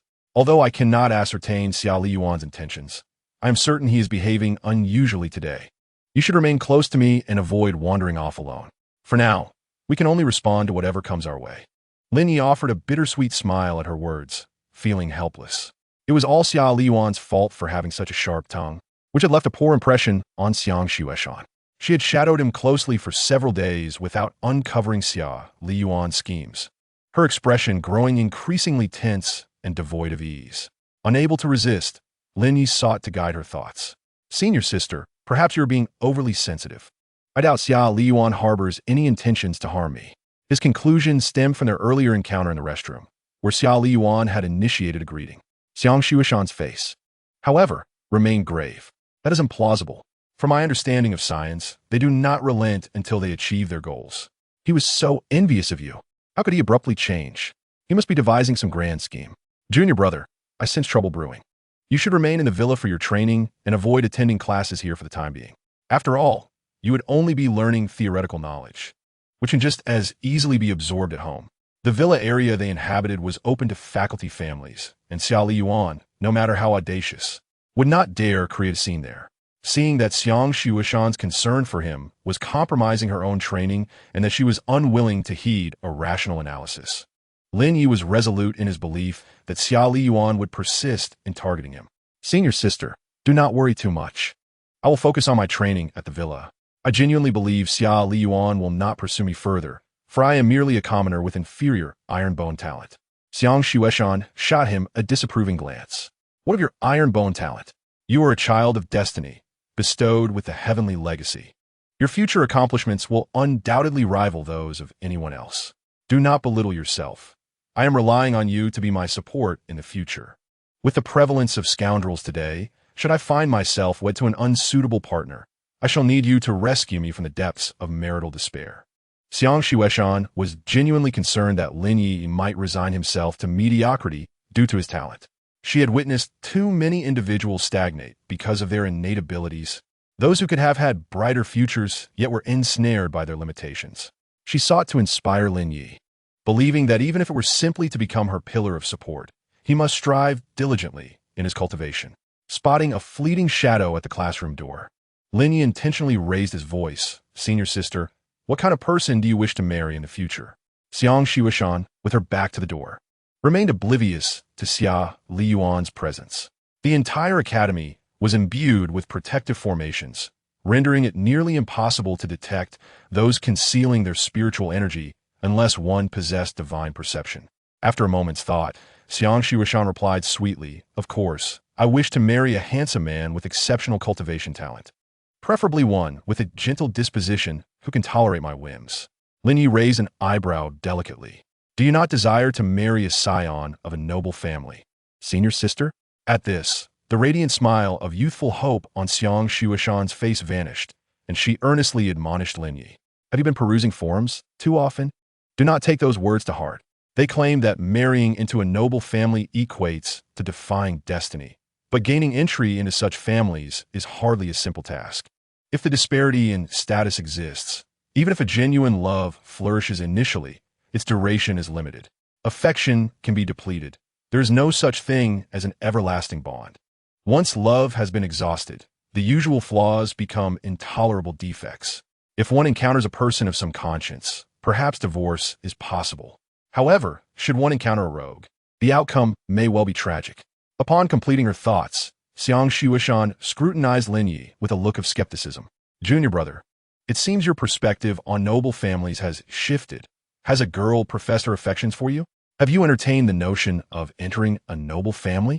Lin Ye genuinely admired the imaginative prowess of women. He had said nothing, yet Xiang Xiuishan had conjured such elaborate scenarios. He realized that if he did not clarify soon, she might believe he was on the brink of entering a noble family. "Senior sister, I have no intention of joining any noble family. Having just attained adulthood, my sole aspiration is to diligently cultivate, striving to transcend into the realm of the martial king at the soonest opportunity. It is evident that the aristocratic families control a significant portion of the cultivation resources, should one marry into such a family. The path of future training may indeed become more facile." He bears no romantic inclinations towards Xia Liyuan or Xiang Xiuishan, for his impression of Xia Liyuan is rather mediocre. He is not a sage, after all, and would not harbor affection for someone who has previously endeavored to hinder him at every turn. However, he also refrains from interfering in the affairs between Xia Liyuan and Xiang Xiuishan. His stance is one of non-involvement and neutrality. Xiang Xiuishan is no child. Her matters are hers to govern, ensuring that regardless of whether the outcome is favorable or unfavorable, she has no one to blame. Should he interject or take a stance, leading to Xiang Xiuishan's future regret, he might find himself resented for his meddling. Lin Ye resolves to feign ignorance of Xia Liyuan's affections for Xiang Xiuishan, opting instead to remain a quiet observer. This conversation, intentionally overheard by Xia Liyuan, served to convey Xiang Xiuishan's sentiments, ideally prompting Xia Liyuan to relinquish these feelings voluntarily. Both Xiang Libin and Xiang Xiuishan treat him exceedingly well. He does not wish for Xiang Xiuishan to be forcibly taken by Xia Liyuan in the future. Upon hearing Lin Ye's words, Xiang Xiuishan could only roll her eyes in exasperation. The resources of the aristocratic families are not so easily acquired. While they indeed possess formidable power, they are equally ruthless. Marrying into such a family may yield access to cultivation resources typically unattainable, yet it demands significant sacrifices, such as personal freedom and dignity. My father is a martial venerable. I am not without support. So why should I demean myself to seek the cultivation resources of an aristocratic family? In any case, marrying into such a family is out of the question. However, should a well-tempered, talented, and handsome scion of an aristocratic family insist on marrying into mine, I might begrudgingly accept, provided he brings along a dowry of several tens of thousands of spirit stones. As she mused, Xiang Xiuishan found herself chuckling at the absurdity of such a notion. What kind of foolish scion would abandon a prosperous life in his own family to marry into hers? Such a person would likely be a romantic fool. It is said that those afflicted with romantic foolishness are doomed. Once ensnared, escape becomes impossible. She also fears that the genes of romantic foolishness might be inherited. What if she were to bear a little romantic fool in the future? At the entrance of the classroom, Xiao Liyuan furrowed his brows, silently contemplating. Several tens of thousands of spirit stones is somewhat challenging, yet not insurmountable. After Xiao Liyuan departed, Lin Ye felt a sense of relief wash over him. Regardless of the circumstances, he had ensured that Xiao Liyuan was made aware of Xiang Shuishan's thoughts. With Xiao Liyuan's status and background, he could have his pick of women. His interest in Xiang Shuishan is likely a fleeting infatuation. Men, after all, are known to change their affections as easily as the wind shifts. The following day, Lin Ye received a message from Xiao Liyuan containing the coordinates to a location, a private club within the academy, accessible only to members. Xiang Shuishan had mentioned it in passing. A meal there cost several hundred spirit stones, making it akin to a den of extravagance.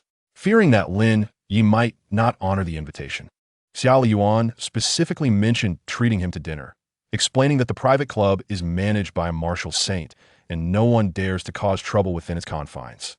Jing Song was puzzled as to why Xiao Liyuan would invite Lin Ye to dine, especially at such a high-end establishment.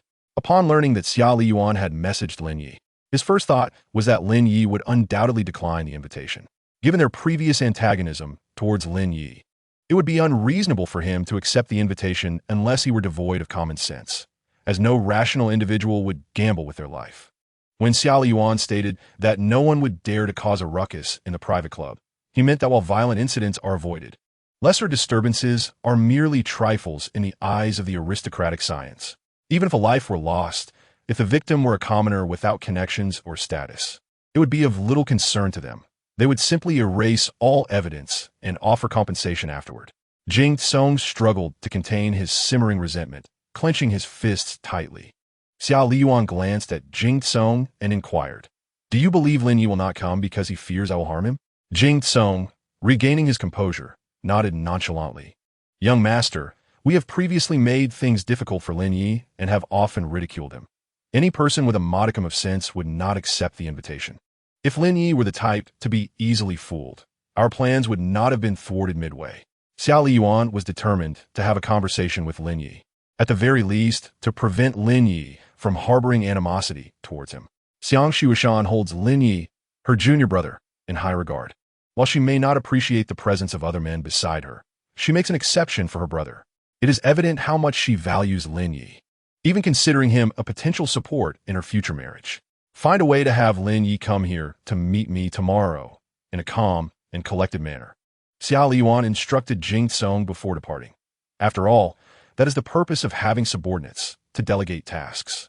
If he had to handle everything personally, what was the point of having them? After Xiao Liyuan left, Jing Song raked his fingers through his disheveled hair in frustration. After receiving Xiao Liyuan's message, Lin Ye waited over an hour before receiving another message from Jing Kong. "I've heard you wish to purchase a cleansing pill suitable for ordinary people. I have two available. If you want to come to the club tomorrow, we will not harm you. Young Master Xia merely wishes to speak with you. As the direct disciple of Martial Venerable Xiang, we respect you and your master's reputation." Lin Ye furrowed his brows upon reading the message. The effects of the cleansing pill are notoriously potent, overwhelming for an ordinary person to endure. Although Yi Yunxi and Lin Rong have consumed cleansing agents, their external appearances may seem restored, yet the damage to their bone marrow remains unhealed. Only by consuming the genuine cleansing pill can one fully recover their health without compromising future cultivation. If their goal were merely to become martial artists, it would not matter whether they took the cleansing pill or not. However, advancing beyond that would be exceedingly arduous. If he had been unaware of these matters, it would be one thing. Now that he is informed, he cannot simply disregard it. Lin Ye contemplated the message for several seconds before responding. "I will attend as scheduled. I require 4 cleansing pills." Jing Song quickly replied, "I can only provide you with the source. You will need to purchase them with your own spirit stones." Chapter 61. Xiang Li Bin accompanied him. Cleansing pills suitable for ordinary people are at least of the profound grade. Such pills are inherently more expensive than those for replenishing spiritual energy. A profound grade replenishing pill costs 50 spirit stones each, while a profound grade cleansing pill costs 88 spirit stones each. Lin Ye cannot obtain profound grade cleansing pills due to his lack of status as a martial king. The Alchemy Guild imposes cultivation thresholds for each type of pill sold, due to the rarity of the spiritual herbs involved. The annual production of profound-grade cleansing pills is exceedingly low, rendering them inaccessible without connections to the aristocracy. Jing Tsong further inquired of Lin Ye. Profound-grade cleansing pills cost 88 spirit stones each and can cleanse the marrow of ordinary people. Even those who have previously consumed spiritual herbs and undergone cleansing will experience slight effects upon reconsumption. Are you certain you wish to acquire 4? Upon calculating the cost, Lin Ye promptly abandoned the thought of purchasing 2 additional cleansing pills for his parents. At 88 spirit stones each, he could manage to buy 4, but the subsequent shipping fees would be insufficient. Sending items from the capital to Qingcheng takes half a year. Shipping charges for items under 1 pound are 500 spirit stones. If he were to purchase 4 cleansing pills, he would not have enough for the shipping costs. He also wished to buy some cultivation pills for Mu Chun, who has been looking after his family since his arrival in the capital. Lin Ye messaged Jing Tsong back. 2 will suffice. Thank you. Jing Tsong observed the words of gratitude sent by Lin Ye and couldn't help but chuckle, shaking his head slightly. It was rather amusing that Lin Ye would express thanks to him, exhibiting a somewhat forgetful attitude towards past encounters. Jing Tsong never underestimated anyone. Despite Lin Ye's meteoric rise from Qingcheng to the capital, he remained remarkably humble and unpretentious, conducting himself with utmost discretion.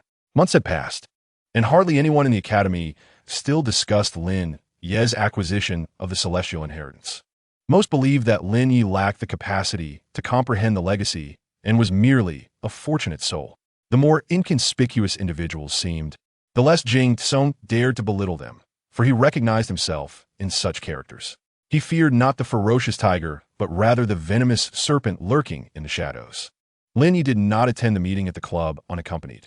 Instead, he informed Xiang Li Bin of the situation first. Even if he suspected that Xia Liyuan harbored no ill intentions, he would not gamble with his life. Xiang Li Bin, unaware of Xia Liyuan's motives for seeking Lin Ye, replied over the phone, "I will accompany you tomorrow." The next day, upon seeing Xiang Li Bin beside Lin Ye, Jing Tsong couldn't suppress a smirk. "Junior Lin, we merely wish to extend an invitation for a meal. Why trouble Teacher Xiang with this journey?" He remarked. "Teacher Xiang is quite busy. We cannot afford to waste his time." Lin Ye struck Jing Tsong as the most timid person he had ever encountered, needing to consult his master even for such trivial matters. Was he truly 18 and not merely 8?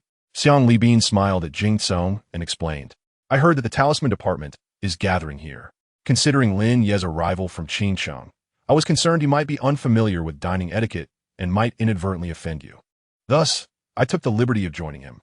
He added with a feigned seriousness, "Jing Tsong, you wouldn't be so unwelcoming to an old man, would you?" Jing Tsong's smile was polite yet devoid of warmth as he replied, "Teacher, you honor us with your presence. It is a privilege we could scarcely hope for." He swiftly relayed the developments to Xia Liyuan, anticipating that he might be displeased, given that Xiang Li Bin's presence implied suspicion towards Xia Liyuan's intentions. Lin Ye produced 176 spirit stones, and Jing Tsong's lips twitched as he handed Lin Ye 2 mysterious cleansing pills. Lin Ye showed the pills to Xiang Li Bin first, storing them only after receiving a nod of approval. While Xiang Li Bin could procure cleansing pills for him, Lin Ye refrained from troubling him, aware that incessantly relying on his master for both significant and trivial matters could erode their bond. Moreover, he and Xiang Li Bin had not cultivated such a profound relationship. Upon hearing of Xiang Li Bin's arrival, Xia Liyuan descended the staircase to greet him personally. "Teacher Xiang, why not join me upstairs for a drink?" Lin Ye raised an eyebrow at this display. It seemed Xia Liyuan possessed some semblance of social acumen, not adopting the aloof demeanor of a noble scion in front of Xiang Li Bin. Offending Xiang Li Bin would render any aspirations he had towards marrying Xiang Xueshan utterly fanciful. Xiang Li Bin had rarely interacted with Xia Liyuan. He harbored biases against those of noble lineage, which were only exacerbated by recent events concerning Lin Ye and Xiang Xueshan's frequent disparagement of Xia Liyuan. However, after sharing a few cups of spirit wine, Xiang Li Bin's perception of Xia Liyuan shifted significantly. Xia Liyuan glanced at Lin Ye and sincerely stated, "Teacher Xiang, since you are here, I must sincerely apologize. Upon learning that your disciple Lin Ye had received the celestial inheritance, I allowed jealousy to cloud my judgment, leading me to act foolishly. Fortunately, no significant incident ensued. I have since regained clarity and thought to invite our junior for a meal to mend our relationship. Though Xia Liyuan often appeared aloof, it was merely a facade. He had been trained in the art of socializing from a young age, given his noble upbringing. By shedding the airs of a privileged youth and personally pouring wine for Xiang Libin, he earned Xiang Libin's respect and swiftly altered his initial impression. With a smile, Xiang Libin patted Xia Liyuan's shoulder, saying, as the saying goes, it is easier to resolve misunderstandings than to harbor grudges. Whatever misunderstandings exist between you two can be clarified. He then added, now, I shall not intrude upon your merriment any longer. Enjoy your drinks at your leisure. Lin, you should return on your own later. Do not indulge too long. Though you are young and healthy, excessive drinking and late nights will still affect your cultivation. Though Xiang Libin could not decipher Xia Liyuan's true intentions, he was certain of one thing. Xia Liyuan held no murderous intent towards Lin Ye. Other concerns paled in comparison to this crucial fact. Should Lin Ye face any bullying in his absence, it would serve as a harsh lesson regarding the treachery of human nature. Many feigned smiles and camaraderie while wielding daggers behind one's back. Having lived for so long, he could certainly discern that Xia Liyuan's overtures were merely a pretense, a means to navigate the social waters. Lin Ye and Xia Liyuan personally escorted Xiang Libin out of the club. Upon their return to the private room, Xia Liyuan gestured for Jing Song to step outside first and poured a cup of spirit wine, placing it before Lin Ye. Junior Lin, what I just said to Teacher Xiang was sincere. Consider this cup of wine a token of my apology. Let us drink together and transform our hostilities into friendships. Lin Ye held the wine cup, discreetly shielding it with his sleeve, allowing the bloodthirsty vine to extend a tiny tendril to assess the liquid. Brother, the spirit wine is safe. It is merely ordinary spirit wine. Having left the line of sight and opened, he dared not drink directly from it, no matter how bold he felt. After finishing the spirit wine, Lin Ye politely responded to Xia Liyuan, Brother Xia, you are too kind. I have not held any grievances regarding past events. What you and the others said was merely the truth, and there was nothing untrue in it. Wasn't it merely mocking my inferior iron bone talent? That is indeed the case. Wasn't it a jest at my humble origins? There was nothing incorrect about that either. Though a smile adorned Lin Ye's face, the true emotions within him remained known only to himself. No one is subjected to unwarranted ridicule without harboring some resentment. What did it matter that he possessed inferior iron bones? Did he ever demand a single coin from Xia Liyuan? What significance did his humble origins hold? Had he ever consumed anything provided by Xia Liyuan? Xia Liyuan retrieved a wooden box from a storage ring and gestured for Lin Ye to take it. Lin Ye's eyes expressed confusion. Brother Xia, what is this? Xia Liyuan approached and flung open the box, revealing it filled to the brim with spirit stones, shimmering under the vibrant lights. Although my junior is magnanimous and does not dwell on past grievances, I, as your senior, must also make some gesture. Unsure of what you might need, I thought it best to offer spirit stones. You may purchase whatever you require. Lin Ye assessed the contents of the wooden box, estimating it held several hundred spirit stones. The bloodthirsty vine, sensing Lin Ye's hesitation, grew anxious. Brother, those are spirit stones. Quickly, store them away. These could sustain our cultivation for a month. Lin Ye gently patted the bloodthirsty vine, calming its desire for the spirit stones, and turned to Xia Liyuan, stating, Brother, I truly have not held any resentment regarding past events. I feel unworthy of receiving these spirit stones. Xia Liyuan feigned a stern expression. What merit is there in feeling unworthy for such a small sum of spirit stones? If you refuse to accept them, it implies you have yet to forgive me. Ultimately, Lin Ye engaged in a polite exchange of refusals with Xia Liyuan, before reluctantly accepting the spirit stones with a countenance that suggested he had no choice but to acquiesce to Xia Liyuan's wishes. The bloodthirsty vine looked on in exasperation, utterly baffled by human behavior. I am truly astonished by you humans. You clearly desire something, yet insist on feigning reluctance. Is this what they mean by saving face? Lin Ye paid no heed to the bloodthirsty vine, pondering how an extraordinary plant could comprehend the intricacies of human relationships. Often, a person's pride could outweigh their very life. However, he was not the type to prioritize face over life. His existence was paramount above all else. Accompanying Xia Liyuan for drinks, he had the bloodthirsty vine inspect each bottle. The vine could not restrain itself from voicing its exasperation. Brother, this is exquisite spiritual wine, with a purity of spiritual energy surpassing that of spirit stones, and the energy is particularly gentle. What kind of extraordinary plant could withstand such a test? It declared, I refuse to assist any longer. If you make me check the wine again, I demand to taste myself. Lin Ye merely offered a gentle stroke to the vine, a gesture of solace. After several rounds, Xiao Liyuan let out a deliberate sigh. My previous animosity towards my junior brother was not without reason. Lin Ye, having never consumed spiritual wine before and feeling its potency, leaned against the sofa, his intoxication evident, and feigned wide-eyed curiosity as he slurred, "WH, animosity. WH, what reason? Notijin Lin Ye's unfojuset gaze." Xiao Liyuan discerned that he was genuinely inebriated and silently lamented that this was not the opportune moment to reveal his affection for Xiang Xueshan. He summoned Jing Tsong to escort Lin Ye home. Upon entering, Jing Tsong surveyed the array of alcohol on the table, inwardly marveling, good heavens. Are they attempting to intoxicate Lin Ye? This potent spiritual wine, though it tastes like fruit wine, packs a fearsome punch and is rather expensive. Jing Tsong felt he might never grasp the mindset of a scion from a prominent family. If he were Xiao Liyuan, he wouldn't even offer Lin Ye a glass of plain water. As Jing Tsong assisted Lin Ye out of the private room, Lin Ye activated his cultivation technique to dissipate the spiritual energy from the wine within him. The effects of this bout of spiritual wine surpassed those of his usual training with spirit stones. After arriving at the villa, Lin Ye staggered up to the second floor, relieved not to encounter Xiang Xueshan, fearing an interrogation. When Jing Tsong returned to the club, he found Xiao Liyuan swirling a glass of wine. What do you think of Lin Ye? He inquired. Xiang Xueshan viewed Lin Ye as a pillar of support from her family.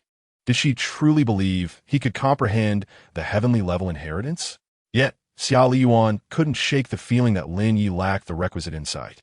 Reflecting on Lin Ye's unsteady descent from the car, Jing Tsong noted that Lin Ye's tolerance seemed lacking. After just a few drinks, he could barely stand. Although this wine was potent, it could be mitigated through cultivation techniques. I escorted him to the villa, which took no less than 10 minutes. He should have recovered by then. Xiao Liyuan's brow furrowed, his tone grave. You say Lin Ye exited the car on his own and returned to the villa by himself? Jing Tsong, perplexed by Xiao Liyuan's seriousness, nodded earnestly. Yes, I personally drove him. Xiao Liyuan sat up straight, gesturing towards the row of empty bottles on the floor. These were shared between Lin Ye and me. He consumed at least half. A typical martial artist would be utterly incapacitated after such a quantity. Yet he managed to exit the car and return home unaided. Upon observing the number of bottles, Jing Tsong couldn't help but gasp. Goodness, Lin Ye's capacity for alcohol is astonishing. His level of intoxication rivals that of a noble scion. But how is this possible? You are a martial king, while he is merely a martial artist. Xiao Liyuan chuckled softly, acknowledging the absurdity, yet was an undeniable reality. This Lin Ye is rather extraordinary. Is this why Xiang Xueshan places such faith in him?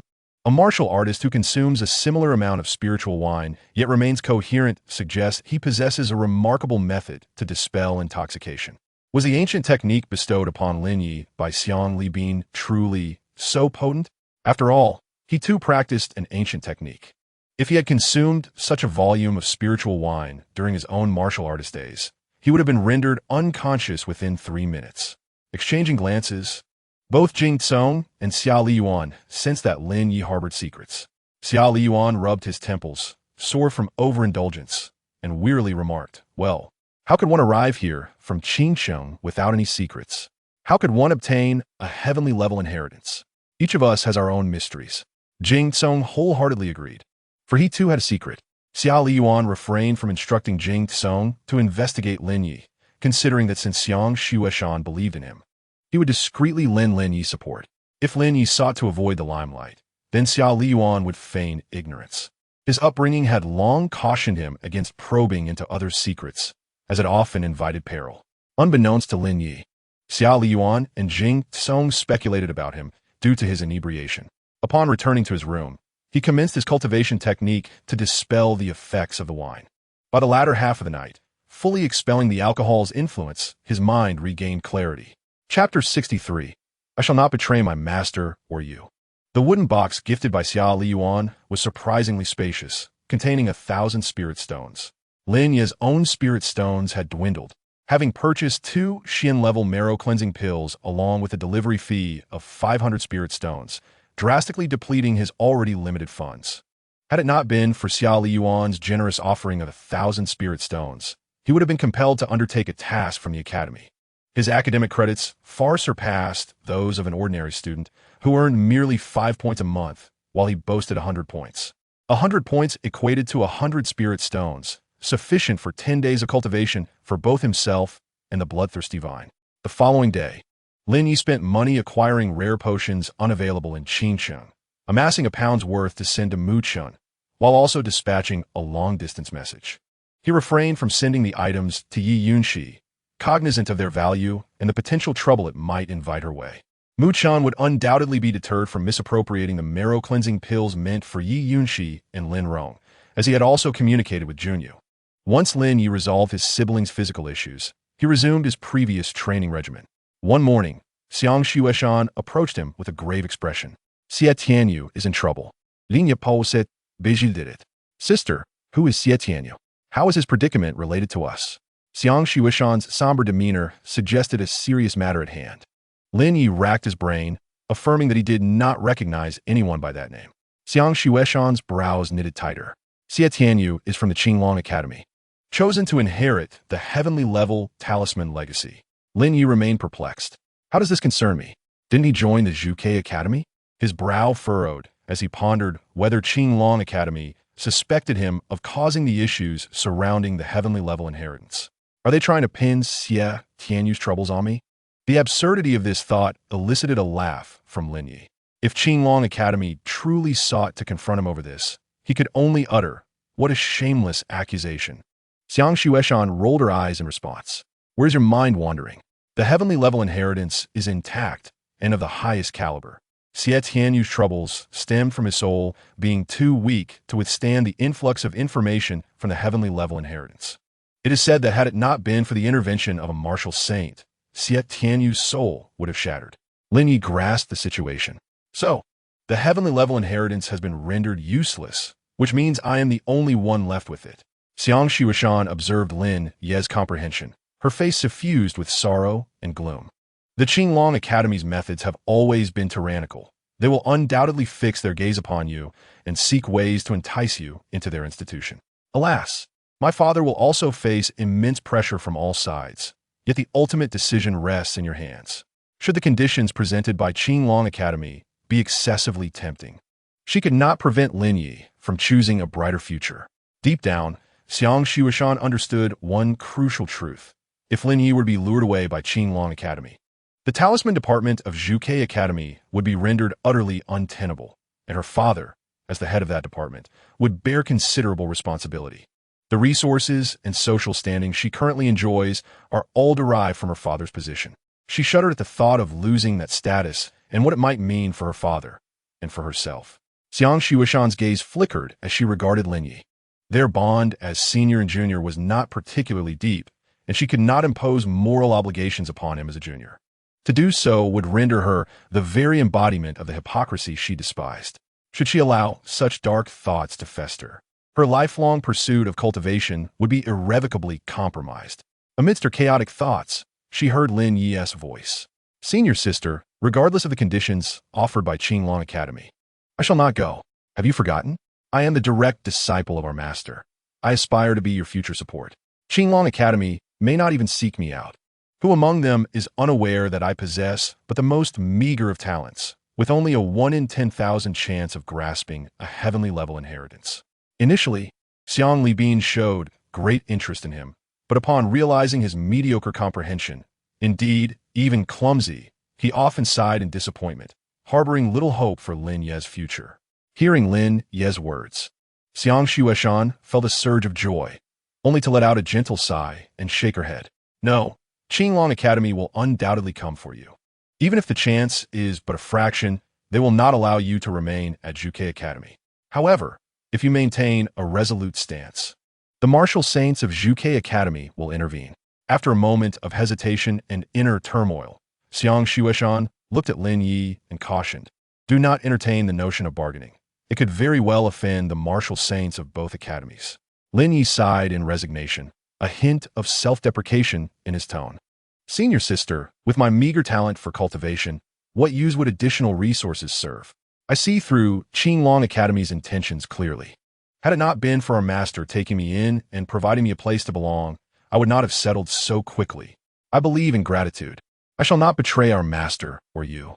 Qinglong Academy was never a consideration for him, then or now. Xiang Shuishan acknowledged that she was indeed moved by Lin Ye. Not everyone remembers their gratitude once they achieve success. At that moment, she believed every word Lin Ye spoke and smiled as she assured him, "Rest assured, as long as you do not wish to depart, my father will strive to secure the utmost benefits for you from the academy." Once her emotions were soothed, Xiang Shuishan felt she had delayed Lin Ye's cultivation and urged him to resume his practice. "If you lack anything, do not hesitate to tell me. I will find a way to assist you." Lin Ye smiled at Xiang Shuishan, claiming he lacked nothing. "Brother Blooddevour, aren't you aware that I am in need of spirit stones? Why not ask senior sister to send you some?" After bidding farewell to Xiang Shuishan, he responded to Blooddevour, "Who in this world does not lack spirit stones? I do, as does my senior sister and even my master. Cultivation is my own responsibility. I cannot become a detestable beggar. My ability to cultivate in peace is entirely thanks to the support of my master and senior sister. They owe me nothing. I must earn the spirit stones I require for my cultivation myself." The 1,000 spirit stones sent by Xia Liyuan as an apology would barely sustain him for a time. With the recent troubles surrounding Xia Tianyu, every heavenly level talisman he sells could command a staggering price. Xia Liyuan was well aware of Xia Tianyu's predicament. Knowing more than Xiang Shuishan was privy to, the Xia family's martial saint intervened in time, providing Xia Tianyu with a spirit-level soul guard pill, which preserved his soul and consciousness.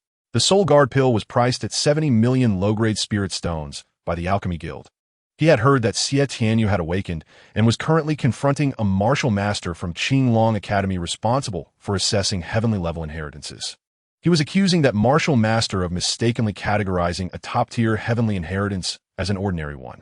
Had he known it was a top-tier inheritance, Xia Tianyu would never have dared to accept it. Chapter 64. You can certainly make demands. After awakening, Xia Tianyu confronted the martial master of the academy. And that martial master, not being of a gentle disposition, promptly summoned the martial saints of the academy for arbitration. This martial master had initially opposed Xia Tianyu receiving the inheritance, and now, following the incident, Xia Tianyu blamed him. Currently, the Xia family's martial saint and the martial saint of Qinglong Academy were engaged in conversation, the details of which remained unknown. Jing Tsong relayed the information he had gathered to Xia Liyuan. Upon hearing it, Xia Liyuan chuckled, scoffing, "Though Xia Tianyu has preserved his life, he will require several months of recuperation before daring to resume his cultivation. He has always been one to employ underhanded tactics. Previously, he had used such means to drive away his competitors, and now, after facing adversity, he blames the academy for failing to perform due diligence in the inheritance assessment. Is this not a case of reaping what he has sown, misplacing his ire?" A smirk danced at the corners of Xia Liyuan's mouth as he lamented. Everyone has underestimated Lin Ye, believing that the inheritance available to an ordinary person must be an ordinary one. Not even a single person from Qinglong Academy has come to inquire about Lin Ye. Had they merely sent someone to ask, they would have uncovered the true nature of that heavenly inheritance. Yet, no one values Lin Ye. They're all too confident in their own judgments. Jing Tsong nodded in agreement, acknowledging, indeed, while Lin Ye may not comprehend the contents of the heavenly inheritance, he is still privy to its fundamental details. The reason no one from Qinglong Academy has approached him is their excessive arrogance.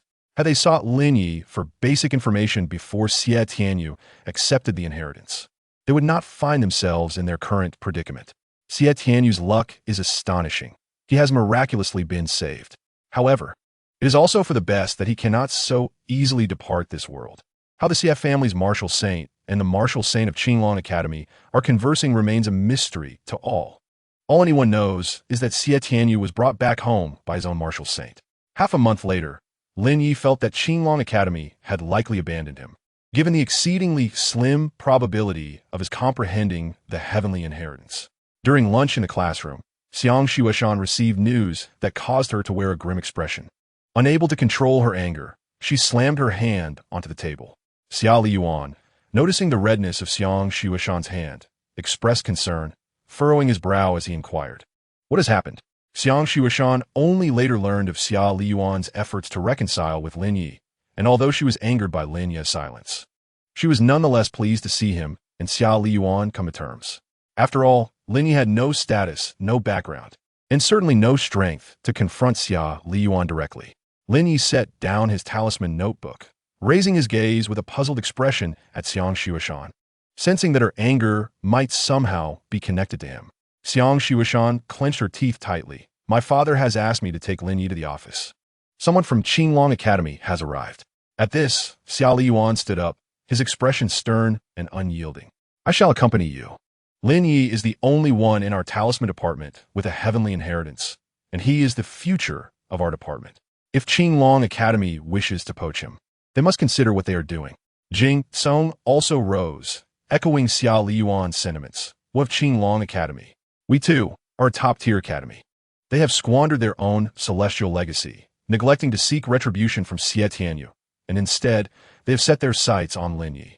Everyone is aware of the events that transpired. The Azure Dragon Academy looked down upon Lin Ye. It was our director Xiang who took him under his wing as a personal disciple." Jing Tsong's gaze swept over Lin Ye as he deliberately remarked, "I have heard of an ancient secret technique known as soul seizing, which purportedly allows one to acquire the memories of the seized." Upon hearing this, Lin Ye inhaled sharply. The notion of soul seizing. Xia Liyuan understood that Xiang Li Bin required Lin Ye, and since Xiang Li Bin's needs aligned with Xiang Shueshan's, he supplemented Jing Tsong's words. "The Azure Dragon Academy has always operated in a rather unscrupulous manner. Their standing among the aristocratic families is significantly higher than that of the Vermilion Bird Academy. The Azure Dragon Academy had previously admitted several prodigies with heavenly roots, only for them to vanish without a trace. Their fates revealed years later as tragic consequences of a ruin. It is indeed peculiar that those with heavenly roots who perished in the ruins were found devoid of spiritual roots at the time of their demise."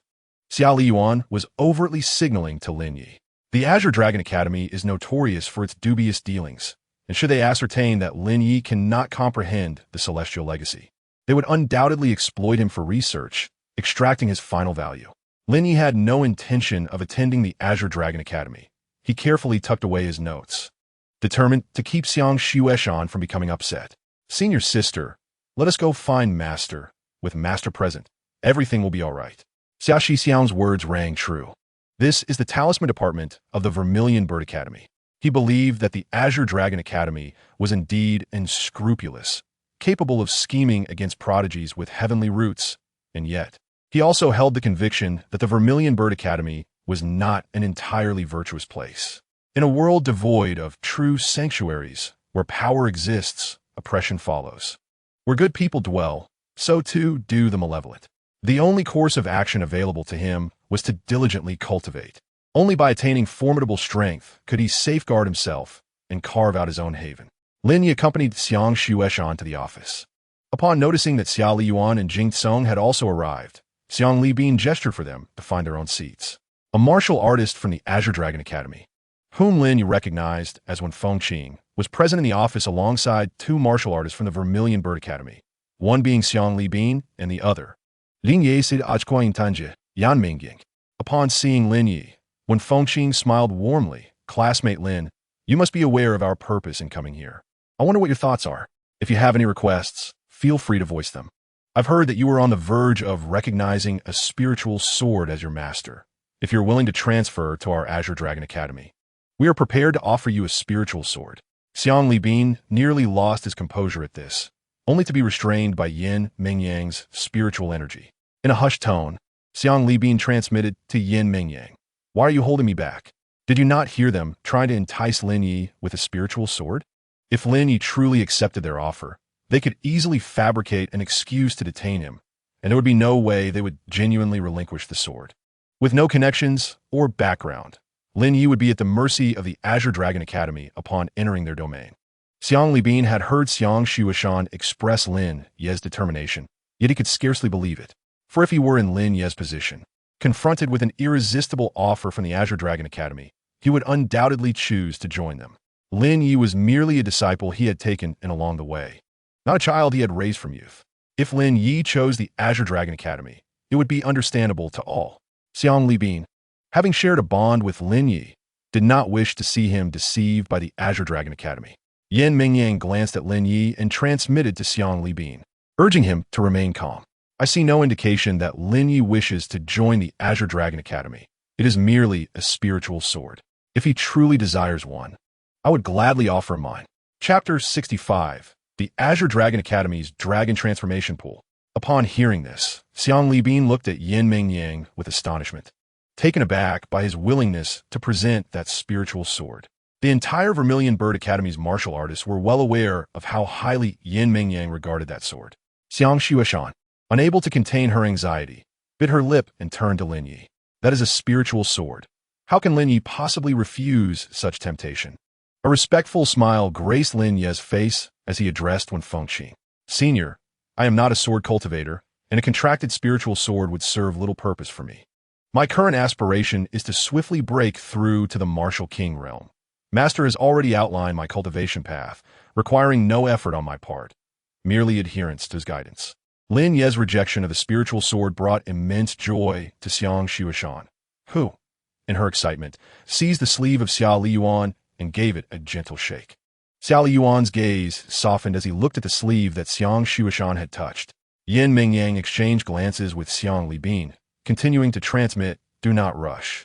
I believe Lin Ye is not the type to betray his sect. After all, it was the Azure Dragon Academy that disregarded him at first. What do the youth of today value most? Naturally, it is their dignity. The Azure Dragon Academy has shown him no respect. If he possesses any pride, he will not return there. No matter how extraordinary the treasures the Azure Dragon Academy offers, what good are they if they cannot alter Lin Ye's inferior iron bone aptitude? If they cannot change his foundational quality, then even the most coveted treasures would merely serve as trinkets to him." Xiang Libin's emotions were conflicted. While he found merit in Yin Mingyang's words, he hesitated to bind Lin Ye with the ties of their master-disciple relationship. He feared that today's kindness might sow seeds for future enmity. Coming from a humble background himself, he understood the challenges of transcending social classes. The Lin Ye of today might speak passionately of loyalty and gratitude, but in the future, as he matures, would he come to realize what he missed out on today? Would he harbor resentment towards Xiang Libin? As the saying goes, it is not the thief you fear, but the one who covets. With a faint sigh, Xiang Libin acknowledged that he could not bind Lin Ye with obligations of gratitude. He would present all the advantages and disadvantages to Lin Ye, allowing him to make his own choice. He suspected that the talisman department might not endure much longer. At worst, he would return home with Xiang Xueshan. Wen Fengqi had no intention of luring Lin Ye away with just a spiritual sword.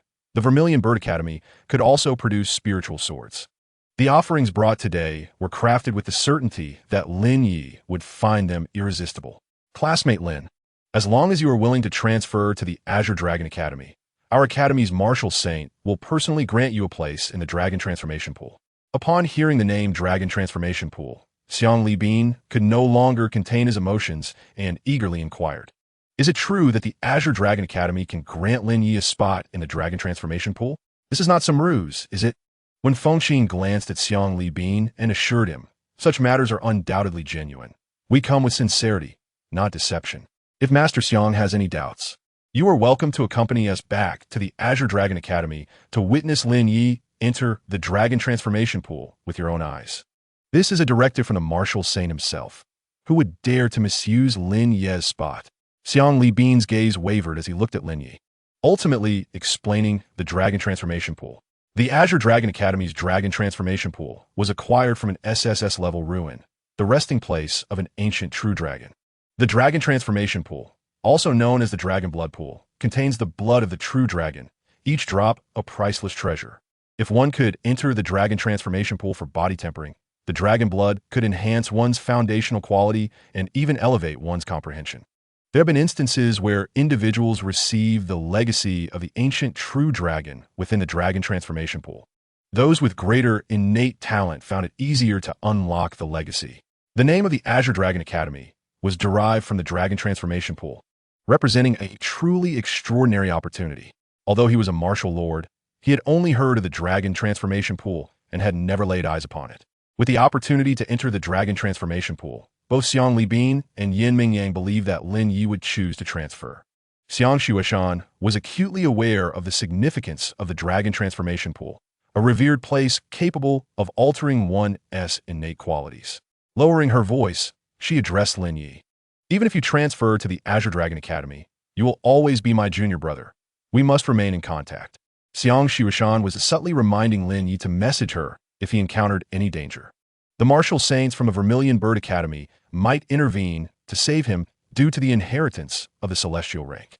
Lin Ye first cast a helpless glance at Xiang Shuishan before turning to Fengqing, inquiring, "Senior, if I, with my inferior iron bone aptitude, enter the dragon transformation pool, to what extent can my foundation be enhanced?"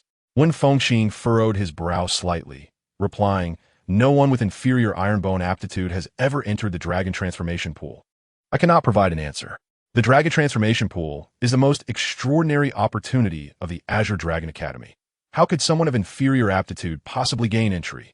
The opportunity to enter the dragon transformation pool was granted to Lin Ye because several martial saints valued the celestial rank talisman inheritance he possessed, hoping to enhance his foundation and thereby increase the likelihood of comprehending the inheritance. Lin Ye was naturally intrigued by the dragon transformation pool. Yet he understood that nothing in this world comes without a price. Accepting a chance to enter the dragon transformation pool from the Azure Dragon Academy would bind him to them, restricting his ability to join other factions at will. For no other force could compensate for the opportunity presented by the dragon transformation pool. "Senior, I heard from my master that those with superior talents benefit more in the dragon transformation pool.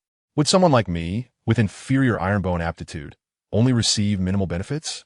Fengqing had yet to respond when Yin Mingyang nodded in agreement. Lin Ye's concerns were not without merit. There were numerous spiritual herbs capable of refining one's bones, yet enhancing inferior ironbone aptitude was as arduous as a commoner facing the thunder tribulation.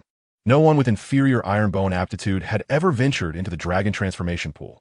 If Lin Ye entered and gained nothing, it would indeed be a waste of a precious opportunity. Fengqing exchanged glances with another martial saint, both astonished by Lin Ye's unique thought process. He conveyed Lin Ye's concerns to the martial saint, soon receiving a reply. Let Lin Ye propose conditions freely and bring him back to the academy. Upon reading the message, Fengqing understood that the conditions were negotiable, but the final decision rested with the academy. As long as Lin Ye withdrew from the Vermilion Bird Academy, relying solely on Xiang Libin's connections would not suffice to challenge the Azure Dragon Academy. Fengqing verbally promised various treasures, implying that should the dragon transformation pool yield little result for Lin Ye, he could select from those treasures at will. Xiang Libin and Yin Mingyang, seasoned in the ways of the world, recognized that despite Fengqing's abundance of promises, the language used was vague, clearly an attempt to placate Lin Ye. Lin Ye, with a respectful demeanor, bowed to Fengqing, stating, "Senior, I believe the Vermilion Bird Academy is quite commendable. My master and senior sister are here, and I do not wish to transfer to the Azure Dragon Academy. I am truly fortunate. Thank you, Senior, for your kindness." As soon as Lin Ye finished speaking, a commanding voice resonated from nowhere within the office. "I have already extended enough courtesy to the Azure Dragon Academy. You have all heard Lin Ye's choice. Henceforth, do not disturb our students' cultivation." Chapter 66 requested a vial of Lin Ye's blood. Both Fengqing and the other martial saint wore grim expressions upon hearing this. What they initially thought would be a simple matter had turned into a debacle. Upon returning, they would likely face the ire of the martial saint. Lin Ye, either too young or too naive, had shown no desire for the dragon transformation pool. It was, after all, the dragon transformation pool, the very elixir that even martial saints coveted. Fengqing cast a meaningful glance at Lin Ye. Despite not wishing to depart in such a manner, he dared not defy the martial saint's command. Although the federal laws expressly prohibit those of higher cultivation from indiscriminately slaughtering the innocent, one particular law is notably emphasized: the strong must not be insulted. At this juncture, Xiang Libin was engulfed in a sense of absurdity. The Azure Dragon Academy had offered a chance to the dragon transformation pool, yet Lin Ye refused to transfer. If he were in Lin Ye's position, even a moment's hesitation would be seen as disrespecting the opportunity. "Xiang Libin, Take this decree of mine and bring Lin Ye to the Academy's treasury. He may select any item he desires. Since the Azure Dragon Academy had presented the opportunity of the Dragon Transformation Pool, the Vermilion Bird Academy could not be stingy. The martial saints from the Azure Dragon Academy had previously requested that they refrain from interfering in the recruitment of Lin Ye, allowing him to make his own decision. The Vermilion Bird Academy, needing to purchase a significant number of talismans from the Talisman Guild, had no choice but to comply with the Azure Dragon Academy's request. Therefore, during Wen Fengqing and his colleagues' recruitment efforts, even if some martial saints felt discontent, they maintained silence throughout. The eventual outcome was unexpected. Lin Ye had indeed turned down the Azure Dragon Academy, granting them a significant face-saving moment. Yin Mengyang, aware that today's events had caught the attention of the martial saints, gritted his teeth and retrieved the spiritual sword he had previously acquired, presenting it to Lin Ye. Lin Ye looked at Yin Mengyang with confusion. "Uncle Yin, what is this?" Yin Mengyang chuckled, patting Lin Ye on the shoulder. "You are commendable. The opportunity of the Dragon Transformation Pool is so extraordinary, yet you remain unmoved. As a teacher of the Vermilion Bird Academy, I naturally hope for our Academy's growth.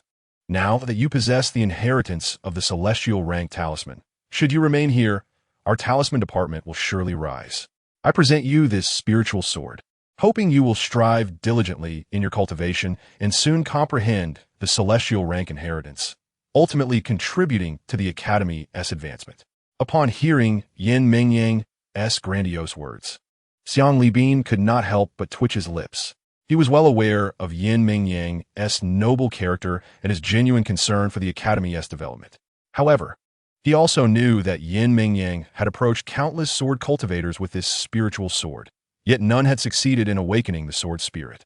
Although they were only one major realm away from the martial saints, that gap seemed as vast as a chasm. Out of 10,000 martial lords, perhaps only one fortunate soul could ascend to the rank of martial saint. Yin Mengyang was banking on the interests of the martial saints. Regardless of whether he would eventually receive guidance from them, at the very least, he hoped to leave a lasting impression. One must never underestimate the significance of a martial saint's impression, as it could very well lead to an extraordinary opportunity for transformation. Lin Ye felt uncertain about what to do, casting a pleading glance at Xiang Libin. While he desired the spiritual sword, he was unsure if Yin Mengyang's sword could be accepted. Without a hint of hesitation, Xiang Libin urged Lin Ye to attempt to recognize the sword as his own. A remarkably handsome martial saint, drawn by curiosity, appeared in the office. Shiza smiled as he took the spiritual sword from Yin Mengyang's hands, examining it before shaking his head in regret. The sword spirit of this spiritual sword has fallen silent. With the sword spirit dormant, the spiritual sword had become unusable.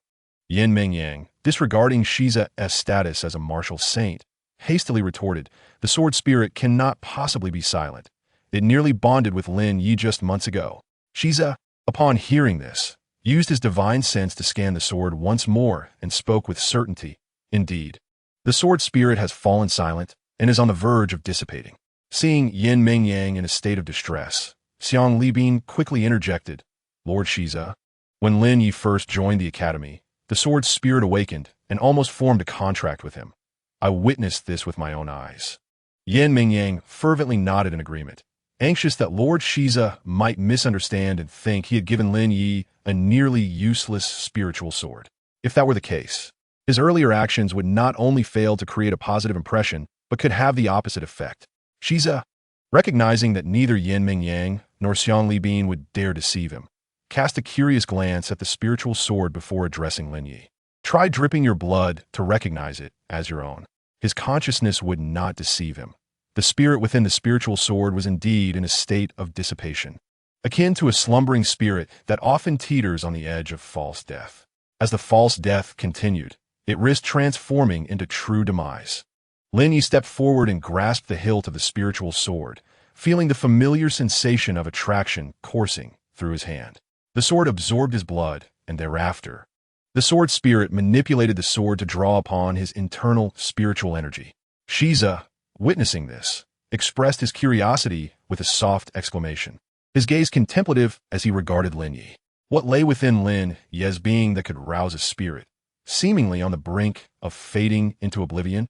Noticing that the sword spirit had commenced the second stage of its recognition process, Shiza discerned that Lin Ye's internal spiritual energy was insufficient and tossed him a medicinal pill.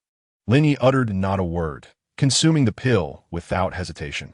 Even if he possessed 100 times the courage, he would not dare question the integrity of a pill provided by a martial saint. Once ingested, the pill radiated a potent surge of spiritual energy. The spiritual sword continued to siphon energy from his body, akin to a nearly depleted phone being swiftly recharged by the pill.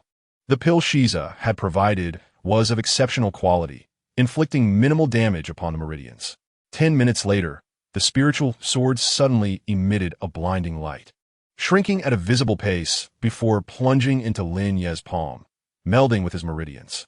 In that moment, Lin Ye comprehended that once he broke through to the foundation establishment and opened his dantian, the sword would take residence there, requiring him to nurture it with spiritual energy regularly. Shiza extracted a vial for collecting blood and addressed Lin Ye. "I require a small vial of your blood." Lin Ye respectfully accepted the vial and, without further ado, pricked his finger. Shiza was, after all, a martial saint. Resistance was futile, and it was wiser to leave a favorable impression. Shiza collected the vial filled with Lin Ye's blood, smiling as he tossed Lin Ye a hand token. "I do not take advantage of others. Having taken your blood, you may use my token to select a treasure from the Academy's storeroom." Xiang Li Bin and Yin Mingyang watched, their envy palpable, wishing they could exchange their own blood for a hand token from the martial saint. Even a small vial seemed trivial, and they would gladly offer a basin.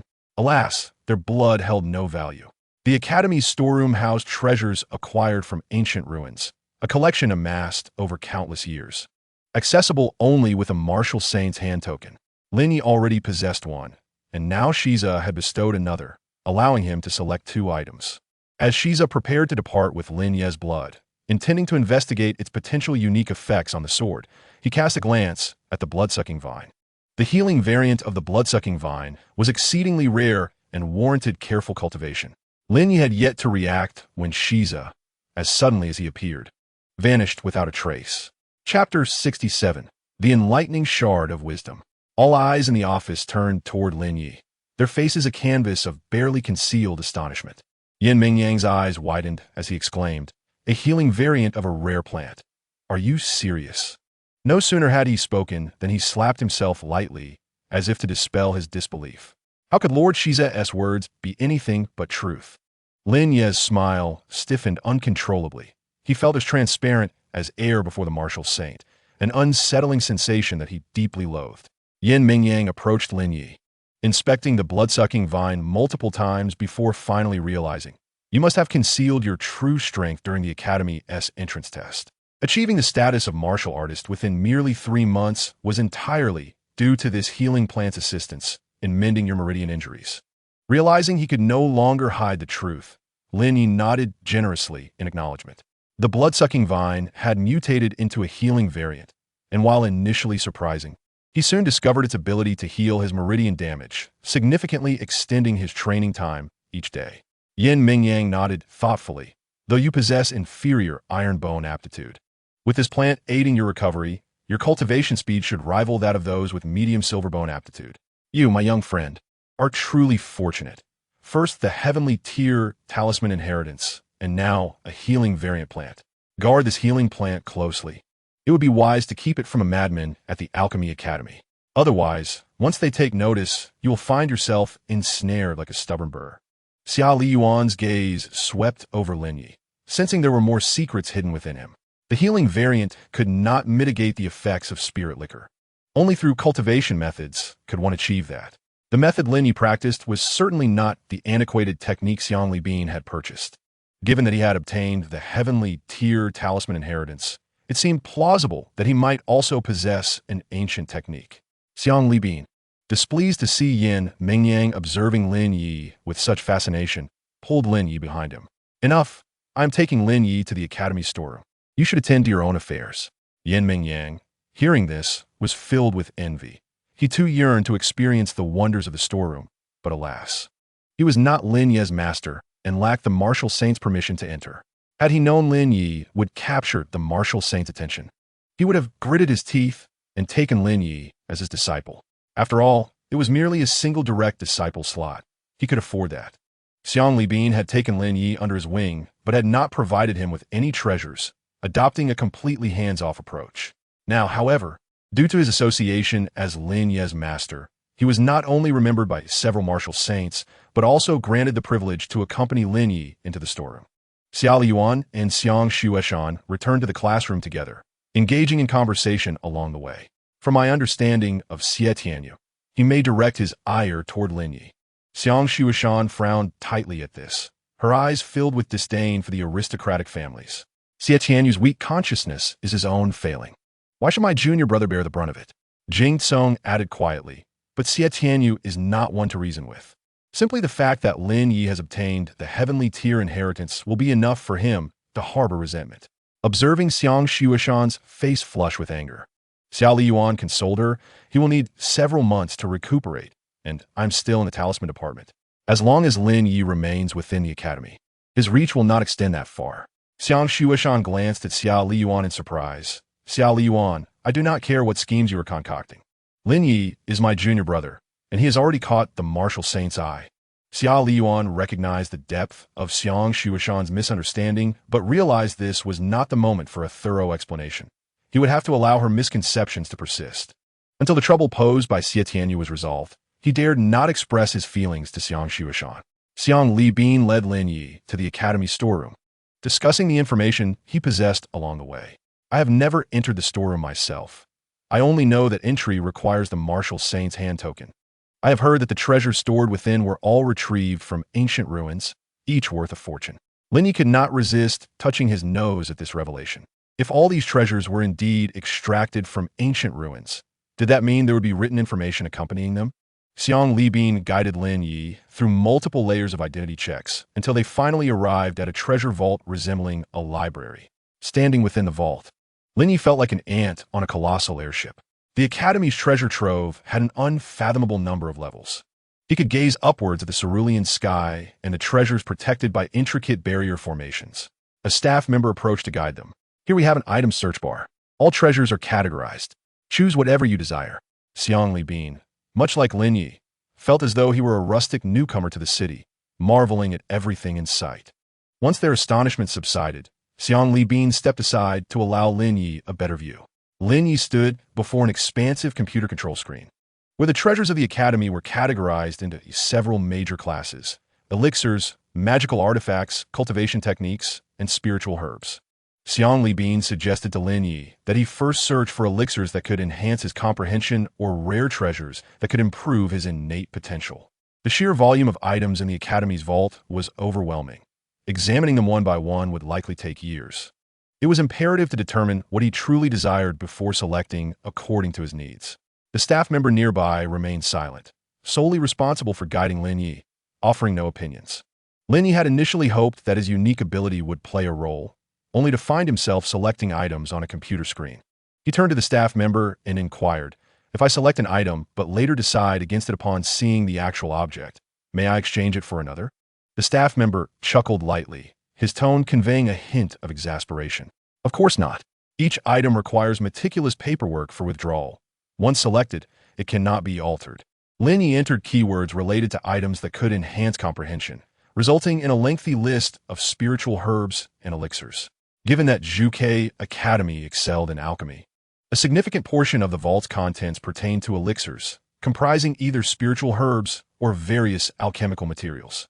After perusing several pages, Lin Ye's attention was captured by an item named the Enlightenment Stone. Enlightenment Stone.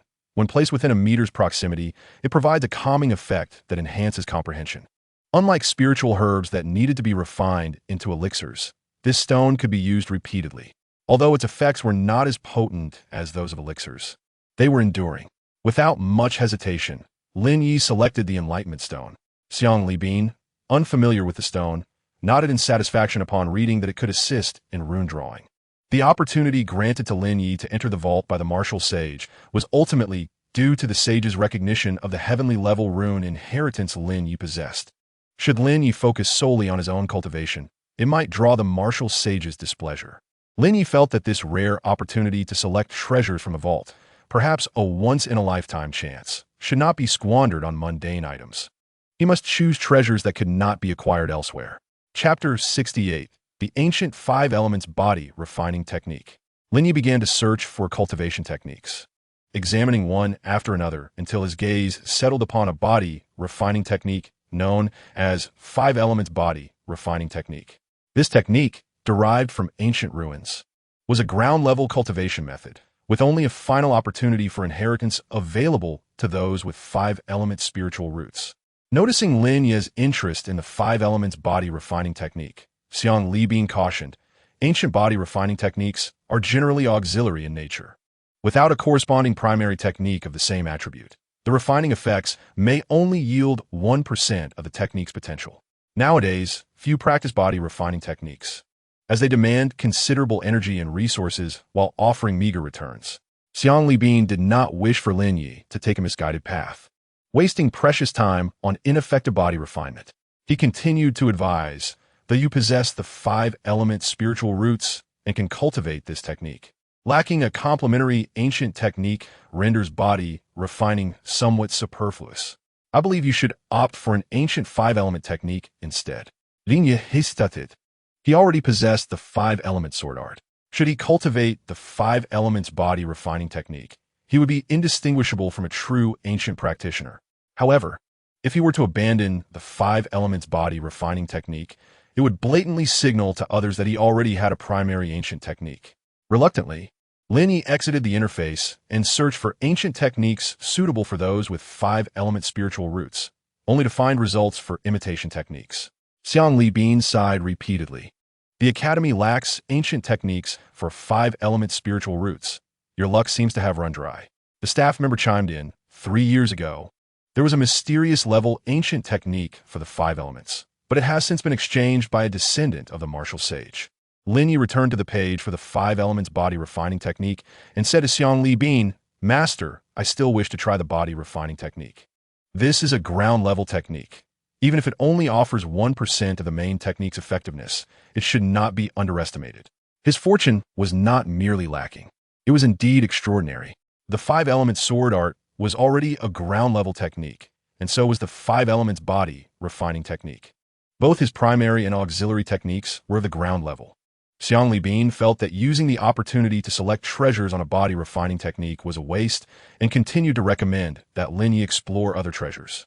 Although Lin Ye had firmly decided to choose the five elements body refining technique, he feigned obedience and began to browse through other items, treating it as a chance to broaden his horizons.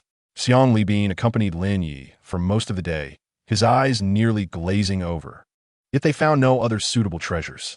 Many items either had spiritual root requirements or demanded certain cultivation levels. Numerous spiritual herbs could not be used directly, but required refinement into elixirs. The auxiliary herbs were so complex to collect that even he could not guarantee their completeness, let alone Lin Ye. Could Lin Ye produce 2,000 spirit stones? Such an amount would scarcely cover a single ordinary millennium spiritual herb. After comparing various options, Xiang Libin concluded that the most beneficial item for Lin Ye was indeed the ancient five elements body refining technique. Lin Ye turned to Xiang Libin, asking, Master, should I select this technique? Xiang Libin, resigned, could only agree, stating that the other spiritual herbs were unusable and there were no elixirs available to enhance his roots. To exchange this precious opportunity for something else would be quite wasteful. Items purchasable with spirit stones, if exchanged in the vault, would be a sheer squandering of this opportunity. Having confirmed his choice of the ancient five elements body refining technique, it was not long before the staff member approached with 2 boxes. The exchange must be conducted on site. Once the treasures are out of my hands, I am no longer responsible for any subsequent discrepancies. Lin Ye glimpsed the enlightenment stone within 1 box, prominently labeled. Enlightenment stone provides calming effects. When ground into powder and mixed with spiritual wine, it can permanently enhance comprehension. Lin Ye's gaze flickered slightly as he stored the Enlightenment Stone in his storage ring. The Academy's introduction to the Enlightenment Stone emphasized only its calming effects, neglecting to mention that it could permanently enhance comprehension when mixed with spiritual wine. This was likely a secret known to few, allowing him to seize an unexpected advantage. The Enlightenment Stone's value lay in its subtle ability to enhance comprehension over time. Any item associated with comprehension, whether spiritual herbs or elixirs, typically commanded astronomical prices, beyond common reach. Should the news of the Enlightenment Stone's permanent enhancement capabilities spread, even the martial sage would likely take action. Lin Ye then turned his attention to the other box containing an ancient jade slip. 5 elements body refining technique. Ground level body refining technique. The description of the 5 elements body refining technique was rather succinct, and Lin Ye swiftly stored the technique away. He did not require extensive details, merely confirmation of the item's authenticity. West Zhe soon learned of the 2 items Lin Ye had selected, nodding in approval. Both the Enlightenment Stone and the 5 elements body refining technique suited him well, ensuring that his opportunity within the vault was not squandered. Not every item within the Academy's vault was a treasure. Many were mere relics, neither valuable nor entirely worthless. Upon returning to the villa, Xiang Libin cautioned Lin Ye. Although you have obtained a heavenly level inheritance, you are still a novice warrior, and your dantian has yet to be opened. Acknowledging a ground-level technique's inheritance at this stage is too risky. It will be prudent to wait until you break through to the Martial King level before doing so. As long as you remain within the Academy, you need not worry about anyone attempting to seize your possessions. The 5 spirits body refinement technique requires a specific spiritual route for cultivation, so it is unlikely that anyone would take this method to heart. Lin Ye obediently nodded. Yet he still yearned to acquire the inheritance as soon as possible. The sooner he commenced body refinement, the firmer his foundation would become. After Xiang Libin departed, Lin Ye took out the jade slip containing the 5 spirits body refinement technique and instructed the blood-sucking vine, should it detect any abnormalities during his reception of the inheritance, it must interrupt the process promptly. Although accepting the inheritance now was somewhat perilous, the path of cultivation is fraught with risks. If he were to wait until he broke through to the Martial King stage to receive the inheritance, who knows how long that would take? With the objective at the Qinglong Academy unfulfilled, there would undoubtedly be further movements ahead. He must strive to enhance his strength with every passing moment. After some internal deliberation, Lin Ye chose to take a gamble. Since he had managed to obtain a celestial level inheritance, he could also acquire the earthly level technique inheritance.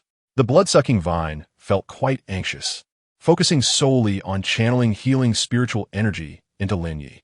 The process of receiving the inheritance unfolded much as Lin Ye had surmised. Initially, he experienced intense headaches and pressure. But suddenly, a cool sensation coursed through his mind, alleviating all pain and discomfort.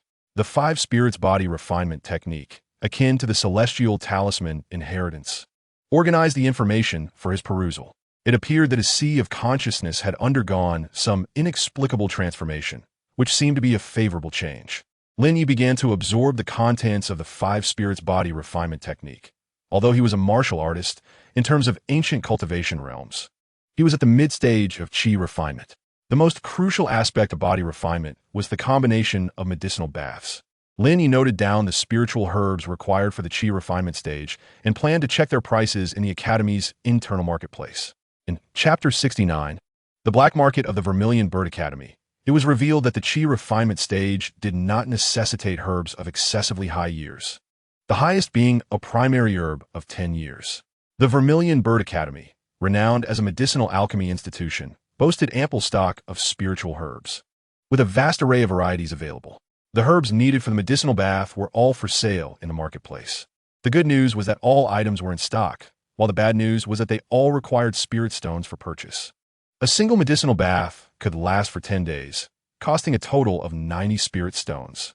His daily training with the blood-sucking vine required 9 spirit stones, but now, nearly 20 spirit stones were needed each day. After some contemplation, Lin Ye gritted his teeth and placed an order for various spiritual herbs. Once he commenced body refinement, not only would it accelerate his cultivation speed, but it would also solidify his foundation, making early investment in himself absolutely essential. Only by breaking through to the foundation establishment stage could he attempt to study the contents of the talisman inheritance, thereby earning spirit stones through talismans. The blood-sucking vine hesitated for several minutes before deciding to disclose something to Lin Ye. "Brother, I feel I am on the verge of a breakthrough. I will need over 100 spirit stones." It was aware of Lin Ye's tight finances, as he had yet to find a means to earn spirit stones. But a breakthrough was as unavoidable as a human sneeze. Lin Ye did not hesitate in the slightest and handed the blood-sucking vine 150 spirit stones. A breakthrough is a good thing. Never harbor any doubts. Even if I lack spirit stones, I will find a way to borrow some for your breakthrough. You must understand that early investment is crucial. Without it, there are no future bountiful rewards. Lin Ye perceived the blood-sucking vine's anxiety over spirit stones and patiently explained, whether human or extraordinary plant, the initial stages of cultivation yield no returns. It is all about relentless giving. However, we cannot cease our cultivation simply because rewards are not immediately apparent. Do not worry about my spirit stones. A path will undoubtedly appear as we progress.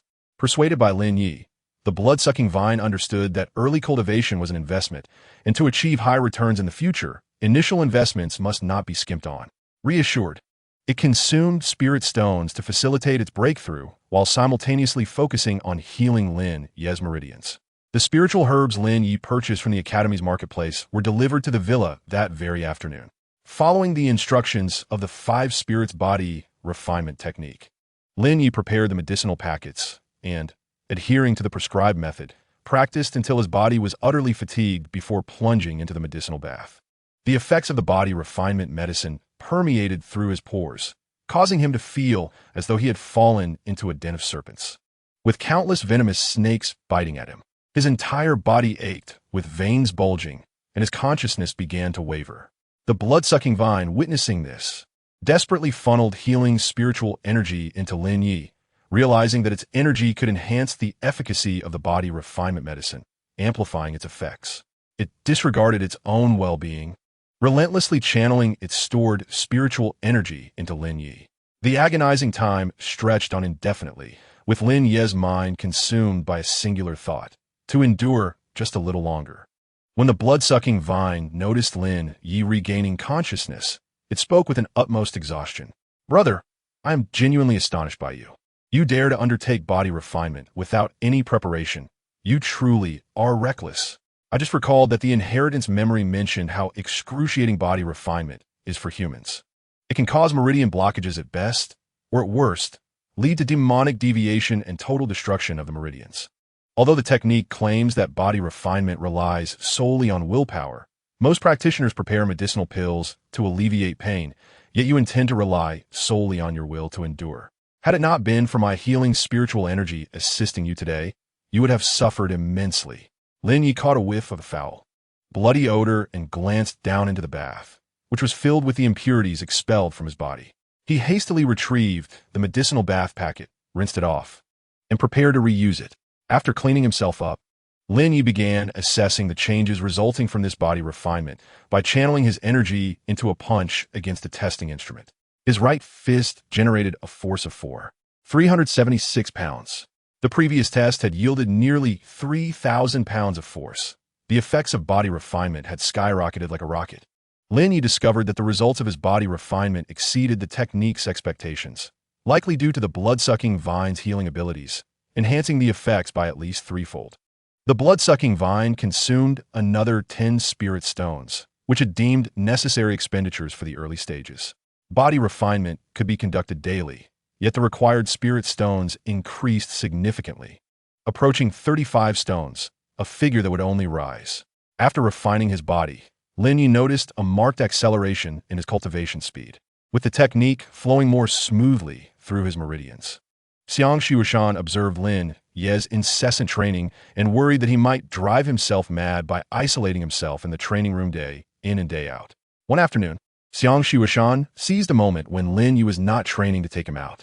Lin Ye was virtually dragged along by Xiang Shuishan, his face a mask of reluctance. "Sister, where are you taking me? I still have to train this afternoon."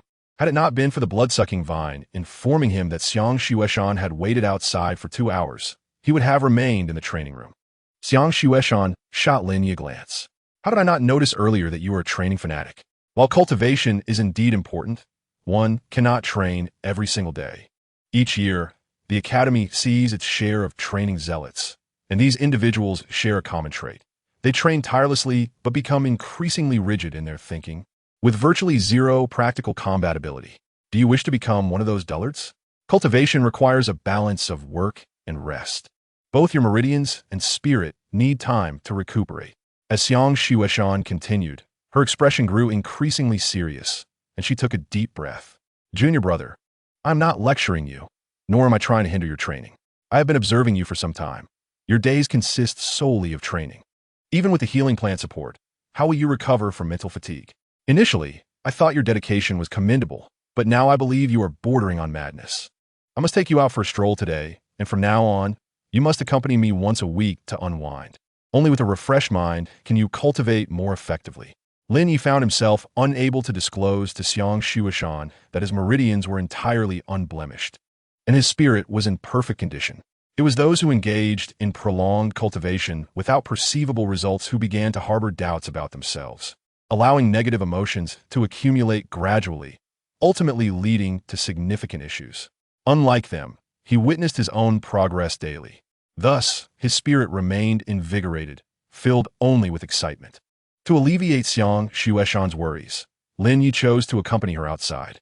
Along the way, Xiang Shueshan led him into a room to change clothes and don a mask herself. Curiosity piqued, Lin Ye inquired, "Senior sister, where are you taking me? Why the air of mystery?" With a playful smile, Xiang Shueshan replied enigmatically, "Do not question too much. Simply know, it is a splendid place that you will surely enjoy. Who could resist the thrill of a hidden treasure?" Chapter 70. A fortuitous find of a millennia-old exotic plant. Half an hour later, Lin Ye stood within the black market of the Juke Academy. Surrounding him were individuals clad in cloaks, their faces obscured by masks, their voices altered through voice modulators. Rather than allowing Lin Ye to wander freely, Xiang Shueshan guided him to a dilapidated shop and requested in a neutral tone, purchase 2 false identities. One should be of a martial king, the other of a martial emperor. The shopkeeper, without lifting his gaze, quoted a price of 2 million. Lin Ye instinctively approached to make the payment, surprised to discover that false identities were available in the black market. He messaged Xiang Shueshan, asking, "Senior sister, can false identities grant access to secret realms?" Xiang Shueshan promptly replied, "Of course, the false identities from the academy are essentially true identities outside. This is a protective measure for students, and other academies operate similarly. Be wary of those scheming individuals who, despite possessing the prowess of a martial emperor, wield a false identity of a martial king to deceive others in the relics." Though she did not voice her anger, it was palpable in her words. Lin Ye sensed that Xiang Shueshan had likely been deceived by such individuals before, as her frustration was evident. Having procured the 2 false identities, a martial king and a martial emperor, Xiang Shueshan cautioned Lin Ye through a message. "I had you acquire these identities for potential future needs, but do not use them to venture into relics, as it may lead to perilous situations, even fatal ones." Lin Ye assured her, "Rest assured, senior sister, I will not enter any relics until I possess sufficient strength to protect myself." Within the relics, not only were there deceitful individuals, but also elusive exotic plants and monstrous beasts. Xiang Shueshan continued to lead Lin Ye through various shops. The black market resembled a market composed of several streets, where patrons concealed their appearances. Lin Ye purchased numerous blank talisman papers, as they were the most basic yellow-grade talismans and could be acquired without using spirit stones. A tacit understanding governed transactions in the black market. One must never inquire about the origins of items. Violating this rule could result in expulsion from the shop, or worse, being treated as an enemy. The black market was deemed the most perilous location within Juke Academy, with fatalities occurring monthly. Throughout their time in the black market, Xiang Shueshan remained close to Lin Ye, never leading him into dangerous shops. The majority of items sold here are acquired through murder and theft. Avoid those shops unless you wish to become a target, she advised. Xiang Shueshan enjoyed browsing through stalls, envisioning the potential for serendipitous finds. She examined a peculiar stone adorned with strange patterns.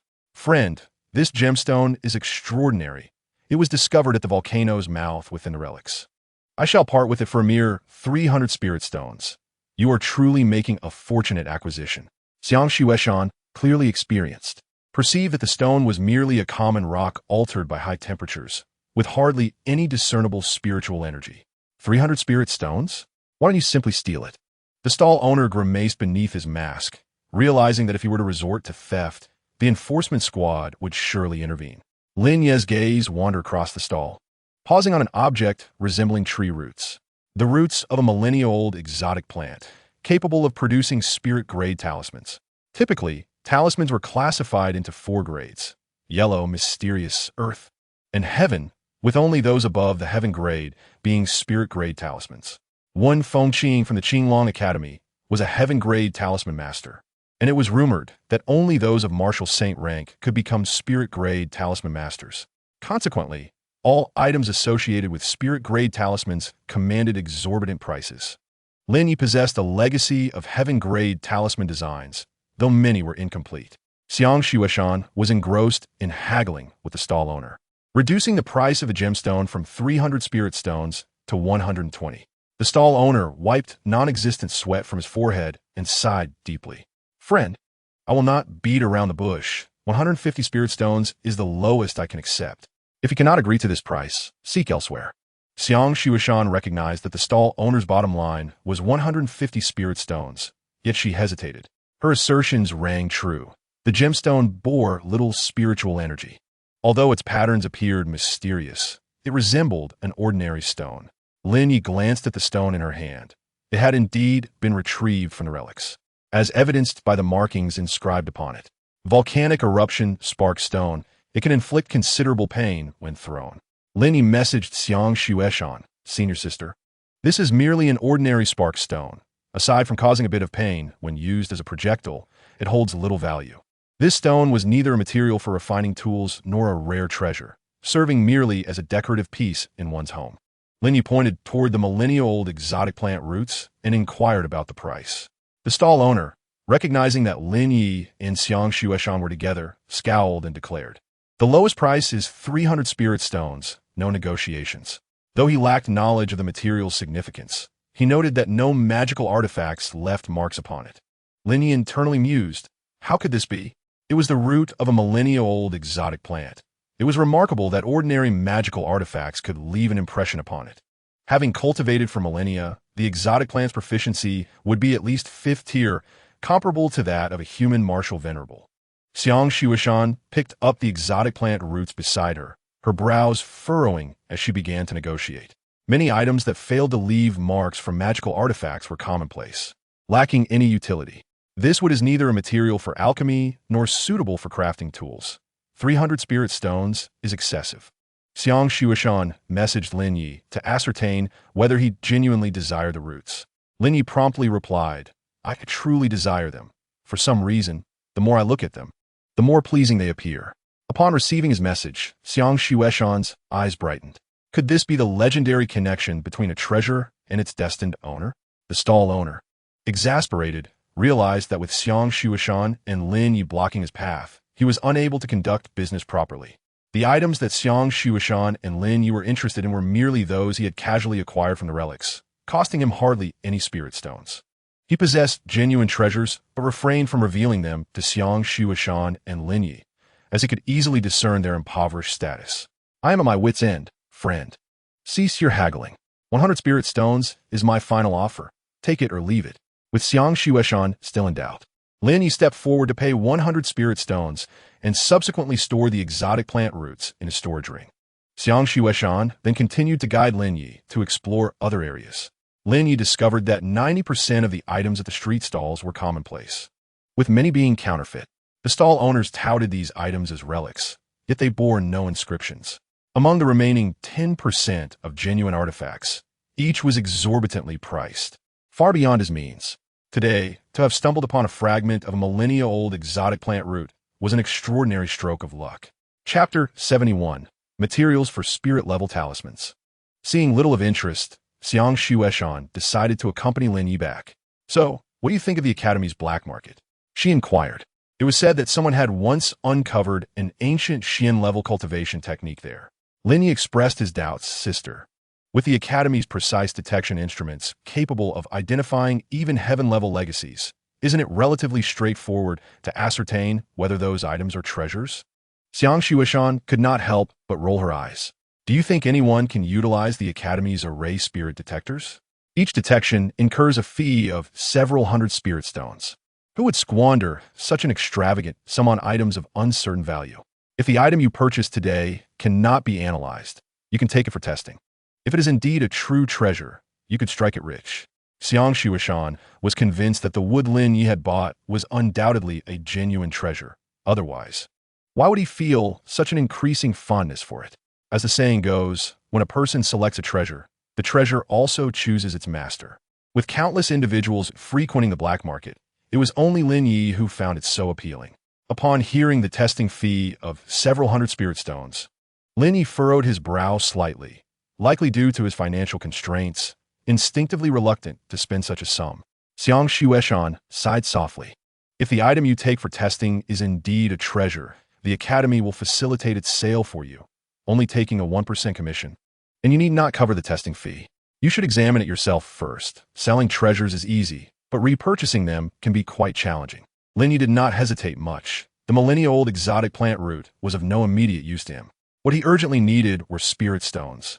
The black market illuminated a path for him to acquire spirit stones without the need to wait for talisman crafting. While others relied on keen eyesight and luck to uncover treasures, he merely needed to scan the item's labels. The next day, Lin Ye approached Xiang Shueshan with his decision. I cannot deduce its nature, but I sense that this piece of wood is extraordinary. I wish to have it tested. He had consulted the blood-sucking vine, which could not sense that it was the root of a millennia-old exotic plant. He pondered the possibility that the Academy's instruments might not yield results, in which case he would waste several hundred spirit stones on testing. Lin Ye urged himself not to overthink it. If it were a genuine treasure, it would ultimately be discovered. Xiang Shueshan was taken aback by Lin Ye's swift decision and advised him, shouldn't you consider it further? What if it is a rare treasure? If you miss this chance, it may never come again. Lin Ye shook his head and sighed gently. Sister, I still wish to have it tested. Ideally, I can sell it for spirit stones. Both the blood-sucking vine and I need spirit stones for our cultivation. And I will also require a considerable amount for body refinement in the future. Xiang Shueshan understood the hardships of being without spirit stones. The path of cultivation was, in essence, paved with spirit stones. As the daughter of a martial arts master, she often wished she could split a single spirit stone into two. Respecting Lin Ye's decision, she offered, I will cover the testing fee for you. You can repay me once you sell the item. Though Xiang Shueshan felt a bit embarrassed after suggesting this, she believed that as Lin Ye's senior, it was her duty to assist him with the testing fee. However, her own poverty limited her to merely lending him spirit stones. Lin Ye declined her offer, explaining how he had gifted 1,000 spirit stones to Xia Liyuan as an apology. Xiang Shueshan rolled her eyes in discontent. How stingy! 1,000 spirit stones for an apology is barely enough for a few days' meals. There is no sincerity in that. He clearly thinks you are easily fooled. The private room at the club he took you to has a minimum consumption of 1,000 spirit stones. As she spoke, Xiang Shueshan fell silent. Regardless, Xia Liyuan had apologized to Lin Ye. With no background, connections, or strength, accumulating enemies like Xia Liyuan would be disastrous for Lin Ye. Viank, yuesan kuitli varnit Lin Ye. Junior brother, don't be foolish and let Xia Liyuan deceive you. I'm unsure of his motives for apologizing, but I sense ill intentions. When someone offers you a modicum of kindness, they likely have ulterior motives. Do not foolishly reciprocate with excessive goodwill. Xia Liyuan was a perplexing individual. Sometimes he seemed utterly detestable, yet at other times, he appeared tolerable. Recently, thoughts of him had left Xiang Shueshan feeling conflicted. I suspect he has a sinister nature. You must limit your interactions with him. After speaking, Xiang Shueshan frowned, her expression betraying her youthful anxieties. Lin Ye glanced at Xiang Shueshan in surprise, blinking as he processed her words. Having never been in love or felt affection for a woman, he wondered if this was what it felt like to be smitten. Uncertain, he contemplated how to broach the subject with Xiang Shueshan regarding relationships, but before he could gather his thoughts, they arrived at their destination. Clearly experienced in testing, Xiang Shueshan led Lin Ye directly to the testing floor. Lin Ye insisted on paying the spirit stones himself. The staff ushered him into a testing room, instructing him to place the item on the counter. Our facility is under full surveillance. The treasure will remain within the owner's sight during the testing. Lin Ye inquired about the duration of the testing process. The staff replied, it depends on the classification of the treasure. The more rare and precious it is, the longer it will take. However, it will not exceed 10 minutes. As Lin Ye and Xiang Shueshan waited, his gaze remained fixed on the exotic plant root. As long as he could see the labels, he would know that the item had not been swapped. When 5 minutes had passed without a result, Xiang Shueshan's excitement grew palpable. The last time I found something, I thought it was a treasure, and the results came back in under a minute. If it has taken this long, you must have uncovered something remarkable. The staff remained calm, methodically adjusting the instruments. By the 8th minute, the testing apparatus produced a certificate. Lin Ye swiftly retrieved the exotic plant root, and upon seeing the results, the staff's eyes widened in astonishment. Xiang Shueshan leaned closer to examine the results and gasped. Millennia-old exotic plant, spirit-level talisman material. As Lin Ye tucked the item away, she patted her chest, a mix of relief and exhilaration washing over her. My heavens, junior brother, you are about to strike it rich. Lin Ye smiled at Xiang Shueshan, his voice gentle as he replied. Had it not been for you guiding me to the black market, I would never have stumbled upon such a treasure. Once the material is sold, I shall share half the spirit stones with you. Xiang Shueshan felt an overwhelming wave of gratitude. She knew Lin Ye understood the significance of spirit-level talisman materials, yet he was still willing to share half the spirit stones with her. Chapter 72, The Unenlightened Child. Xiang Shueshan nearly succumbed to the temptation of spirit stones and almost agreed, but after a deep breath, she ultimately refused. This treasure is destined for you, not me. You and the blood-sucking vine require spirit stones for your cultivation. How could I possibly take your spirit stones when you still need them for body refinement? Your heartfelt intention brings me immense joy, senior sister. Xiang Shueshan continued earnestly. No matter how many spirit stones one possesses, there will inevitably come a day when they are exhausted. On the path of cultivation, no amount of spirit stones is ever sufficient. She sought Lin Ye's opinion before sending a message to Xiang Libin. Moments later, Lin Ye beheld the weary figure of Xiang Libin rushing towards him. Upon sighting Lin Ye, Xiang Libin stated, Shueshan informed me that you have acquired materials for spirit-level talisman paper. I have already notified Lord Shiza. The staff member interjected urgently, Xiang Wuzuan. Your disciple's treasures should be sold through our inspection department's contacts. This concerns his commission, and considering the extreme rarity of the 10,000-year exotic plant, its sale holds value beyond mere spirit stones. It also carries the weight of human connections. Xiang Libin cast a cold glance at the staff member. Since when did your inspection department establish such a regulation? Did my disciple express a desire to sell anything? Have you signed a contract? He is merely here for an inspection. The staff member appeared increasingly anxious. Should word get out that a 10,000-year exotic plant slipped through his fingers, he would be branded as incompetent. Yet, those who come to our inspection department for appraisals typically seek a buyer for their goods. Xiang Libin took Lin Ye's inspection form and, upon seeing the settled inspection fee, felt reassured. Lin Ye is merely here for an appraisal and has not requested your assistance in selling. The inspection fee has been settled. We shall take our leave. The staff member, merely a martial emperor, dared not obstruct Xiang Libin from taking Lin Ye away, resorting instead to frantically messaging their superior. Unfortunately, the superior's responses were delayed, and calls went unanswered. Xiang Libin did not return Lin Ye to the villa. He instructed Xiang Shueshan to head back on her own and took Lin Ye to a manor. Lord Shiza asked me to bring you here. Most residents are relatives of martial saints. Xiang Libin advised Lin Ye to remain courteous, as even an ordinary elderly person might be a close kin of a martial saint. The courtyard where Shiza resided boasted a traditional Chinese architectural style reminiscent of the relic sections.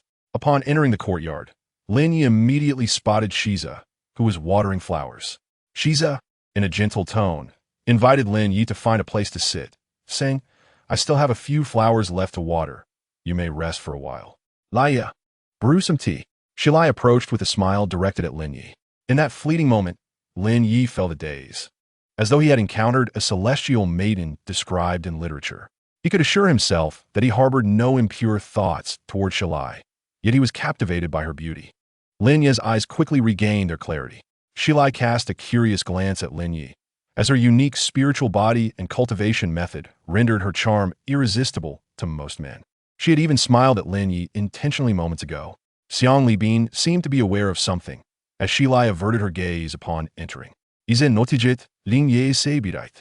Clear eyes, and inwardly chuckled, thinking a child yet to awaken Lin Ye was utterly oblivious to the nuances of romantic relationships.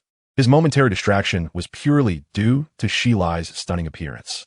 People are inherently drawn to beauty, a sentiment shared across all ages and genders. Shiza smiled as he introduced Lin Ye. This is my daughter, Shilai, who is about your age.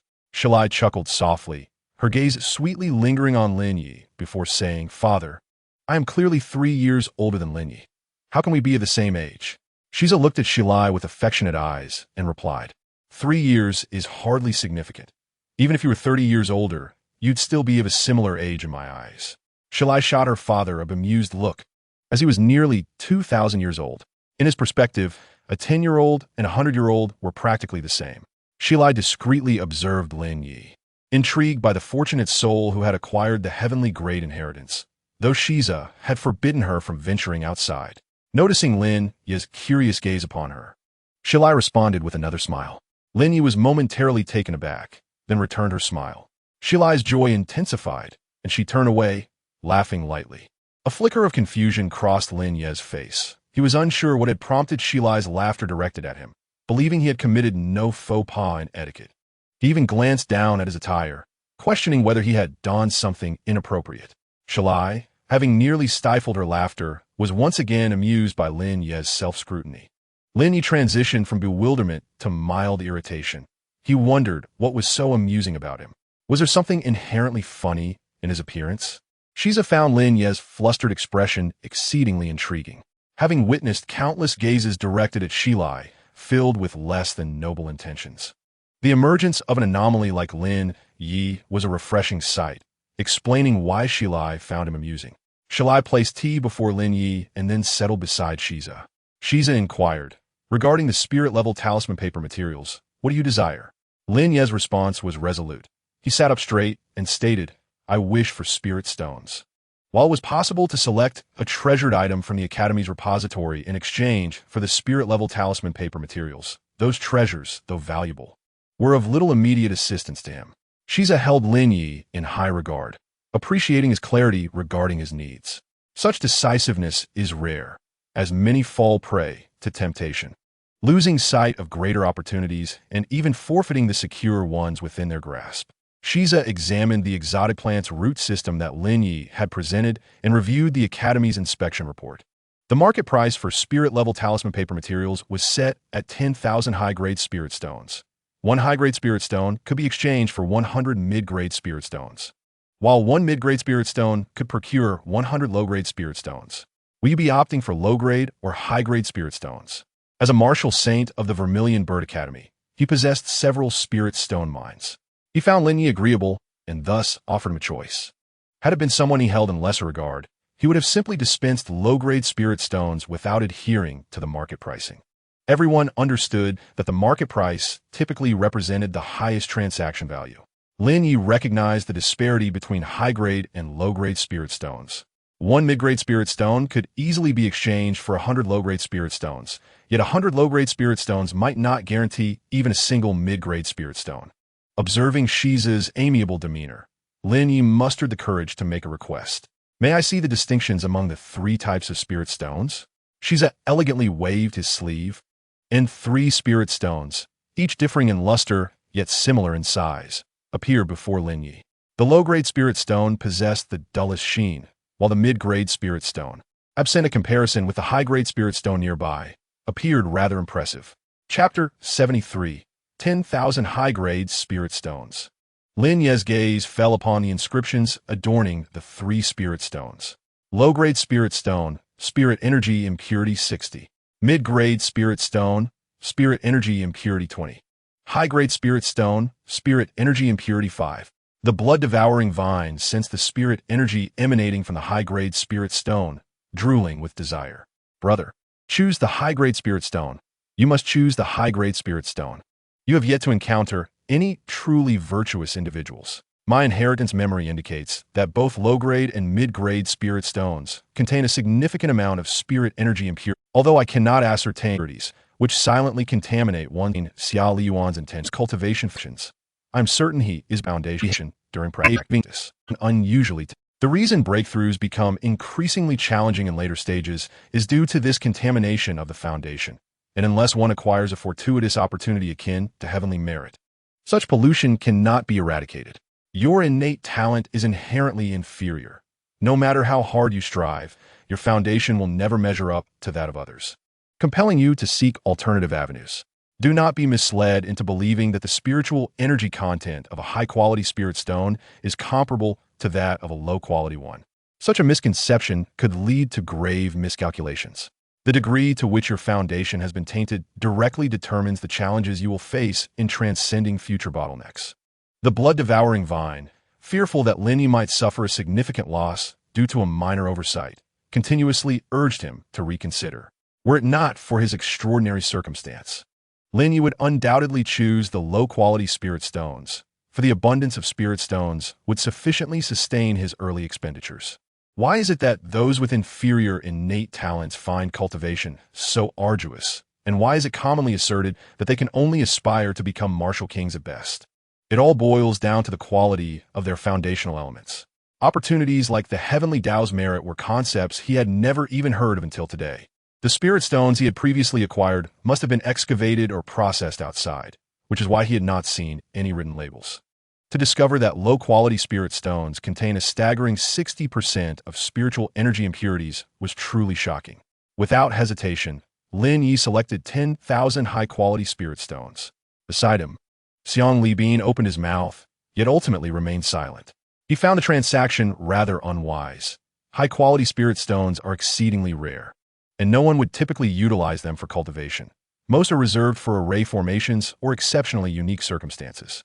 While the spiritual energy content of high-quality stones is somewhat akin to that of low-quality stones, one high-quality spirit stone could be exchanged for 10,000 low-quality ones.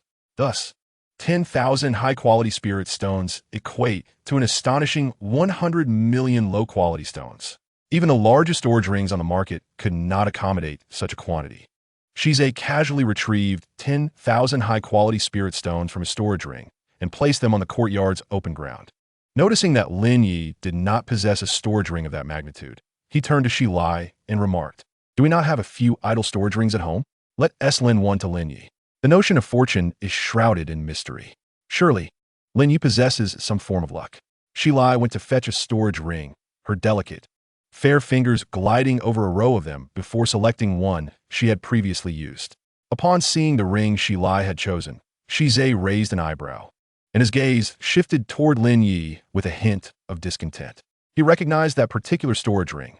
Shi Lai had adored it at 13, but upon realizing it was designed for males, she had not worn it since.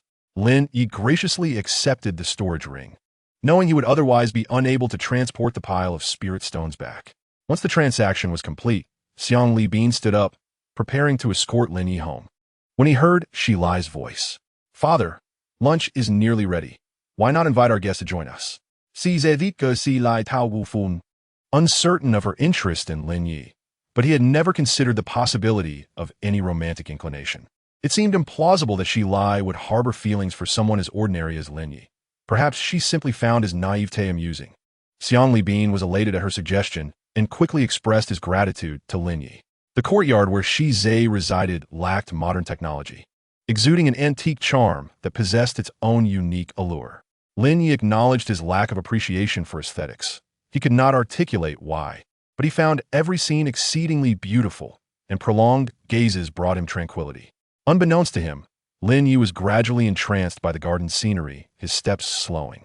Shizai noted Shi Lai's deliberately languid pace, but chose to remain silent. Shi Lai, due to her unique constitution, had few friends throughout her life, often lacking even a conversational partner. Lin Ye's pure-hearted nature did not repel her. He could serve as a source of mild entertainment. As Shizai contemplated this, he subtly signaled for Xiang Li Bin to accompany him, casually discussing the considerations necessary for Xiang Li Bin's potential breakthrough to martial saint. Shizai did not believe Xiang Li Bin could achieve such a breakthrough, as his foundational cultivation had been irreparably tainted by spiritual energy impurities. Acknowledging the issue without addressing it directly, Shizai only offered conventional advice to Xiang Li Bin. The latter was filled with excitement, brimming with hope for a future breakthrough to martial saint, convinced of his potential, for Shizai would not waste his breath otherwise. Shi Lai, observing Lin Ye gazing entranced at the green bamboo, gently inquired, "What captivates your attention? Do you have an affinity for bamboo?" Lin Ye turned to glance at Shi Lai and shook his head. This does not appear to be ordinary bamboo. My exotic plant senses detect a kinship. It could only be said that the martial saint truly lived up to their reputation. The decorative plants within their abode were, indeed, exotic. Si lai not det lai ti, e laboting. This is Qingyuan bamboo, which recently ascended to the second tier of exotic plants. They are quite lethargic and prefer not to interact with humans. Qingyuan bamboo can enhance the surrounding spiritual energy, making it immensely beneficial for one's health when planted at home.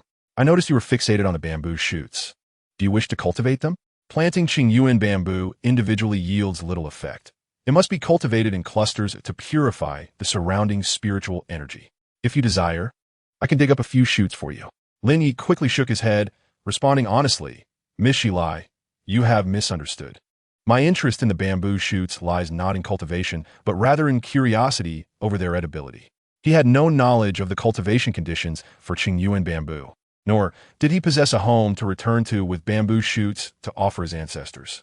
Upon hearing Lin Ye's point of interest, Shi Lai covered her mouth and chuckled softly, her eyes sparkling as she regarded him. You are quite amusing. The shoots without spiritual awareness are edible, but those that have awakened cannot be consumed. Would you like to taste them? I shall have the kitchen prepare a dish. Although framed as a question, her tone left no room for Lin Ye's opinion, as she promptly instructed the kitchen to add the dish. The blood-devouring vine could not help but express its thoughts to Lin Ye. Is this the wealth of a martial saint? Second-tier exotic plants are merely ornamental, yet they can even serve as a meal. If he were to have offspring, regardless of whether they possess spiritual awareness, he would never dream of consuming them. Lin Ye silently admired the might of the martial saint, pondering the importance of conforming to local customs. He was not an exotic plant, and could not adopt the perspective of the blood-devouring vine. After all, he too consumed meat from awakened beasts. Chapter 74, Becoming Your Friend. Lin Ye could not embody such benevolence, nor articulate sentiments of pity for the offspring of exotic plants. Shi Lai seemed to reminisce about some unhappy memories, casting a wry smile at the Qingyuan bamboo before venting her frustrations to Lin Ye. I once had a friend whom I invited to my home.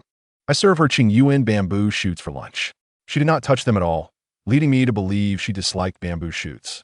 Later, I discovered she had been telling others that I was cruel and cold-blooded for consuming the children of my exotic plants. Lin Ye discerned that Shi Lai's disdain was directed at that person's duplicitous nature, as well as the betrayal of her genuine friendship. Unsure of how to respond, Lin Ye pondered briefly before saying, I am at a loss for words, but it seems that person never regarded you as a friend. He glanced at Shi Lai's smiling eyes, pressed his lips together, and continued, I sense you do not wish for my consolation. This does not appear to be the visage of sorrow. At his words, Shi Lai chuckled, playfully winking at Lin Ye, and in a hushed tone confided, Father is quite strict with me, which is why I've had few friends since childhood. I consider anyone who can converse with me as a friend.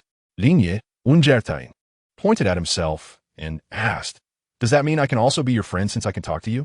Was Shi Lai's definition of friendship somewhat flawed? Shi Lai smiled warmly and nodded, her tone light and joyful. Of course, you're my friend. We have conversed for such a long time, and I even treated you to the bamboo shoots from King Yuanzu. In the next moment, Shi Lai gazed at Lin Ye with a look of grievance, her tone dejected as she asked, Do you not consider me a friend? Lin Ye instinctively wanted to shake his head, but restrained himself just in time, earnestly explaining, The term friend carries significant weight, at least for me. I have only just met Miss Shi Lai today. I believe we can only be considered acquaintances at this point, not friends. Shi Lai gently blinked at Lin Ye and asked, Then, if I gift you a spiritual treasure, can we be friends? Upon hearing this, Lin Ye took a step back, utterly speechless, and replied, Miss Shi Lai, a friendship forged through the exchange of benefits will inevitably dissolve when those benefits cease. A true friend requires no such incentives. Suddenly, Shi Lai leaned closer to Lin Ye, her smiling eyes locked onto his, and noticing the bewilderment in his gaze, softly inquired, Am I beautiful? Lin Ye, momentarily does it. Managed to utter, Yes, you are. Shi Lai's smile brightened, and she playfully twirled a lock of hair around her finger, continuing, Then, would you like to be my friend? Without a moment's hesitation, Lin Ye replied, I do not wish to. As soon as the words left his mouth, an icy chill coursed through his mind, reminding him of the previous events, causing him to retreat several steps in sheer terror. when he had looked into Shilai's eyes earlier. It felt as if he had been ensorcelled by a charm of sincerity. Lin Ye glanced down at himself, harboring grave suspicions that Shilai had stealthily cast such a charm upon him. Had he not felt that sudden chill, he might still be oblivious. The bloodthirsty vine, equally anxious, whispered, "Brother, this woman is quite sinister. It seems she can manipulate your very spirit."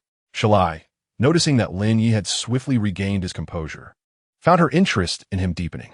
The ancient cultivation technique she practiced was exceptionally unique, even though Lin Ye was utterly naive regarding matters of the heart. His status as a martial artist rendered it impossible for him to extricate himself from her enchanting influence. Viewing Shilai now, Lin Ye no longer perceived her as a celestial being. Instead, she appeared to him as a loathsome entity, akin to a demon capable of ensnaring hearts. Shilai, observing Lin Ye's fright, chuckled softly, "Do not be afraid. I merely wish to share a secret with you. I've been deceived multiple times in the past, and I do not wish to be fooled again, which is why I used a bit of illusion magic on you." The bloodthirsty vine, now agitated, exclaimed, "Brother, this woman is a master of deceit. Do not trust her words. She just controlled your spirit.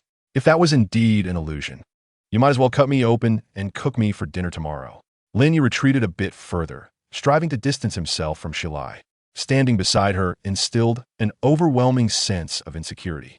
Shilai, amused by Lin Ye's evident attempt to avoid her like a venomous snake, playfully winked and said, "Do you believe I will become your true friend in the future?" Lin Ye merely smiled in silence, inwardly ridiculing the notion that he would forge a friendship with someone capable of manipulating minds. During mealtime, Shiza observed Lin Ye deliberately choosing a seat far removed from Shilai. Just as Shilai was about to take her place, she noticed Lin Ye's choice and, with a cheerful smile, moved to sit beside him. The peculiar atmosphere in the dining hall did not escape even Xiang Li Bin's notice. Throughout the meal, Shilai intentionally used her own chopsticks to serve Lin Ye, placing the food directly into his bowl. "This is the King Yuanzu you wanted to try. How does it taste? If you like it, I can have some harvested for you to take home." Xiang Li Bin was taken aback, nearly biting through his chopsticks in shock. What is happening? The daughter of a martial sage is using her own chopsticks to serve Lin Ye. What does this imply? Is she interested in him, playing with his affections? Upon carefully observing Lin Ye, Xiang Li Bin noted that he was not lacking in appearance, possessing a unique aura that set him apart from the ordinary. Analyzing the situation, Xiang Li Bin concluded that Shilai, accustomed to being flattered by countless admirers, had suddenly taken notice of the honest and somewhat foolish Lin Ye, finding him distinctly different from the people she typically encountered. Reacting swiftly, Xiang Li Bin feigned seriousness in his meal. The romantic entanglements of the martial sage's daughter were beyond his purview. If Shilai truly held feelings for Lin Ye, it would indeed be a blessing bestowed upon Lin Ye's ancestors. Shiza, oblivious to the unfolding events, sensed a shift as Shilai began to rebel against him, often acting contrary to his wishes. Although he was displeased with Shilai serving Lin Ye, he could discern that she was merely playing and enjoying herself. Since Shilai had finally found a plaything she fancied, he decided to refrain from dampening her spirits, lest he become increasingly unwelcome. Lin Ye understood that Shilai was teasing him and hastily remarked, "Miss Shilai, you truly are too kind. I am not adept at cooking. It would be a waste to give me the bamboo shoots from King Yuanzu." Shilai's eyes crinkled into crescent shapes as she replied, "How could it be a waste? As long as you are the one eating it, it is never a waste. Do you find the bamboo shoots distasteful because they are from my own cultivation?" Lin Ye's grip on his chopsticks grew rigid with awkwardness as he stammered, "No, that's not it," avoiding the gazes of Shiza and Xiang Li Bin. Throughout the meal, Lin Ye hardly savored the flavors of the dishes. Afterward, he almost fled with the bamboo shoots gifted by Shilai. Chapter 75. Cultivating with High-Quality Spirit Stones. After Lin Ye departed, Shilai could no longer contain her laughter. "This person is so amusing. He is the first to not wish to be my friend." Shiza then noted Lin Ye's appetite and softly concurred. "Lin Ye does possess some intrigue. Our meals consist entirely of spiritual ingredients, and his consumption nearly rivals that of Xiang Li Bin, showing no signs of spiritual indigestion despite such a quantity." As the meal progressed, Xiang Li Bin slowed his pace, while Lin Ye maintained a steady rhythm, and the bloodthirsty vine did not assist Lin Ye with digestion. Shiza discerned that Lin Ye harbored a secret, but chose not to pry. Having lived for so long, few things piqued his curiosity, and he now focused on nurturing Shilai. Upon returning to the villa, Xiang Libin drank copiously until his nerves settled, then cautioned Lin Ye, "I shall not inquire into your relationship with Miss Shilai, but let me remind you, no matter what transpires, do not betray her trust." Lin Ye, expressionless, looked at Xiang Libin and replied, "Master, what are you talking about? There is nothing between us." Xiang Libin promptly interrupted Lin Ye, saying, "Enough. I do not wish to hear more about your affairs. They are not gossip meant for my ears. Just remember my warning. The spiritual energy in today's meal was exceedingly high, and I must go cultivate to digest it. You should also hasten to cultivate. Having a healing exotic plant as an aid certainly makes a difference. As a martial artist, your consumption surpasses even mine as a martial sovereign." Lin Ye's heart sank at these words. In his attempts to avoid Shilai, he had forgotten to conceal his appetite. Since beginning his body tempering, his ability to digest spiritual energy had accelerated daily. Lin Ye sighed, deciding not to dwell on it. After all, his master had provided an excuse.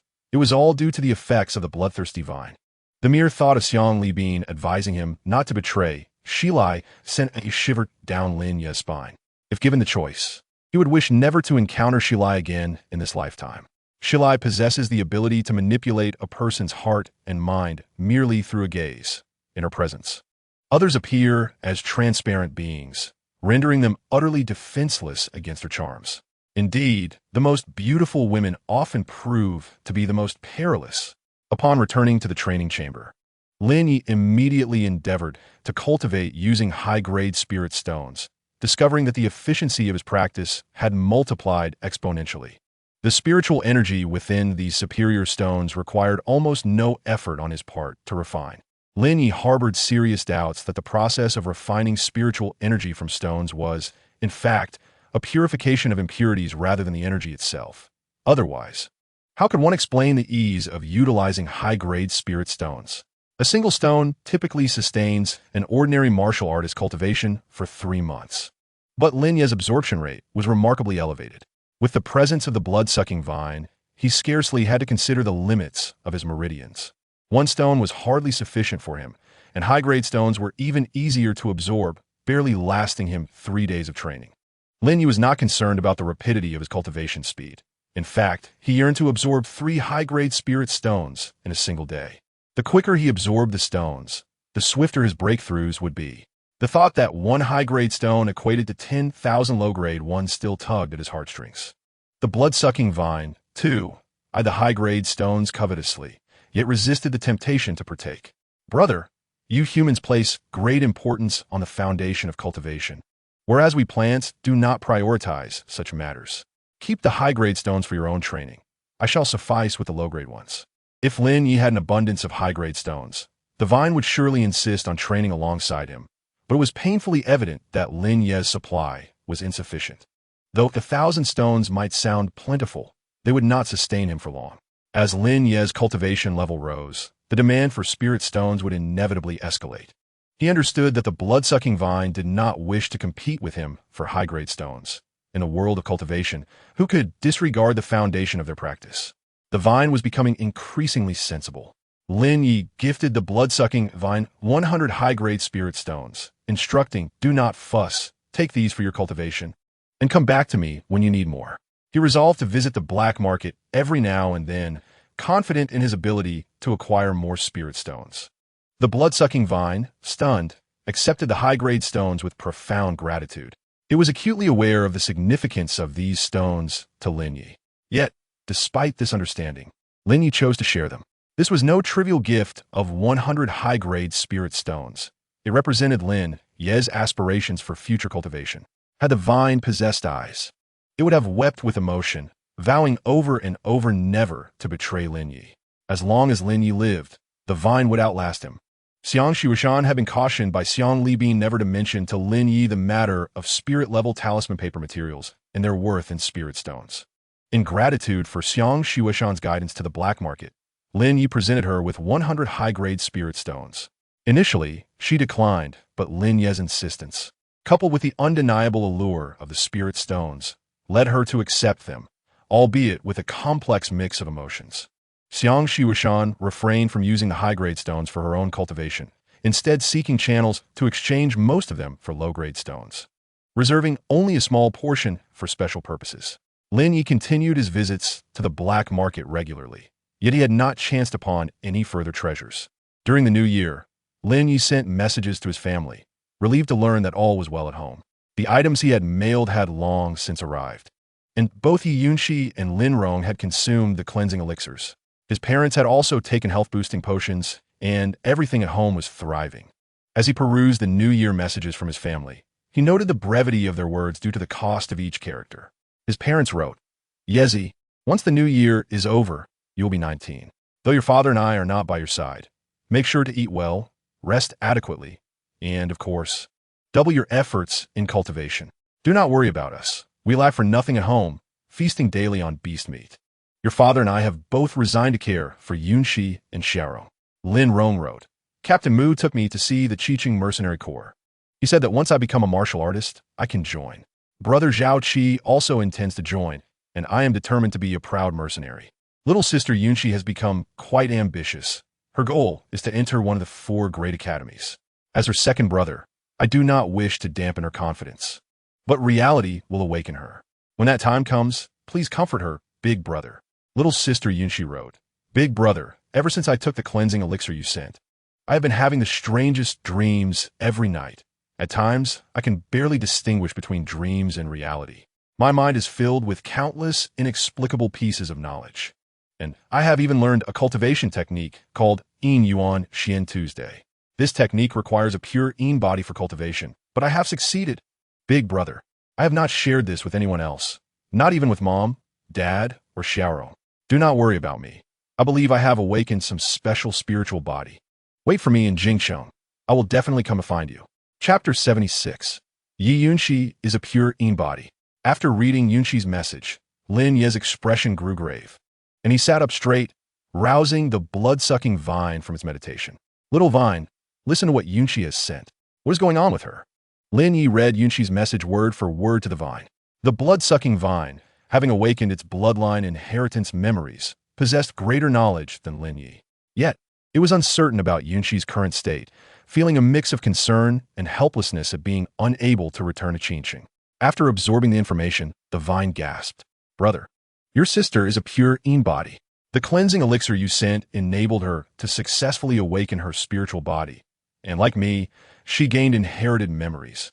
A pure Yin body, akin to a charm body, ranks among the foremost furnace bodies. This is not a trivial matter. The cultivation attained by a furnace body can easily be usurped by others, and it even possesses the ability to assist others in breaking through their bottlenecks. It's akin to a walking treasure of heaven and earth." As Lin Ye listened, his brow furrowed deeper. The term furnace body filled him with unease. He hastily sent a message to Yunxi. "Do not disclose your awakened spiritual body to anyone. Avoid applying to the 4 great academies.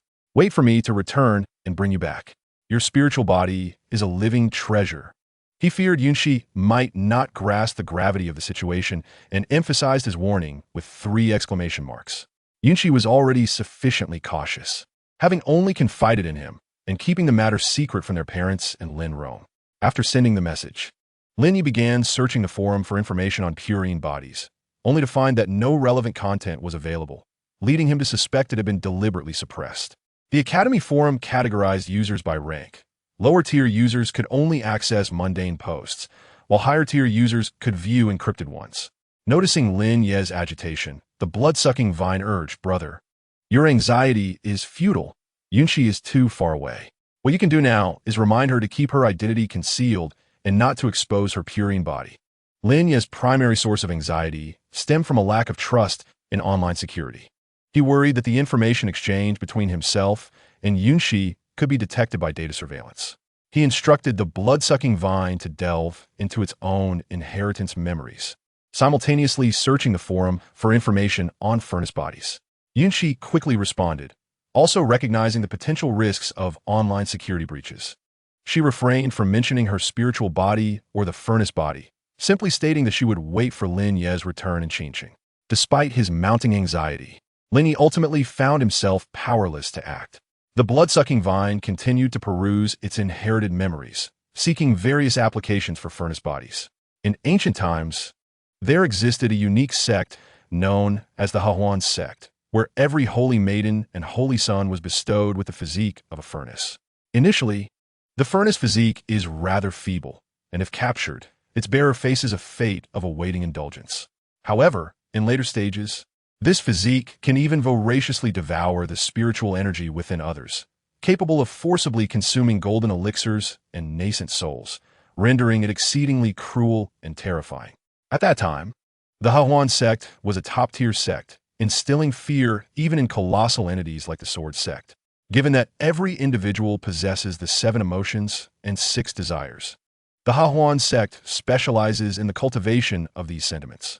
It remains uncertain whether the technique your sister awakened is affiliated with the Hahuan sect. If it is, I sense that in the future, you might find yourself leaning on her for support. The stipulation, however, is to ensure her protection and allow her gradual growth. Observing Lin Ye's distress, the bloodthirsty vine shifted the conversation, saying, "Brother, you are currently too weak. The only path forward is to diligently cultivate so that you may safeguard your sister.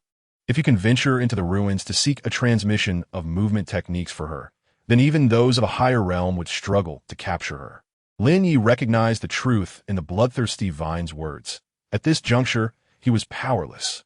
The capital city posed genuine peril, and Yi Yunshi would likely be safer remaining in Qingchen. The following day, Lin Ye feigned casual interest in inquiring about the furnace physique from Xiang Shuashan. "Senior sister, I stumbled upon a talisman in the legacy memories that I had never heard of before. Do you know of the Wuyin talisman? It is described as a type of auxiliary talisman, with methods of crafting it ranging from low to high levels. In ancient times, talisman legacies allowed each type to be created from yellow rank to divine rank, albeit under different names. For instance, the yellow rank Fireball Talisman, the mysterious rank Fire Rain Talisman, the earth rank Fire Serpent Talisman, and the heavenly rank Fire Dragon Talisman, all sharing a core essence. It is said that divine rank talismans transcend ordinary talismans, possessing self-awareness. Celestial rank talismans require enduring thunder tribulation to metamorphose into divine rank talismans, taking on human form. Upon hearing Lin Ye's words, Xiang Shuashan instinctively glanced around, relieved to find only herself and Xia Liyuan present, her expression turning serious as she inquired, "Are you certain it is the Wuyun talisman?" Lin Ye nodded earnestly. Although he had not discovered the Wuyun talisman within the talisman legacies, the bloodthirsty vine had identified it within his memories. Disciples of the ancient Hahuan sect routinely employed the Wuyun talisman for their cultivation. He intended to steer the conversation towards the Hahuan sect, thereby naturally probing into matters concerning the furnace physique. The Wuyun talisman served as the perfect shield. Currently, he was the sole possessor of a celestial rank talisman legacy. By claiming the existence of the Wuyun talisman, it became a veritable truth. Observing this, Xia Liyuan approached Xiang Shuashan and elucidated to Lin Ye. "The Wuyun talisman is a talisman of the ancient Hahuan sect.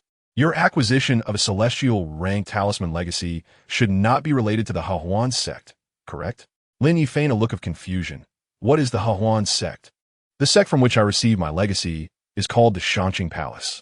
The name Hahuan sect sounds rather peculiar, lacking the imposing grandeur of the Sword sect. Xia Liyuan, noting Lin Ye's ignorance, cast a glance at Xiang Shuashan before pulling Lin Ye aside and whispering, "The Hahuan sect is a sect of seduction, with disciples across the board engaging in such practices. In ancient times, the brothel industry was predominantly monopolized by the Hahuan sect, accounting for 90% of the flesh trade. Can you not discern the meaning behind Hahuan?" Lin Ye deliberately raised his hand to touch his nose, stating, "I merely hadn't considered it in that context." "Does that imply the Wuyun talisman is of no use, especially since there are no disciples of the Hahuan sect in modern times?" Xiang Shuashan, observing Lin Ye converse with Xia Liyuan while turning his back to her, found it utterly amusing.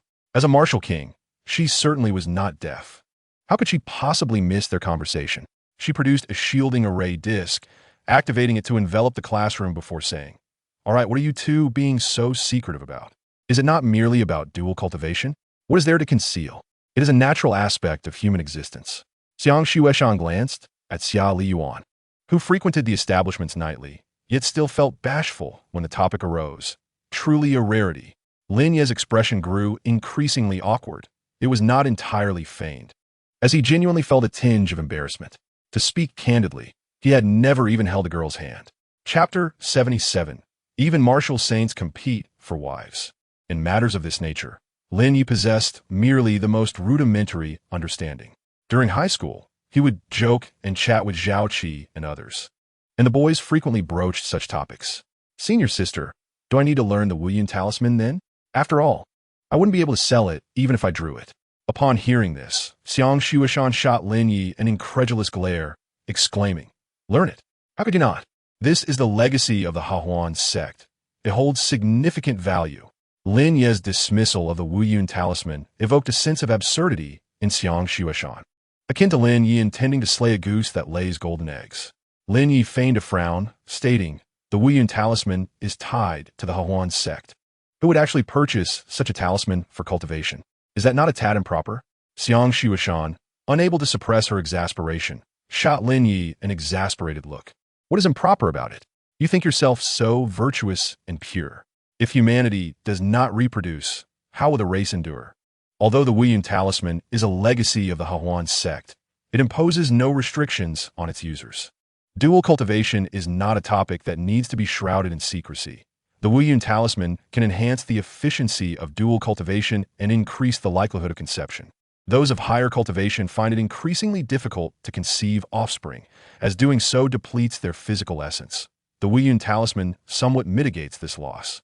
I assure you, learning the Wuyin talisman is akin to possessing a vein of spiritual stone. Your future cultivation will be devoid of worries.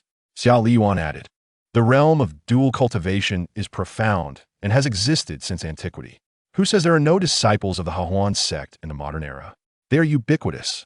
I heard that your spiritual-grade talisman materials were sold to Lord Shiza. Did you not meet Miss Shilai?" Lin Ye, oblivious to Xiao Liyuan's intentions in mentioning Shilai, nodded lightly. Indeed, he had encountered her. Not only had he met her, but he also knew that Shilai had the ability to manipulate the hearts and minds of others. Even with the shielding array disc, Xiao Liyuan still lowered his voice conspiratorially. It is rumored that the technique Miss Shilai cultivates is derived from the Hahuan sect's methods. I had the fortune of meeting Miss Shilai once, and it sent chills down my spine, filling me with an ominous premonition. If you truly master the Wuyin talisman, I cannot guarantee others' interest, but Miss Shilai will undoubtedly be intrigued. Xiang Shuishan, hearing Xiao Liyuan's ominous remarks, shot him a disapproving glare. "Do not speak nonsense to my junior brother. You dare to fabricate tales about Lord Shiza's daughter? Even if you are from the Xia family, that is quite audacious. She is the daughter of a martial saint. How dare you discuss someone else's private affairs behind their back?" Was Xiao Liyuan attempting to ensnare her and Lin Ye in some scheme? Neither of them possessed the backing of a martial saint. Observing Xiang Shuishan's genuine displeasure, Xiao Liyuan felt a flicker of confusion. Online, it was said that gossip was the best means to build rapport. Why was it ineffective with Xiang Shuishan? Lin Ye, noticing the conversation veering further off course, intentionally redirected it towards the furnace physique and pure in-bodies. Viang, Yue-san, Rejoknizink, Lin Ye se curiosity. Shook her head and remarked, "This delves into my knowledge gap. I merely know that the furnace physique is exceedingly perilous, far more so than heavenly-grade roots, and is sought after even by martial saints." Xiao Liyuan cleared his throat lightly, having successfully captured the attention of Lin Ye and Xiang Shuishan, before continuing. "The cauldrons are indeed classified into various grades. Ordinary cauldrons provide minimal enhancement for dual cultivation. A few years ago, the Qinglong Academy admitted a student whose spiritual body was that of an ordinary cauldron. Her name was Miao Yun.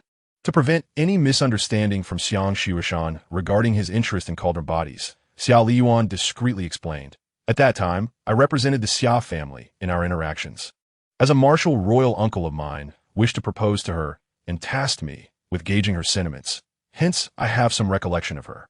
She was merely an ordinary cauldron body, and due to insufficient credits to exchange for the cultivation techniques of the Hahuan sect and her reluctance to enter a marriage alliance with a prominent family, she ultimately sought opportunities within the ruins, only to have reportedly perished.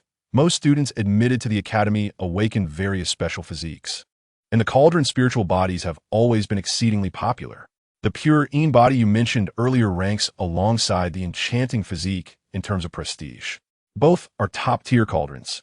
capable of aiding individuals 3 realms above themselves to break through their bottlenecks. A phenomenon so extraordinary that martial saints would eagerly seek to wed them. Regrettably, the pure Yin body exists solely in records, with tales suggesting its early development is fraught with challenges. Upon hearing the name Miao Yun, Xiang Shuishan felt a flicker of recognition, though she could not immediately place it. Yet, she was certain she had encountered the name somewhere before. Lin Ye, absorbing Xia Liyuan's words, felt his heart sink further. The worth of the pure Yin body was escalating, and had another awakened such a physique, he would have merely observed the spectacle with detached interest and perhaps expressed a few sentiments. However, Yi Yunshi had awakened this very spiritual body. A tumult of anger and anxiety surged within him, and had he not exercised great restraint, he might have shattered his own teeth in frustration.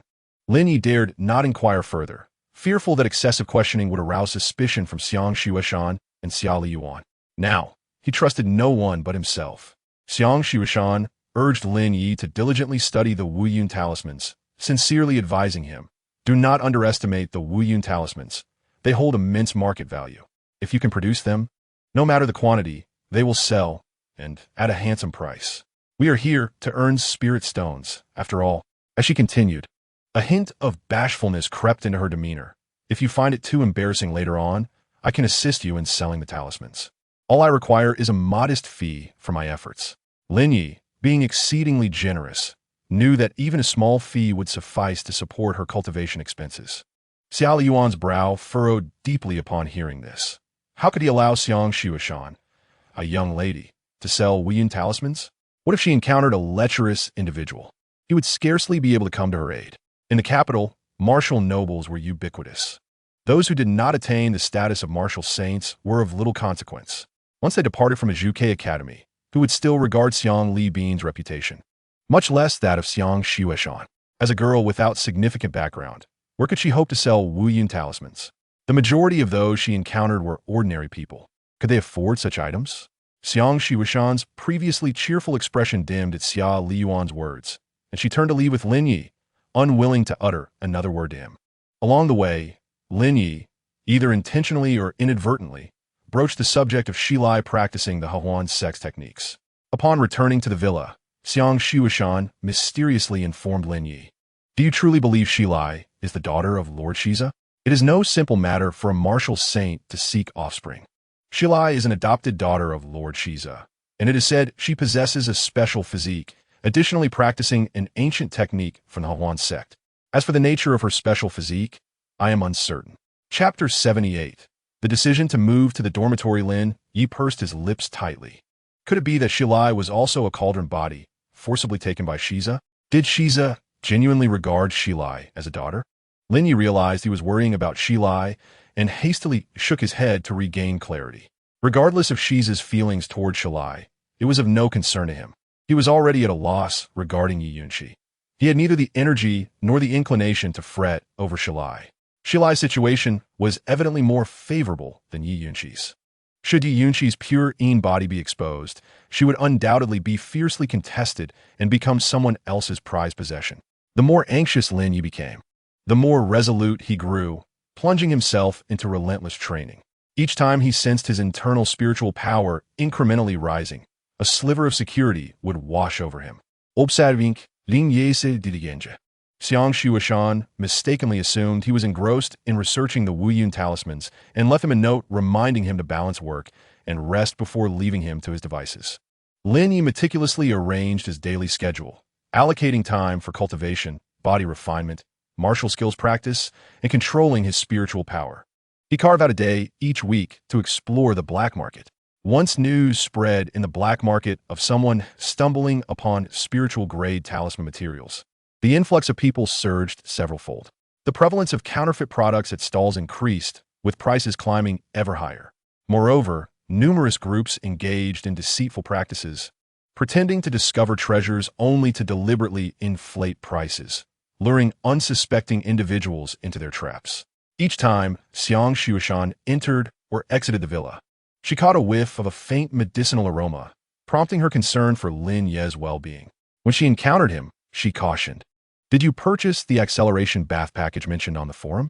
That is merely a scam for spirit stones, utterly ineffective. Most of those bath packages are concocted from inferior spiritual herbs, and some unscrupulous merchants even create packages that can block meridians. Lin Ye found it inconvenient to disclose to Xiang Shuishan that he was refining his body, as explaining the reason for his acquisition of Earth-level inheritance techniques would be challenging given his weak consciousness and soul. I was merely curious and purchased it to examine. Upon discovering the assorted herbs within the package were in disarray, I discarded it. Senior sister, may I apply for a dormitory? While the training facilities at Xiang Libin's villa were comprehensive, sharing a residence with Xiang Shueshan offered little privacy. Upon hearing this, Xiang Shueshan furrowed her brows delicately. You wish to move out? The dormitory space is quite limited, making it inconvenient for anything. Moreover, the personnel in that area are mixed, making conflicts likely. She did not believe Lin Ye would spend spirit stones to reside in the villa dormitory. A wry smile crossed Lin Ye's face, senior sister. I cannot remain in my master's place for a lifetime. I must adapt to my surroundings in this world. Xiang Shueshan assumed Lin Ye had overheard some idle gossip and earnestly advised, is someone speaking ill of you behind your back? You are my master's direct disciple.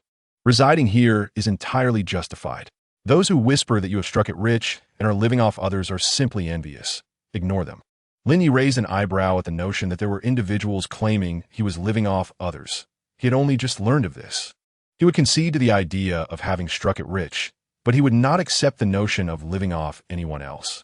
After much persuasion from Xiang Shueshan, Lin Ye remained steadfast in his desire to move. Seeing that her efforts were futile, she promptly called Xiang Libin. If she could not sway him, perhaps someone who would be able to. After listening, Xiang Libin fell silent for a few moments before agreeing, advising Xiang Shueshan, your junior brother is indeed correct. He cannot hide away in the villa forever.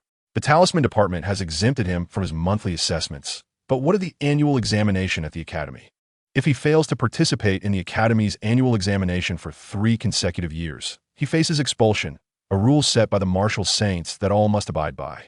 Xiang Shueshan was well aware of the significance of the annual examination and murmured softly, but he has only been at the academy for less than a year. There's still 2 years left. In 2 years, your junior brother will undoubtedly break through to the martial king realm, she added. Xiang Shueshan spoke those words with a hint of unease. It is exceedingly challenging for someone with inferior roots to break through to a martial master within 2 years, let alone ascend to the rank of martial king. At that moment, Xiang Libin genuinely felt he had sheltered Xiang Shueshan in a bubble of innocence. Letting out a soft sigh, the annual assessment carries a death rate of 30%. Have you forgotten this? Even if you allow Lin Ye to cultivate in the villa for 3 years, participating in the annual assessment in his final year after breaking through to martial king, he possesses no combat experience in relics and would be walking to his demise at the assessment. Xiang Libin's voice gradually took on an undeniable tone. Lin Ye is not a flower in a greenhouse. He must rely on himself to survive.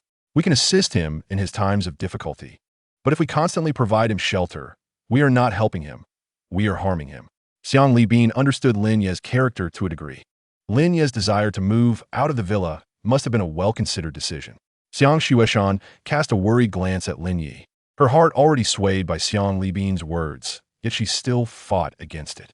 Lin Ye is different from others. He bears the legacy of celestial tier talismans. How dangerous it would be if someone recognized him. Xiang Libin's voice remained steady. You need not worry about this matter. I will approach Lord Shiza to conceal Lin Ye's information from the Academy network. The information retrieved by the aristocratic families will be false. Lin Ye has never revealed his appearance. Any photographs of him that surface online will be swiftly erased by the erased spirit. By adopting a false identity, he can lead a normal student life. Fully persuaded, Xiang Shueshan felt a wave of melancholy as she helped Lin Ye pack his belongings. Lin Ye did not allow Xiang Shueshan to accompany him as he departed. He applied for a dormitory via the Academy network, intending to go alone. Xiang Shueshan stared blankly at Lin Ye's retreating figure, feeling as if something was taken from her, leaving her heart desolate despite their brief acquaintance of less than a year. Lin Ye assumed a pseudonym and settled into his new dormitory. The dormitory buildings at Zhuke Academy are categorized into several tiers. The basic 1-bedroom apartment dormitory costs merely 1 spirit stone per month. A slightly more upscale 3-bedroom, 2 living room dormitory costs 10 spirit stones monthly. The top-tier luxurious villa dormitory, equipped with all essential training facilities, demands 100 spirit stones per month. Lin Ye chose the ordinary apartment, as its residents change rapidly, rendering it unlikely for anyone to notice who their neighbors are. Most students do not come from aristocratic backgrounds and lack sufficient cultivation resources, tirelessly striving for those resources daily, with little concern for whether their neighbor has changed. Lin Ye had resided in the apartment for nearly a week without encountering anyone next door. Initially, Xiang Shuishan worried about Lin Ye, but as she observed him gradually settling into a routine, her anxiety began to dissipate. Due to his low cultivation, Lin Ye was unable to draw talismans for practical application. He had learned all the theoretical knowledge required and only needed to sign in at the classroom once a month. Life at the academy is exceedingly free. No teachers monitor you. You may cultivate if you wish, and no one will utter a word of reproach if you do not. Some even prefer that others refrain from cultivating, allowing them to toil in silence. Chapter 79. Encountering a bottleneck. Xia Yuan was the first to learn of Lin Ye's departure from Xiang Li Bin's villa that very evening. He went to the club and cheerfully opened several bottles of spirit wine. The blood-guzzling Vine, discovering Lin Ye perusing information on various relics at the academy, was particularly astonished and exclaimed, "Bro, you can't possibly be thinking of venturing into a relic, can you? You haven't even opened your dantian. What purpose would going to a relic serve? The relics surrounding the capital are at least rated C level, with official statistics indicating a survival rate of only 10% for martial masters and a mere 10% for martial kings. The information for B-level relics is even more harrowing. The survival rate for martial kings is 1%, while for martial emperors, it is only 10%. For A-level relics, the survival rate for martial emperors is merely 1%, and for martial sages, only 10%. In S-level relics, the survival rate for martial sages plummets to a terrifying 1%, while martial saints fare slightly better at 10%. The only SS-level relic in the capital has no public data. It merely bears 3 blood-red exclamation marks, signifying its perilous nature. All this information is officially disclosed. Relics are indeed exceedingly dangerous. Lin Ye, having just broken through to the foundation establishment stage, would face only a 10% survival rate, even in a C-level relic. To explore a relic alone is an audacity that even martial kings would not dare to entertain. The blood-guzzling Vine could not help but let his imagination run wild. Could it be that his earlier suggestion to Lin Ye to explore a relic in search of ancient techniques for Yi Yunxi had lingered in Lin Ye's mind? Was Lin Ye's desire to enter a relic somehow linked to him? The blood-guzzling Vine was thoroughly alarmed, and Lin Ye gently sighed in reassurance. I certainly won't venture into a relic without any preparation. I have researched this. Most academy tasks involve teams exploring relics, and as long as we avoid the most treacherous areas, safety can be reasonably assured. The blood-guzzling Vine struggled to comprehend Lin Ye's intention to explore a relic. You possess the legacy of celestial tier talismans, and since the academy has specially recruited you, do you truly believe they would expel you for not participating in the annual assessment for 3 years? You were invited as a special student. How could your cultivation speed possibly be compared to others? The blood-guzzling Vine did not wish to discourage Lin Ye, but the truth remained that Lin Ye's cultivation aptitude was indeed lacking. He even felt that whether Lin Ye remained at Zhuke Academy was inconsequential. After all, Lin Ye already had a cultivation method, and the academy could provide him with little more. Lin Ye sighed helplessly at this remark. I have now encountered a bottleneck in my cultivation. No matter how diligently I practice, the spiritual energy within me fails to increase. The only solution I can envision is to seek breakthroughs in relics. The blood-guzzling Vine was at a loss for words, unsure how to console Lin Ye. His inherited memories indicated that those with lower aptitudes often sensed the existence of a bottleneck earlier. Lin Ye had experienced a bottleneck even in his Qi training, and under normal circumstances, it would be nearly impossible for him to break through to the Golden Core stage.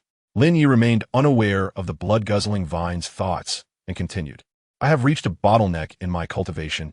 Any further efforts would be futile.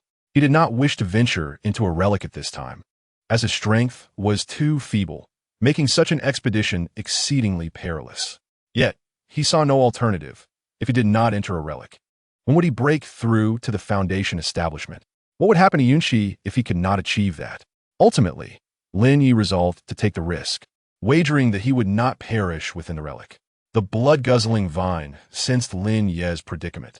He knew better than Lin Ye the terror of breaking through a bottleneck, often requiring experiences between life and death or extraordinary fortuity. Whether it be insights gleaned from the brink of death or extraordinary opportunities, both necessitate exploration in relics. Lin Ye could not help but sigh softly once more. He had underestimated the rigors of cultivation, thinking that opening the Dantian and breaking through to Foundation establishment would be a straightforward affair, entirely oblivious to the existence of bottlenecks. After a day of arduous training, he found himself unable to retain even a modicum of spiritual energy. This feeling of helplessness was enough to drive him to madness. The blood-guzzling vine spoke earnestly. I will strive diligently to cultivate. I faintly sense that the time for my breakthrough is approaching soon, and I will endeavor to achieve it before you enter the relic. Lin Ye urged the blood-guzzling vine to focus on his own cultivation and not to be distracted by external matters. The bloodsucker vine is acutely aware of the significance of its breakthrough, as it may very well save Lin Ye's life within the ruins. Its fate is inextricably linked to Lin Ye's. To save Lin Ye is to save itself. Lin Ye has spent several days perusing the Academy's tasks and has discerned that there is considerable overlap among the daily assignments of the 4 major academies. Many of these tasks require collaboration, necessitating the expertise of those proficient in formations from the Xuanwu Academy and those skilled in talismans from the Qinglong Academy. Anyone affiliated with the academies, be they staff or students, is permitted to post daily or long-term tasks on the task board. Long-term tasks are typically procurement missions issued by instructors, while daily tasks often involve requests for assistance in locating specific items within the ruins due to a lack of resources in 1S cultivation. Lin Ye also glanced at the rankings of the prodigies among the 4 academies. There exists a separate internal ranking known as the minor prodigy list, alongside the capital's prodigy ranking. The latter imposes requirements solely based on age and cultivation level, allowing anyone who passes the Martial Alliance's bone age and cultivation assessments, regardless of their affiliation with the 4 academies, to feature on the list.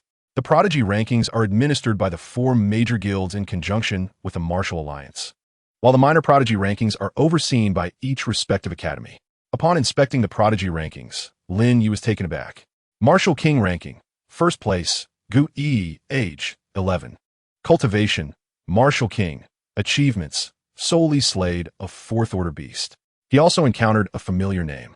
Martial Emperor ranking, 63rd place. Shilai, age 21. Cultivation, Martial Emperor.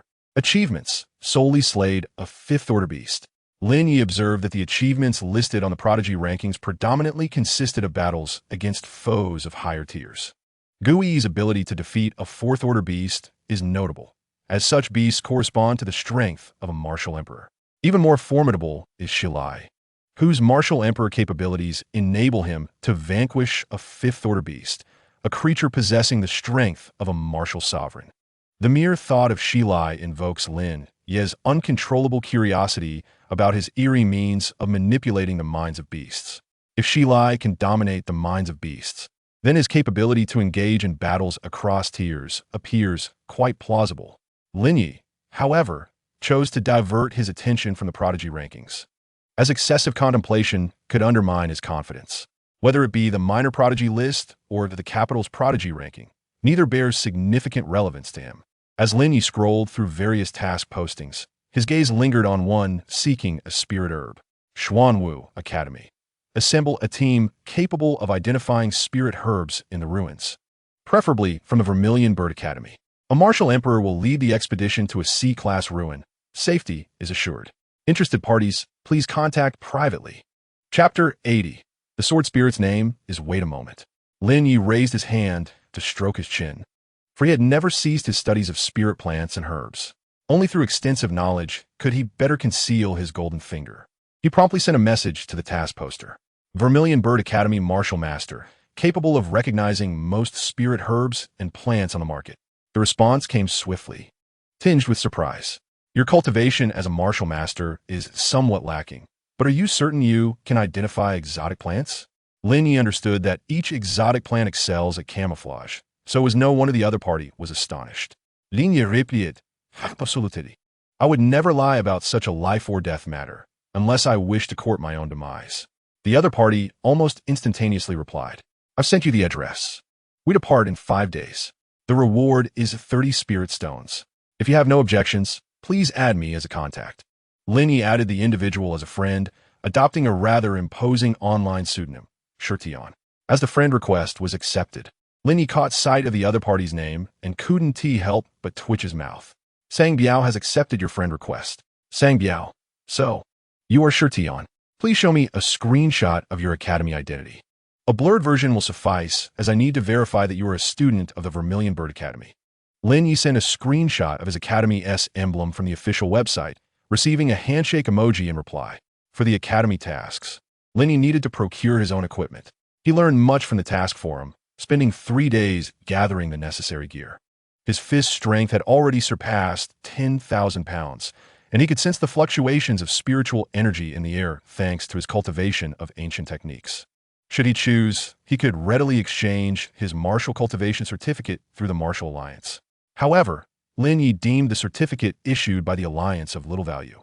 He planned to attain the Foundation Establishment stage before seeking recognition as a martial master. Currently, Lin Ye found himself in the late stages of qi cultivation. Regardless of his training, the spiritual energy within him showed no sign of increasing. Fortunately, his body refinement techniques remained viable, continuously enhancing his physique and increasing his fist strength. He was impatiently eager to explore the ruins, fervently wishing to ascertain the detection range of his golden finger. Did it truly extend to the presumed 10,000 meters?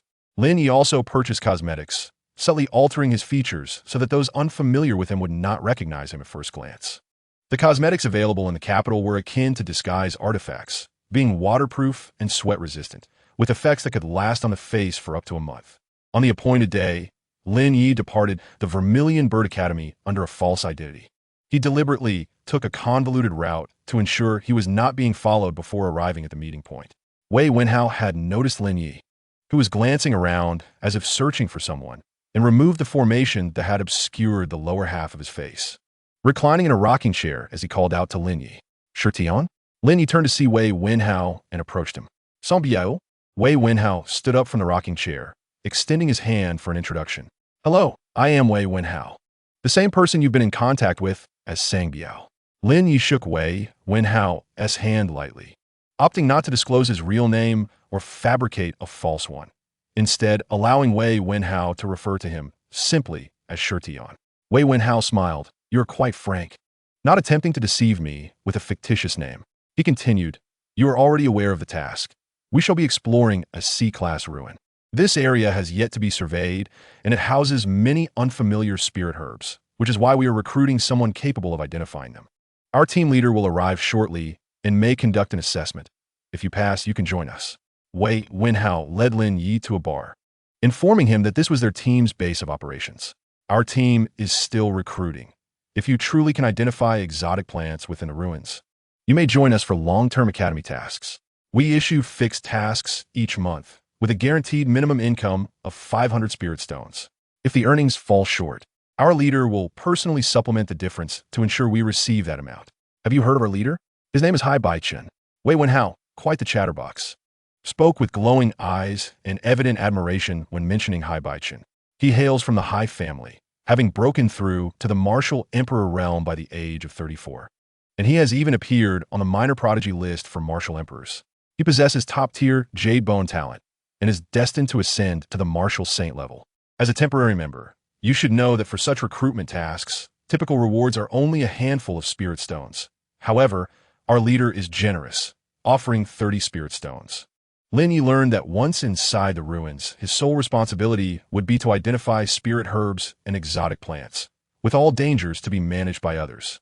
Your Vermilion Bird Academy requires daily studies in alchemy, necessitating the memorization of numerous herb properties. You are quite impressive.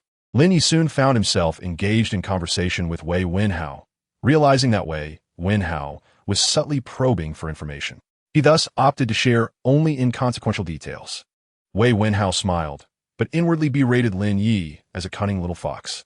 His disguise had always been remarkably successful, for his personality was both passionate and forthright, allowing him to effortlessly extract information from others. However, the information that Lin Ye divulged was merely readily accessible data. He uttered not a single word about his own personal matters. Wei Wenhao assigned Lin Ye the label of being difficult to interrogate. After conversing for some time, he could only ascertain that Lin Ye was a student at Zhuke Academy and, notably, a commoner. Upon realizing Lin Ye's modest background, Wei Wenhao came to understand his cautious demeanor. When Haibai-chan arrived at the bar, his gaze swept over Lin Ye and he raised an eyebrow, inquiring, "Have you contracted a spirit treasure?" Lin Ye was aware that spirit treasures could sense one another. Haibai-chan must have also contracted a spirit treasure, hence his awareness of Lin Ye's spirit sword. Lin Ye nodded in affirmation. After contracting the spirit sword, he soon learned its name, which astonished him greatly at the time. For the sword spirit was named Slow Down. What a rather peculiar name. Initially taken aback, Lin Ye ultimately decided to retain the name Slow Down. The sword spirit had been called by this name for countless ages, and he feared that a new name might disorient it. It was certainly not a matter of his intent to deceive that led him to forego renaming it. Haibai-chan did not inquire about the specific type of spirit treasure Lin Ye had contracted. After all, few possessed multiple trump cards, and who would dare to venture alone into another S-team? Only those with sufficient confidence would not fear the threat of betrayal. Wei Wenhao cast a surprised glance at Lin Ye, incredulous that a commoner could have contracted a spirit treasure. Was it truly the case? Even he, from a distinguished family background, had not contracted such a treasure. Haibai-chan, valuing efficiency, waved his hand to cover the table with spirit herbs, instructing Lin Ye to identify them. "These are the spirit herbs I retrieved from the ruins. If you can recognize half of them, you shall pass." The peculiar location within the ruins emanated an unusual aura, causing the spirit herbs that grew there to undergo strange mutations. These herbs either had an odd scent, an unusual appearance, or in some cases, even a different color altogether. Haibai-chan could only identify commonly seen spirit herbs. The mutated varieties could only be assessed with high-grade identification instruments, which could not be brought into the ruins. Thus, it became necessary to recruit a temporary teammate specialized in spirit herb studies. Upon seeing the labels on each herb, Lin Ye inwardly breathed a sigh of relief, stepping forward to feign expertise in identifying them.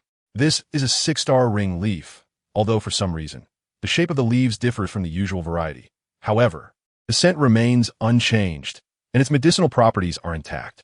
He picked up another herb, declaring, "This is a yellow spirit crane flower, although the shape is off. Its distinctive color makes it easily recognizable." He picked up a withered branch, performing another act. "This branch is from an exotic plant, judging by its texture and aroma. It belongs to the deadly butterfly leaf. I cannot ascertain its tier, as its aura has somewhat dissipated." In truth, Lin Ye did not recognize a single herb on the table. He was only familiar with the more commonplace varieties. Yet, that was of no consequence. He had an advantage. Wei Wenhao inhaled sharply, exclaiming, "Remarkable!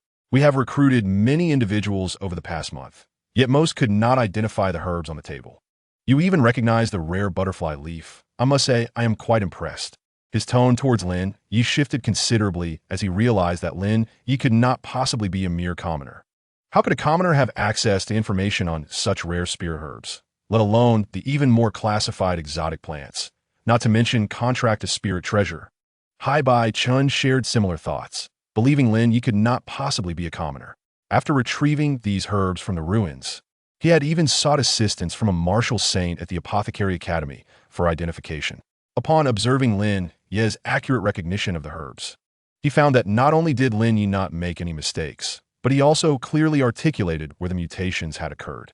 Zhuke Academy truly excelled in the art of alchemy, far surpassing the Apothecary Academy in their knowledge of spirit herbs.